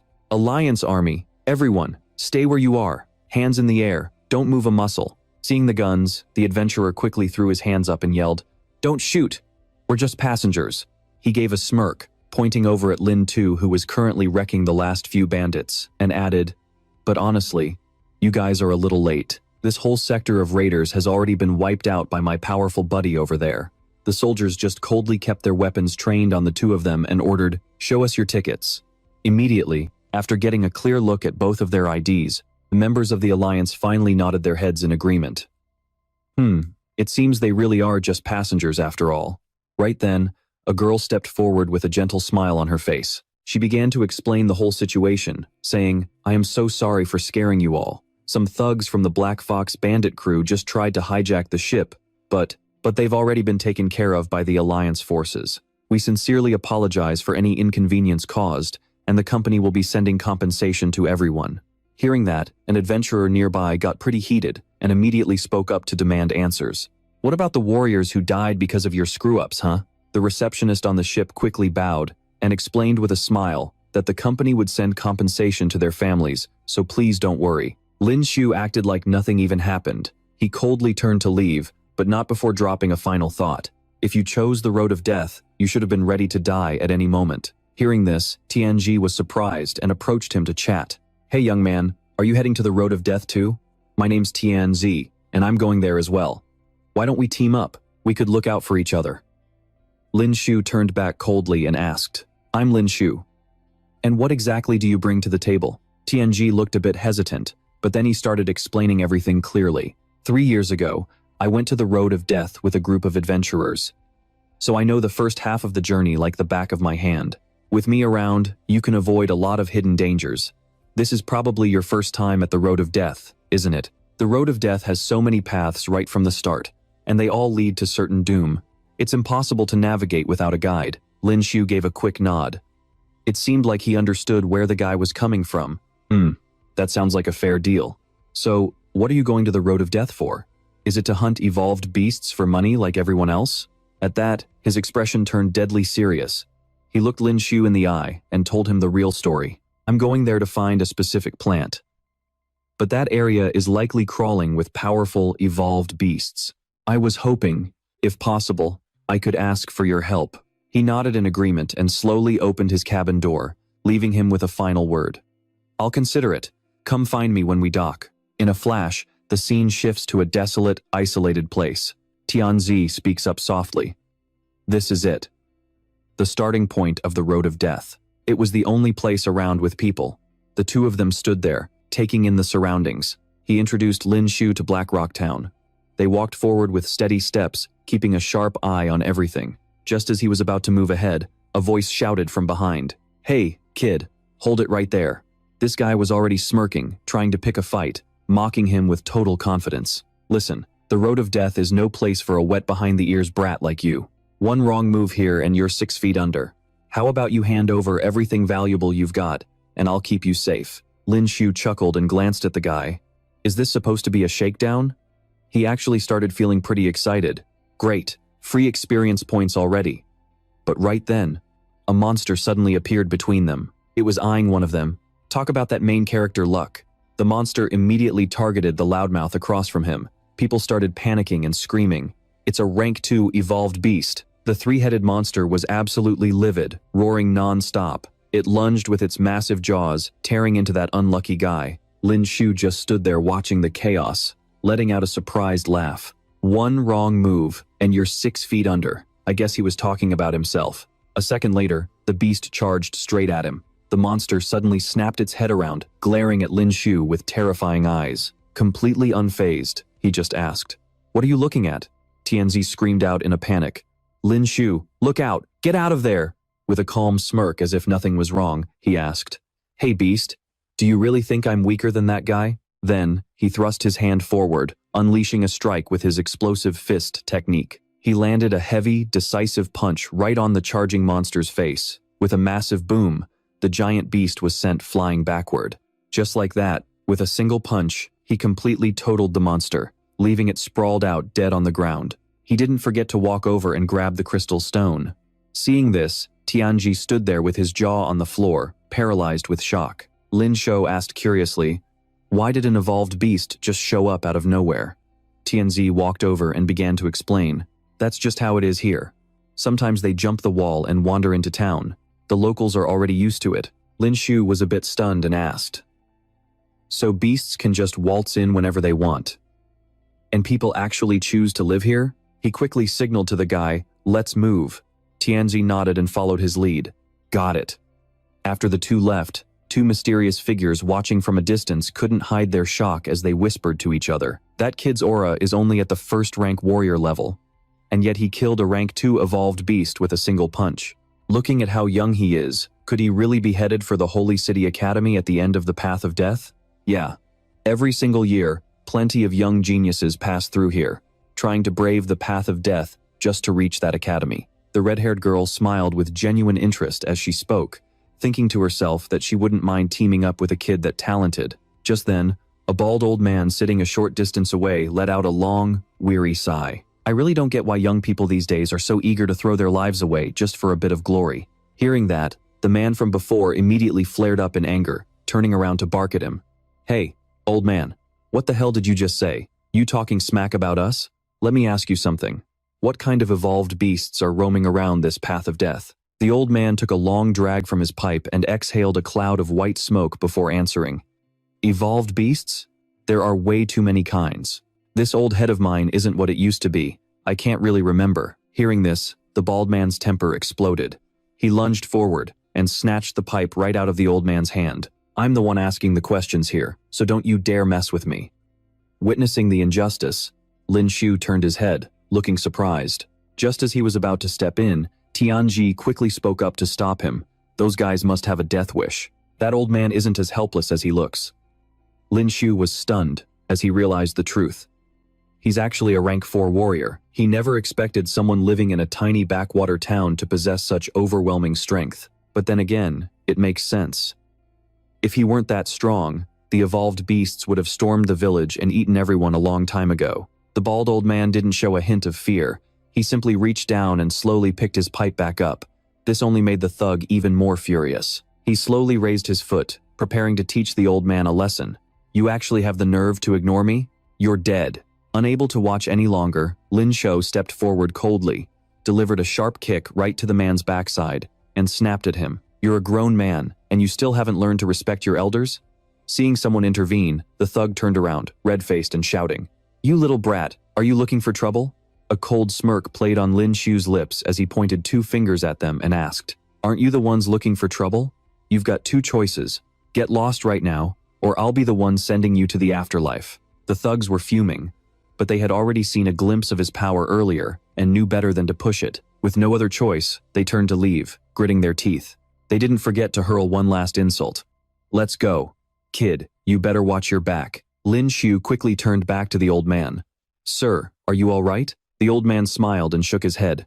"I'm fine, thank you, young man." Immediately after, Lin Shu turned to leave, almost forgetting to say a proper goodbye. "I'm glad you're okay. We'll be heading out now. Take care, old-timer." But suddenly, the old man called out to him. "Young man, wait." He calmly took another long drag from his pipe, his expression becoming incredibly serene. He looked at Lin Shu once more and gave him a serious warning. "There aren't many young people left these days with a good heart like yours. This old man doesn't have the heart to watch a kid like you die so young. After you walk about 500 meters ahead, make sure to take a detour. There's an insect plague straight ahead." Hearing this, Lin Shu smiled and waved goodbye. "Got it. Thanks for the heads up." Standing to the side, Tianji thought to himself in surprise. Did this guy see through the old man's strength from the very beginning? He stepped in so confidently. He really is a sharp one. Meanwhile, the surrounding landscape had become desolate and haunting. Not a soul was in sight. Suddenly, from between the rocky cliffs, a massive creature emerged. It was a giant grasshopper, a newly evolved species. They swarmed forward, driven by a primal urge to hunt humans. The gang of thugs from earlier was instantly paralyzed with fear, screaming at the top of their lungs. "It's a rank 2 evolved beast, a black emperor. These grasshoppers relentlessly swarmed the innocent travelers, leaving them with nothing to do but scream in utter helplessness. In just a matter of seconds, an 85-kilogram man was picked completely clean, turned into a skeleton by the sheer ferocity of the swarm. Seeing things take a turn for the worst, the bald leader frantically turned to his crew. "Run! Everyone, get out of here now!" But for the red-haired guy, it was already far too late.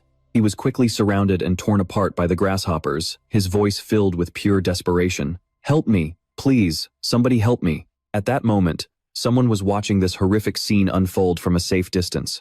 Tianji watched the entire massacre, his eyes wide with terror and shock. "Holy crap, this is absolutely terrifying. It's a good thing we listened to that old man, or we'd be toast right now." Lin Shu stood beside him with a knowing smile, as if he had calculated everything from the start. That's why you should never go around bullying people just because they look weak. The two of them continued their journey, trekking through the remote, rugged terrain. Lin Shu looked at the strange stone formations ahead and spoke his mind. With all these crooked stone pillars everywhere, it's basically impossible to find the right path. It looks like he's staring intently at those strange markings on the ground, weighing his options carefully. Then, he turns back to explain, "Don't worry, there are usually traces left behind by those who came before us. Let me see if I can find them." Right at that moment, the red-haired girl and her accomplice managed to catch up to the two of them. Fuming with rage, she starts shouting and interrogating them immediately. "Hey, you two knew there were evolved beasts on that path, didn't you? Why the hell didn't you tell us?" Lin Shu is completely speechless at her audacity. He calmly shoots back, "You're nobody to me, so why should I give a damn whether you live or die?" Hearing that, she grinds her teeth in a fit of pure fury. You just wait and see." Meanwhile, Tianji flashes a smile and raises his hand to signal him. "Found it. This way." The two of them continue their journey, leaving the two strange intruders standing there in utter disbelief. The red-haired girl quickly turns and signals her partner. "Let's follow them. They look like they know this area like the back of their hands." He nods in agreement immediately. After a long trek through narrow alleys, Lin Shu is still keeping a sharp eye on everything around them. Seeing that the path has stayed safe without any monsters, he's visibly relieved and offers some praise. "I'm really glad you're here. If it weren't for you, we wouldn't have made it out this easily." Tianji lets out a laugh and replies, "You flatter me. I just got lucky finding the tracks left by our predecessors." Lin Shu looks at the vast space ahead of them, feeling a bit confused. "What's that forest up ahead?" The man explains, "That's the Azure Forest.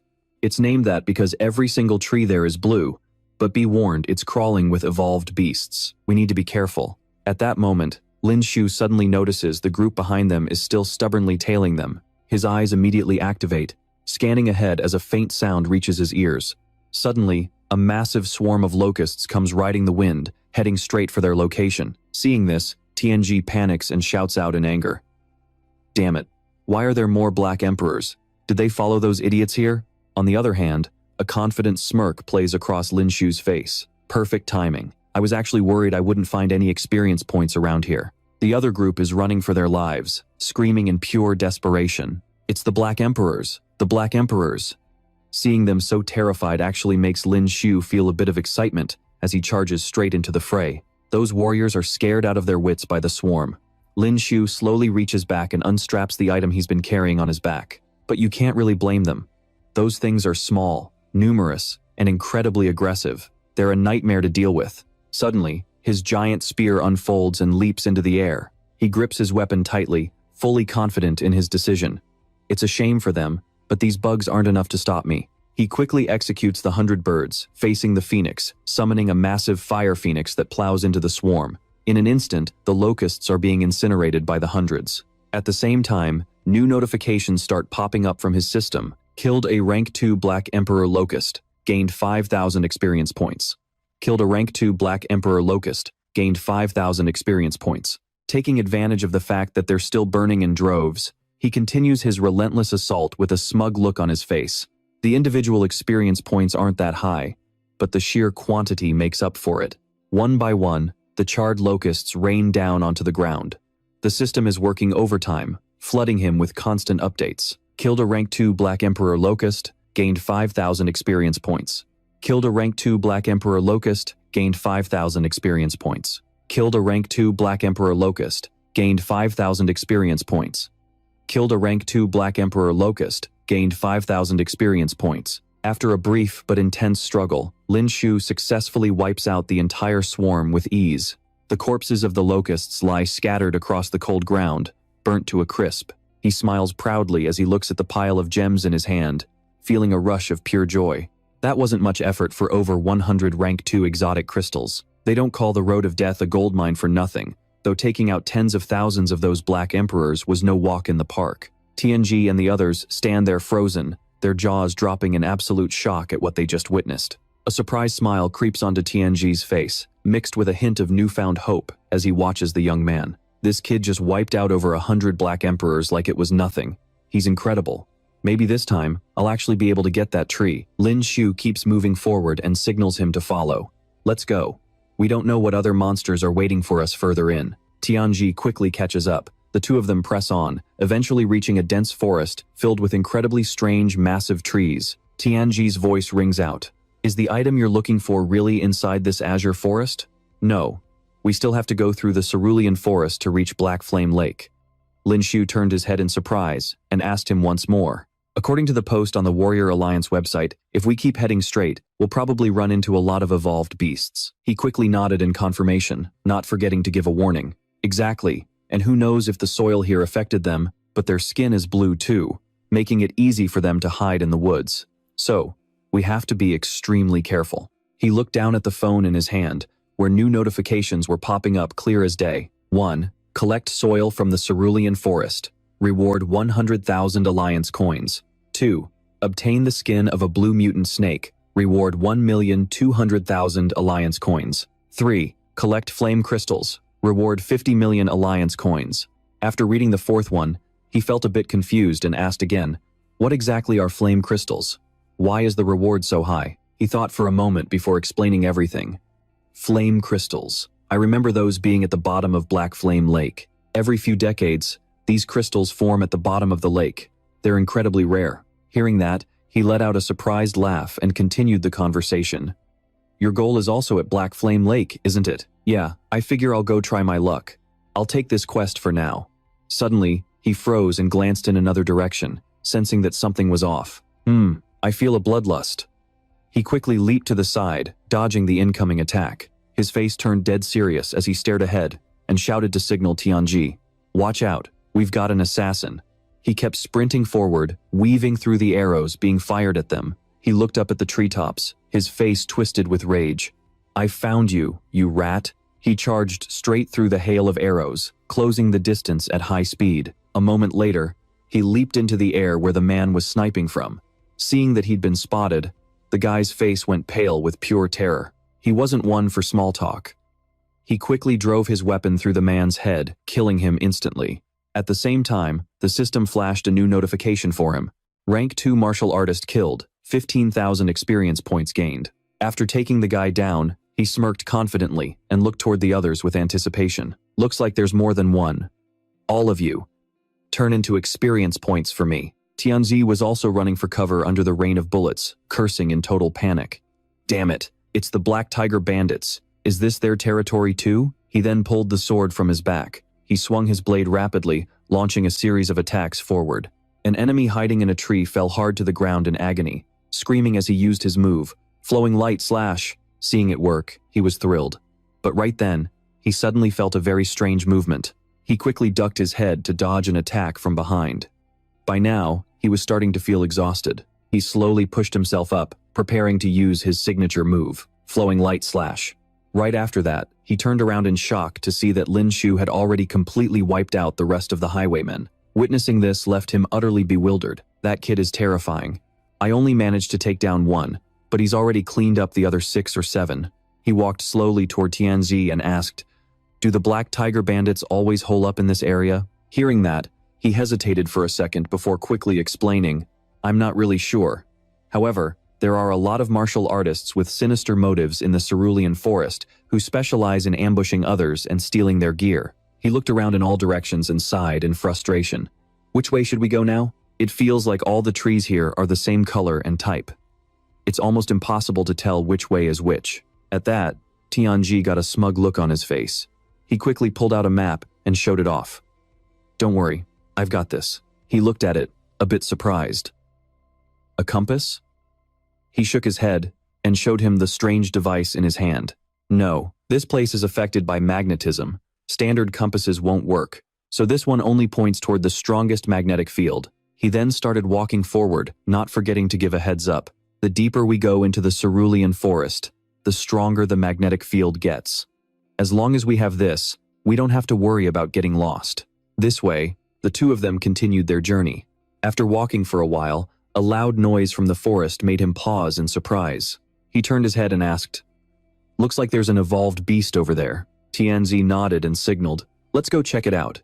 After walking a few more steps, he sensed something unusual. The ground is a bit damp. It just rained here. He nodded in confirmation and explained, "Yeah, the road of death gets rain occasionally, but it only falls in small patches." Lin Shu looked straight ahead with a serious expression, suddenly realizing something wasn't right. Right in front of him lies a bizarre, dark shadow, resting perfectly still on the ground.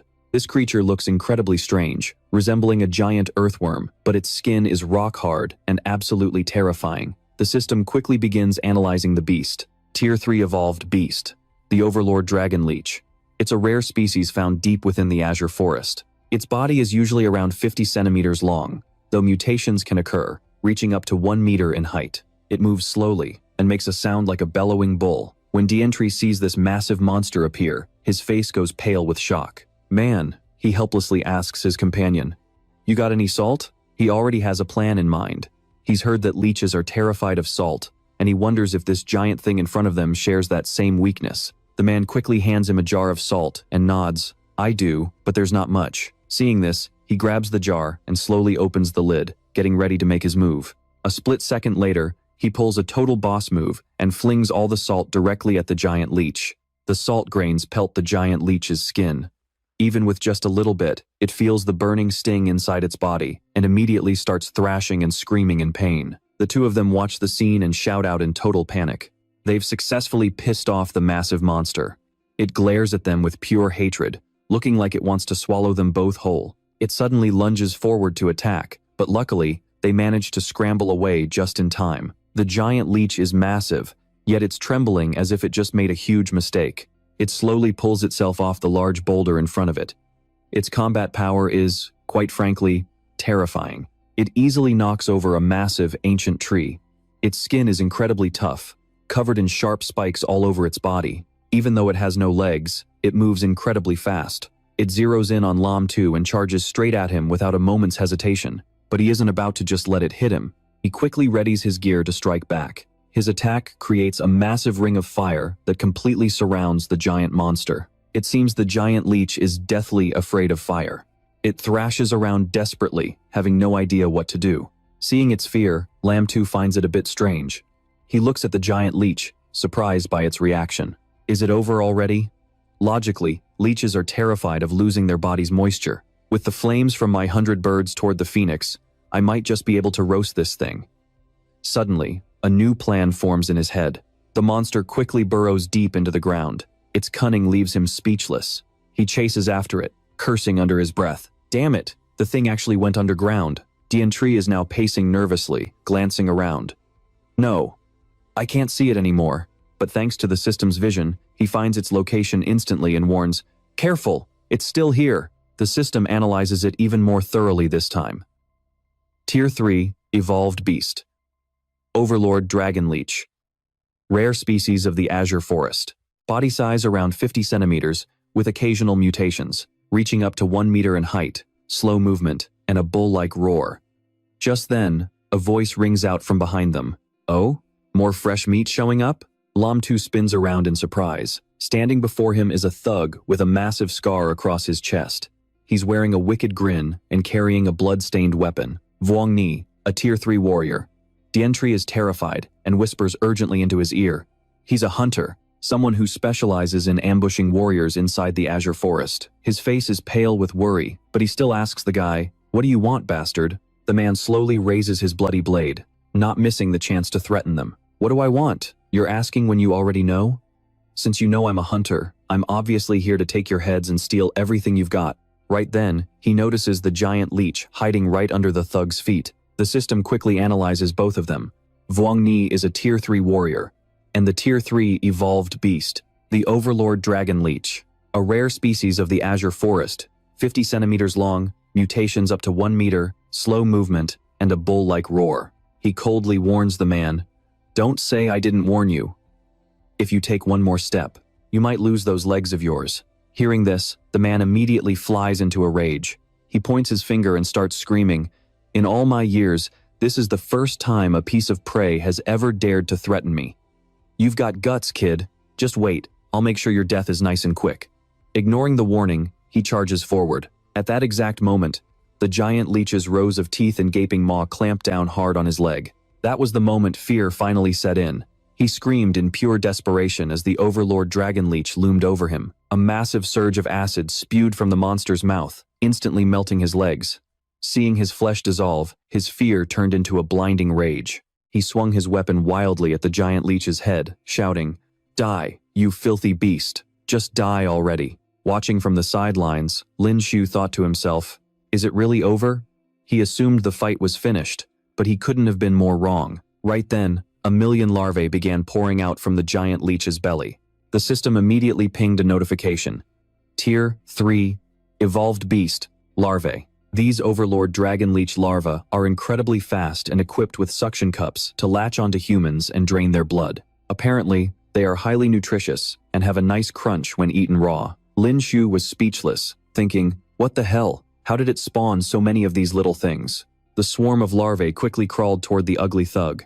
He thrashed around in a panic, completely overwhelmed by despair. "Get them off me! Get them off!" But it was useless. The swarm moved like a wave, looking to devour him alive. "Get away from me!" Within seconds, the larvae covered his entire body, dragging him to the ground as he let out one last agonizing scream. Seizing the opportunity, the larvae on the ground swarmed him, draining every last drop of blood before moving on. In the blink of an eye, the guy was reduced to nothing but a shriveled, dry husk as the swarm passed over him. Realizing things were going south, Dianji turned to Lin Shu and shouted, "Lin Shu, we need to get out of here right now." Instead of being terrified by the carnage, Lin Shu watched with a growing sense of excitement. He thought, these leeches might be small, but they are Tier 3 beasts. That is a literal goldmine of experience points. He gripped his weapon and charged forward before Dianji could even try to stop him. Experience points, here I come. He calmly unleashed his special skill, Pear Blossom Storm, right into the heart of the approaching swarm. The larvae were absolutely shredded by the relentless attack. System notifications started flooding his screen as the points poured in. Killed an Overlord Dragon Leech larva. Gained 15,000 experience points. Killed an Overlord Dragon Leech larva. Gained 15,000 experience points. Lin Shu couldn't help but smirk. The rush made him dive even deeper into the swarm. He never expected these tiny leeches to yield such a massive payout. He stood his ground, swinging his weapon in a continuous blur of steel. Explosive sounds echoed across the battlefield as his Pear Blossom Storm wiped them out in massive waves. He turned the area into a literal whirlwind of death, single-handedly obliterating hundreds of giant larvae. They were small and deadly, but no matter how many there were, they were no match for our main character. The system kept chiming. Killed an Overlord Dragon Leech larva. Gained 15,000 experience points. Killed an Overlord Dragon Leech larva. Gained 15,000 experience points. After the last larva fell, Lin Shu stood there panting, exhausted. The ground was littered with the mangled remains of the swarm. Dianji looked at the carnage and was completely floored by what he just witnessed. It had not even been a minute, and he had already wiped out the entire swarm. But suddenly, the small larvae on the ground started twitching strangely. Lin Shu's face went pale. He stared at the ground and cursed. "Are you kidding me? They are still alive?"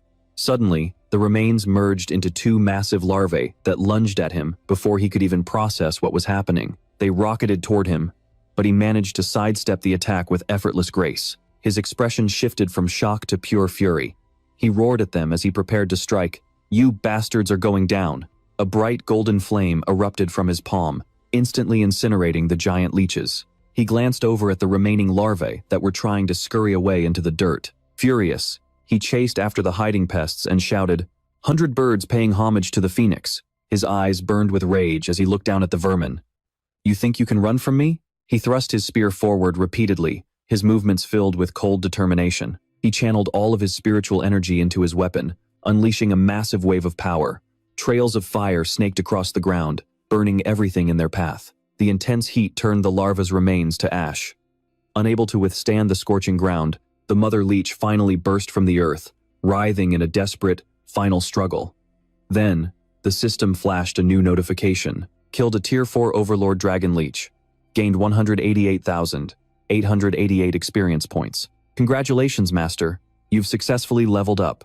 Your current level is 17. Overjoyed by the news, he makes his way toward those massive larvae. This is incredible. Look at all these experience points. A 4th tier alien crystal alone can go for over $1 million. Water leech skin is actually a pretty solid crafting material, too. Then, remembering something, he quickly checks the latest updates on his iPhone 14 Pro Max. He's stoked to see the bounty for harvesting King Water Leech skin on the Warrior Alliance website. The reward is actually 10 million credits? I'm freaking rich. Just then, the system pops up a new notification right in front of him. Host, Lin 2. Level, 17. Strength, 320 to 337. Constitution, 107 plus 20. Speed, 80. Total combat power, 2,220. The Tier 3 Warrior title adds an extra 20 points to his constitution. Accumulated Rage, 0 out of 100. Skills, Analytic Eye, Rage, and Camouflage. Looking over the stats, he can't help but be impressed. Since he's reached level 17, he's got 17 stat points to spend. He immediately barks an order to the system, dump everything into strength. Feeling like he's already wasted enough time dealing with these mobs, Lin 2 waves over to DN Tree. Alright, let's move out. He nods instantly and says, right behind you. Black Flame Lake is just up ahead. The two quickly trek through the massive trees and eerie dark green grass. A moment later, they arrive at the shores of Black Flame Lake. Lin 2 stares at the massive body of water in awe. So this is Black Flame Lake? DN Tree confirms. Yeah, this is it. Black Flame Lake. Lin 2 leans down to check the water and shivers. Whoa, this water is bone-chilling. That's really weird. Suddenly, DN Tree collapses to his knees behind him. Lin 2 turns around, totally confused. Big brother DN, what's wrong? The man's face is now twisted with intense anxiety. He points to a picture of a strange plant on his screen and pleads, Lin 2, please, I'm begging you for your help. The plant I told you about before. It's called Black Flame Coral. It only grows at the very bottom of this lake. His face is a mask of helplessness as tears of despair start to fall. He begins to pour his heart out, telling Lin 2 everything. My daughter. She was infected by a virus. It's a terminal illness that's destroying her immune system. Her condition is so fragile that even a slight cold breeze could take her life.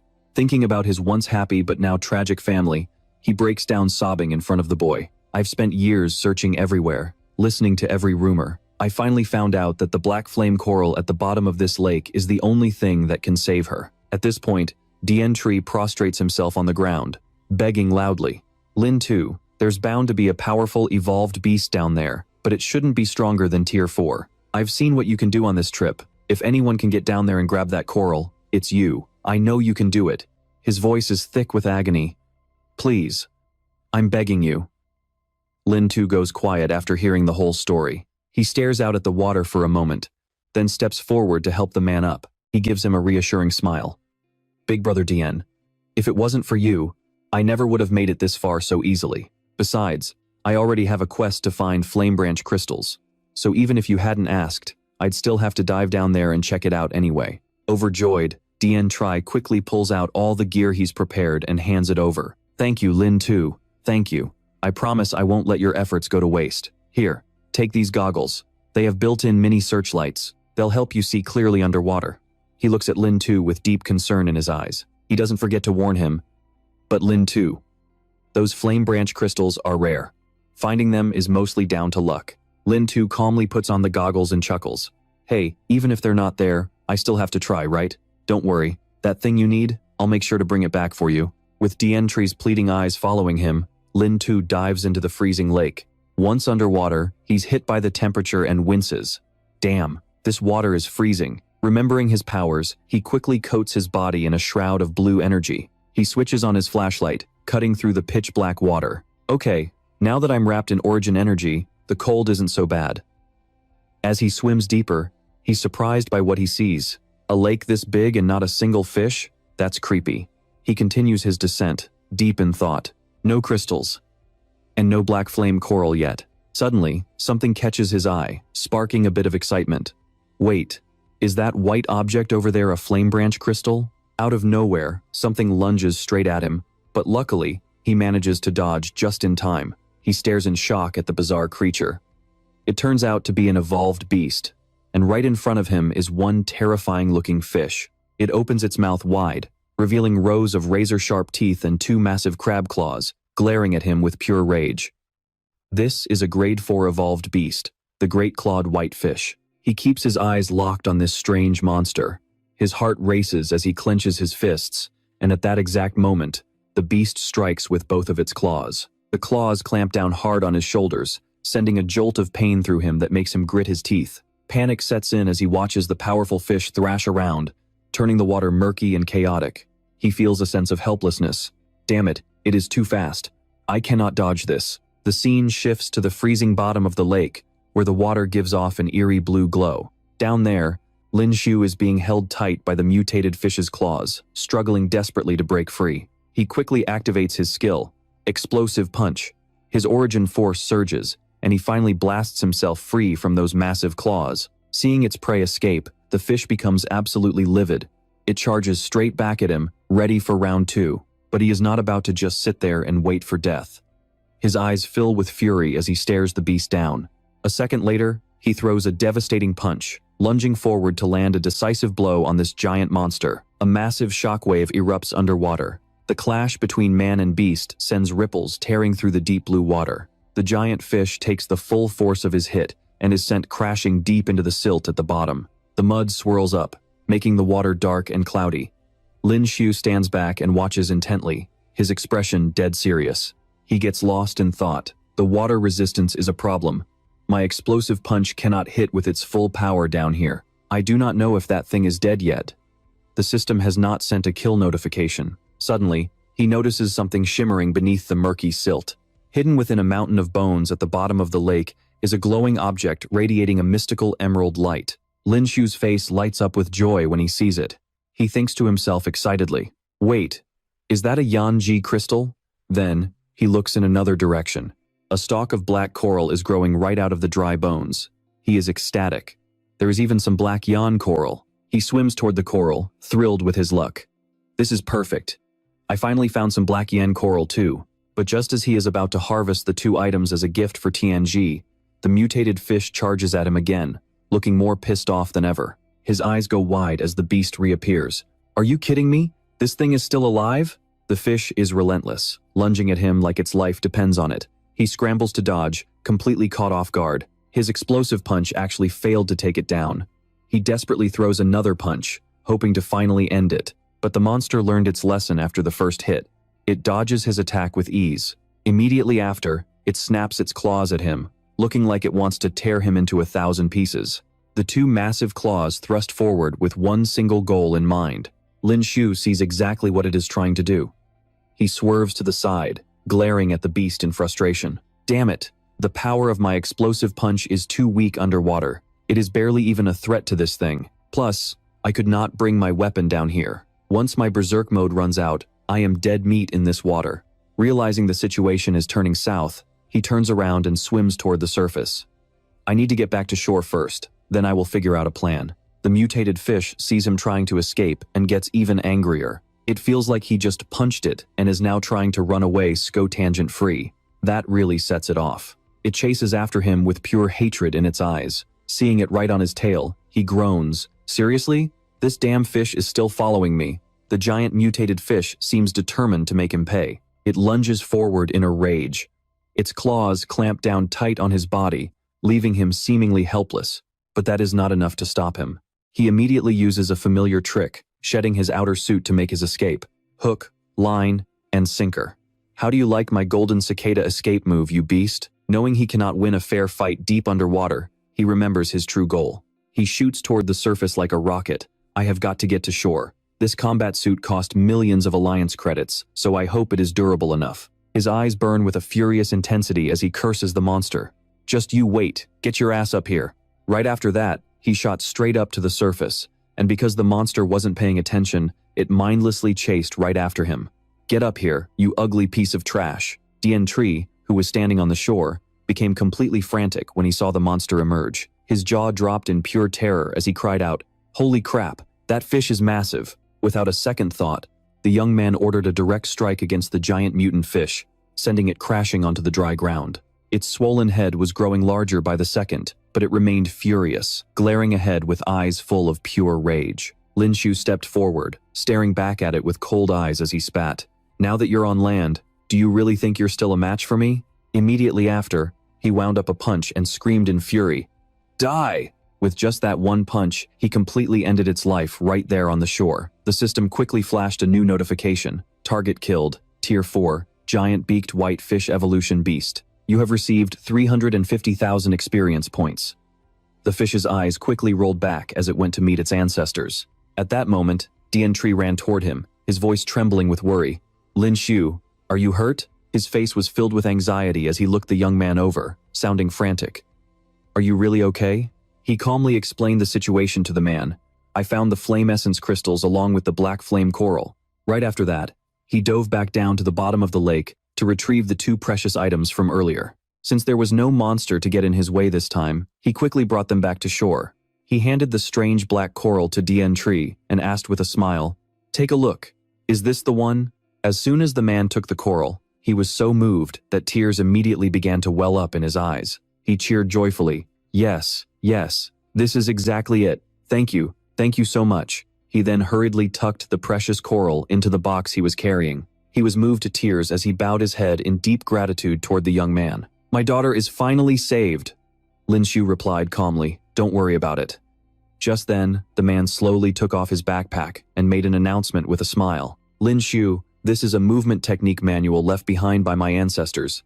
I can't practice it anymore anyway." He then quickly held out a card with an incredibly strange pattern on it right in front of the young man. "I'm giving it to you." Hearing this, he tried to turn down such a major gift.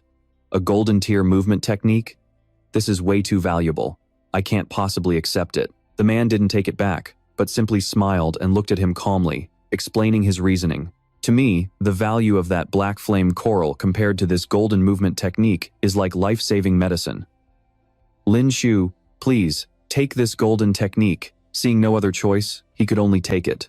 "Fine. Since you put it that way, I'll accept it." He then continued by asking, "Are you heading back now?"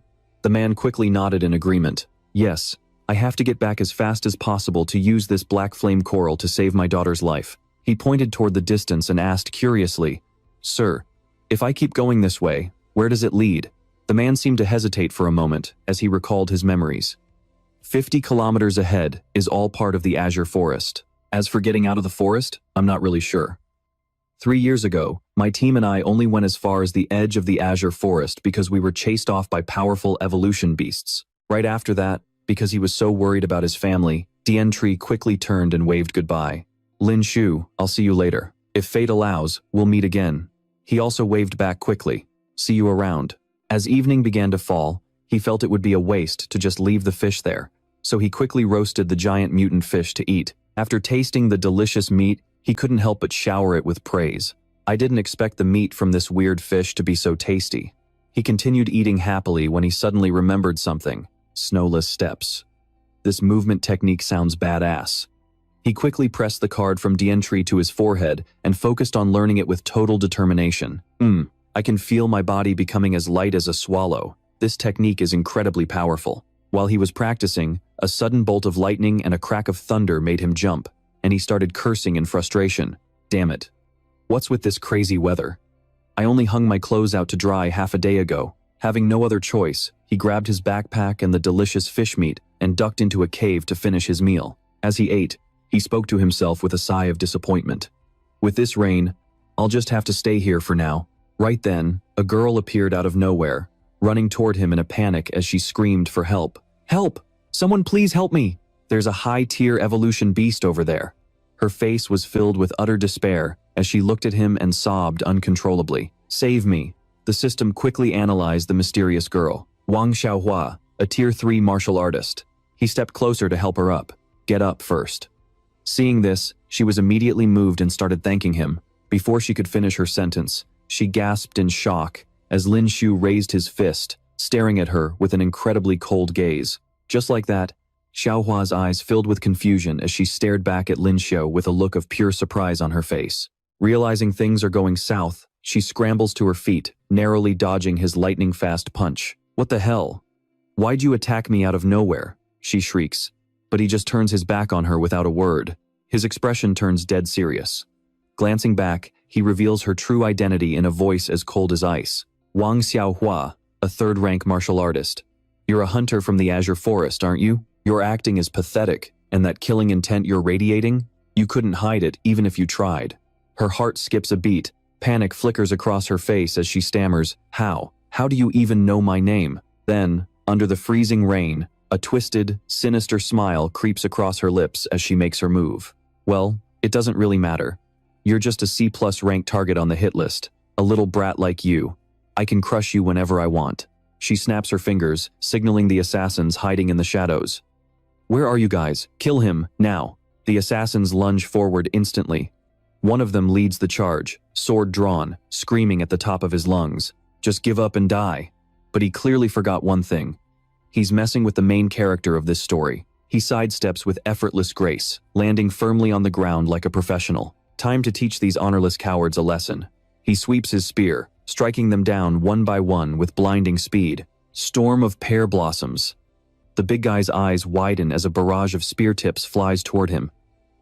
He's completely blindsided. Huh? What's happening?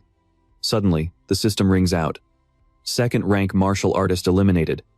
You have earned 16,000 experience points. Refusing to go down without a fight, the remaining 3 charge at Lin Xiu, howling like wild animals. "Kill that brat. Die." One guy, sporting a massive black eye, unleashes his earth-piercing 5-cannon blast. He's desperate for the kill. Not to be outdone, the guy in glasses launches a windsphere fist straight at him. Finally, the redhead swings 2 heavy wrenches, aiming to take him out with a joint-crushing seat kick. Lin Xiu watches their desperate struggle, completely unimpressed by their pathetic display of power. He grips his massive spear and unleashes his ultimate move, Judgment. In a split second, the guy with the black eye is sent hurtling through the air like a rag doll. But he's not done yet. He lunges forward, closing the distance in a heartbeat. Once again, he uses his signature move, the Storm of Pear Blossoms. All they can do is scream in pure, unadulterated terror as they're torn apart. The system chimes in again. Second rank martial artist eliminated. You have earned 16,000 experience points. The rain continues to pour down in buckets. Xiaohua stands there, staring at the carnage with a look of utter disbelief. How is this possible? You're clearly just a first-rank martial artist. How the hell did you take down a group of second rank so easily? Her voice drops an octave, and her expression twists into something truly nightmarish. But honestly, that just makes this even more exciting. She cackles like a maniac, taking the head of a real powerhouse. It gets me so fired up. In the blink of an eye, she vanishes, leaving Lin Xiu staring at empty space, his heart pounding in confusion. Less than 10 seconds later, she's right in his face. He barely manages to get his weapon up in time to block the strike. He grinds his teeth, thinking, she's way too fast. Is that a movement technique? His eyes narrow, trying to track her rhythm. The two of them clash, sparks flying in the rain as neither side gives an inch in this brutal struggle. He strikes back with a flurry of spear thrusts, slowly but surely forcing her onto the defensive. Sensing the tide turning, she quickly leaps back, a twisted grin of admiration on her face. "Okay, you've got some moves. I'll give you that." She reaches behind her back, her smile widening with pure malice. Prison dragon kill. Dark energy surges forward, transforming into a venomous serpent that lunges straight for Lin Xiu's throat. He drops low, narrowly avoiding the strike. A confident smirk plays on his lips. He thinks he's safe. But then, his gut tells him something is wrong. He whips his head around, his eyes widening in shock. Wait, they're coming back? 2 hidden projectiles she'd thrown earlier are now circling back like boomerangs, aiming right for his blind spot. Their trajectory is completely erratic, making it a nightmare for him to try and predict their next move. It's like they're being remote controlled. They keep diving at him from every possible angle, relentless and unforgiving. Lin Xiu's mind races as he struggles to keep up. What the hell? I can't even knock them away. Nearby, Xiaohua erupts into a fit of sadistic laughter as she watches him struggle for his life. "Go ahead, keep trying," she screams hysterically. "The harder you hit them, the faster they bounce back." They won't stop until they've sliced you into tiny little pieces. Hearing that made him snap. He lunged straight at her, fueled by pure rage. To hell with it. I am taking you out first. Right then, his body was covered in wounds, one after another, all inflicted by her deadly weapon. He channeled all his strength into a heavy punch straight to her gut, sending her reeling back in agony. Xiaohua was genuinely shocked to see him packing that much power. She let out a cold, mocking compliment. Damn, this kid actually knows how to put up a fight. She quickly drew her weapon, a smug smirk spreading across her face. Guess I underestimated you, huh? She unleashed a barrage of devastating attacks right at him. Crescent Moon Slash. Lin Xiao did not flinch for a second. He let out a cold, defiant roar. Come on, let us see who blinks first. Then, with total desperation and focus, he thrust his spear forward for a full-power, decisive strike. A massive explosion rocked the area, sending chills down the spine of anyone listening. Xiaohua's eyes widened in pure, utter disbelief. How? How is this possible? His speed and power suddenly skyrocketed, and in an instant, her entire body was blown to pieces. She let out one last frantic, bitter scream, refusing to accept her defeat. At the same time, the system flashed a new notification. Level 3 martial artist killed. 300,000 experience points gained. The area was left in total ruins. After that brutal fight with a level 3 warrior, Lin Xiu was completely drained, collapsing on the ground and gasping for air. But he pushed himself to keep moving. As he continued his journey, he found himself trekking through a desert that was brutally hot. Exhausted and lugging a massive pile of gear on his shoulders, he could not help but complain. Good lord, this place is insane. 1 minute it is pouring rain in a thick jungle, and the next, it is a scorched, bone-dry desert. He took tiny sips of water, trying to ration every drop for the long haul. His face was etched with worry. Looking at his dwindling water bottle, he thought to himself, it is so dry out here. If I do not find a water source, I will be dehydrated in no time. Luckily, I brought along some high hydration drinks that can keep me going all day. After resting for just a few minutes, he got back on his feet. He pushed forward quickly, but suddenly, his feet started sinking into the sand.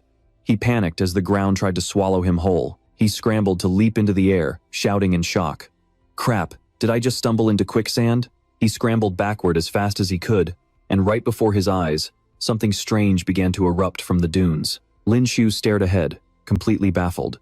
Holy crap, what the hell is that thing? Rising from the sand was a massive, ferocious worm.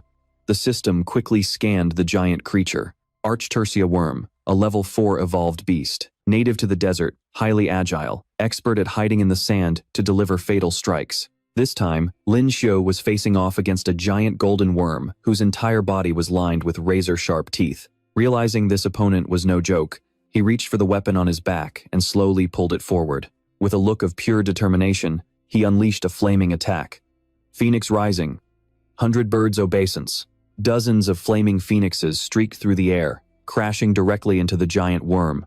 A thunderous boom echoed as the firebirds seemed to melt into the beast's massive body, burning it from the inside out. The worm crashed into the sand, writhing in agonizing pain. It thrashed around in a desperate, final struggle. Its entire body shook violently as it let out a terrified, gaping shriek. Seeing the monster go down so easily, Lin Xiu felt a bit confused. He muttered to himself, "That is it. Are you even worthy of a body that big, you piece of junk?" Suddenly, a loud burst of laughter came from behind him, making him spin around in surprise. A group of strange people came running toward him, looking absolutely thrilled. It is an Archtercia worm. One of them, looking suspicious, glared at him and demanded, "Did you kill this thing?" Another guy did not care who killed it. He was too busy drooling over the golden worm's hide, shouting with excitement. He told his buddies, "We were giving this kid too much credit. He is just a level 1 martial artist. How could he possibly take down an Archtercia worm? He probably just happened to be passing by, and thought he hit the jackpot." Hearing those words made Lin Xiu's blood boil. He quickly stepped up and told the group, "Hey, this is my kill." A bald guy shot him a look of pure contempt. "Oh? Is that right?" He gave a nasty, amused smirk. He turned back to his crew and signaled them, "Forget him. Let us go harvest the energy core from this Archtercia worm. Grab the teeth too. Those are top-tier materials for crafting weapons." Just then, Zhang Yin stepped forward and shouted a command. "Chen Kun, stop." The kid said it was his kill. "Don't start trouble." Hearing that, the guy looked pissed. He stood right in her face and mocked her. "You stupid woman. Whose side are you on anyway? Don't tell me you've actually got a crush on this kid just because he has a pretty face? Zhang Yin became absolutely furious hearing those taunts and started screaming at him. What did you just say to me? I dare you to say that one more time. I've been putting up with your crap for way too long. The guy next to her quickly cut in. Zhang Yin, just drop it. Let them be. Lin Shu stood to the side watching the whole thing, completely speechless. He thought to himself in confusion, are these people seriously fighting among themselves? And besides, what the hell does me being handsome have to do with any of this? While Chen Kun and his buddy weren't paying attention, the giant gold worm suddenly lunged back up. The blonde girl in the back pointed forward in terror, desperately warning everyone. The giant worm isn't dead yet. Get out of the way. Hearing this, he didn't seem to believe it and immediately turned his head to look. At that exact moment, the massive monster swallowed him whole in one gulp. The scene sent everyone into an instant state of panic. Chen Kun, get back now. Zhang Yin and her teammates screamed out in fear from behind. Fall back, everyone get back. Lin Shu glared at the creature with pure rage and began cursing it out. You piece of trash! How dare you swallow my experience points? Right then, Chen Kun's companion turned around and started pointing and swearing at him. You did this on purpose. You clearly knew it wasn't dead, so why didn't you say anything? He coldly informed the man once again, as if nothing had happened. I already told you. I said that thing was my prey. Hearing those words made the man explode with anger. He quickly swung a punch toward him. You bastard. Just die. Lin Shu remained cold and calmly took him down with a single sword strike. He gave the group behind him a freezing look and declared, since you knew this place was the path of death, you should have been prepared to die at any moment. At the same time, a new notification popped up from the system. Tier 3 warrior killed, received 3 million experience points. Zhang Yin was completely bewildered by the scene, unable to believe what was happening right in front of her eyes. Lin Shu coldly turned his head and questioned the people in the back. You guys seem to be on the same team as those two. Aren't you going to make a move? She let out a sigh, looking down at their corpses on the ground before explaining, you've got it wrong. We weren't actually a team. We just happened to meet and decided to travel together for a bit. Honestly, even if you hadn't stepped in, I wouldn't have been able to stop myself from dealing with them eventually. Seeing that he was continuing to walk forward, the blonde girl became incredibly worried. She hurriedly shouted out to stop him. Big brother, that giant worm is coming this way. Right at that moment, the giant gold worm lunged straight for him. He coldly spoke to the creature. You beast, was one serving of hot sauce not enough to satisfy you? Following that, he gripped his weapon tight, ready to strike. His gaze was ice cold as he stared straight ahead. He firmly adjusted his grip on his spear. Next, he quickly unleashed the 100 birds toward the phoenix technique to attack the monster once again. Flaming phoenixes surged forward, slamming into the monster with incredible speed. It collapsed back onto the ground, twitching and thrashing uncontrollably. Lei, watching from the side, was stunned and asked in confusion, what kind of martial skill is that? That person's strength is terrifying. I've never seen a technique like that before. Zhang Yin sighed as she watched and shared her thoughts. His move happened to destroy it from the inside out.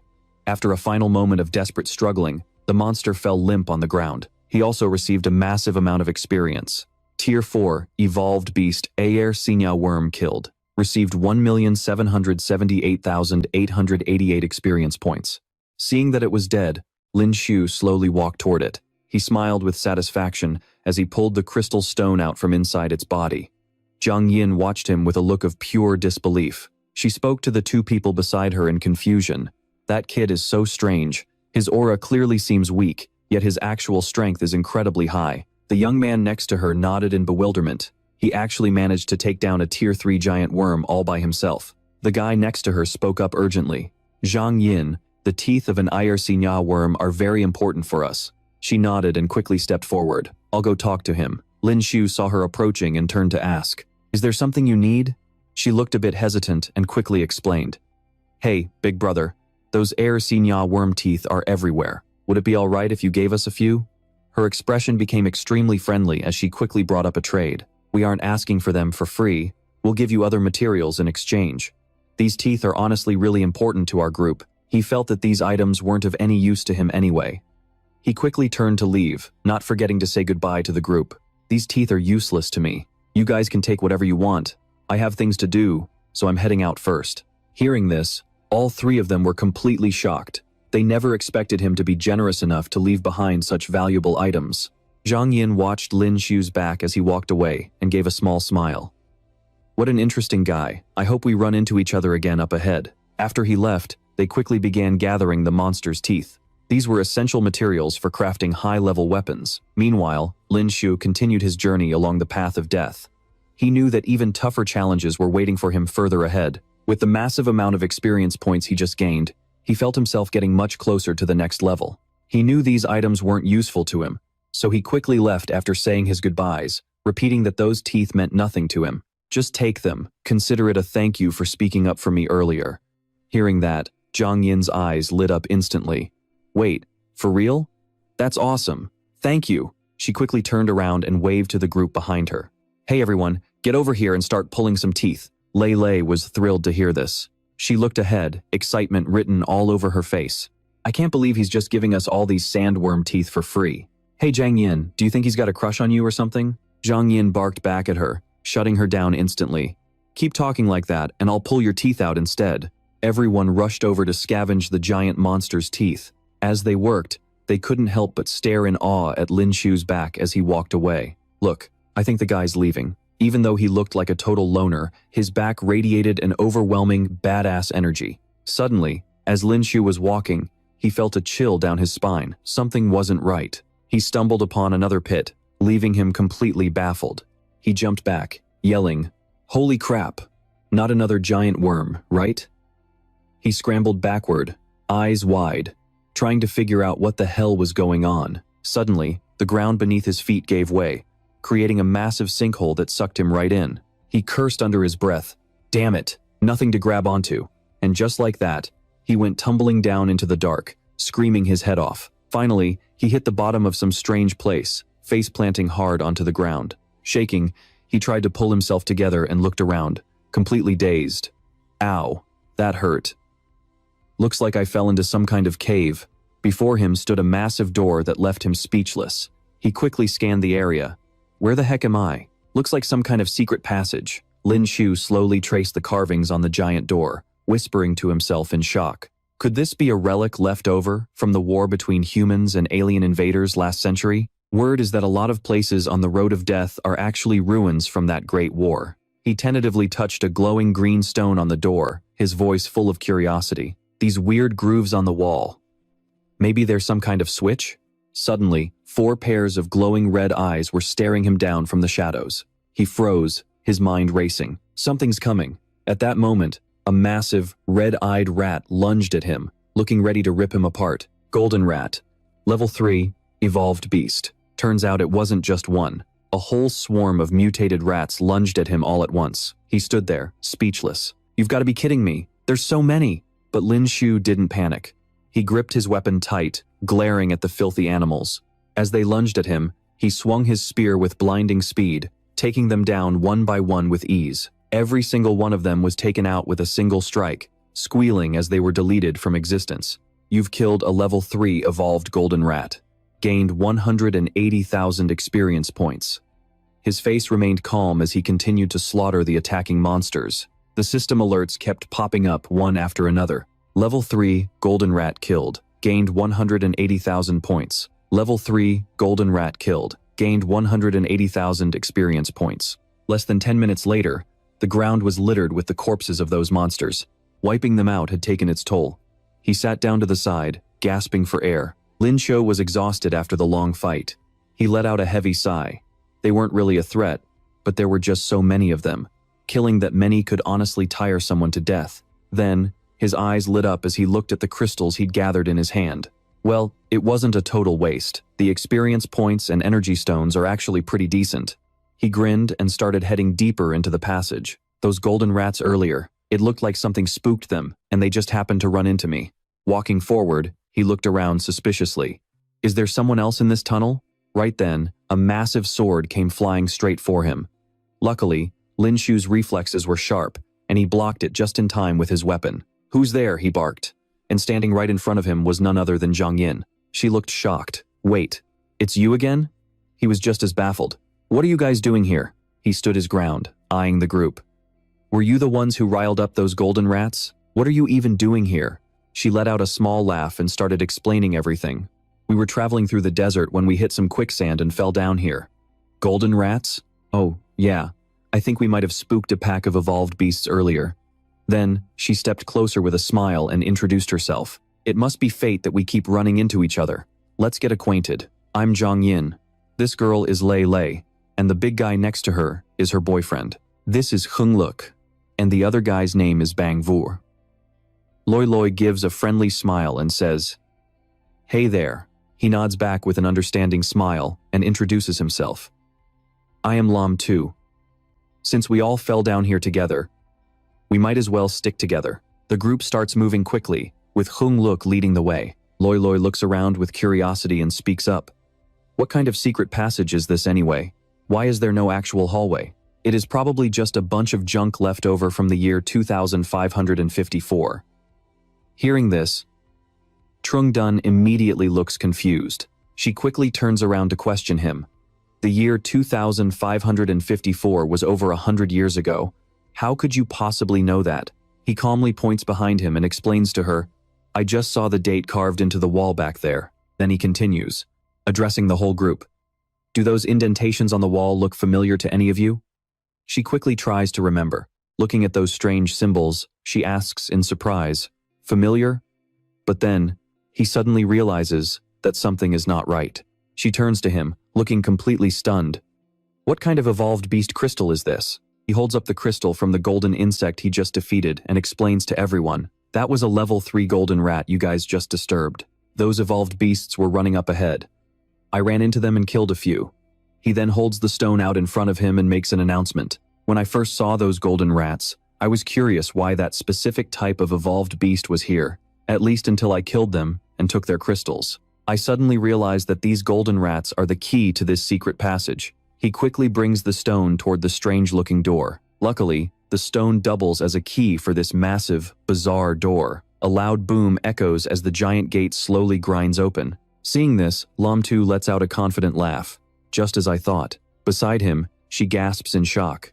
It actually opened. The group continues deeper into the ruins. As he walks, he explains the situation to everyone. People from the last century used evolved beast crystals as a new source of power. Back then, people did not just use these crystals to boost their own strength. They used them for almost everything. It looks like these ruins use those crystals as fuel too. Right in front of them are several incredibly eerie laboratories. The sight makes everyone panic, and they start shouting in fear. What the hell are these things? Trung Dun quickly scans the surroundings and shares her theory. This place was likely a research lab from the last century. He looks ahead in confusion and asks, what is that? By now, everyone is staring forward, completely terrified. It is a mutant. Right in front of them is a human body merged with animal parts. This sends the group into a total panic. A mutant! It is a mutant! In the last century, to defeat the alien invaders, humans merged their own bodies with the genes of evolved beasts. Their goal was to create a new human. This specific mutant even has a snake head and eyes filled with pure rage. These new humans were powerful, but they were also bloodthirsty and violent. Eventually, the experiments were shut down, and all the mutants were supposed to be destroyed. On the contrary, this thing has an 8-pack like some kind of male model. Lam Tu is so stunned by this that his eyes nearly pop out. He stares ahead, unable to process it. A whole century has passed, and yet these terrifying things haven't completely disappeared. Right at that moment, vines slowly creep toward the group's feet. Suddenly, they wrap tightly around one of the men's ankles. Bang Vor is violently dragged backward, making everyone scream in worry. What is happening? Bang Vor! He screams out helplessly to the group. Help! Help me! Please! Save me! More vines keep appearing, crawling out from under the ground. His face is now twisted in pure despair as he reaches out his hand, begging for his life. Save me, guys! Somebody! Help me! But the others are just as helpless, not knowing what to do in this nightmare. He is being dragged away faster and faster. It is pulling me! Help me! Seeing her friend in danger, Trung Dun rushes forward and shouts, Bang Vor, hang on! He is slowly lifted high into the air, making him struggle even more desperately. He keeps screaming at the top of his lungs. What is this thing? Let me go! The tree seems to find his screaming annoying, so it angrily slams him hard against the wall. Loi Loi and the others watch in wide-eyed horror. Trung Dun screams his name in total desperation. Bang Vor, are you okay?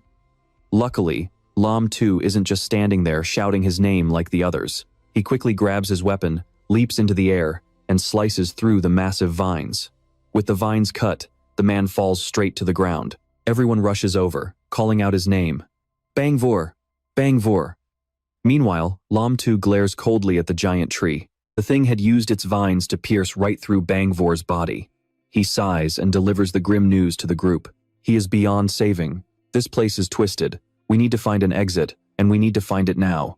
Just then, Bangvor's hand suddenly gives a slight twitch. Wait, look at Pang Wu. His whole body is shaking like crazy. Everyone starts panicking, shouting his name. He's moving, Pang Wu. He stands up on his own, but his muscles are bulging out of control. It's terrifying. What the hell is happening to him? Lin Shu suddenly realizes what's going on.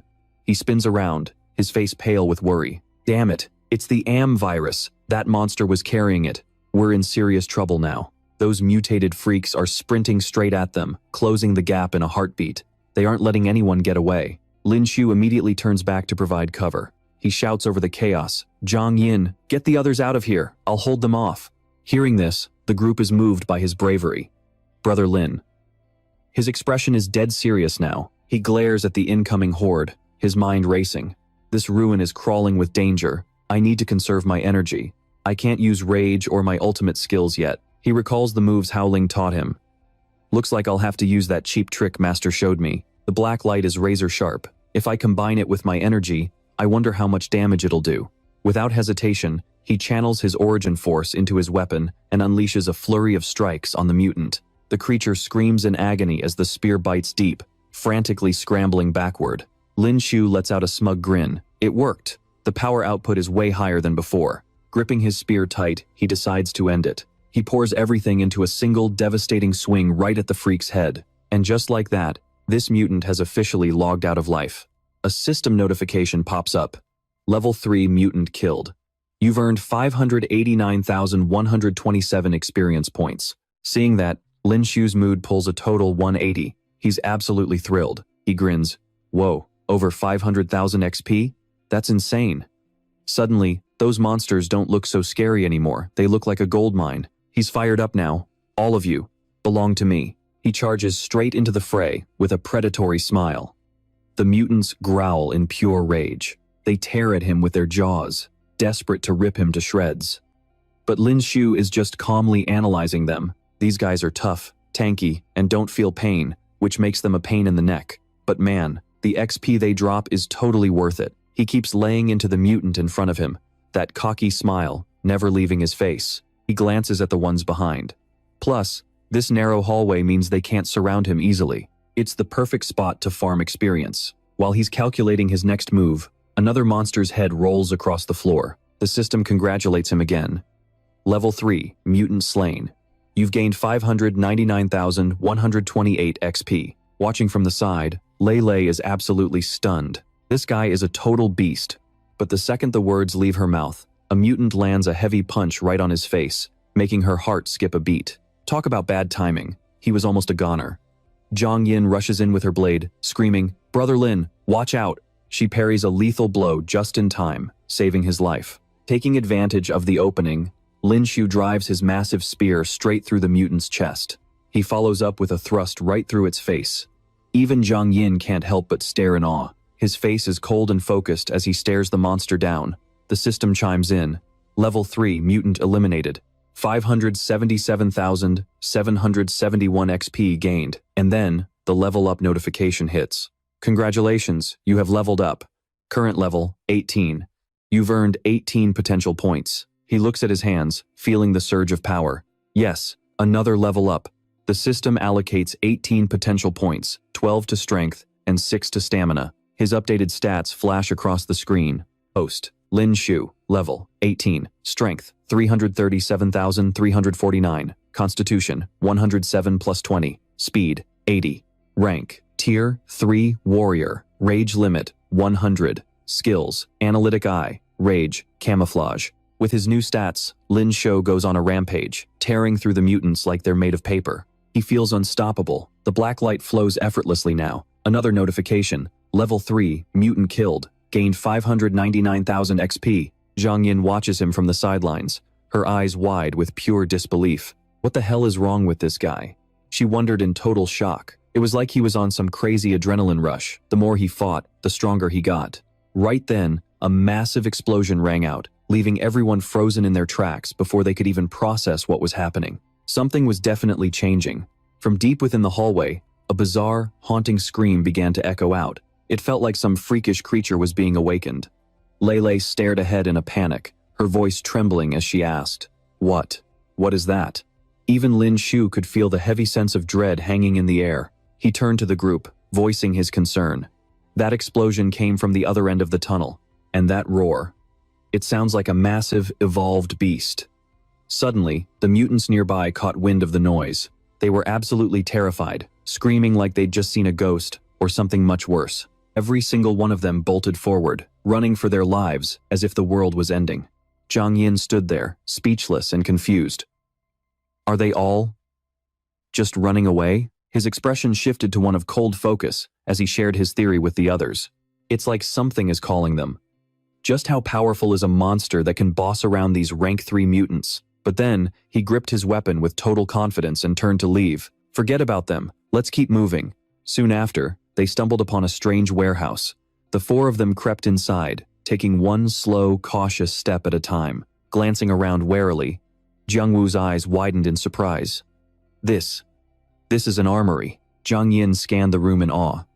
Look at this. It's packed with old-school laser rifles. They've even got explosives.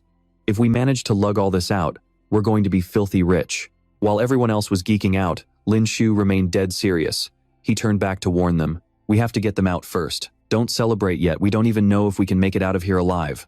Suddenly, Lele froze. She pressed a finger to her lips, signaling everyone to shut up. Quiet. Listen. It sounds like a fight. At her words, all 4 of them focused on the sounds coming from up ahead. Blood-curdling screams and the clashing of weapons echoed through the air. Jiang Wu looked stunned. They crept closer to the noise. The sound is coming from the crack behind that door. Zhang Yin nodded in agreement. Are there other warriors here too? Could that be the exit? They all rushed to yank the heavy door open. Let's get this open, she grunted, complaining. Damn, this door is heavy. After putting their backs into it, the massive door finally groaned and swung open. They were met with a massive, terrifying explosion. Lin Shu recoiled in shock. Before them was pure chaos, a brutal, high-stakes battle where everyone was fighting for their lives. No one was backing down. It was a total bloodbath. Zhang Yin gasped from behind them. What the hell is going on? Lin Shu muttered, scanning the room in total disbelief. I can't believe there are this many warriors and mutants in one place, she exclaimed, voicing her confusion. Why are they fighting here? The mutants were relentlessly throwing themselves into the fray. It all made sense. Now the mutants they saw earlier were all summoned here by that evolved beast. Just then, a guy was sent flying backward by a brutal hit from a mutant. He crashed right at their feet, groaning in pain. When he looked up, his eyes nearly popped out of his head. Wiping the blood from his lip, he gasped out, "Thanks. Are you guys new here?" The group was even more shocked to see his face. "Qin Feng, what the hell are you doing here?" He quickly dusted himself off and looked up. "Zhang Yin, is that really you?" Zhang Yin's expression turned grim as she looked back at the carnage unfolding in front of them. "What's the deal here? Why are there so many warriors and mutants?" He let out a heavy sigh before explaining the situation. "My friends and I got lost, but some high-level warriors came here specifically to hunt. The exit is at the far end of the main hall, but there's a level 6 green vine turtle blocking the way. There's no getting past it." Jiang Wu's heart sank. "What?" he yelled. And he wasn't the only one in despair. Lin Shu and the others couldn't believe their ears. "A level 6 vine turtle?" They shouted in horror. Qin Feng, however, remained oddly calm. A level 6 green vine turtle, 10 meters long, looks like a sea turtle, but it has these massive vine-like tentacles that are strong enough to rip right through solid steel. Hearing this, Truong Dan finally realized what was happening, her eyes widening in sheer panic as she asked again, "A level 6 evolved beast? You guys actually dare to take on a monster that powerful?" He didn't say a word, but his slight nod made his intentions crystal clear. He then turned his head back toward the terrifying battle unfolding right in front of them and began to explain. "We have over 100 level 3 and level 4 warriors gathered here. On top of that, we have a level 5 warrior named Lu Qiang leading the charge. We can definitely take down this evolved beast, especially since it is blocking our only way out. If we do not kill it, we will just be sitting ducks waiting to die." Lin Shu's expression turned incredibly serious as he listened. He stared at the man in confusion and questioned him, pointing out that they were facing a level 6 evolved beast in a reckless head-on assault. This does not seem right. Although he was confused, he could not help but notice that the crowd looked off, almost as if they were all driven by a mindless frenzy. The man let out a smug laugh. His face was flushed with excitement as he made an announcement to everyone. Instead of staying here to die, we might as well slaughter that 6-vine sunflower beast. The level 6 monster core inside it is worth a goddamn fortune. He then continued to look ahead with a chillingly calm expression. Plus, Liu Chang has the latest L2 bomb in his hands. That blast must have already wounded the 6-vine sunflower beast. Right after he spoke, a massive explosion rocked the area. At the same time, thick vines began lunging forward from the smoke. A massive, vine-covered monstrosity slowly emerged. Sensing the danger, the man frantically screamed to warn the group. The 6-vine sunflower beast is out. Everyone, watch your backs. Noticing that the monster seemed to be weakening, he became overjoyed. It really is wounded. Brother Liu's cannon is incredibly powerful. Lin Shu, who had been watching everything from the side, spoke up in surprise as if he had just connected the dots. So those vines back in the lab really did belong to this monster. It can stretch its tentacles across such a massive distance. In other words, this entire underground ruin is under its control. Meanwhile, the mutants began sprinting forward without rest. The scarred leader looked panicked as he turned around and roared orders to the people behind him. Listen up. The 6-vine sunflower beast has shown itself. We are splitting into 2 groups. One group will hold off the mutants, while the rest of you come with me to greet our big friend. These guys began desperately attacking the mutants, screaming at the top of their lungs. Die, just die already. Some of the others, unable to even make a dent in the mutants, could only scream in terror as they ran for their lives. The battlefield instantly turned into pure chaos as the warriors clashed with the mutated beasts. Lin Shu called out to warn his team, "Everyone, be careful. These mutants are all being controlled by the 6-vine sunflower beast." A moment later, everyone looked forward with deep anxiety. Looking at the carnage, Lin Shu felt no fear. Instead, he felt a strange surge of excitement. Why am I so eager to jump into this fight? This feeling is bizarre. Right then, a mutant snapped its head toward him, its eyes filled with a terrifying bloodlust. It locked onto him as its target and lunged straight at him, looking to tear him into 100 pieces. But Lin Shu was not about to let himself be an easy target. He thrust his spear forward, piercing right through the monster's body. Feeling like that was not enough, Truong Dan quickly followed up, swinging her sword to slash deep into the mutated creature. Lin Shu glanced back and saw that everyone had thrown themselves into the fray, completely ignoring the danger. He looked over at Truong Dan, who was wearing a very strange, eerie smile. It caught him off guard and made him think, Truong Dan's team is acting exactly like the rest of the people in the main hall. He then watched as Jiang Wu attacked the mutants with disturbing enthusiasm. Witnessing this scene, Lin Shu became deeply concerned and lost in thought. They are all way too excited, and their combat power seems to have spiked unnaturally. He quickly drove his spear straight into a mutant's head, putting an end to its life instantly. Once the immediate threat was cleared, he looked at the piles of corpses scattered everywhere and spoke up in confusion. The mutants have all been wiped out. Just then, Truong Dan appeared right in front of him. She smiled and pointed ahead. Brother Lin, look, the 6-vine sunflower beast looks like it is on its last legs. Lin Shu was left speechless by her reaction. He looked in surprise at the vine monster ahead. The 6-vine sunflower beast truly did look like it was about to collapse. Seeing it trembling, the crowd erupted in joy. Keep attacking. Victory is right in front of us. They began cheering with pure greed in their eyes. We are about to win. At this point, they were completely intoxicated by their perceived success. They started sprinting forward like madmen, screaming at the top of their lungs. Kill that level 6 evolved beast and take the core. That level 6 core is mine. It is mine. Nobody even think about stealing it from me. Trung Dun quickly turns her head toward Lin Tu and urges him on. Lin, let's go. We need to move. Lin Tu informs her in a cold, steady voice. Don't go out there.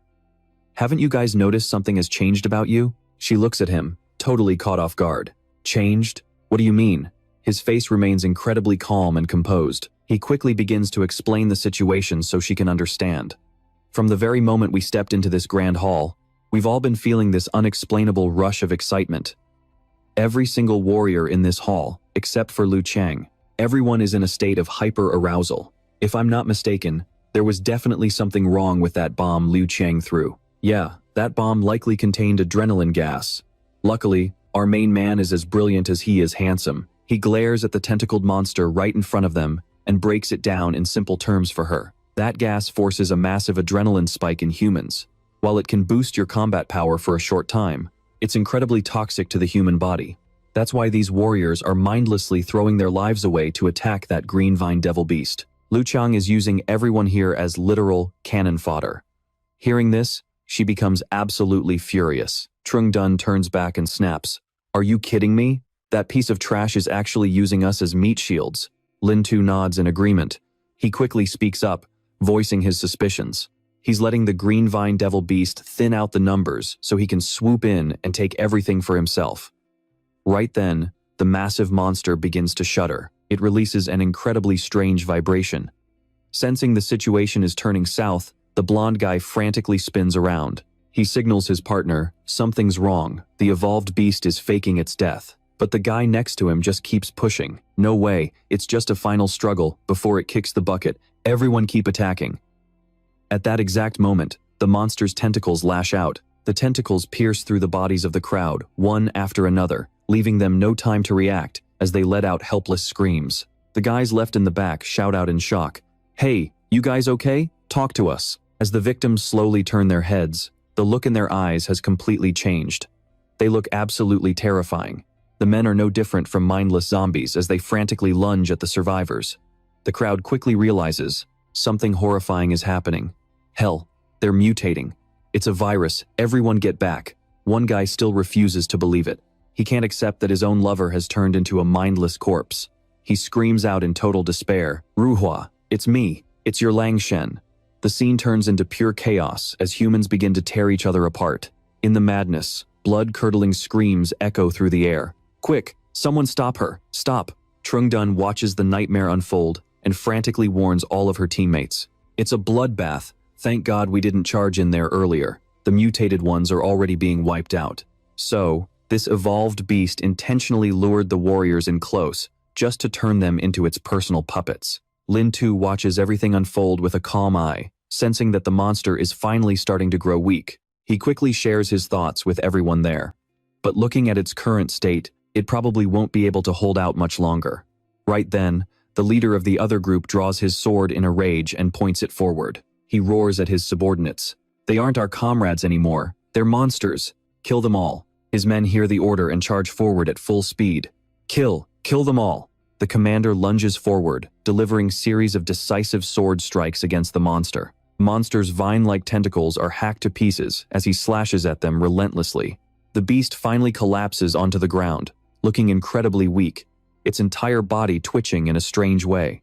The rest of the men see this and break into manic, joyful laughter. It's the core, a level 6 beast core. Seeing the treasure right before their eyes, they become consumed by greed and start shoving each other aside. It's mine! Get lost! That belongs to me! Just then, a massive bald guy shouts out with delight. This is mine now. He then coldly uses his sword to strike down his own teammates while cursing them. You all can just die for all I care. The unfortunate comrades he betrays scream out in agony. Brother Chang. Trung Dun is completely stunned. She hurriedly turns to Lin Tu and asks in a panic. Lin, what do we do now? Are we going to take it? He gives her a quick, firm nod. Of course we're taking it. A piece of trash like that doesn't deserve to have that beast core. The leader laughs like a maniac as he reaches for the gem. It's mine. Don't even think about taking it from me. It's all mine. At that moment, Lin Tu suddenly blurs into motion and charges straight toward him. Lin Chu's face turned cold as ice as he charged straight at the leader, slowly raising his weapon.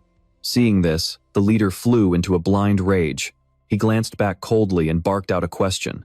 You little brat, you actually think you can take me on? With that, he whipped his head back and launched a vicious counterattack. But Lin Chu dodged it just in time. Standing right in front of him, Lin Chu began to expose every single dirty thing the man had done. You spiked the bomb with stimulants, just to turn everyone into cannon fodder, while you sat back to reap all the rewards for yourself. You really are a despicable scumbag. Hearing this, the teammates behind them were pushed past their breaking point and began to interrogate him. What? Liu Chang, what the hell is the meaning of this? At that moment, every single one of them was absolutely furious. They slowly drew their swords and stepped forward. "Damn it, you dirty snake. Kill him. That alien star belongs to us." Immediately after, they all lunged at him at once, looking like they wanted to rip him limb from limb. "That's right, kill him." Liu Chang was driven mad with rage by Lin Shu's words. He slowly raised his blade, preparing to end the kid's life while hurling insults at him. "You little punk who doesn't know your place, just die already." Seeing him so enraged, Lin Shu spent a split second locked in his own thoughts, weighing his options. My triple radiance art definitely can't stop a full-on hit from a rank 5 warrior. Luckily, he just killed the 6-vine demon beast, so his source energy must be drained. His power isn't what it used to be. Lin Shu quickly used his weapon to strike back against the flurry of incoming attacks. A massive boom echoed out, and the man was sent crashing backward in total agony. Just like that, Liu Qiang was too stunned to react before being sent flying by the blow. His former cronies quickly rushed toward him, shouting in anger, "You bastard! While you're down, we're taking your life." They charged at him with weapons drawn, screaming, "How dare you use us as cannon fodder? Kill him! Kill him now!" But it seemed Liu Qiang wasn't a total pushover. He quickly used his weapon to fend off the mob with ease. On the other side, another group was relentlessly charging at Lin Shu to steal the crystal. "Kid, get the hell out of the way. The alien star is ours. You go to hell too." Following that, loud explosions continued to rip through the air. It left them with no time to react. At the same time, vines on the ground suddenly began to twitch. Lin Shu felt that something was off and turned to look at the monster right in front of him. He was shocked to see that the 6-vine demon beast wasn't dead yet. It was still thrashing around. A strange, almost terrifying smile suddenly crept across Lin Shu's face. He said triumphantly, "Perfect. Looks like I've stumbled upon some free loot." Without a moment's hesitation, he dominantly drove his weapon straight into the monster. The beast quickly collapsed backward. Immediately, a massive reward from the system popped up in front of him. Slain rank 6-vine demon beast. You have received 1,888,888 experience points. After receiving the points, he felt a bit confused. A rank 6 evolved beast only gives a bit over 1,000,000 experience? That's way too stingy. But then, he suddenly realized something was wrong. He looked down dejectedly, clutching the crystal in his hand while he thought it over. "It's probably because my damage to the monster was under 40%, so I only got 1/10 of the experience." Right then, Liu Chang came charging over with his blade, screaming in a rage. "Brat, stop right there. That's mine." Lin Shu quickly turned to face him. The man was consumed by hatred, staring at Lin Shu and roaring at the top of his lungs. "I'm going to kill you. Just die." The two of them clashed again, locked in a fierce struggle where neither side would give an inch. The man even started to slightly overwhelm him, a twisted, bizarre smile spreading across his face. Seeing this, Lin Shu started to panic. As expected, a rank 5 warrior isn't someone I can just deal with easily. If this keeps up, I'm going to lose soon. I have to find a way to get out of here. Thinking of this, a very smug smile appeared on Lin Shu's face. "Then let's see you try this." He funneled his source energy into his spear and unleashed a rapid succession of stabs. Liu Qiang was caught off guard and visibly shaken by the sight. He couldn't believe the kid was this powerful. What the hell? How did this brat suddenly get so strong? He's supposed to be a low-level warrior. Seeing that the man couldn't block his moves, Lin Shu looked down on him and mocked him coldly. "Is this all a rank 5 warrior can do?" Then, he launched a furious, powerful strike forward and shouted, "Take another hit from me, my strongest martial skill." At this point, the man was completely overwhelmed by fear and confusion. He quickly looked up, thinking in despair, "Damn, that last hit wasn't even his strongest move." Lin Shu's eyes filled with an eerie level of determination. It looked like he wasn't going to let him off easy, as he let out a roar. Sensing things were going south, he quickly turned and bolted, not forgetting to taunt him. "Later, moron. I'm out of here." Hearing the taunt, Liu Qiang lost it. He screamed like a maniac, "Damn it, you dare play me? I'm going to hack you into 1,000 pieces." Just as Lin Shu turned back, the door slammed shut right in front of him, giving him a huge jump. Realizing his opponent was still inside, just waiting for the chance to kill him, made him feel even more helpless. He screamed in desperation, "Open up right now, damn it." The other guy charged at him with his weapon drawn, shouting insults. "Kid, you think you can run? It's not that easy." The thought made him furious. He poured every ounce of strength into his body and slowly pried the door open. A tiny gap appeared in the doorway. At the same time, Liu Qiang swung his sword, ready to end his life. Die, you little brat. Suddenly, a massive explosion rocked the area. Right then, Liu Chang was blown to bits. The system immediately flashed a notification. Killed a level 5 warrior, gained 12 million experience points. Then came his level up notification. Congratulations, Master. You have successfully reached level 19. He was thrilled, thinking to himself with excitement, Congratulations, Master. You have received 19 potential points. But the memory of the explosion brought back a wave of intense pain for Lin Shu. He clutched his body in shock and groaned, God, that hurts. It feels like every bone in my body is about to shatter. If he hadn't raided that armory earlier and grabbed a bomb, there was no way he could have taken down that level 5 warrior. He looked back at the system screen. He dumped 10 potential points into strength, 7 into constitution, and 2 into speed. The system quickly analyzed his current status. Host, Lin Shu, level 19, strength 349 to 350, 9, constitution 113 plus 20, speed 80 to 80, 2, overall combat power 2350 to 2520, title rank 3 warrior, skills analytic eye, fury, camouflage. Just then, Zhang Yin and the others ran toward him, looking worried. She asked in a panic, Lin Shu, are you okay? He smiled and reassured everyone, I'm fine. Suddenly, she remembered something. She asked in surprise, wait, what about that level 5 warrior? I saw him chasing you this way. He gave a smug grin and pointed behind him. I lured him into the armory and blew him to smithereens. Hearing this, Qin Feng shouted in pure disbelief. No way. That was a level 5 warrior. You took him out just like that? Zhang Yin couldn't help but praise him. Lin Shu, you're seriously amazing. Lin Shu slowly walked forward and led the way for everyone. Let's move. The green vine beast is dead, so we should finally be able to get out of these godforsaken ruins, right? Looking at the absolute carnage before them, the group started talking in shock. Looks like we're the only ones left alive. Feeling exhausted after days of non-stop fighting, Lin Shu sat down and told the others, patch up your wounds first. We'll take a breather before we head out. He quickly turned back to look at the battlefield. There should be plenty of useful materials on that green vine beast's corpse, and these fallen warriors should have some gear we can use too. Time passed quickly. An hour later, Lin Shu turned to the group and asked, everyone ready? Let's go. Everyone was overjoyed. Let's go, let's go. The group hurried forward, wondering, I wonder if we can really make it out of these ruins. Just then, Qin Feng remembered something and immediately shared what he knew. We probably can. My old group and I wandered all over these ruins before we ended up here. Every other path besides this one is a dead end. Hearing this, Lin Shu felt a bit discouraged. Soon, they came across a massive iron door, making him feel even more frustrated. Damn, another iron gate? Can't they design something new for once? The four of them quickly put their weight into pushing the door open. All right, everyone together. Let's get this thing open. Once it was open, Lin Shu looked inside and asked in confusion, wait, what is this place? He stared in shock at the strange room before him. It was a control room. Right then, Zhang Yin remembered something. She turned to Qin Feng in surprise and asked, Qin Feng, I remember you studied a lot of tech stuff back in the day.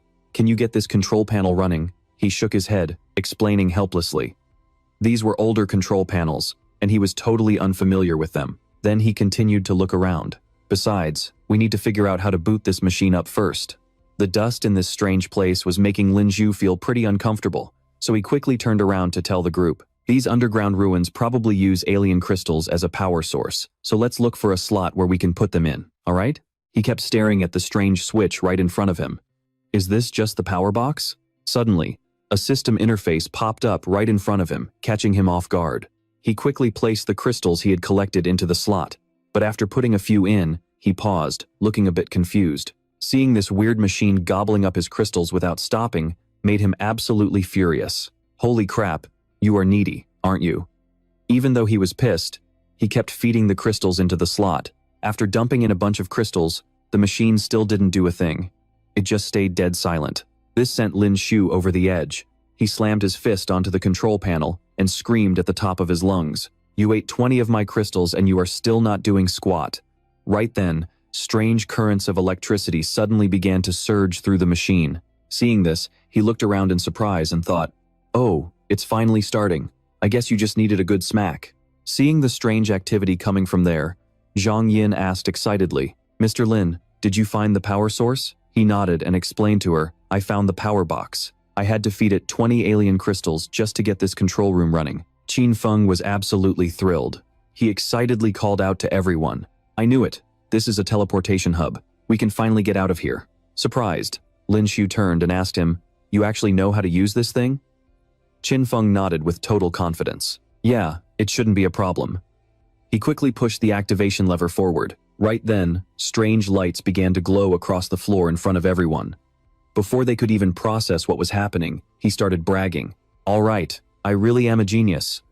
Then Lin Shu looked toward the mysterious glowing area. "This teleportation platform can take us right back to the surface." Everyone bolted toward the glowing platform. Qin Feng kept shouting as he ran, "But the crystals probably won't last long, so everyone get on the platform, fast." Everyone stood ready on the platform, waiting for something to happen. Sure enough, the magic started, and a strange light completely enveloped them. A moment later, they were all dropped into the desert, screaming in total panic. None of them could stick the landing, groaning and complaining in pain. "Ow, ow, ow, that hurts." Only Lin Shu made a smooth, badass landing like it was nothing. Seeing they were finally outside, Qin Feng was over the moon. He cheered, "We are out. Yes, we finally got out of that hellhole." Beside him, Feng Wu smiled with relief, staring off into the distance. "I guess we managed to survive after all." Lin Shu quickly turned around to say his goodbyes to the group. "All right, everyone, this is where we part ways.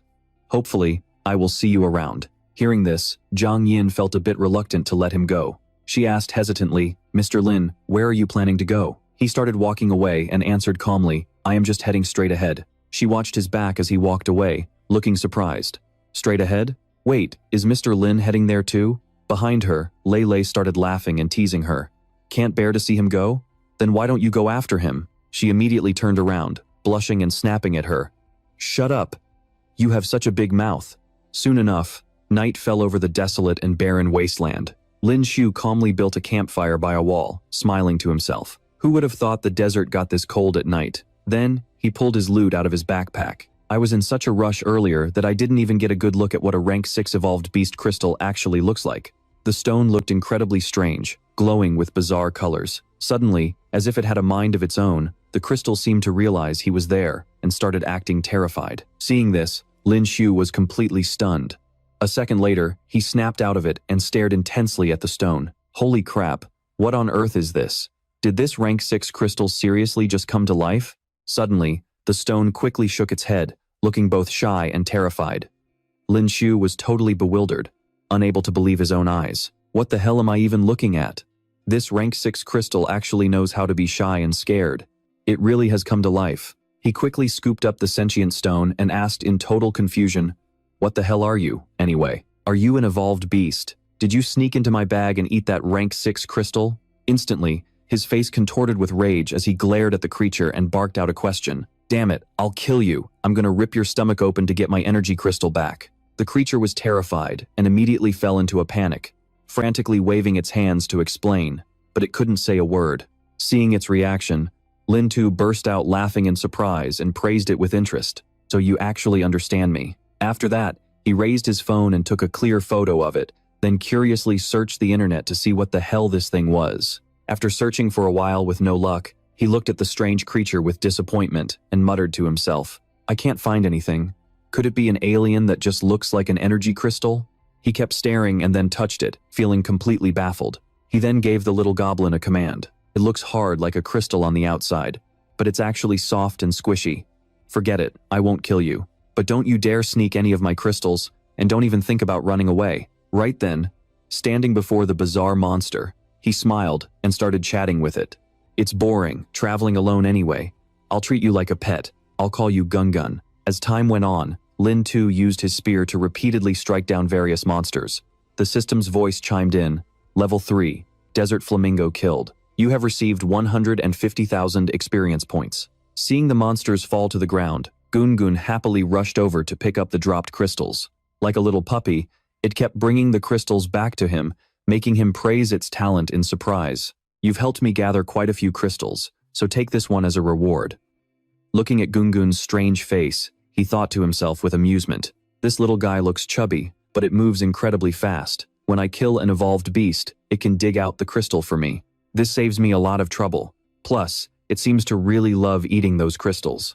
After working hard for a while, he picked it up and continued forward, introducing the scenery with a smile. Gungun, look, an oasis.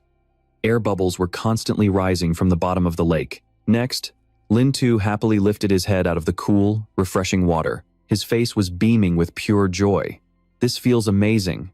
Beside him, Gungun was also having the time of its life. Suddenly, a sword lunged toward him at high speed. Angrily turning around, he quickly parried the strike and barked out a curse. The force pushed him back, making him shout out in panic. His expression turned dead serious as he looked ahead. That sword technique is sharp. This person is an expert. When he saw the familiar girl standing there, his eyes widened in total confusion. Huh? Why is it you? Standing before him was Luo Yue, trembling as she stood still. He asked her in bewilderment, "What are you doing here?" She was just as shocked to see him and looked up. "It's you. What a coincidence." Right after that, she dropped her sword and collapsed. Panicking, he caught her. Hey, don't pass out on me." Feeling incredibly worried, he glanced at her beautiful face. "Are you okay?" Seeing Luo Yue's blood flowing out, he became extremely anxious. "You're wounded." He quickly pulled a potion from his backpack and said to her, "I have medicine. Let me apply it for you." He immediately turned her around to reveal the dangerous wound on her back. Luo Yue panicked, quickly looking back at him and screaming in anger. "Hey, let go of me." He sighed and continued pouring the medicine on her wound, not forgetting to give her a piece of his mind. "Just because you tell me to let go doesn't mean I have to. I'm not doing it. What are you gonna do, bite me? I'm giving you my most precious recovery medicine here." As the drops hit her wound, she trembled from the intense pain. Lin-Tu's face remained perfectly calm. He asked her angrily, "Who did this to you?" But the pain was too much, and Luo Yue quickly lost consciousness. He sighed and covered her with his jacket. "Before, my level wasn't high enough to see her rank." At that moment, the system displayed her information. Luo Yue, rank 4 warrior. He thought in surprise, "I didn't expect her to be a rank 4 warrior. Her combat power is way higher than others at the same level." Once she woke up, she looked up at him. "What are you doing here?"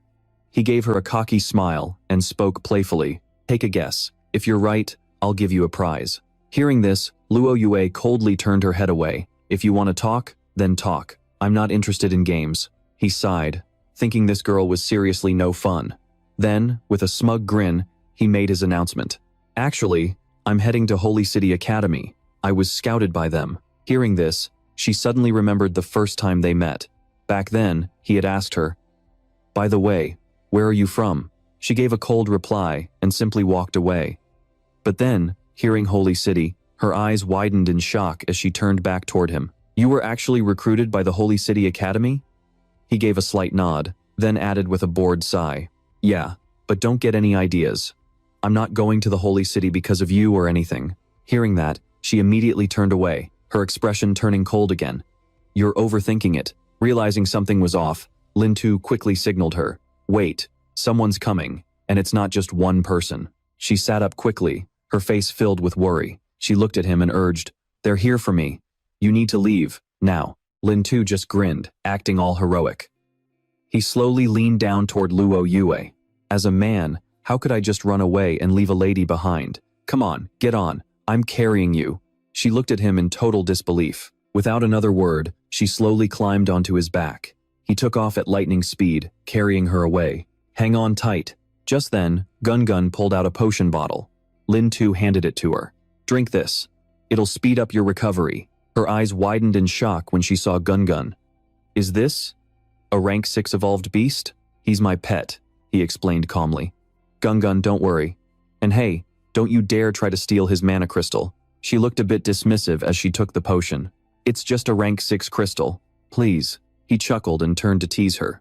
"Oh, by the way, I already drank from that bottle you're holding." She just looked at him coldly. "Okay. And?" He let out a long sigh. "Man, you're not cute at all." Feeling a bit awkward, she quickly looked back and sighed. "You're not going to be fast enough while carrying me." Right then, a group of men caught up to them, shouting, "She's over here!" She looked back helplessly. "They've found us." The man in charge was absolutely furious. He lunged forward, screaming, You killed over 100 members of my Black Fox squad, and you think you can just run away? Right then, one of his goons prepared to fire an arrow. You're staying right here, he smirked and cursed. Don't even try to escape, you're dead. A spear suddenly came flying down from above, straight for the two of them. But Lin Tu didn't flinch. As the spear closed in, he lightly stepped aside, dodging it effortlessly. He kept moving, carrying Luo Yue as he sprinted forward. But it turned out more of them were already waiting for him up ahead. They smirked, mocking him. Where do you think you're going? He looked at the thugs with the dyed hair and thought to himself in surprise. These guys are actually all rank 3 peak martial artists. He glanced back at her, lost in thought. Luo Yue was surrounded by these guys and still managed to kill over 100 of them before escaping? That kind of power is absolutely insane. The leader stepped forward, stroking his beard with a smug grin. Give it up, sweetheart. There's no way out. Her face went cold as ice as she made a chilling declaration. Every single one of you is going to die. Her words only made the gang even angrier. Listen, honey. You were hit by my attack earlier, and you're seriously injured. You really think we're still afraid of you? And I don't know where you found this pretty boy, but a weakling like him isn't even worth looking at. Hearing that, he was stunned into silence, totally offended at being called a weakling. The leader let out a sinister laugh, licking his lips as he spoke. Why don't you come over to your big brother here so I can show you some love? Luo Yue immediately signaled him. Put me down. Watching her grab her sword and step forward, he sighed in disappointment. I guess I'm being looked down on again. Suddenly, the leader let out a deafening roar. Listen up, boys. He raised his weapon and barked orders to his men. Kill the guy. Keep the girl alive. It'd be such a waste to kill a beauty like that. We'll all take turns enjoying her later. The goons cheered with excitement. They charged straight at him, cursing. Die, kid! He just stood there, completely done with their nonsense. The Black Fox gang members brandished their weapons and lunged at Lin Tu. Go to hell, brat! Go to hell, brat! Swords flashed as they swung at him. A confident, knowing smirk appeared on his face. With a simple wave of his hand, he summoned flaming phoenixes that surged forward. He took them all down with ease. White Crow towards the phoenix. They were completely blindsided by the move, their eyes wide with confusion. What kind of martial art is this? A massive flaming phoenix slammed into them, making them scream in terror. Meanwhile, the scene shifts as the battle turns into a total bloodbath. A brutal battle is unfolding right before our eyes, and La Conguillette is standing her ground, taking on the entire mob all by herself. Seeing her still standing strong makes the leader fume with rage. He grits his teeth thinking, this girl was clearly half dead, so how the hell is she still this tough to take down? Right then, a tubby bastard charges straight at her, wearing a sick, twisted grin. Hey there, gorgeous. Big brother is coming for you. He sneers, gripping his weapon tight for the killing blow. He lunges at her blind spot, catching her off guard. But just in the nick of time, a spear clangs against his blade, blocking the strike. Lin Tu rushes to her side, his voice laced with concern. Are you all right? She nods but looks at him with worry. I am fine, but can you handle this? He just gives her a smug grin. Don't you know? A real man never says he cannot handle it. With that, the two of them sprint forward, determined to end this fight fast. A wave of ugly thugs rushes toward Lin Tu. The fat guy charges again, mocking him as he goes. Hey brat, you think you are a spearman too? How about I show you how a real master does it? Lin Tu just looks at him like he is an idiot. With a cocky smirk, the fat guy unleashes his meteor chain strike to take him out. But that move is pathetic compared to Lin Tu's overwhelming power. Lin Tu scoffs, throwing the insult right back. Man, you talk a big game for a loser. I am the damn forefather of the spear, you hack. He immediately triggers his 100 birds facing the phoenix technique, summoning a massive fire phoenix that incinerates everything in its path. A massive explosion rocks the area. Somehow, the fat guy survives, laughing like a maniac as he jumps back to create distance. Ha! The kid has actually got some bite, he barks. Lin Tu just lets out a cold, mocking laugh. Whatever, old man, I was only using 10% of my power. Suddenly, two thugs sneak up behind him, screaming, Die, you little prick. Lin Tu does not even flinch. He just shoots them a look so cold it could freeze blood. With a casual swing of his spear, he sends them flying like rag dolls. Seizing the moment, the fat guy lunges forward again with a roar. Damn you, brat, just die already. But of course, with that protagonist plot armor, there is no way he is going down that easily. He effortlessly slips to the side, While the guy is still stumbling, Lin Tu flashes a wicked grin and raises his spear high. He brings it crashing down with insane force, forcing the fat guy to block desperately. But immediately, the guy feels the terrifying weight of the blow. He stares at the weapon in pure shock. Holy hell! What is this thing made of? Why is it so heavy? Suddenly, it clicks, and his eyes go wide with total disbelief. Wait, this spear! He looks at the strange weapon and screams in terror, that black heavy shaft. No way, could your spear actually be the legendary Black Mang? Lin Tu sees the fat guy actually knows his stuff and lets out a mocking laugh. Oh? So you have heard of it? The guy tries to force a smile, even though his twin swords are shaking uncontrollably in his hands. I cannot believe my luck is this damn good. To think I would stumble upon a masterpiece like this. Once I kill you, that Black Mang is all mine. In response, Lin Tu cold-bloodedly sweeps the blade of his spear right past the guy's throat. Oh? You want to kill me? Let us see you try. He quickly steps back to build momentum. You like it that much? Fine, it is all yours. Before the guy can even catch his breath, Lin Tu hurls the spear forward. Here, catch! The guy frantically reaches out to grab the massive weapon, but the sheer weight is overwhelming. He screams in agony, crap, this thing is way too heavy. Seeing his chance, Lin Tu charges in empty-handed with a smug look on his face. You idiot, did you not say you wanted it? He unleashes a rapid-fire combo of kicks straight into the guy's chest, sending him crashing backward. Lin Tu grabs his spear and lunges forward again, shouting at the top of his lungs. Trash like you does not deserve to even touch this weapon. Just then, one of the lackeys throws himself in the way to take the blow for his boss. Meanwhile, on the other side of the battlefield, the leader is doubled over in pain, clutching his body and screaming in fury. Damn it, this woman is a freaking monster. Another thug frantically stabs at Lachenguillet over and over, cursing, Die, you crazy bitch. Just die. But she just watches their pathetic attacks with complete and utter calmness. She suddenly lunges at the thug, making him panic. What?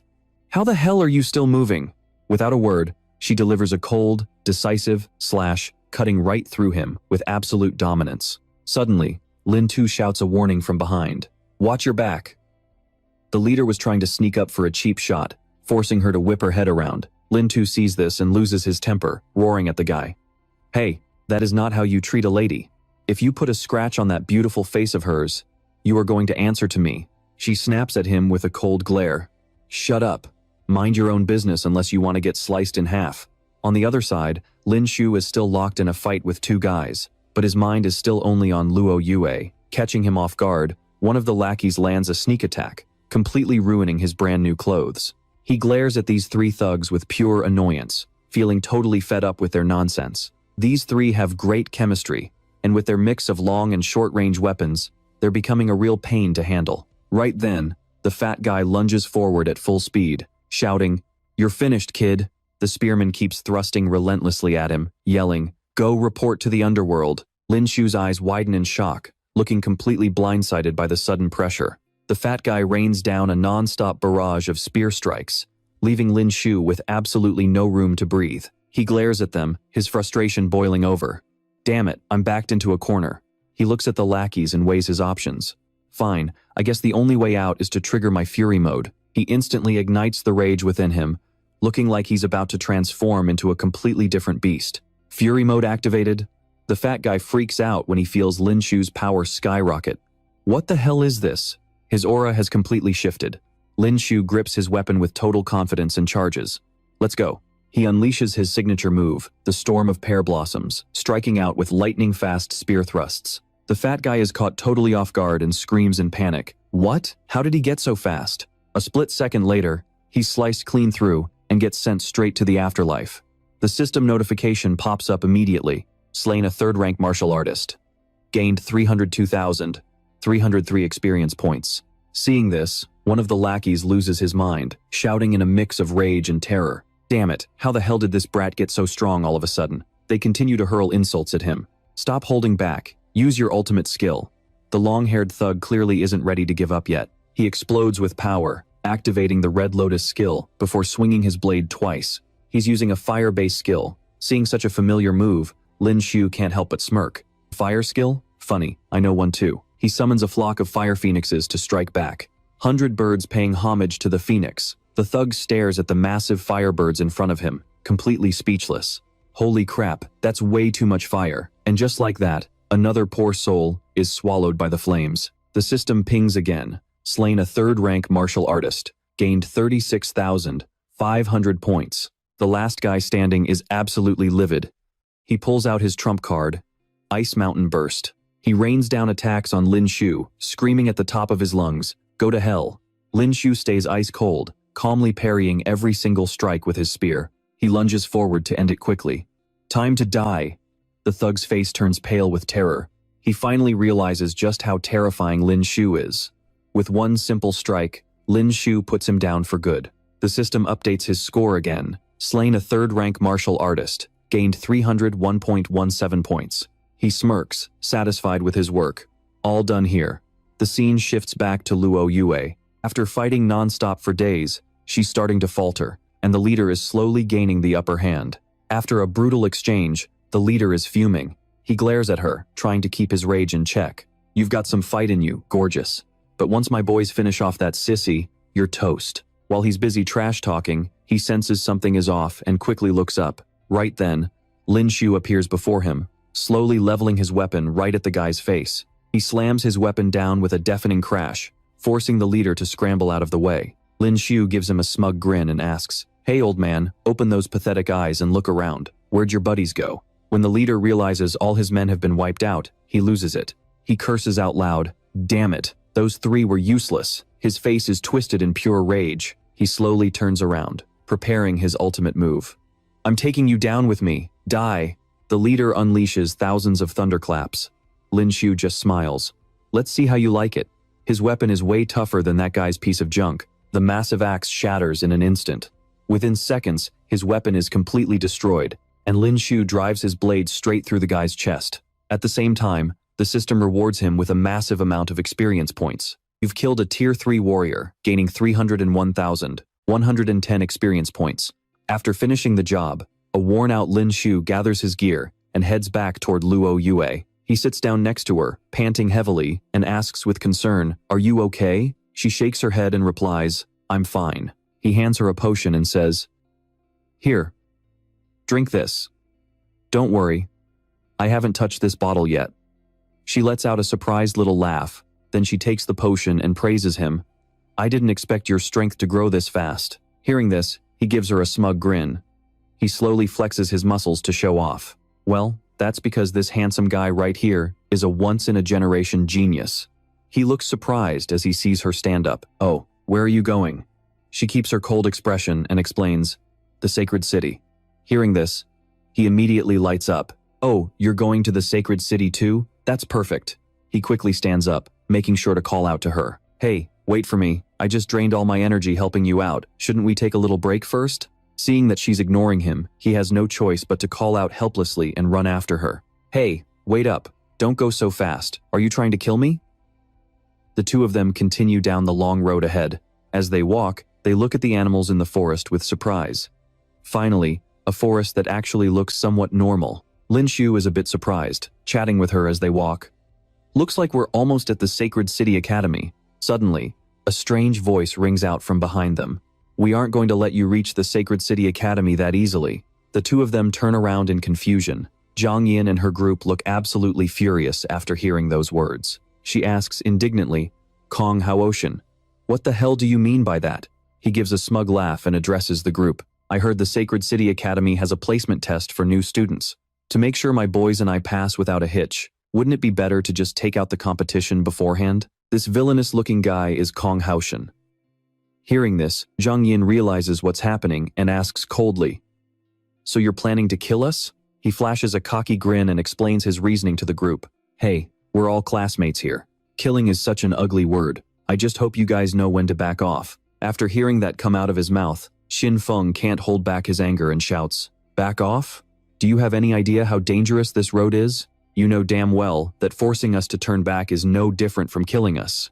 Watching the scene from a distance, Luo Yue is a bit surprised and turns to ask, "You know them?"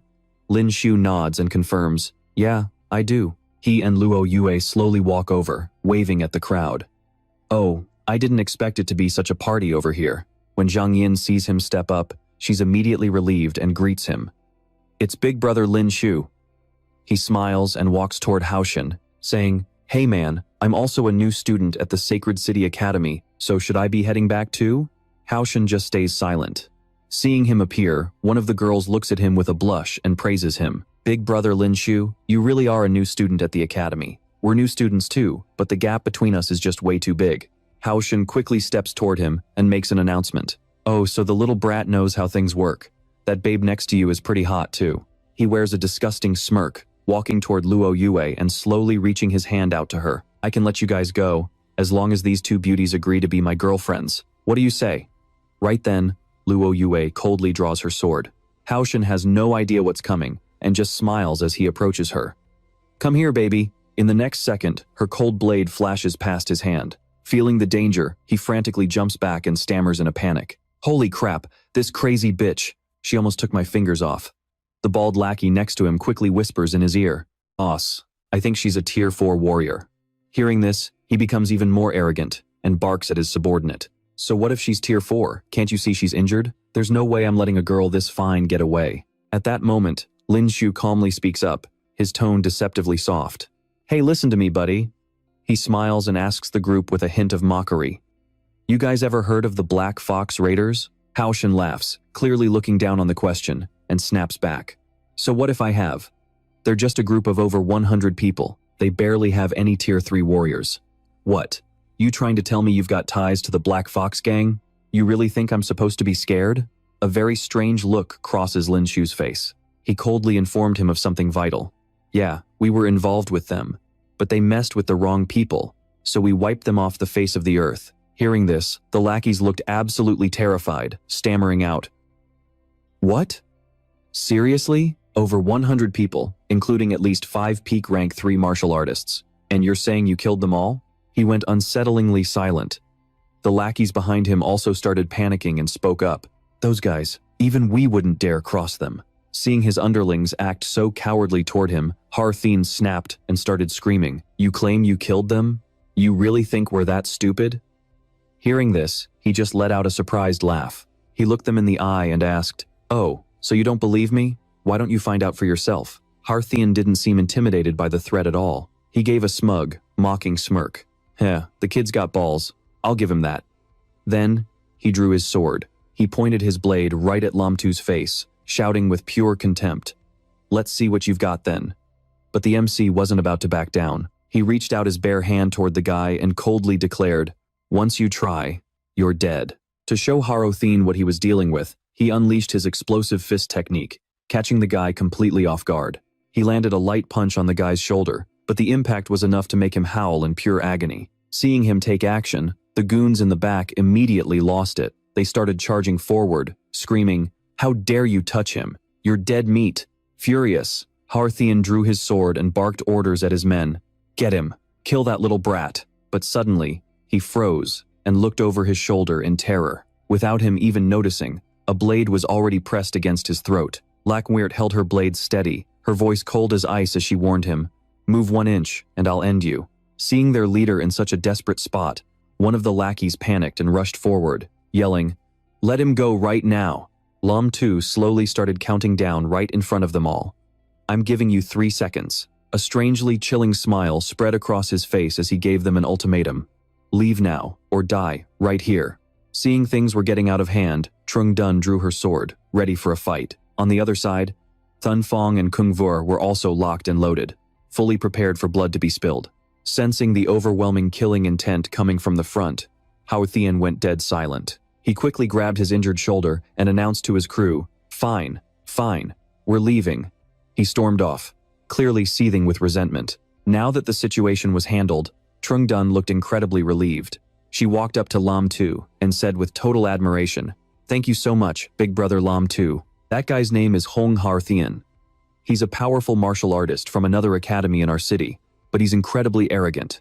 If it wasn't for you two, we really wouldn't have known what to do."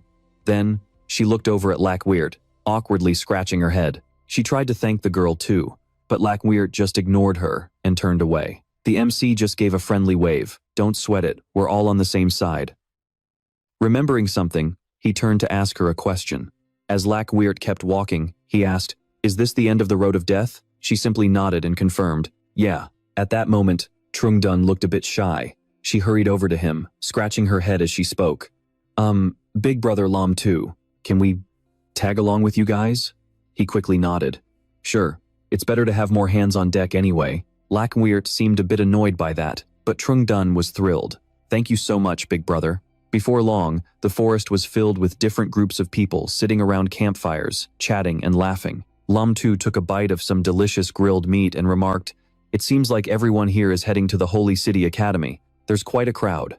He then looked over at Trung-dun, who was busy eating, and asked her something. "Do you happen to know roughly how many new students the Holy City Academy takes in every year?" Hearing this, she seemed to hesitate. She took a second to think before explaining, "I'm not exactly sure, but 5 people were chosen from our academy, plus the 5 with Hong Hao-Thien." Hearing that, he realized something and asked in surprise, "So your city sent 10 new students in total?" He started thinking about his own hometown. Ting Deer Than only has me. I guess it really is just a small city. Hearing that, she let out a little giggle. She scratched her head and explained shyly, "Having a lot of people doesn't mean much. I mean, look at us, there are 5 of us. But none of us can even compare to you, big brother. I heard there's a guy from the Sky Academy this year. He's only 18 and he's already a rank 5 martial artist." After being silent for a while, Lakweert finally spoke up and dropped a bombshell on everyone. "His name is Trak Kai Tin, and he's from the same academy as me." Everyone was stunned, looking at her in total disbelief. "Wait, what? You two know each other? You're actually a student from the Sky Academy too?" Right after that, Lei looked at her with pure admiration and smiled. "Sis, you're seriously incredible. That's the most famous academy in Sky City. Regular people can't even get into the city, let alone the school." Hearing this, Luo Yue just stayed silent, feeling a bit shy. Time ticked by, and soon enough, everyone continued their journey forward the next day. A massive crowd of applicants for the new student selection exam had gathered right there on the edge of the cliff. Lin Shu was blown away by the sight.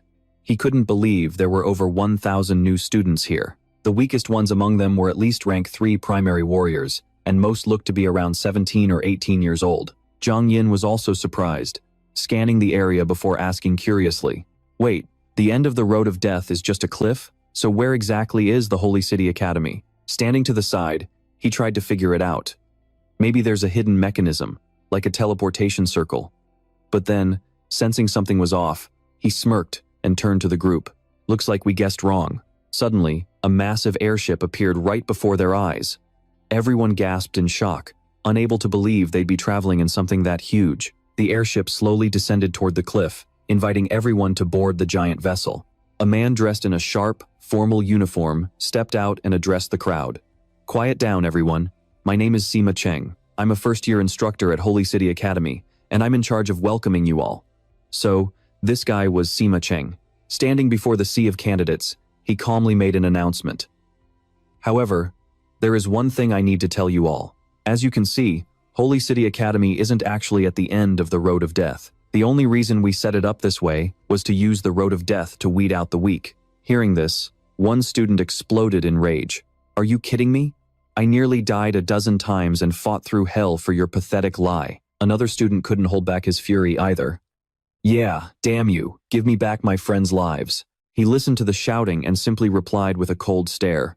"Holy City Academy doesn't accept trash. The weak must be eliminated." A few hot-headed rookies immediately drew their weapons and charged forward, screaming, "You're the trash here! Screw this academy! Let's kill this bastard and avenge our brothers!" Lin Shu watched the whole scene unfold and was honestly at a loss for words. What a bunch of idiots. The mob was beyond furious now, lunging straight at Sima Cheng with their weapons drawn. "Die, you scumbag." A smug, sinister smile crept across his face. Suddenly, strange beams of blue light flickered into existence. These beams instantly pierced through the lead instigator before he could even react. In less than 10 seconds, he collapsed to his knees on the ground. He had officially been logged out of life. The people behind him were completely panicked as they stared at his body. "What? He's dead." At the same time, Sima Chung signaled the soldiers waiting behind him. He gave a chilling command. "Do it. Kill them all." Right then, the soldiers moved in with their weapons, executing every single person who dared to disobey. Those who resisted were cut down instantly, letting out hopeless cries of pain and despair. Once the rebels were dealt with, Sima Cheng walked forward with a satisfied grin. That is what happens to those who don't follow the rules. He gestured toward the crowd and made another announcement. Now then, everyone please take out your admission notices. Hearing this, the survivors slowly pulled out their papers. He demonstrated by peeling off the back of a notice himself to show everyone how it was done. Then, he barked out an order. Stick these notices onto yourselves. With a twisted smile, he continued his announcement. What was the final trial going to be? Lin Shu looked up at the crowd in front of him, deep in thought. Could the final mission be? Sima Cheng's expression turned utterly deranged as he shouted to everyone. Only those who collect 3 admission notices will be allowed to board the ship. Hearing this, Lin Shu let out a frustrated sigh. Of course, I knew it. Sima Cheng smirked like a madman and signaled the start. The final trial officially begins now. A cruel look filled his eyes. Good luck, everyone. As soon as the rules were announced, a thug slowly approached Luo Yue and sneered. Hey, beautiful, hand over that admission notice. She looked at him coldly and replied, You really don't know your place. Do you? But the guy clearly didn't know when to quit. He reached out his hand toward her. Come here, little girl. Right then, a massive boom echoed through the air, making everyone snap their heads back in total shock. In less than a minute, Luo Yue had already wiped out a dozen thugs right in front of her. The rest of the gang just stood there, frozen in fear and staring at the carnage in utter disbelief. She shot a sharp glance toward Lin Shu and handed him the stack of enrollment forms. He just gave her a cold look and replied, I don't need them. Seeing he wouldn't take them, she quickly turned to Lele. Fine, then you keep them. At that, Lele's eyes lit up with excitement. She snatched them up, overjoyed. Thank you so much, big sis. Right at that moment, some low-life thug kicked Zhang Yin and snarled. Hand it over. She gritted her teeth, absolutely fuming. Damn it. Suddenly, Lele rushed over to her with the news. Zhang Yin, look, I've got enough for all 3 of us. She looked at her in total surprise and asked, Where on earth did you get those? She calmly explained, Luo Yue just gave them to me. Hearing that just made her even angrier. She glared ahead and declared, I don't want them. Give mine to Qinfeng and Jiang Li. I'll earn my own spot. Right then, Hao Tian and his crew swaggered over. He and his lackeys looked on with mocking smirks. Well. Looks like you punks have quite a few forms there, don't you? He drew his sword and lunged forward, ready to strike. Be a good girl and hand them over to Big Brother. Then, you can all just go die. Luckily, she reacted just in time to block his attack. On the other side, Luo Yue's footsteps slowly moved forward. One steady pace at a time. Seeing that 2 people had already finished their enrollment, Sima Cheng was quite impressed and couldn't help but praise them. That was pretty fast. Once you've got 3 enrollment notices, you can board the starship. She quickly handed over the forms. A handsome guy smiled and gave her a friendly greeting. Long time no see, Luo Yue. It was Jay Kaiching, but she kept her usual cold shoulder, ignoring him completely as she walked past. Seeing her ignore him left him feeling a bit disappointed. He just gave a helpless smile and started to walk away. With no other choice, he headed inside, but not without one last goodbye. Guess you're still not much of a talker. Fine then, see you at the Holy City Academy. Sima Cheng was surprised she was still standing there and reminded her, Luo Yue, you can board now. She calmly glanced back and said, I'm waiting for a friend. Elsewhere, Hao Tian kept relentlessly attacking Lei, putting her in a really tight spot. Jiang Li turned back worriedly and shouted, Lei, watch out. Just then, Lin Shu unleashed his 100 birds bowing to the phoenix technique, summoning blazing fire phoenixes. The fire phoenixes lunged straight for him. Seeing the inferno, he panicked and scrambled backward in pure terror. Holy crap, that fire is insane. Before he could even react, someone moved like a flash of lightning, snatching the enrollment papers right off them. It was none other than our main man. He bossed up and swiped every single paper using his snowless step technique. Smiling, he walked over to Zhang Yin and handed them out to everyone. Here, take these. Between these and what Luo Yue has, it should be enough for everyone. Seeing this, she cheered up instantly and announced with excitement, he even got back the one they stole from me. Thanks a ton, big bro Lin Shu. Now, the thugs behind him were absolutely livid.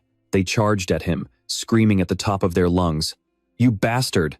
You think you're hot stuff showing off for the girls? You're gonna pay for that. Get them boys, kill them and take those papers back. He calmly turned around and countered their threats.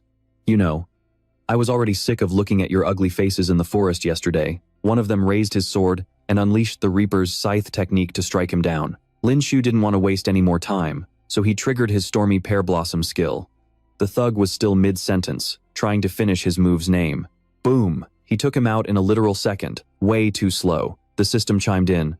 Level 3 martial artist defeated, gained 350,000 experience points. Seeing his lackey drop dead without even a chance to say a last word, Hao Tian was shaking, backing away in total panic. How is this kid so terrifyingly fast? He got taken out in a single slash. Seeing the hesitation, another goon rushed forward to handle him. Boss, leave this brat to me. He charged in with a direct strike. Lin Shu looked at his strength with a hint of surprise but blocked the blow easily. You call that a sword swing? With that weak-ass strength? Then, he thrust his spear straight at the guy. Now, get a load of my spear. Seeing such raw power, the guy was speechless and terrified. No way, you actually caught my blade? Lin Shu coldly used his shield to finish him off, making sure to leave him with one last word. Moron. Now drop dead. Lin Shu calmly swung his weapon, cutting down anyone who dared to stand in his way. The system quickly popped up with a new notification. Ding! Level 3 martial artist killed. You've earned 350,000 experience points. Witnessing this, Hao Tian lost his temper and signaled the rest. Everyone, charge him together. The crowd charged forward with a deafening roar. He just let out a cold smirk and muttered, trash is trash, no matter how many of you there are. He unleashed a relentless wave of power, striking them down one by one as thick clouds of dust and debris billowed into the air. As the haze began to settle, Lin Tu lunged forward, his spear piercing straight toward Hao Tian before the guy could even register what was happening. What? How is this even possible? Lin Tu just stared him down with a chilling smile and made his final declaration. Try to pay better attention in your next life. Realizing he was in deep trouble, Hao Tian desperately threw his hands up to explain. Wait, stop. I have something to say. His face was a mask of pure desperation. We don't want the notification letters anymore. Just spare me. Lin Tu didn't care for the chatter. With a swift, fluid motion, he drove his weapon through the man and his lackeys in the blink of an eye. As soon as he finished taking out the trash, the system notifications started rolling in. Ding! You've killed a rank 3 martial artist, gaining 360,000 experience points. Ding! You've killed a rank 3 martial artist, gaining 371,000 experience points. Ding! You've killed a rank 3 martial artist, gaining 399,900 experience points. The people watching from behind gaped in horror, letting out terrified screams. That guy is a total monster. He took out all 5 of them like it was nothing. They all started backing away, terrified of his sheer ruthlessness. Don't mess with him. Definitely don't cross that guy. Right then, Zhang Yin walked up, looking absolutely thrilled to see him. Lin Tu, man. Thank you. Lei Lei also came running over with excitement. Big brother Lin Tu. Jiang Wu followed, with a grateful smile. Thanks, brother. Lin Tu nodded back to everyone. No problem, we're all on the same side. But suddenly, he froze, sensing that something wasn't right. Huh? What's going on? He noticed Luo Yue standing off to the side as if she were waiting, so he walked over to check on her. Luo Yue, were you waiting for me? Hearing his voice, she simply turned around and walked away without saying a word. Lin Tu was left completely speechless. Man, she really does have a high and mighty attitude. Before long, the scene shifted to the deck of the airships, where Sima Cheng's cheerful voice rang out. Congratulations to everyone for passing the final trial. You have officially earned your place at Holy City Academy. He raised his hand high in a grand gesture, announcing to the crowd, from this moment on, we are all fellow classmates. Now, the rules of Holy City Academy strictly forbid attacking your fellow students. Watching this, Lei Lei couldn't help but mutter a sarcastic remark. He literally just had us slaughtering each other, and now he's playing the nice guy. Just then, Sima Cheng held up 3 fingers to outline the regulations. We still have about a 3-hour journey to reach Holy City Academy, so feel free to relax and make yourselves comfortable on the ship. Hearing that, Lin Tu suddenly remembered something and quickly turned to ask Luo Yue. He looked around and noticed the airship didn't have a single window. It seemed they really didn't want anyone knowing the exact coordinates of Holy City Academy. Luo Yue, do you know anything about Holy City Academy? She remained perfectly calm, walking forward with her usual air of mystery. She explained that on the surface, the 4 major academies in the north and south are considered the top institutions in the country, but in reality, the mysterious Holy City Academy is the true pinnacle.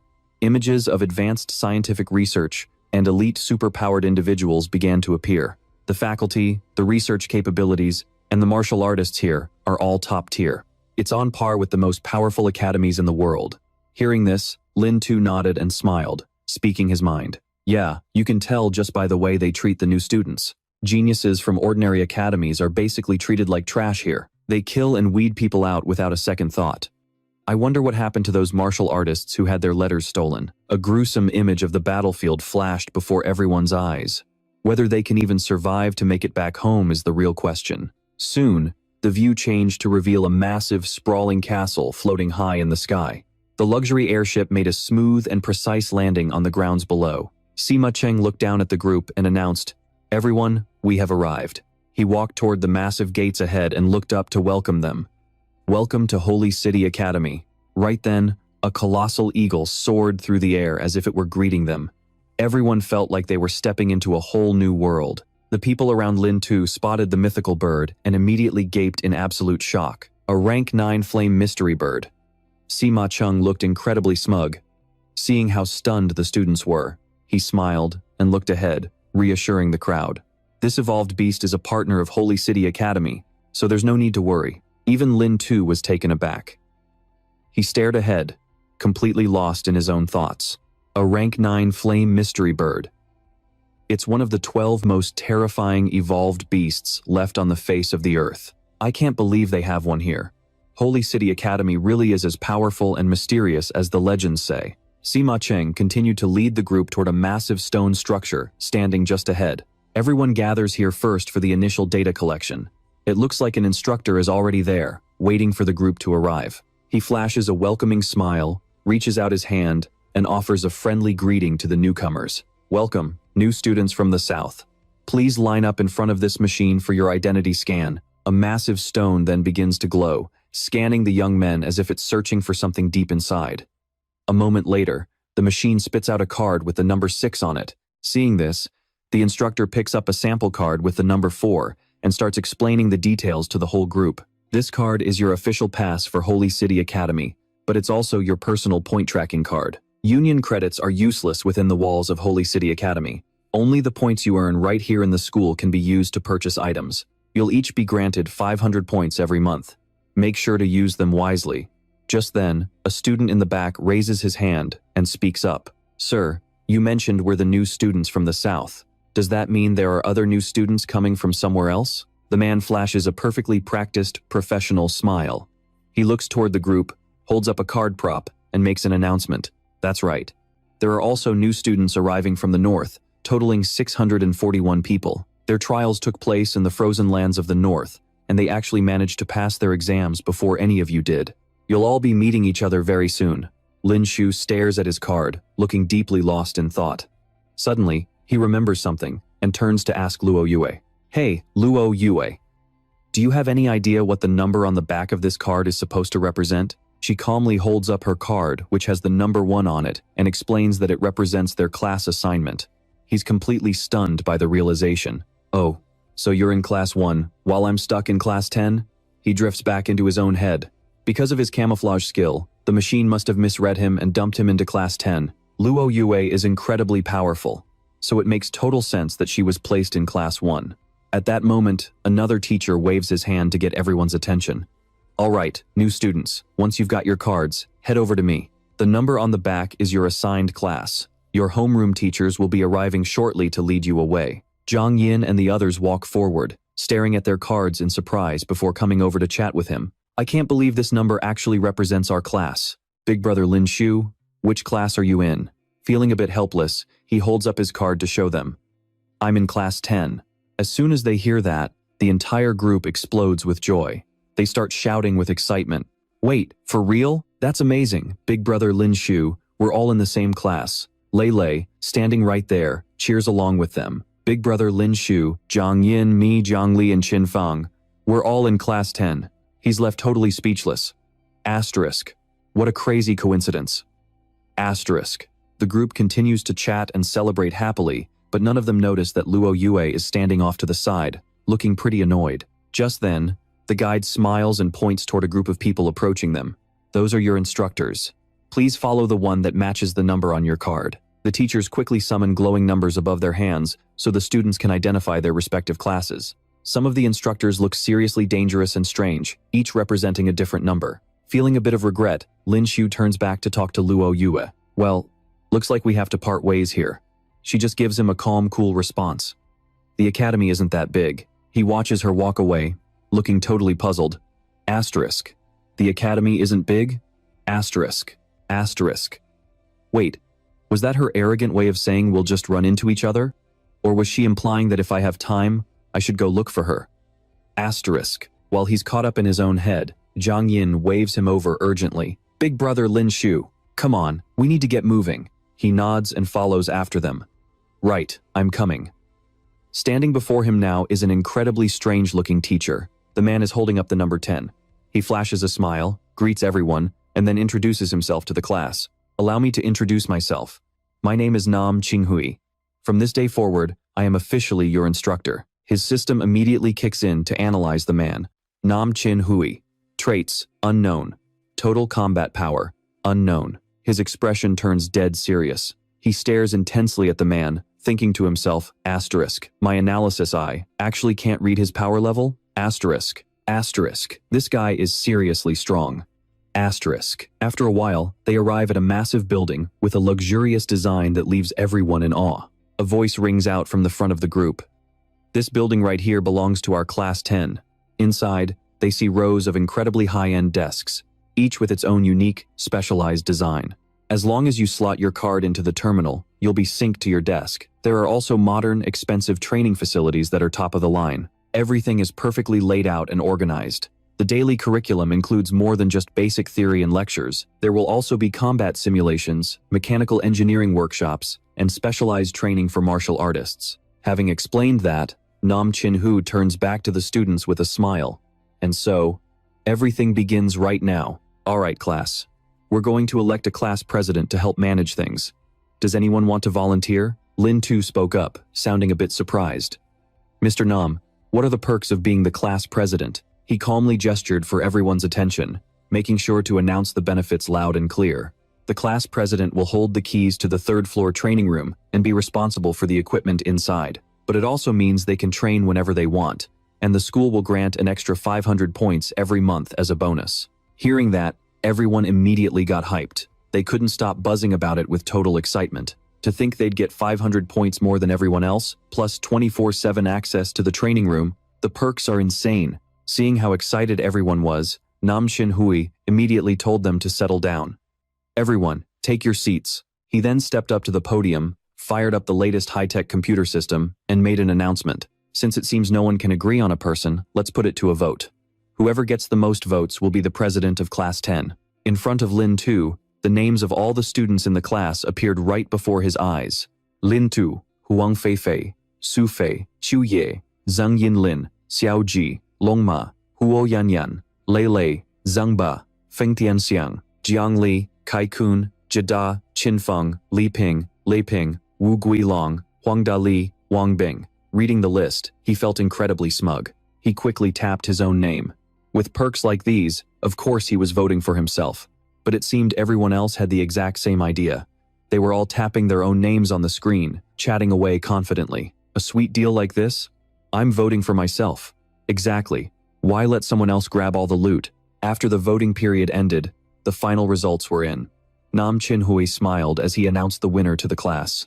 The results are out. Lin Tu has 5 votes and is now the president of Class 10. Huang Feifei has 3, Xu Fei has 1, Zhang Yin has 0, and Xiao Ji has 2. Long Ma has 1, Lei Lei has 0, Zhang Ba has 1, Feng Tianxiang has 1, Jiang Li has 0, Chai Kun has 1, Ge Da has 1, Qin Feng has 0, and Li Ping has 1. Li Ping has 1, Wu Guilong has 1, Huang Dali has 1, and Wang Bing has 1. Hearing this, one guy in class pointed an angry finger. No way, those guys are all friends. This is rigged. Unfair, unfair, unfair. Another guy chimed in loudly. Yeah, Mr. Nam, this isn't fair at all. Hearing this made Nam Qinghui a bit confused. He looked down at the students, puzzled. Well then, what would you guys consider fair? One guy stood there with a smug look, staring right at him as he declared loudly, a fight. As the president of Class 10, your strength has to be the absolute highest among us. Everyone else quickly agreed with him. Yeah, exactly. Strength should be number one. Seeing how determined everyone was, he could only sigh and continue his announcement. Fine then, but a full-on fight would take too long. He then lightly pressed a strange-looking button in front of him. We'll use this to decide the winner. His face had turned completely serious. He smiled as he informed everyone. This is a power testing machine. Whoever has the strongest punch wins. How about that? Everyone immediately nodded in agreement. That works, that works. The guy from before stood up and shouted, Mr. Nam, let me go first. He grinned smugly, slowly wound up a punch, and yelled, watch this. A loud thud echoed through the room as he slammed his fist into the machine with everything he had. Just a few seconds later, the system flashed a notification. 982 kilograms. The room erupted in cheers and excited whispers. Whoa, he actually hit 982 kilos. Oh my god, I couldn't hit that even if my life depended on it. As expected of Le Ping, he's a beast. Nam Chinhui laughed and nodded in approval at the sight. Yeah, that's some decent power. Seeing Lin Tu step forward to challenge him, Le Ping looked at him with pure disdain. Lin Tu, you're still a long way off from being class president. Lin Tu just smirked back at him confidently. This position is already mine. Then he pointed toward the machine.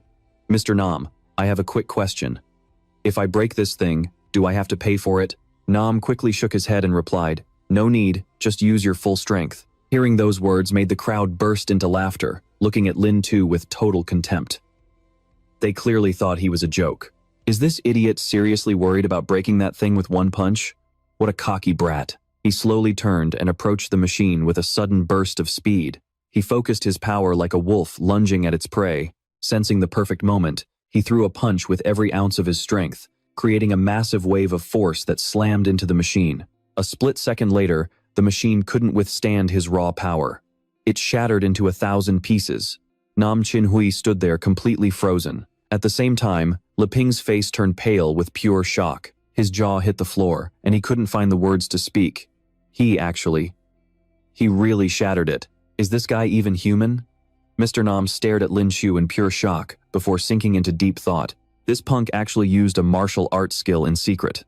But even with a skill, the power gauge shouldn't have broken that easily. The raw power this kid is packing, it's definitely something you can't ignore. Seeing such a high-level display of strength, Zhang Yin started cheering and hollering with pure excitement. I knew it. Big bro Lin Shu is definitely number one. The teacher's voice rang out while everyone else stood there speechless. A smug grin spread across the teacher's face as he gestured forward and made the announcement.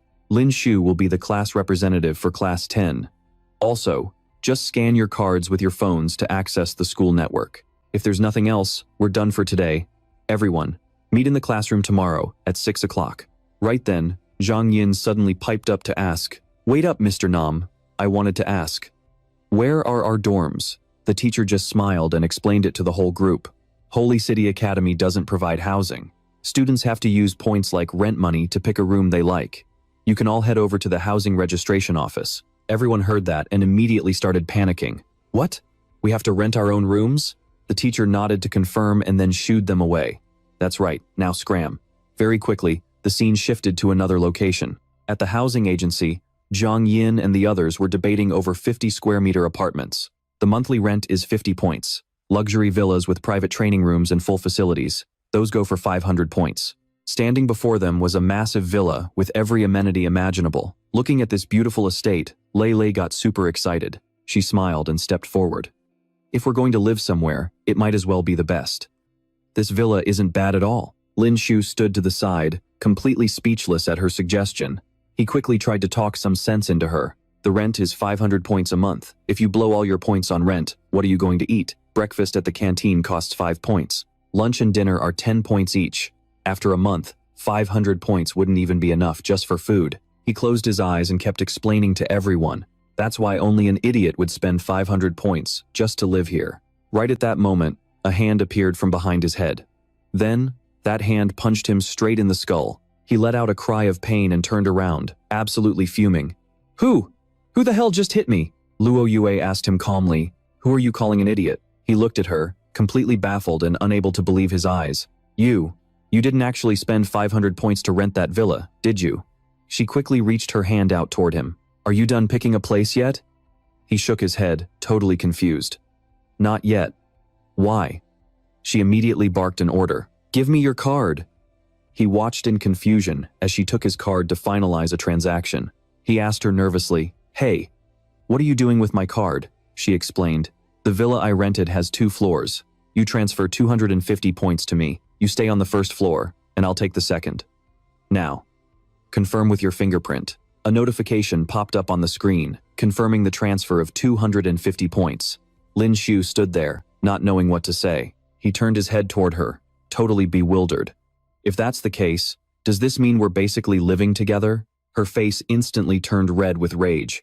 She glared at him and snapped, Say one more word and I'll kill you. Soon, the scene shifted to a secluded house, but it was massive and perched high up on a hill. Lin Shu sat alone inside the villa, impressed by the luxury. This villa is definitely on another level. These points weren't a waste after all. Gun ran around happily. Suddenly, he remembered something and spoke up. Let's check the Academy website. Map, shopping center, and the combat power rankings. Oh, and there are point-earning missions too. Right then, missions with incredibly high rewards appeared on the system screen. Point missions. Take a beating during training for 1 hour a day. Each session earns 150 points. Clean the girls' restrooms for 30 minutes a day for 100 points. Play Honor of Kings for 250 points per session. Leave a positive review for 120 points. Reading these missions left him completely speechless and confused. What kind of crazy missions are these? But then, he was thrilled to see an exchange station where items could be traded for points. A smug look took over his face as he remembered all the crystals he had scavenged. Those were the trophies from fighting those mutant monsters. This is great. I picked up quite a few Soul Beast materials. On the other side, Lin Shu quickly threw on his backpack and headed straight for the exchange station. This place was absolutely packed and buzzing with energy. People were huddled together, gossiping and whispering weird rumors to one another. When Lin Shu walked in, everyone stopped and stared, totally confused about what was going on. These guys immediately started talking smack behind his back. Look at that, it is one of this year is freshman. He has not even picked up his uniform yet. He looks like a total loser. Are all the new students this pathetic? What is this brat even doing here anyway? What could a newbie possibly have that is worth trading? He looked at the man in front of him and said, Excuse me, sir. I would like to trade some items. The man looked at him, totally baffled, and asked with a look of pure shock, You have not even gotten your uniform, so what could you possibly have to trade? Just so you know, we only give credit points here, not Federation currency. He quickly placed a golden beetle crystal in front of the man and asked, Yeah, I know. How many points can I get for this? The man's eyes immediately lit up. He grabbed the crystal, completely blown away. A rare evolved beast. This is the skin of a rank 4 overlord water leech. He kept gushing over it. This item is worth 10,000 credit points. The guys in the back were stunned, shooting him suspicious looks. Holy crap. How the hell does he have rank 4 overlord water leech skin? Another guy chimed in. He probably just found it on the path of death. This kid has got some insane luck. Hearing that, Lin Shu was thrilled. 10,000 points? Not bad. He quickly pointed to another crystal. And I've got this too. The shopkeeper looked at the crystal, eyes wide with surprise. He grinned with excitement and announced, A flame core crystal. This is incredibly rare. You cannot just find these anywhere. I will give you 100,000 points for it. The crowd was losing their minds now, whispering frantically, A flame core crystal? And it is in such perfect condition, plus he has so much of it. This noob must have stepped in some serious dog crap to get this lucky. He is freaking rich, 100,000 points. How many missions would you even have to do to earn that much? He pulled out another vine-like crystal he had harvested and said, Sir, I have a few more here. Could you take a look at these too? When the man saw what he was holding, he went pale, his eyes bulging in pure disbelief. This is from a rank 6 evolved beast. The hide of a green vine sunflower beast. My God, how did you get this? Did you actually kill a rank 6 beast? The bystanders were absolutely floored, staring at the front and gossiping like crazy. Did I hear that right? A rank 6 evolved beast? Who the hell is this freshman? Is he some hidden genius from a major clan? He must have some insane trump cards to take down a rank 6 beast. Others glared at him with pure envy, talking trash under their breath. That guy does not look like some rich heir at all. He definitely just scavenged that stuff. Rank 4 water leech skin, flame cores, and now rank 6 green vine hide? Why do not you go try and find some then? The shopkeeper's entire attitude toward him had completely flipped. He narrowed his eyes, looking at Lin Shu with newfound respect. This rank 6 greenvine hide is incredibly valuable, but since you do not have much of it, I can only give you 500,000 points. Adding the other 2 items, that is a total of 610,000 points. Hearing that number, Lin Shu nodded, feeling pretty satisfied. Works for me, thanks. Then he asked, by the way, can I trade for any martial arts skill cards? The man smiled and shook his head. Skill cards, weapons, combat suits. The Holy City Academy produces plenty of those, so we do not trade for them. Lin Shu felt a bit let down, sighing in disappointment. Fine then. In that case, I want to use my points to buy a rank 6 exotic crystal. He then drifted off into his own thoughts. Before coming here, I used 4 of my system as lucky draws, and landed a diamond tier martial arts card for blade skills. I thought I could trade it. If I sold a diamond tier skill card, it would be worth at least 1,000,000 points, right? The man took his card and said, a rank 6 exotic crystal costs 80,000 points. I have already deducted it from your balance. Lin Shu nodded. That works. Cut to that evening in a deserted, lonely part of the forest. Lin Shu stood there alone, sighing to himself. Why is it always the same old story? He turned around to face the shadows behind him. Come on out, guys. There is no one around, which makes it the perfect spot for a little robbery and murder, right? At that, several figures stepped forward with smug grins, getting straight to the point. Hey there, Junior. Let us get to know each other, shall we? The name's Nakajima Hiroshi. I just saw you cash out a ton of points at the exchange station, kid. A smug grin spread across his face as he made his move, announcing that he wanted to borrow 10,000 points for an emergency. The main character looked confused and kept his eyes on the guy as he questioned him. There isn't even a point terminal here, so how exactly am I supposed to transfer points to you losers? Hearing this, the bully let out a surprised laugh and began to mock him. Are all freshmen this stupid? These point cards have a built-in transfer function, you moron. After hearing that, he looked surprised for a second before it all clicked. Oh, so it actually has a feature like that. He even nodded with a satisfied look on his face. That's good. That's real good. He looked at them like they had a death wish and didn't hesitate to shoot back. Since that's the case, why don't you guys just transfer all your points to me instead? Hearing that, the senior blew a fuse. He barked out a curse. You little brat, you've got some serious nerve. We're the ones robbing you, yet you've got the guts to try and take our points? But it seemed like the kid wasn't scared at all. He just smirked and continued to provoke the guy. If a loser like you can rob me, then why can't I do the same to you? The guy's eyes widened with uncontrollable rage at this damn brat. He quickly threw a punch forward and screamed, You're really begging for a beating, aren't you? The main character's eyes suddenly flared up as he instantly activated his movement technique, Snowless Step. A strange blue aura completely enveloped his body, making him look incredibly eerie. The lackeys standing behind felt a surge of electricity and couldn't stop screaming in terror. Seeing how pathetic they were, Lin Shu coolly stuffed his hands in his pockets and slowly walked toward them. One of them suddenly realized what was happening. He turned his head in total shock, unable to believe his eyes. This is a movement technique.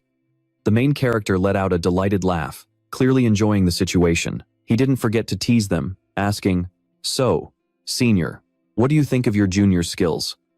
Next, he leaped high into the air. Feeling like these pests had bothered him enough, he unleashed a barrage of hurricane kicks, leaving them completely overwhelmed and panicking. Feeling like he hadn't shown off enough of his class yet, he summoned a massive fire dragon onto his hand. Heavenly Fire Claw. The seniors were absolutely livid at the sight and screamed out a curse. Damn it, he didn't forget to howl in rage. Just die already. Right after that, he lunged forward with his great serpent fist. Seeing the attack, the main character turned his head in surprise. Taking advantage of the distraction, the bully injected toxic energy into his body, making him let out a pained cry of helplessness. He quickly retreated, and seeing this, the bully smirked with total confidence. Listen, kid. We could have done this the easy way, but you chose the hard way. You forced my hand. It was 10,000 points before, but now, hand over every single point you have, or I'll make sure you're stuck in the infirmary for a whole month. The main character glared at him with pure rage and spat out. You guys should be glad you're currently at Holy City Academy. If we were on the outside, the bully cut him off, thinking he was just bluffing out of fear, and stepped forward mockingly. If we were outside, then what? The main character suddenly lunged at them and roared, The 3 of you would have been turned into EXP for me a long time ago. He immediately unleashed his violent fist to assert his dominance. But the bully wouldn't let up and swung his own fist back at him. A mere first-year freshman actually dares to trade blows with me?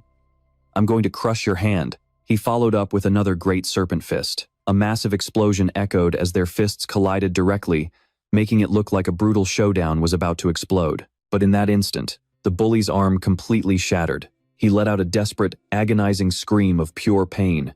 His lackeys rushed over to catch him and asked in a panic, "Nakajima-kun, your arm?" Another one quickly shouted, "The bone is snapped." The bully began to howl like a madman. "It hurts so much. Hurry up and get me to the infirmary." Lin Xiu slowly walked over, a terrifying smile on his face as he looked down at him. "Did I give you losers permission to leave? You're the ones who picked a fight with me, so you think you can just run away now?" The bully was so furious he gritted his teeth. How dare you do this to me?" He just smiled, held out his hand, and made his demand to all of them. 10,000 points from each of you, and we'll call it even. Hearing that only made them angrier, and they screamed out in rage. "No way. In your dreams. 10,000 points? Do you have any idea how many missions we had to grind to get that much?" Seeing that they still wanted to do things the hard way, he stepped closer with a cold, smug smile. "Not paying up? Fine. Then I guess I'll just have to cripple your other arm too." The bully was paralyzed with fear, clutching his broken arm and sobbing. "Wait, don't. Fine. I'll give you the 10,000 points. Just stop." His cronies right next to him started screaming at the top of their lungs too. "Stop hitting us. We'll pay up. We'll pay." Hearing that, Lin Tu just let out a heavy sigh, sounding genuinely baffled. "Well, I guess you guys finally came to your senses. Talk to me. How do I transfer the points?" The guy quickly shoved the card in front of his face, wailing and sobbing as he explained everything. "Just press the button on the side, and the front of the accumulation card will turn into a screen." Holding the card with trembling hands, he asked with a terrified look, "What is your ID?" Once the ID is entered, the points can be transferred. He quickly read out his ID number, 9814126. After the transfer went through, the guy's face twisted with pure rage as he barked out, "I've sent the points." Seeing this, Lin Tu let out a delighted laugh and announced to them with a big grin, 30,000 accumulation points received. Feeling like there was no more reason to hang around, he quickly turned to head out, not forgetting to give them a little wave goodbye. The lead thug was absolutely livid, gritting his teeth in a murderous rage. Damn it. That little bastard. I am definitely not letting him get away with this. Suddenly, one of his cronies in the back spoke up with a look of pure shock on his face. That kid clearly felt weak to me, so how the hell is he so strong? Was he just playing the fool this whole time to bait us? Another one turned around to add his 2 cents. The killing intent he just gave off was way too terrifying. Is that kid really just a freshman? The leader just glared at his retreating back, making a silent vow in his heart. I'm going to spend 5,000 points to hire Senior 53 to go break both of that kid's arms. Just breaking his arms is way too easy on him. If we both chip in, we can hit 5,000 points easily. Let's have his legs broken too. Before long, the sun had set and night had fallen. Inside their luxurious villa, Lin Tu called out loudly toward the back rooms. "Luo Yue, it's time to train, and then let's go grab some dinner." Luo Yue was still sitting off to the side, completely focused on her rapid cultivation. After a grueling and incredibly long cultivation session, she ran out, panting heavily from exhaustion, and pointed toward the front. There was a screen in the living room with a fast food delivery service. Hearing that, he nodded, getting the idea. He quickly grabbed the remote, clicked on the TV screen, and announced, "Luo Yue, you go ahead and shower first. I'll order the food. Oh, and order whatever you want. It's on me." A little while later, Luo Yue slowly walked out of the bathroom. Seeing Lin Tu sitting there all relaxed, she couldn't help but ask out of curiosity, "You finished eating that fast?" Spread out in front of her was a feast of high-end, incredibly expensive dishes. By then, he had already started on the appetizers since his stomach was growling. He chatted away while he ate. "Come on, eat up and get full. Ever since the road of death, we've been stuck eating bland food or that gross evolved beast meat. I'm about to throw up just thinking about it." She calmly sat down at the table, looking at him with total confusion. This whole spread must have cost at least 100 points, right? Where did you get so many points from?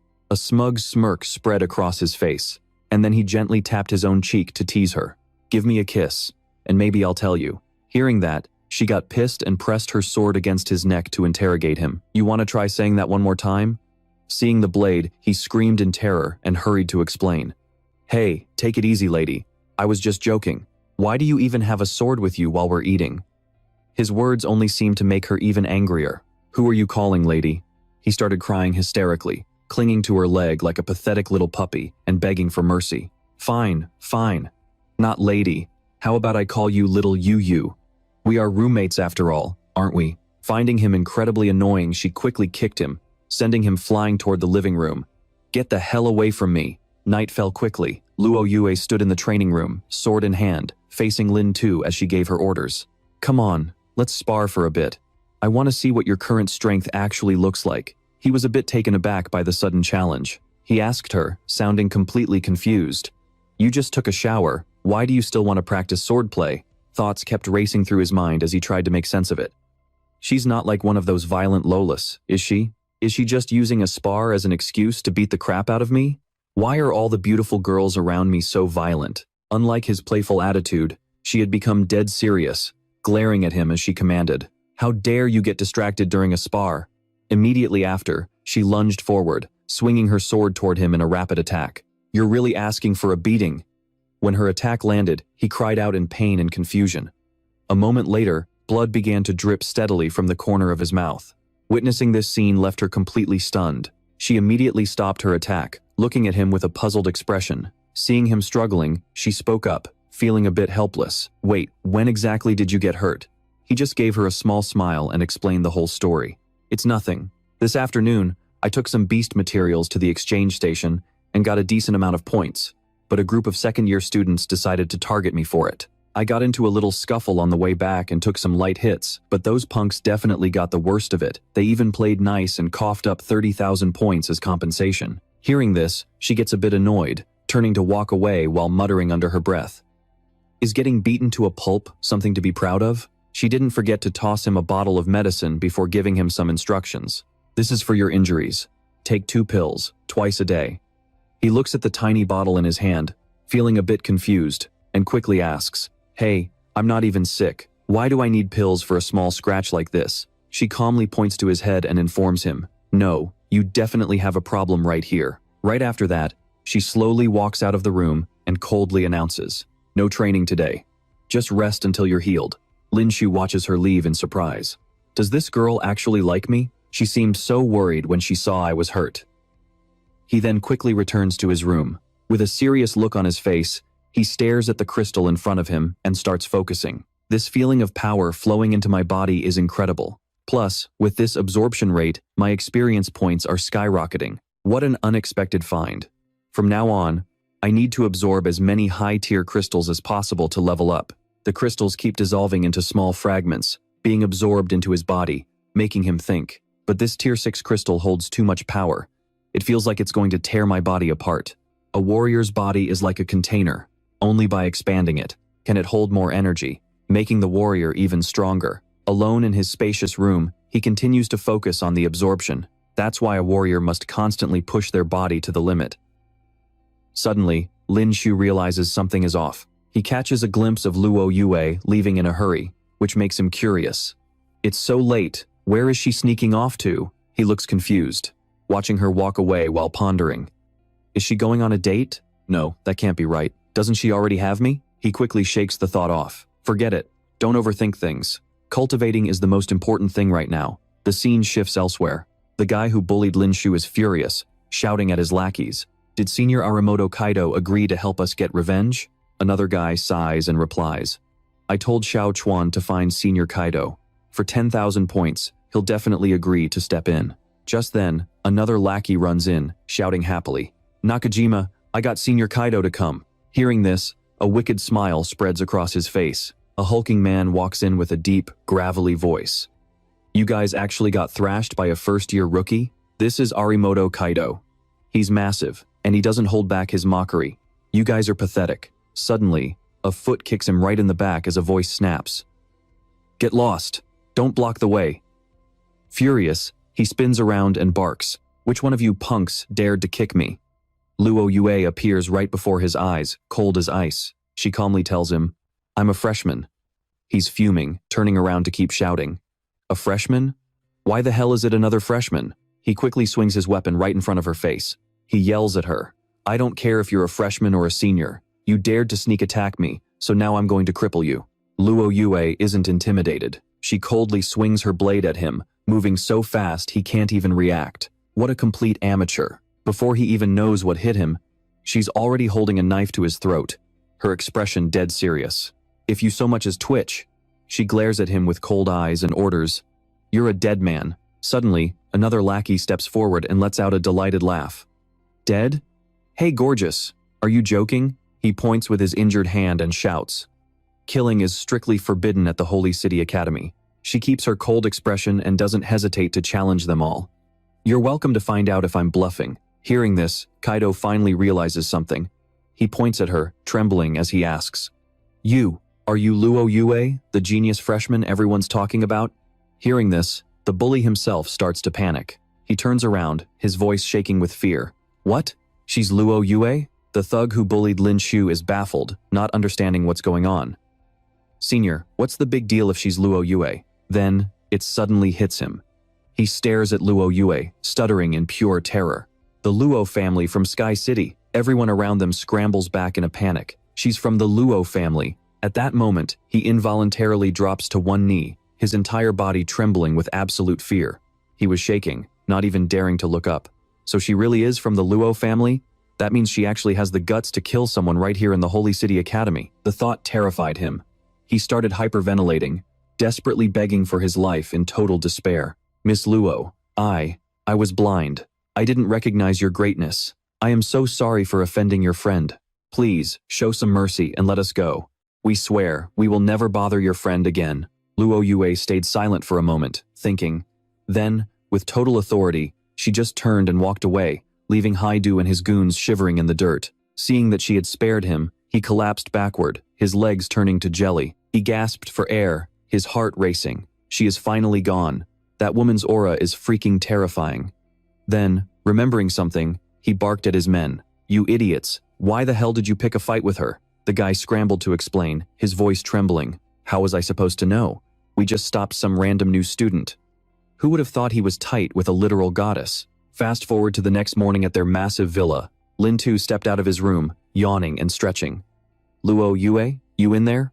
He was shocked to find the house empty, but his breakfast was already set out on the table. He started eating, still surprised. Wow, she actually made me breakfast? He glanced at her room, wondering to himself, did that girl really head to school this early? He felt a bit touched by the gesture. Even though she acts like an ice queen, she actually does care about me.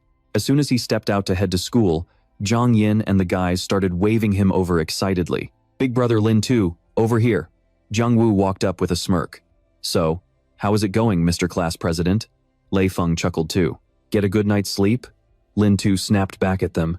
Shut it and get lost. Everyone rushed to class for the day's lessons. Soon enough, it was already noon. Professor Nan Zhenghui's voice rang out. That wraps up today's theory lecture. The rest of the day is for your own personal training. Standing before the class, he made a calm announcement. The atmosphere at Holy City Academy is very free. You can attend theory classes if you want, and you won't lose points if you skip. The students started cheering instantly. Wait, for real? This school is that chill? Nan Zhenghui just smiled and gestured for them to settle down so he could explain the rules. But I should warn you, there is a quiz every month and a major exam every 6 months. If anyone fails, don't expect any mercy when it comes to the punishment. Hearing that, the mood in the room took a sharp nosedive. They all started groaning and complaining. Ugh, exams? I knew it was too good to be true. Suddenly, remembering something, he pulled out a card. There are training rooms and gravity rooms upstairs for your daily workouts. He didn't forget to give instructions. Lin Tu, as the class rep, I am putting you in charge of this key card. After handing over the card, he gave him the rundown. The gym is open from 6 in the morning until midnight daily. Make sure to keep it clean. Lin Tu gave a quick nod. You got it, Professor Nan. Then, Nan Zhenghui reached out again. Oh right, give me your ID card. I will send you 500 bonus points. Once he got the card, he quickly scanned it.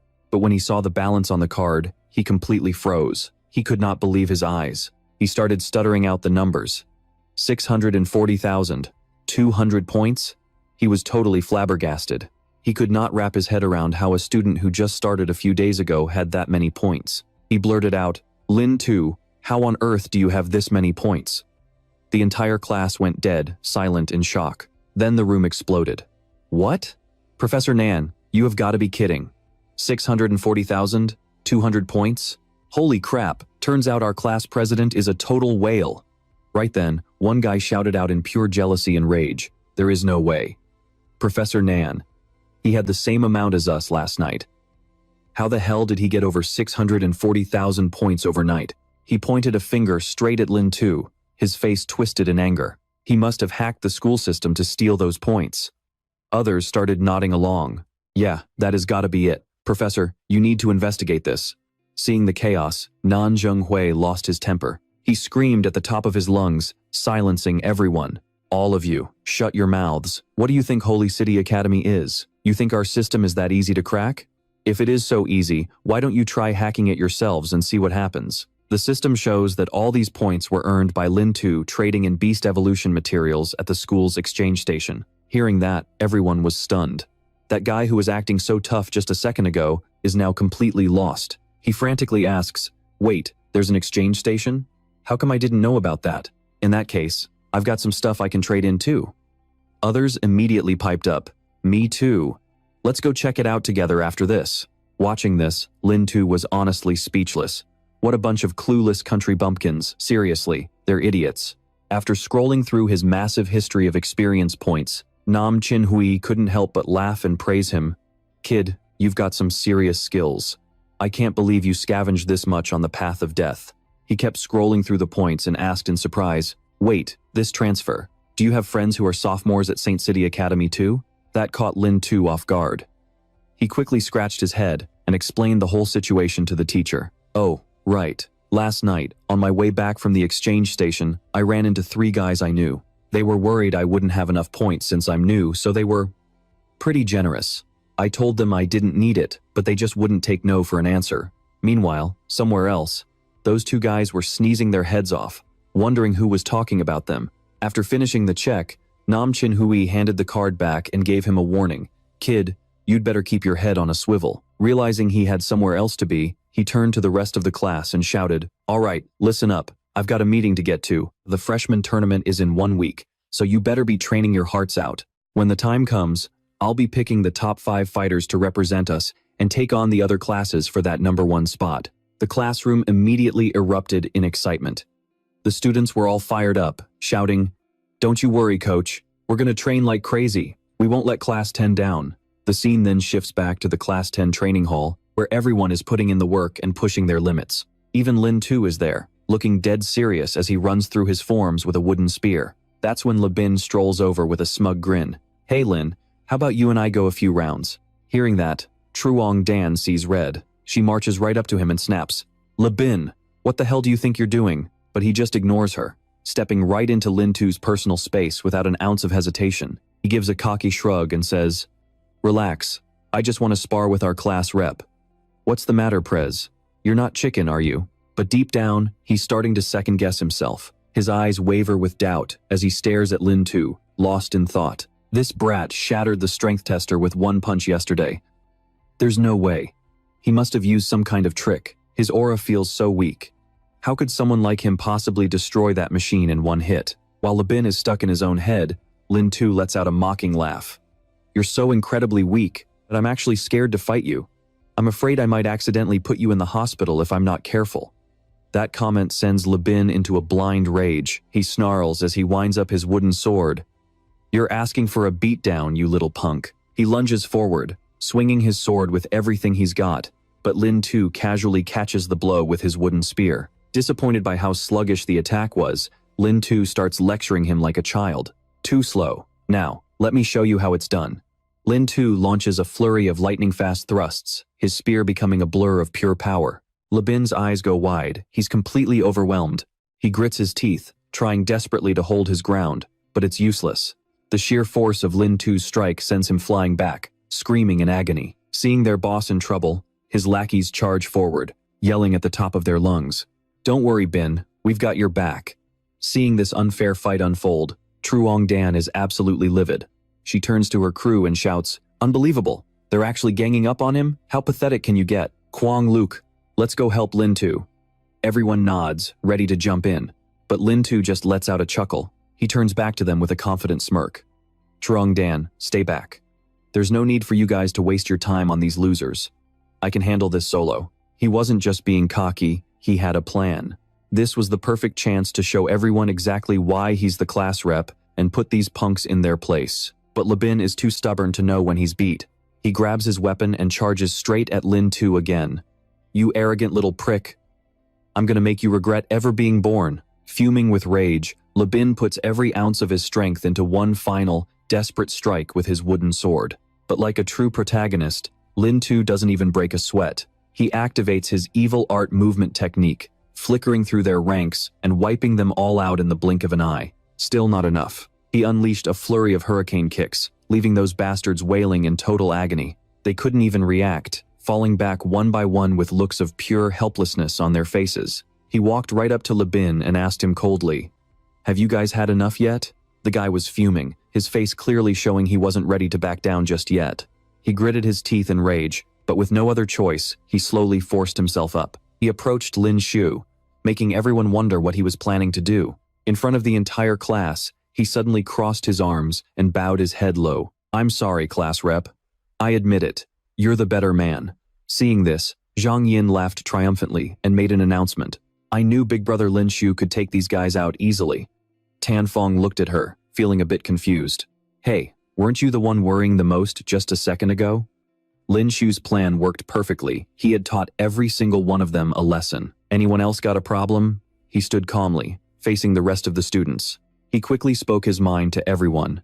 "Look, we were put in class 10 because our combat power is the weakest. But are you really okay with that? If you don't want to be humiliated at the freshman convention, then you better start training your asses off." Time passed quickly, and soon enough, the group arrived at a strange-looking room. Zhang Yin's voice trailed off as she stared at the entrance. "Is this the gravity room?" She looked at the door in awe. She turned back to the group and said, "Looks like we need to swipe a card to get inside."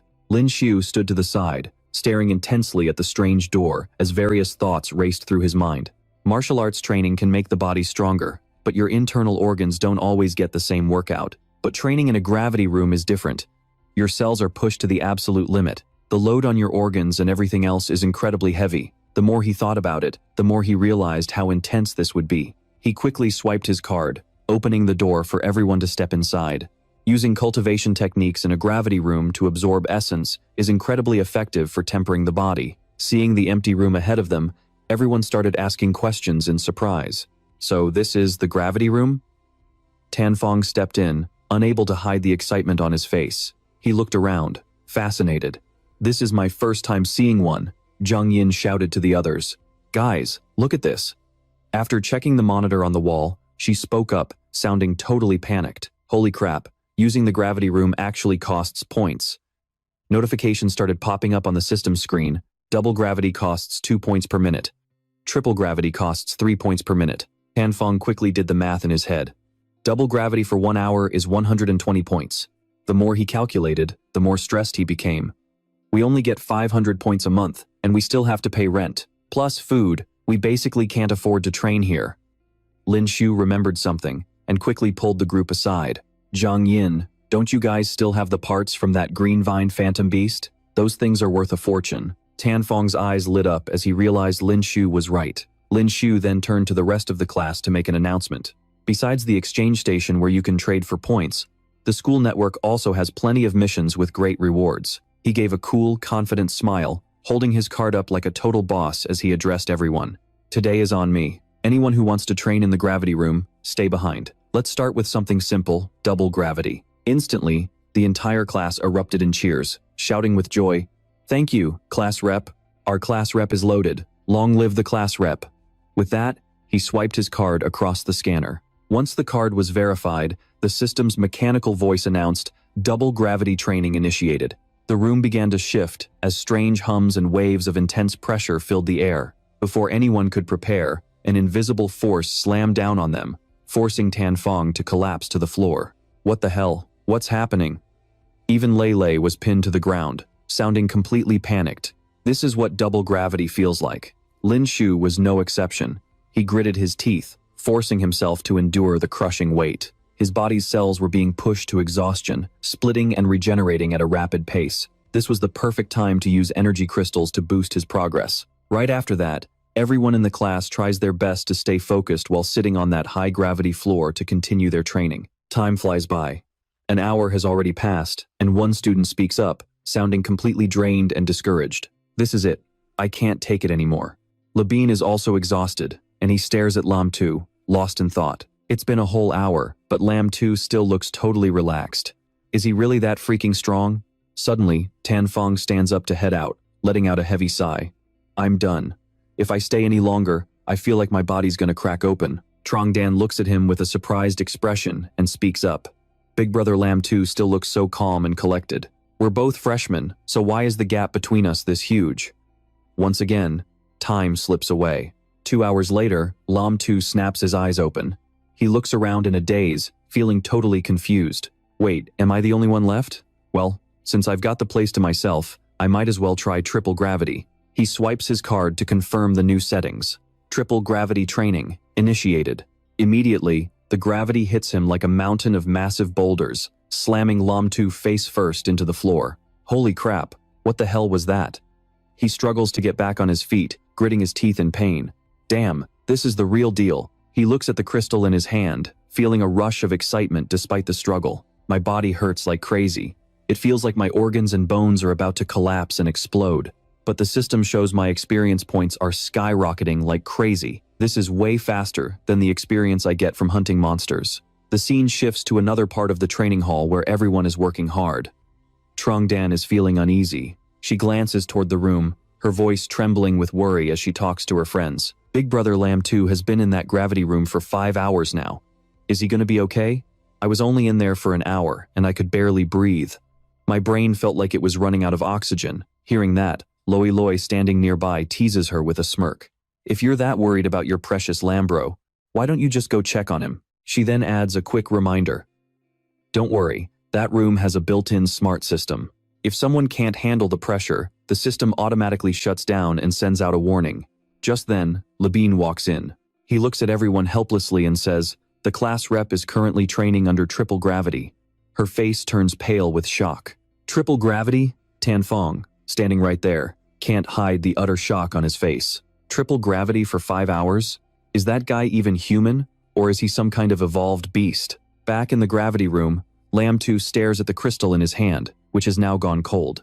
The energy from this level 6 crystal got absorbed way too fast. "I'll have to hit the exchange station after class to grab some more." He contemplates his progress. "Under triple gravity, my reflexes and speed are way too slow. Even my explosive punch feels weak." He throws a test punch into the air and continues his train of thought. But wait, if I can throw a full power strike under triple gravity, won't my explosive punch be 3 times as powerful in the real world? He looks at the room's control panel with curiosity. Gravity state training system? What does that mean? A mechanical notification pops up on the screen. Gravity training system. Please select a difficulty level from 1 to 99. He makes his choice instantly. Level 1. Let's see what you've got. As he prepares himself, the machine above announces the start. Training system activated. Suddenly, a high-speed projectile is fired straight at Lam 2. He barely dodges it, his eyes wide with surprise. Holy cow, that's intense. He tries to stay calm and tells himself, "I'm not wearing my combat suit.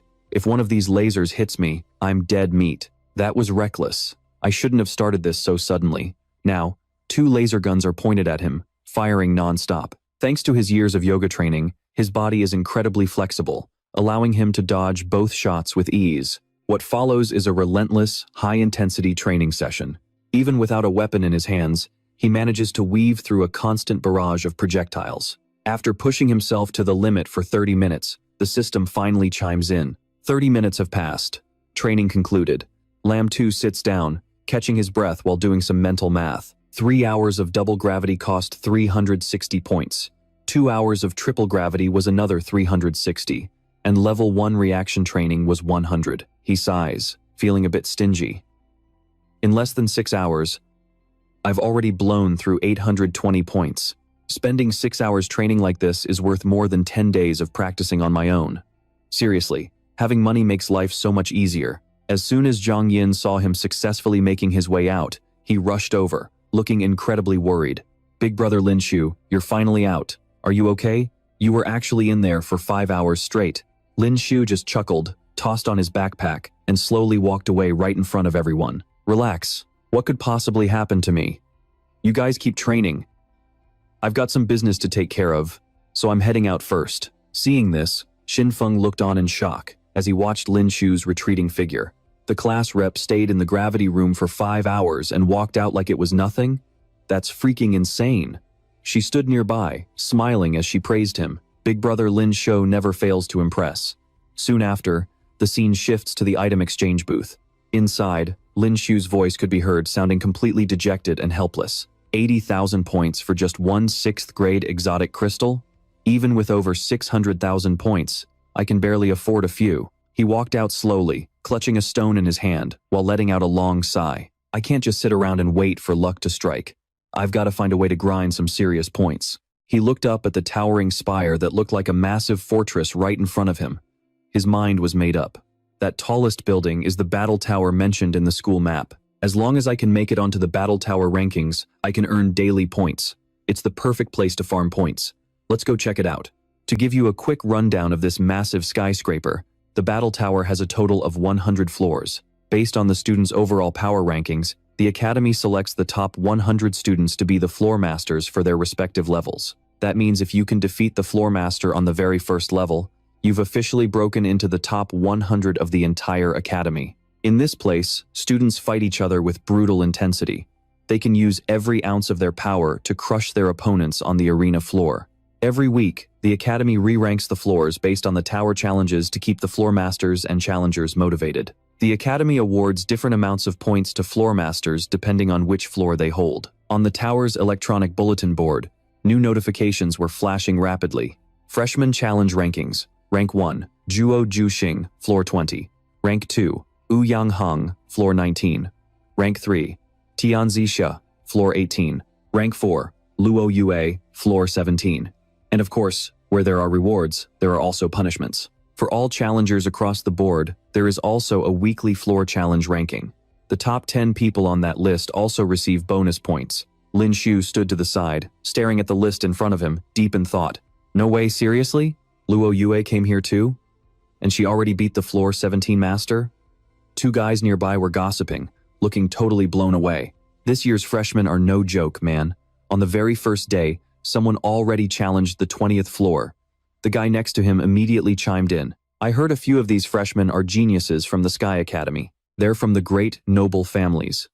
It's not surprising at all that they have the strength to hit the Academy's top 100. Just then, they jumped in surprise when they saw Lin Shu filing his application for a challenge match. They started whispering, looking completely baffled. Look at that, another freshman. The kid doesn't know his place. Does he really think the top 100 is that easy to challenge? He doesn't look like much to me. He'll probably get kicked out on the very first floor. It's the same story every year. These new calves aren't afraid of the tiger yet. They're just the type who need a good beating. Lin Shu didn't give a damn about their comments. He slowly walked toward the spectator stands. A high-stakes battle was already unfolding right before his eyes. A man on stage quickly hurled his opponent down toward the ground. The referee's voice rang out immediately. Wu La, second year, wins.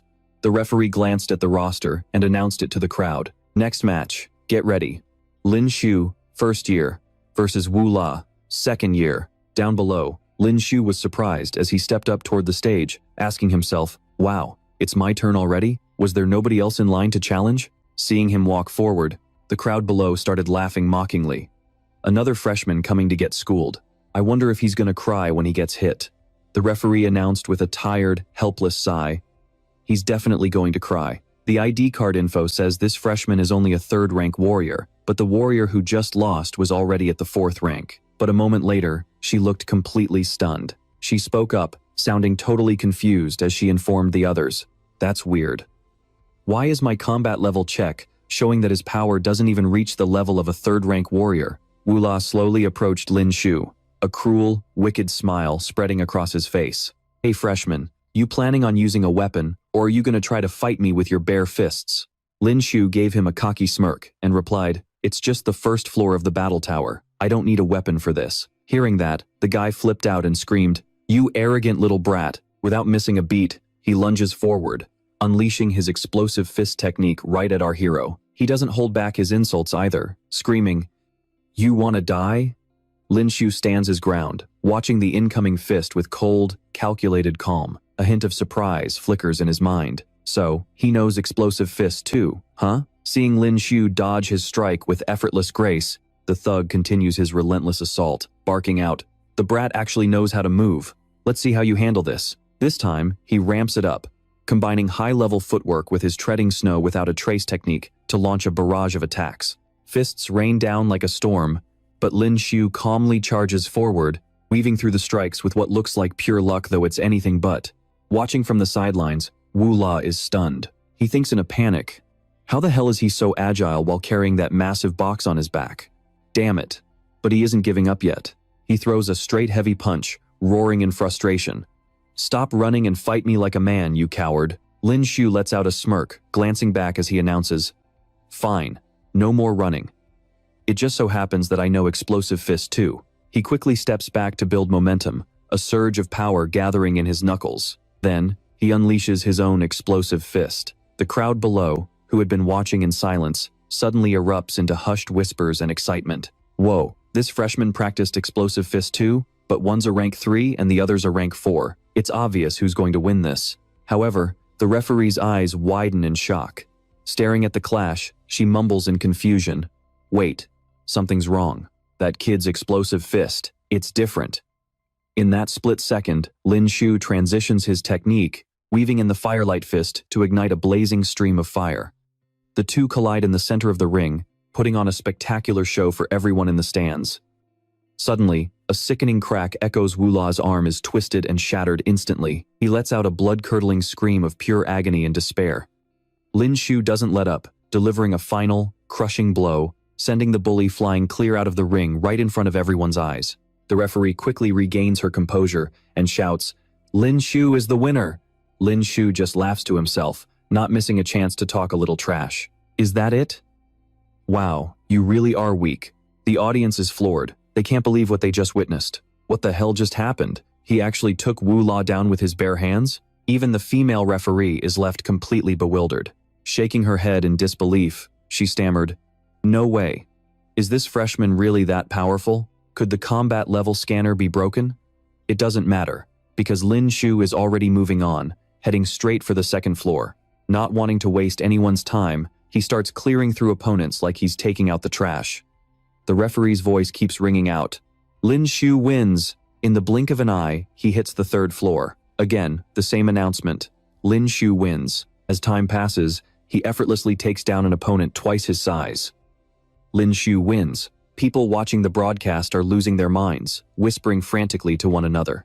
Holy crap, this kid fought his way to the fourth floor with nothing but his fists. Everyone starts realizing that his strength is the real deal. The scanner definitely messed up his rank.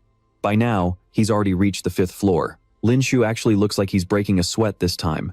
A girl with blue hair smirks at him, looking quite proud of her own strength as she speaks up. "Listen here, little brother. You really think you can take me on? What's that weapon on your back anyway? Put it down, or you don't stand a chance against me." Since she asks so nicely, he decides it's time to reveal his weapon. Being a nice guy, he gives her a fair warning. "I use a spear. You better be careful, senior. This thing is pretty dangerous." He immediately thrusts the spear forward, shouting, "Watch out," as he activates his 100 birds facing the Phoenix technique. She was talking big just a second ago, but now she's flat on her back, screaming at the top of her lungs. Oh my god, what the hell was that? He keeps climbing until he hits the 6th floor.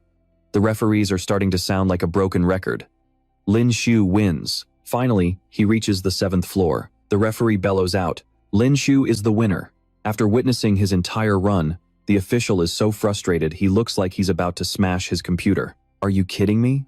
Is this guy seriously a freshman? He fought his way all the way to floor 20. His colleague tries to calm him down. Hey, take it easy.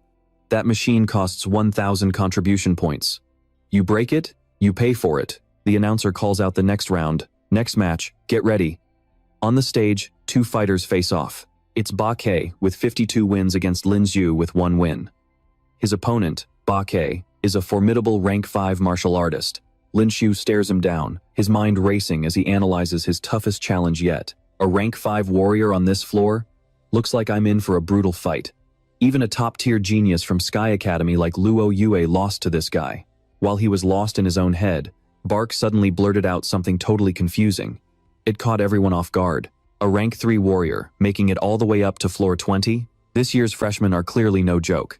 He didn't miss a beat as he started recapping the whole situation. I just crushed a freshman today. Word is he was the golden boy of Sky Academy. He wasn't half bad, but too bad for him. He only lasted 10 minutes against me. As he said that, he got all cocky, stepped forward, and made an announcement. I wonder how many minutes you can hang on for. Seeing how hyped he was for the match, the guy just laughed and fired back. Look, pal, I've got plenty of time to kill. Right after that, the two of them lunged at each other. This is about to be one hell of a bloodbath. The scene shifts to a massive mansion near the school.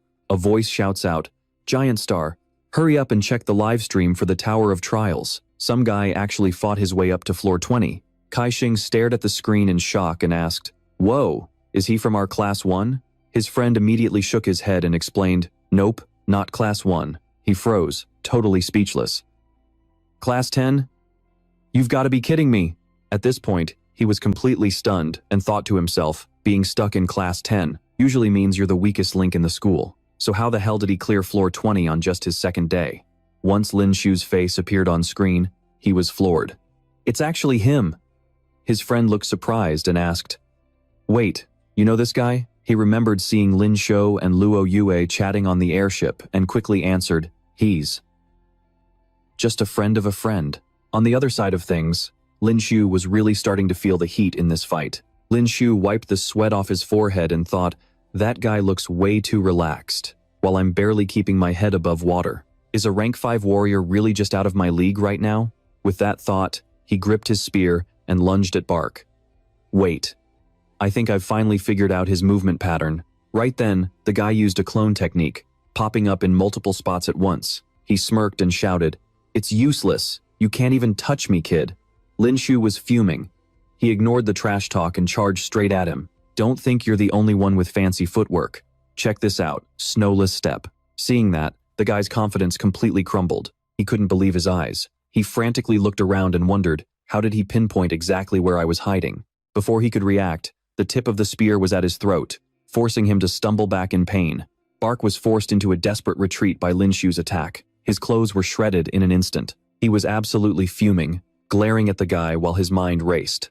Damn it, I'm a rank 5 warrior, and I just got tagged by some rank 3 loser, and everyone's watching me. The more he thought about it, the angrier he got. He raised his sword and screamed, "You little brat, you're dead." Seeing the counterattack, Lin Shu quickly brought his weapon up to block the strike. But that hit was no joke. The sheer force sent Lin Shu flying backward. Luckily, he managed to recover and keep his distance, but his mind was racing. Man, this guy is scary strong. The two of them continued their brutal back and forth. The crowd in the stands was buzzing, watching the chaos unfold. Am I seeing things? He actually landed a hit on Bark. Another guy tried to stay calm and chimed in.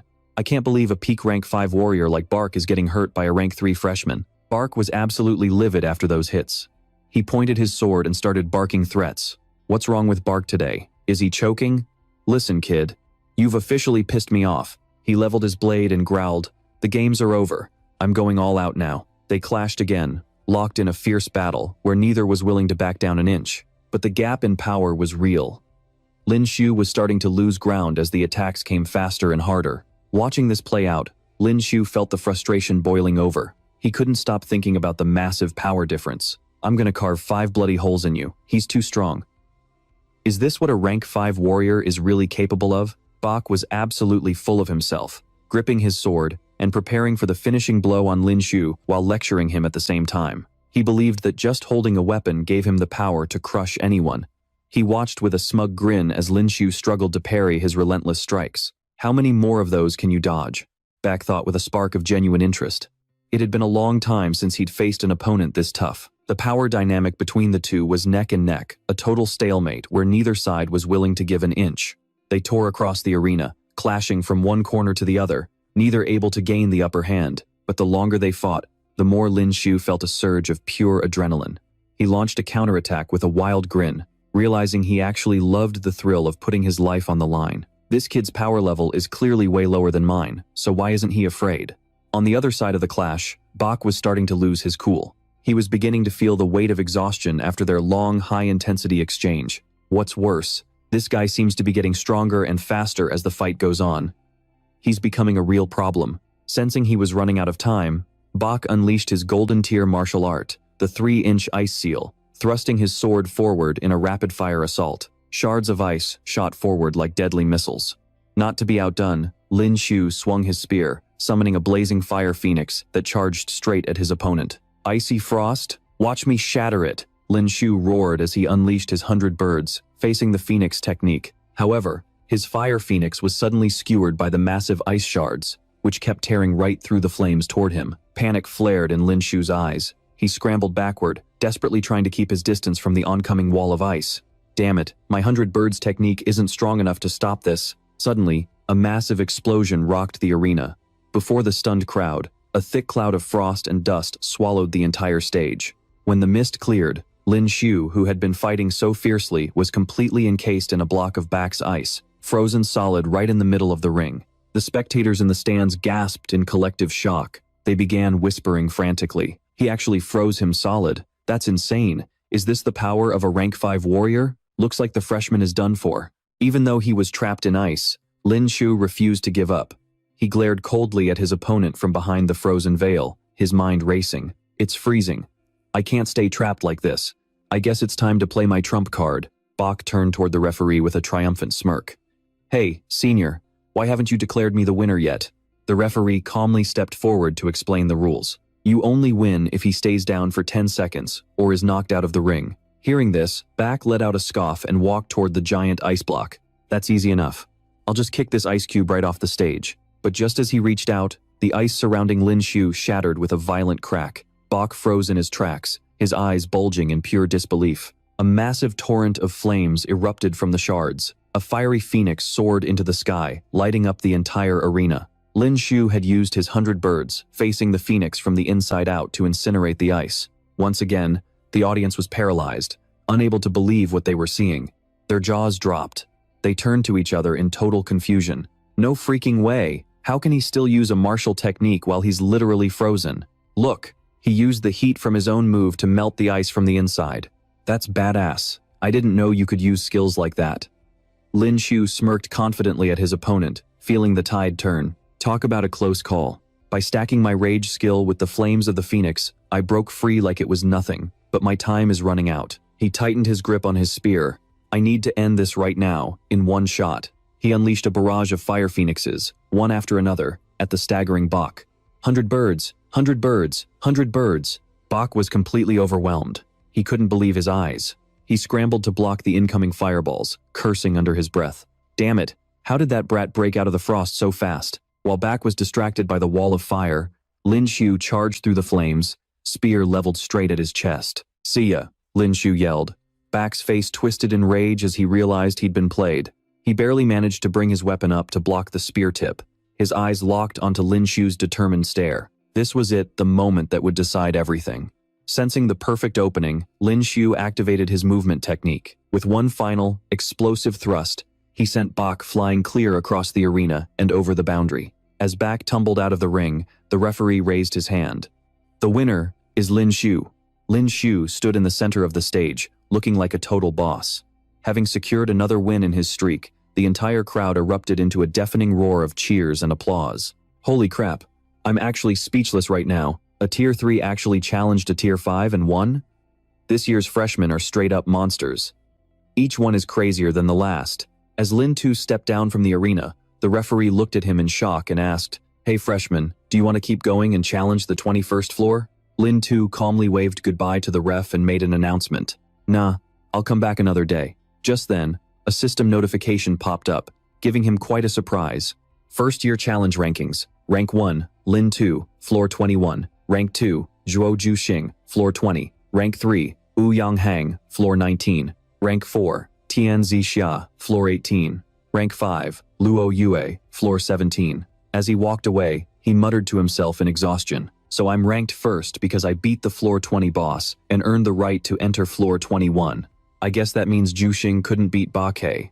He thought to himself smugly. A daily reward of 1,000 points? Not bad at all. Elsewhere, Juxing's friend was staring at the screen in total disbelief, shouting out in surprise. No freaking way. He actually took down a tier 5 warrior? How the hell did a guy like this end up in Class M? He glanced at the leaderboard and didn't forget to give his friend a heads up. Juxing, look, this guy is ranked higher than you. Juxing's expression turned dead serious. He stared intensely at the screen, lost in thought. This guy is interesting. It looks like I'll need to keep a very close eye on him. The scene shifts elsewhere as evening begins to fall. Lin Tu was panting heavily, struggling to walk down a long path. His entire body looked gaunt and drained from exhaustion. He gasped for air, pushing forward helplessly. Damn side effects of berserk mode. Why am I not at the villa yet? I don't think I can hold on much longer. Right then, a mocking laugh echoed out, followed by a challenge. Looks like you're completely out of juice, punk. Startled, Lin Tu turned his head to see 3 more troublemakers slowly closing in on him. The leader sneered loudly. You looked so high and mighty back on that stage, so why do you look like a pathetic dying dog now? He laughed and frowned at Lin Tu, adding smugly, a tier 3 warrior acting tough and picking a fight with a tier 5. It'd be a miracle if you weren't exhausted. Ba Ke only lost because he had to fight 2 freshmen in a row and ran out of steam. You only won because you got lucky. Lin Tu looked at the 3 of them with pure contempt and asked them coldly, if I'm not mistaken, Ba Ke couldn't handle the loss, so he sent you guys to find me while I'm drained after the fight, right? Seeing him weak and trembling, they slowly stepped closer, ready to finish him off. So what if we did? You freshmen think you're so special, reaching the 20th floor on your second day. As your seniors, we have to put you punks in your place and crush that ego. I've done my homework too. Most of the freshmen on that leaderboard have powerful families behind them, but you're just some nobody from a random academy. Even though he was running on empty, Lin Tu was determined to talk back to them until the very end. He questioned them coldly. Oh, so since I don't have a background, I'm the perfect target for you losers to vent your frustrations on? Tell me, how do you even know I don't have a backup? The dark-skinned guy snapped, getting incredibly angry. He grabbed Lin Tu by the collar and started screaming at him. Why are you wasting your breath on him? Just beat him up first. I bet on Ba Ke to win, and you're the reason I lost 5,000 points. With that, he swung his punch toward Lin Tu, but suddenly, his arm froze mid-air. Furious, he turned around to see Luo Yue standing there. Who the hell are you? She told him coldly. Let him go. Seeing her show up to save him, Lin Tu let out a smug grin. Despite his exhaustion, he didn't miss the chance to mock them. Well, look at that. Speak of the devil, my background just showed up. Seeing the dark-skinned guy still clutching Lin Tu's collar, Luo Yue's anger reached its boiling point. Well, look at that. Speak of the devil, my background just showed up. Seeing the dark-skinned guy still clutching Lin Tu's collar, Luo Yue's anger flared up instantly.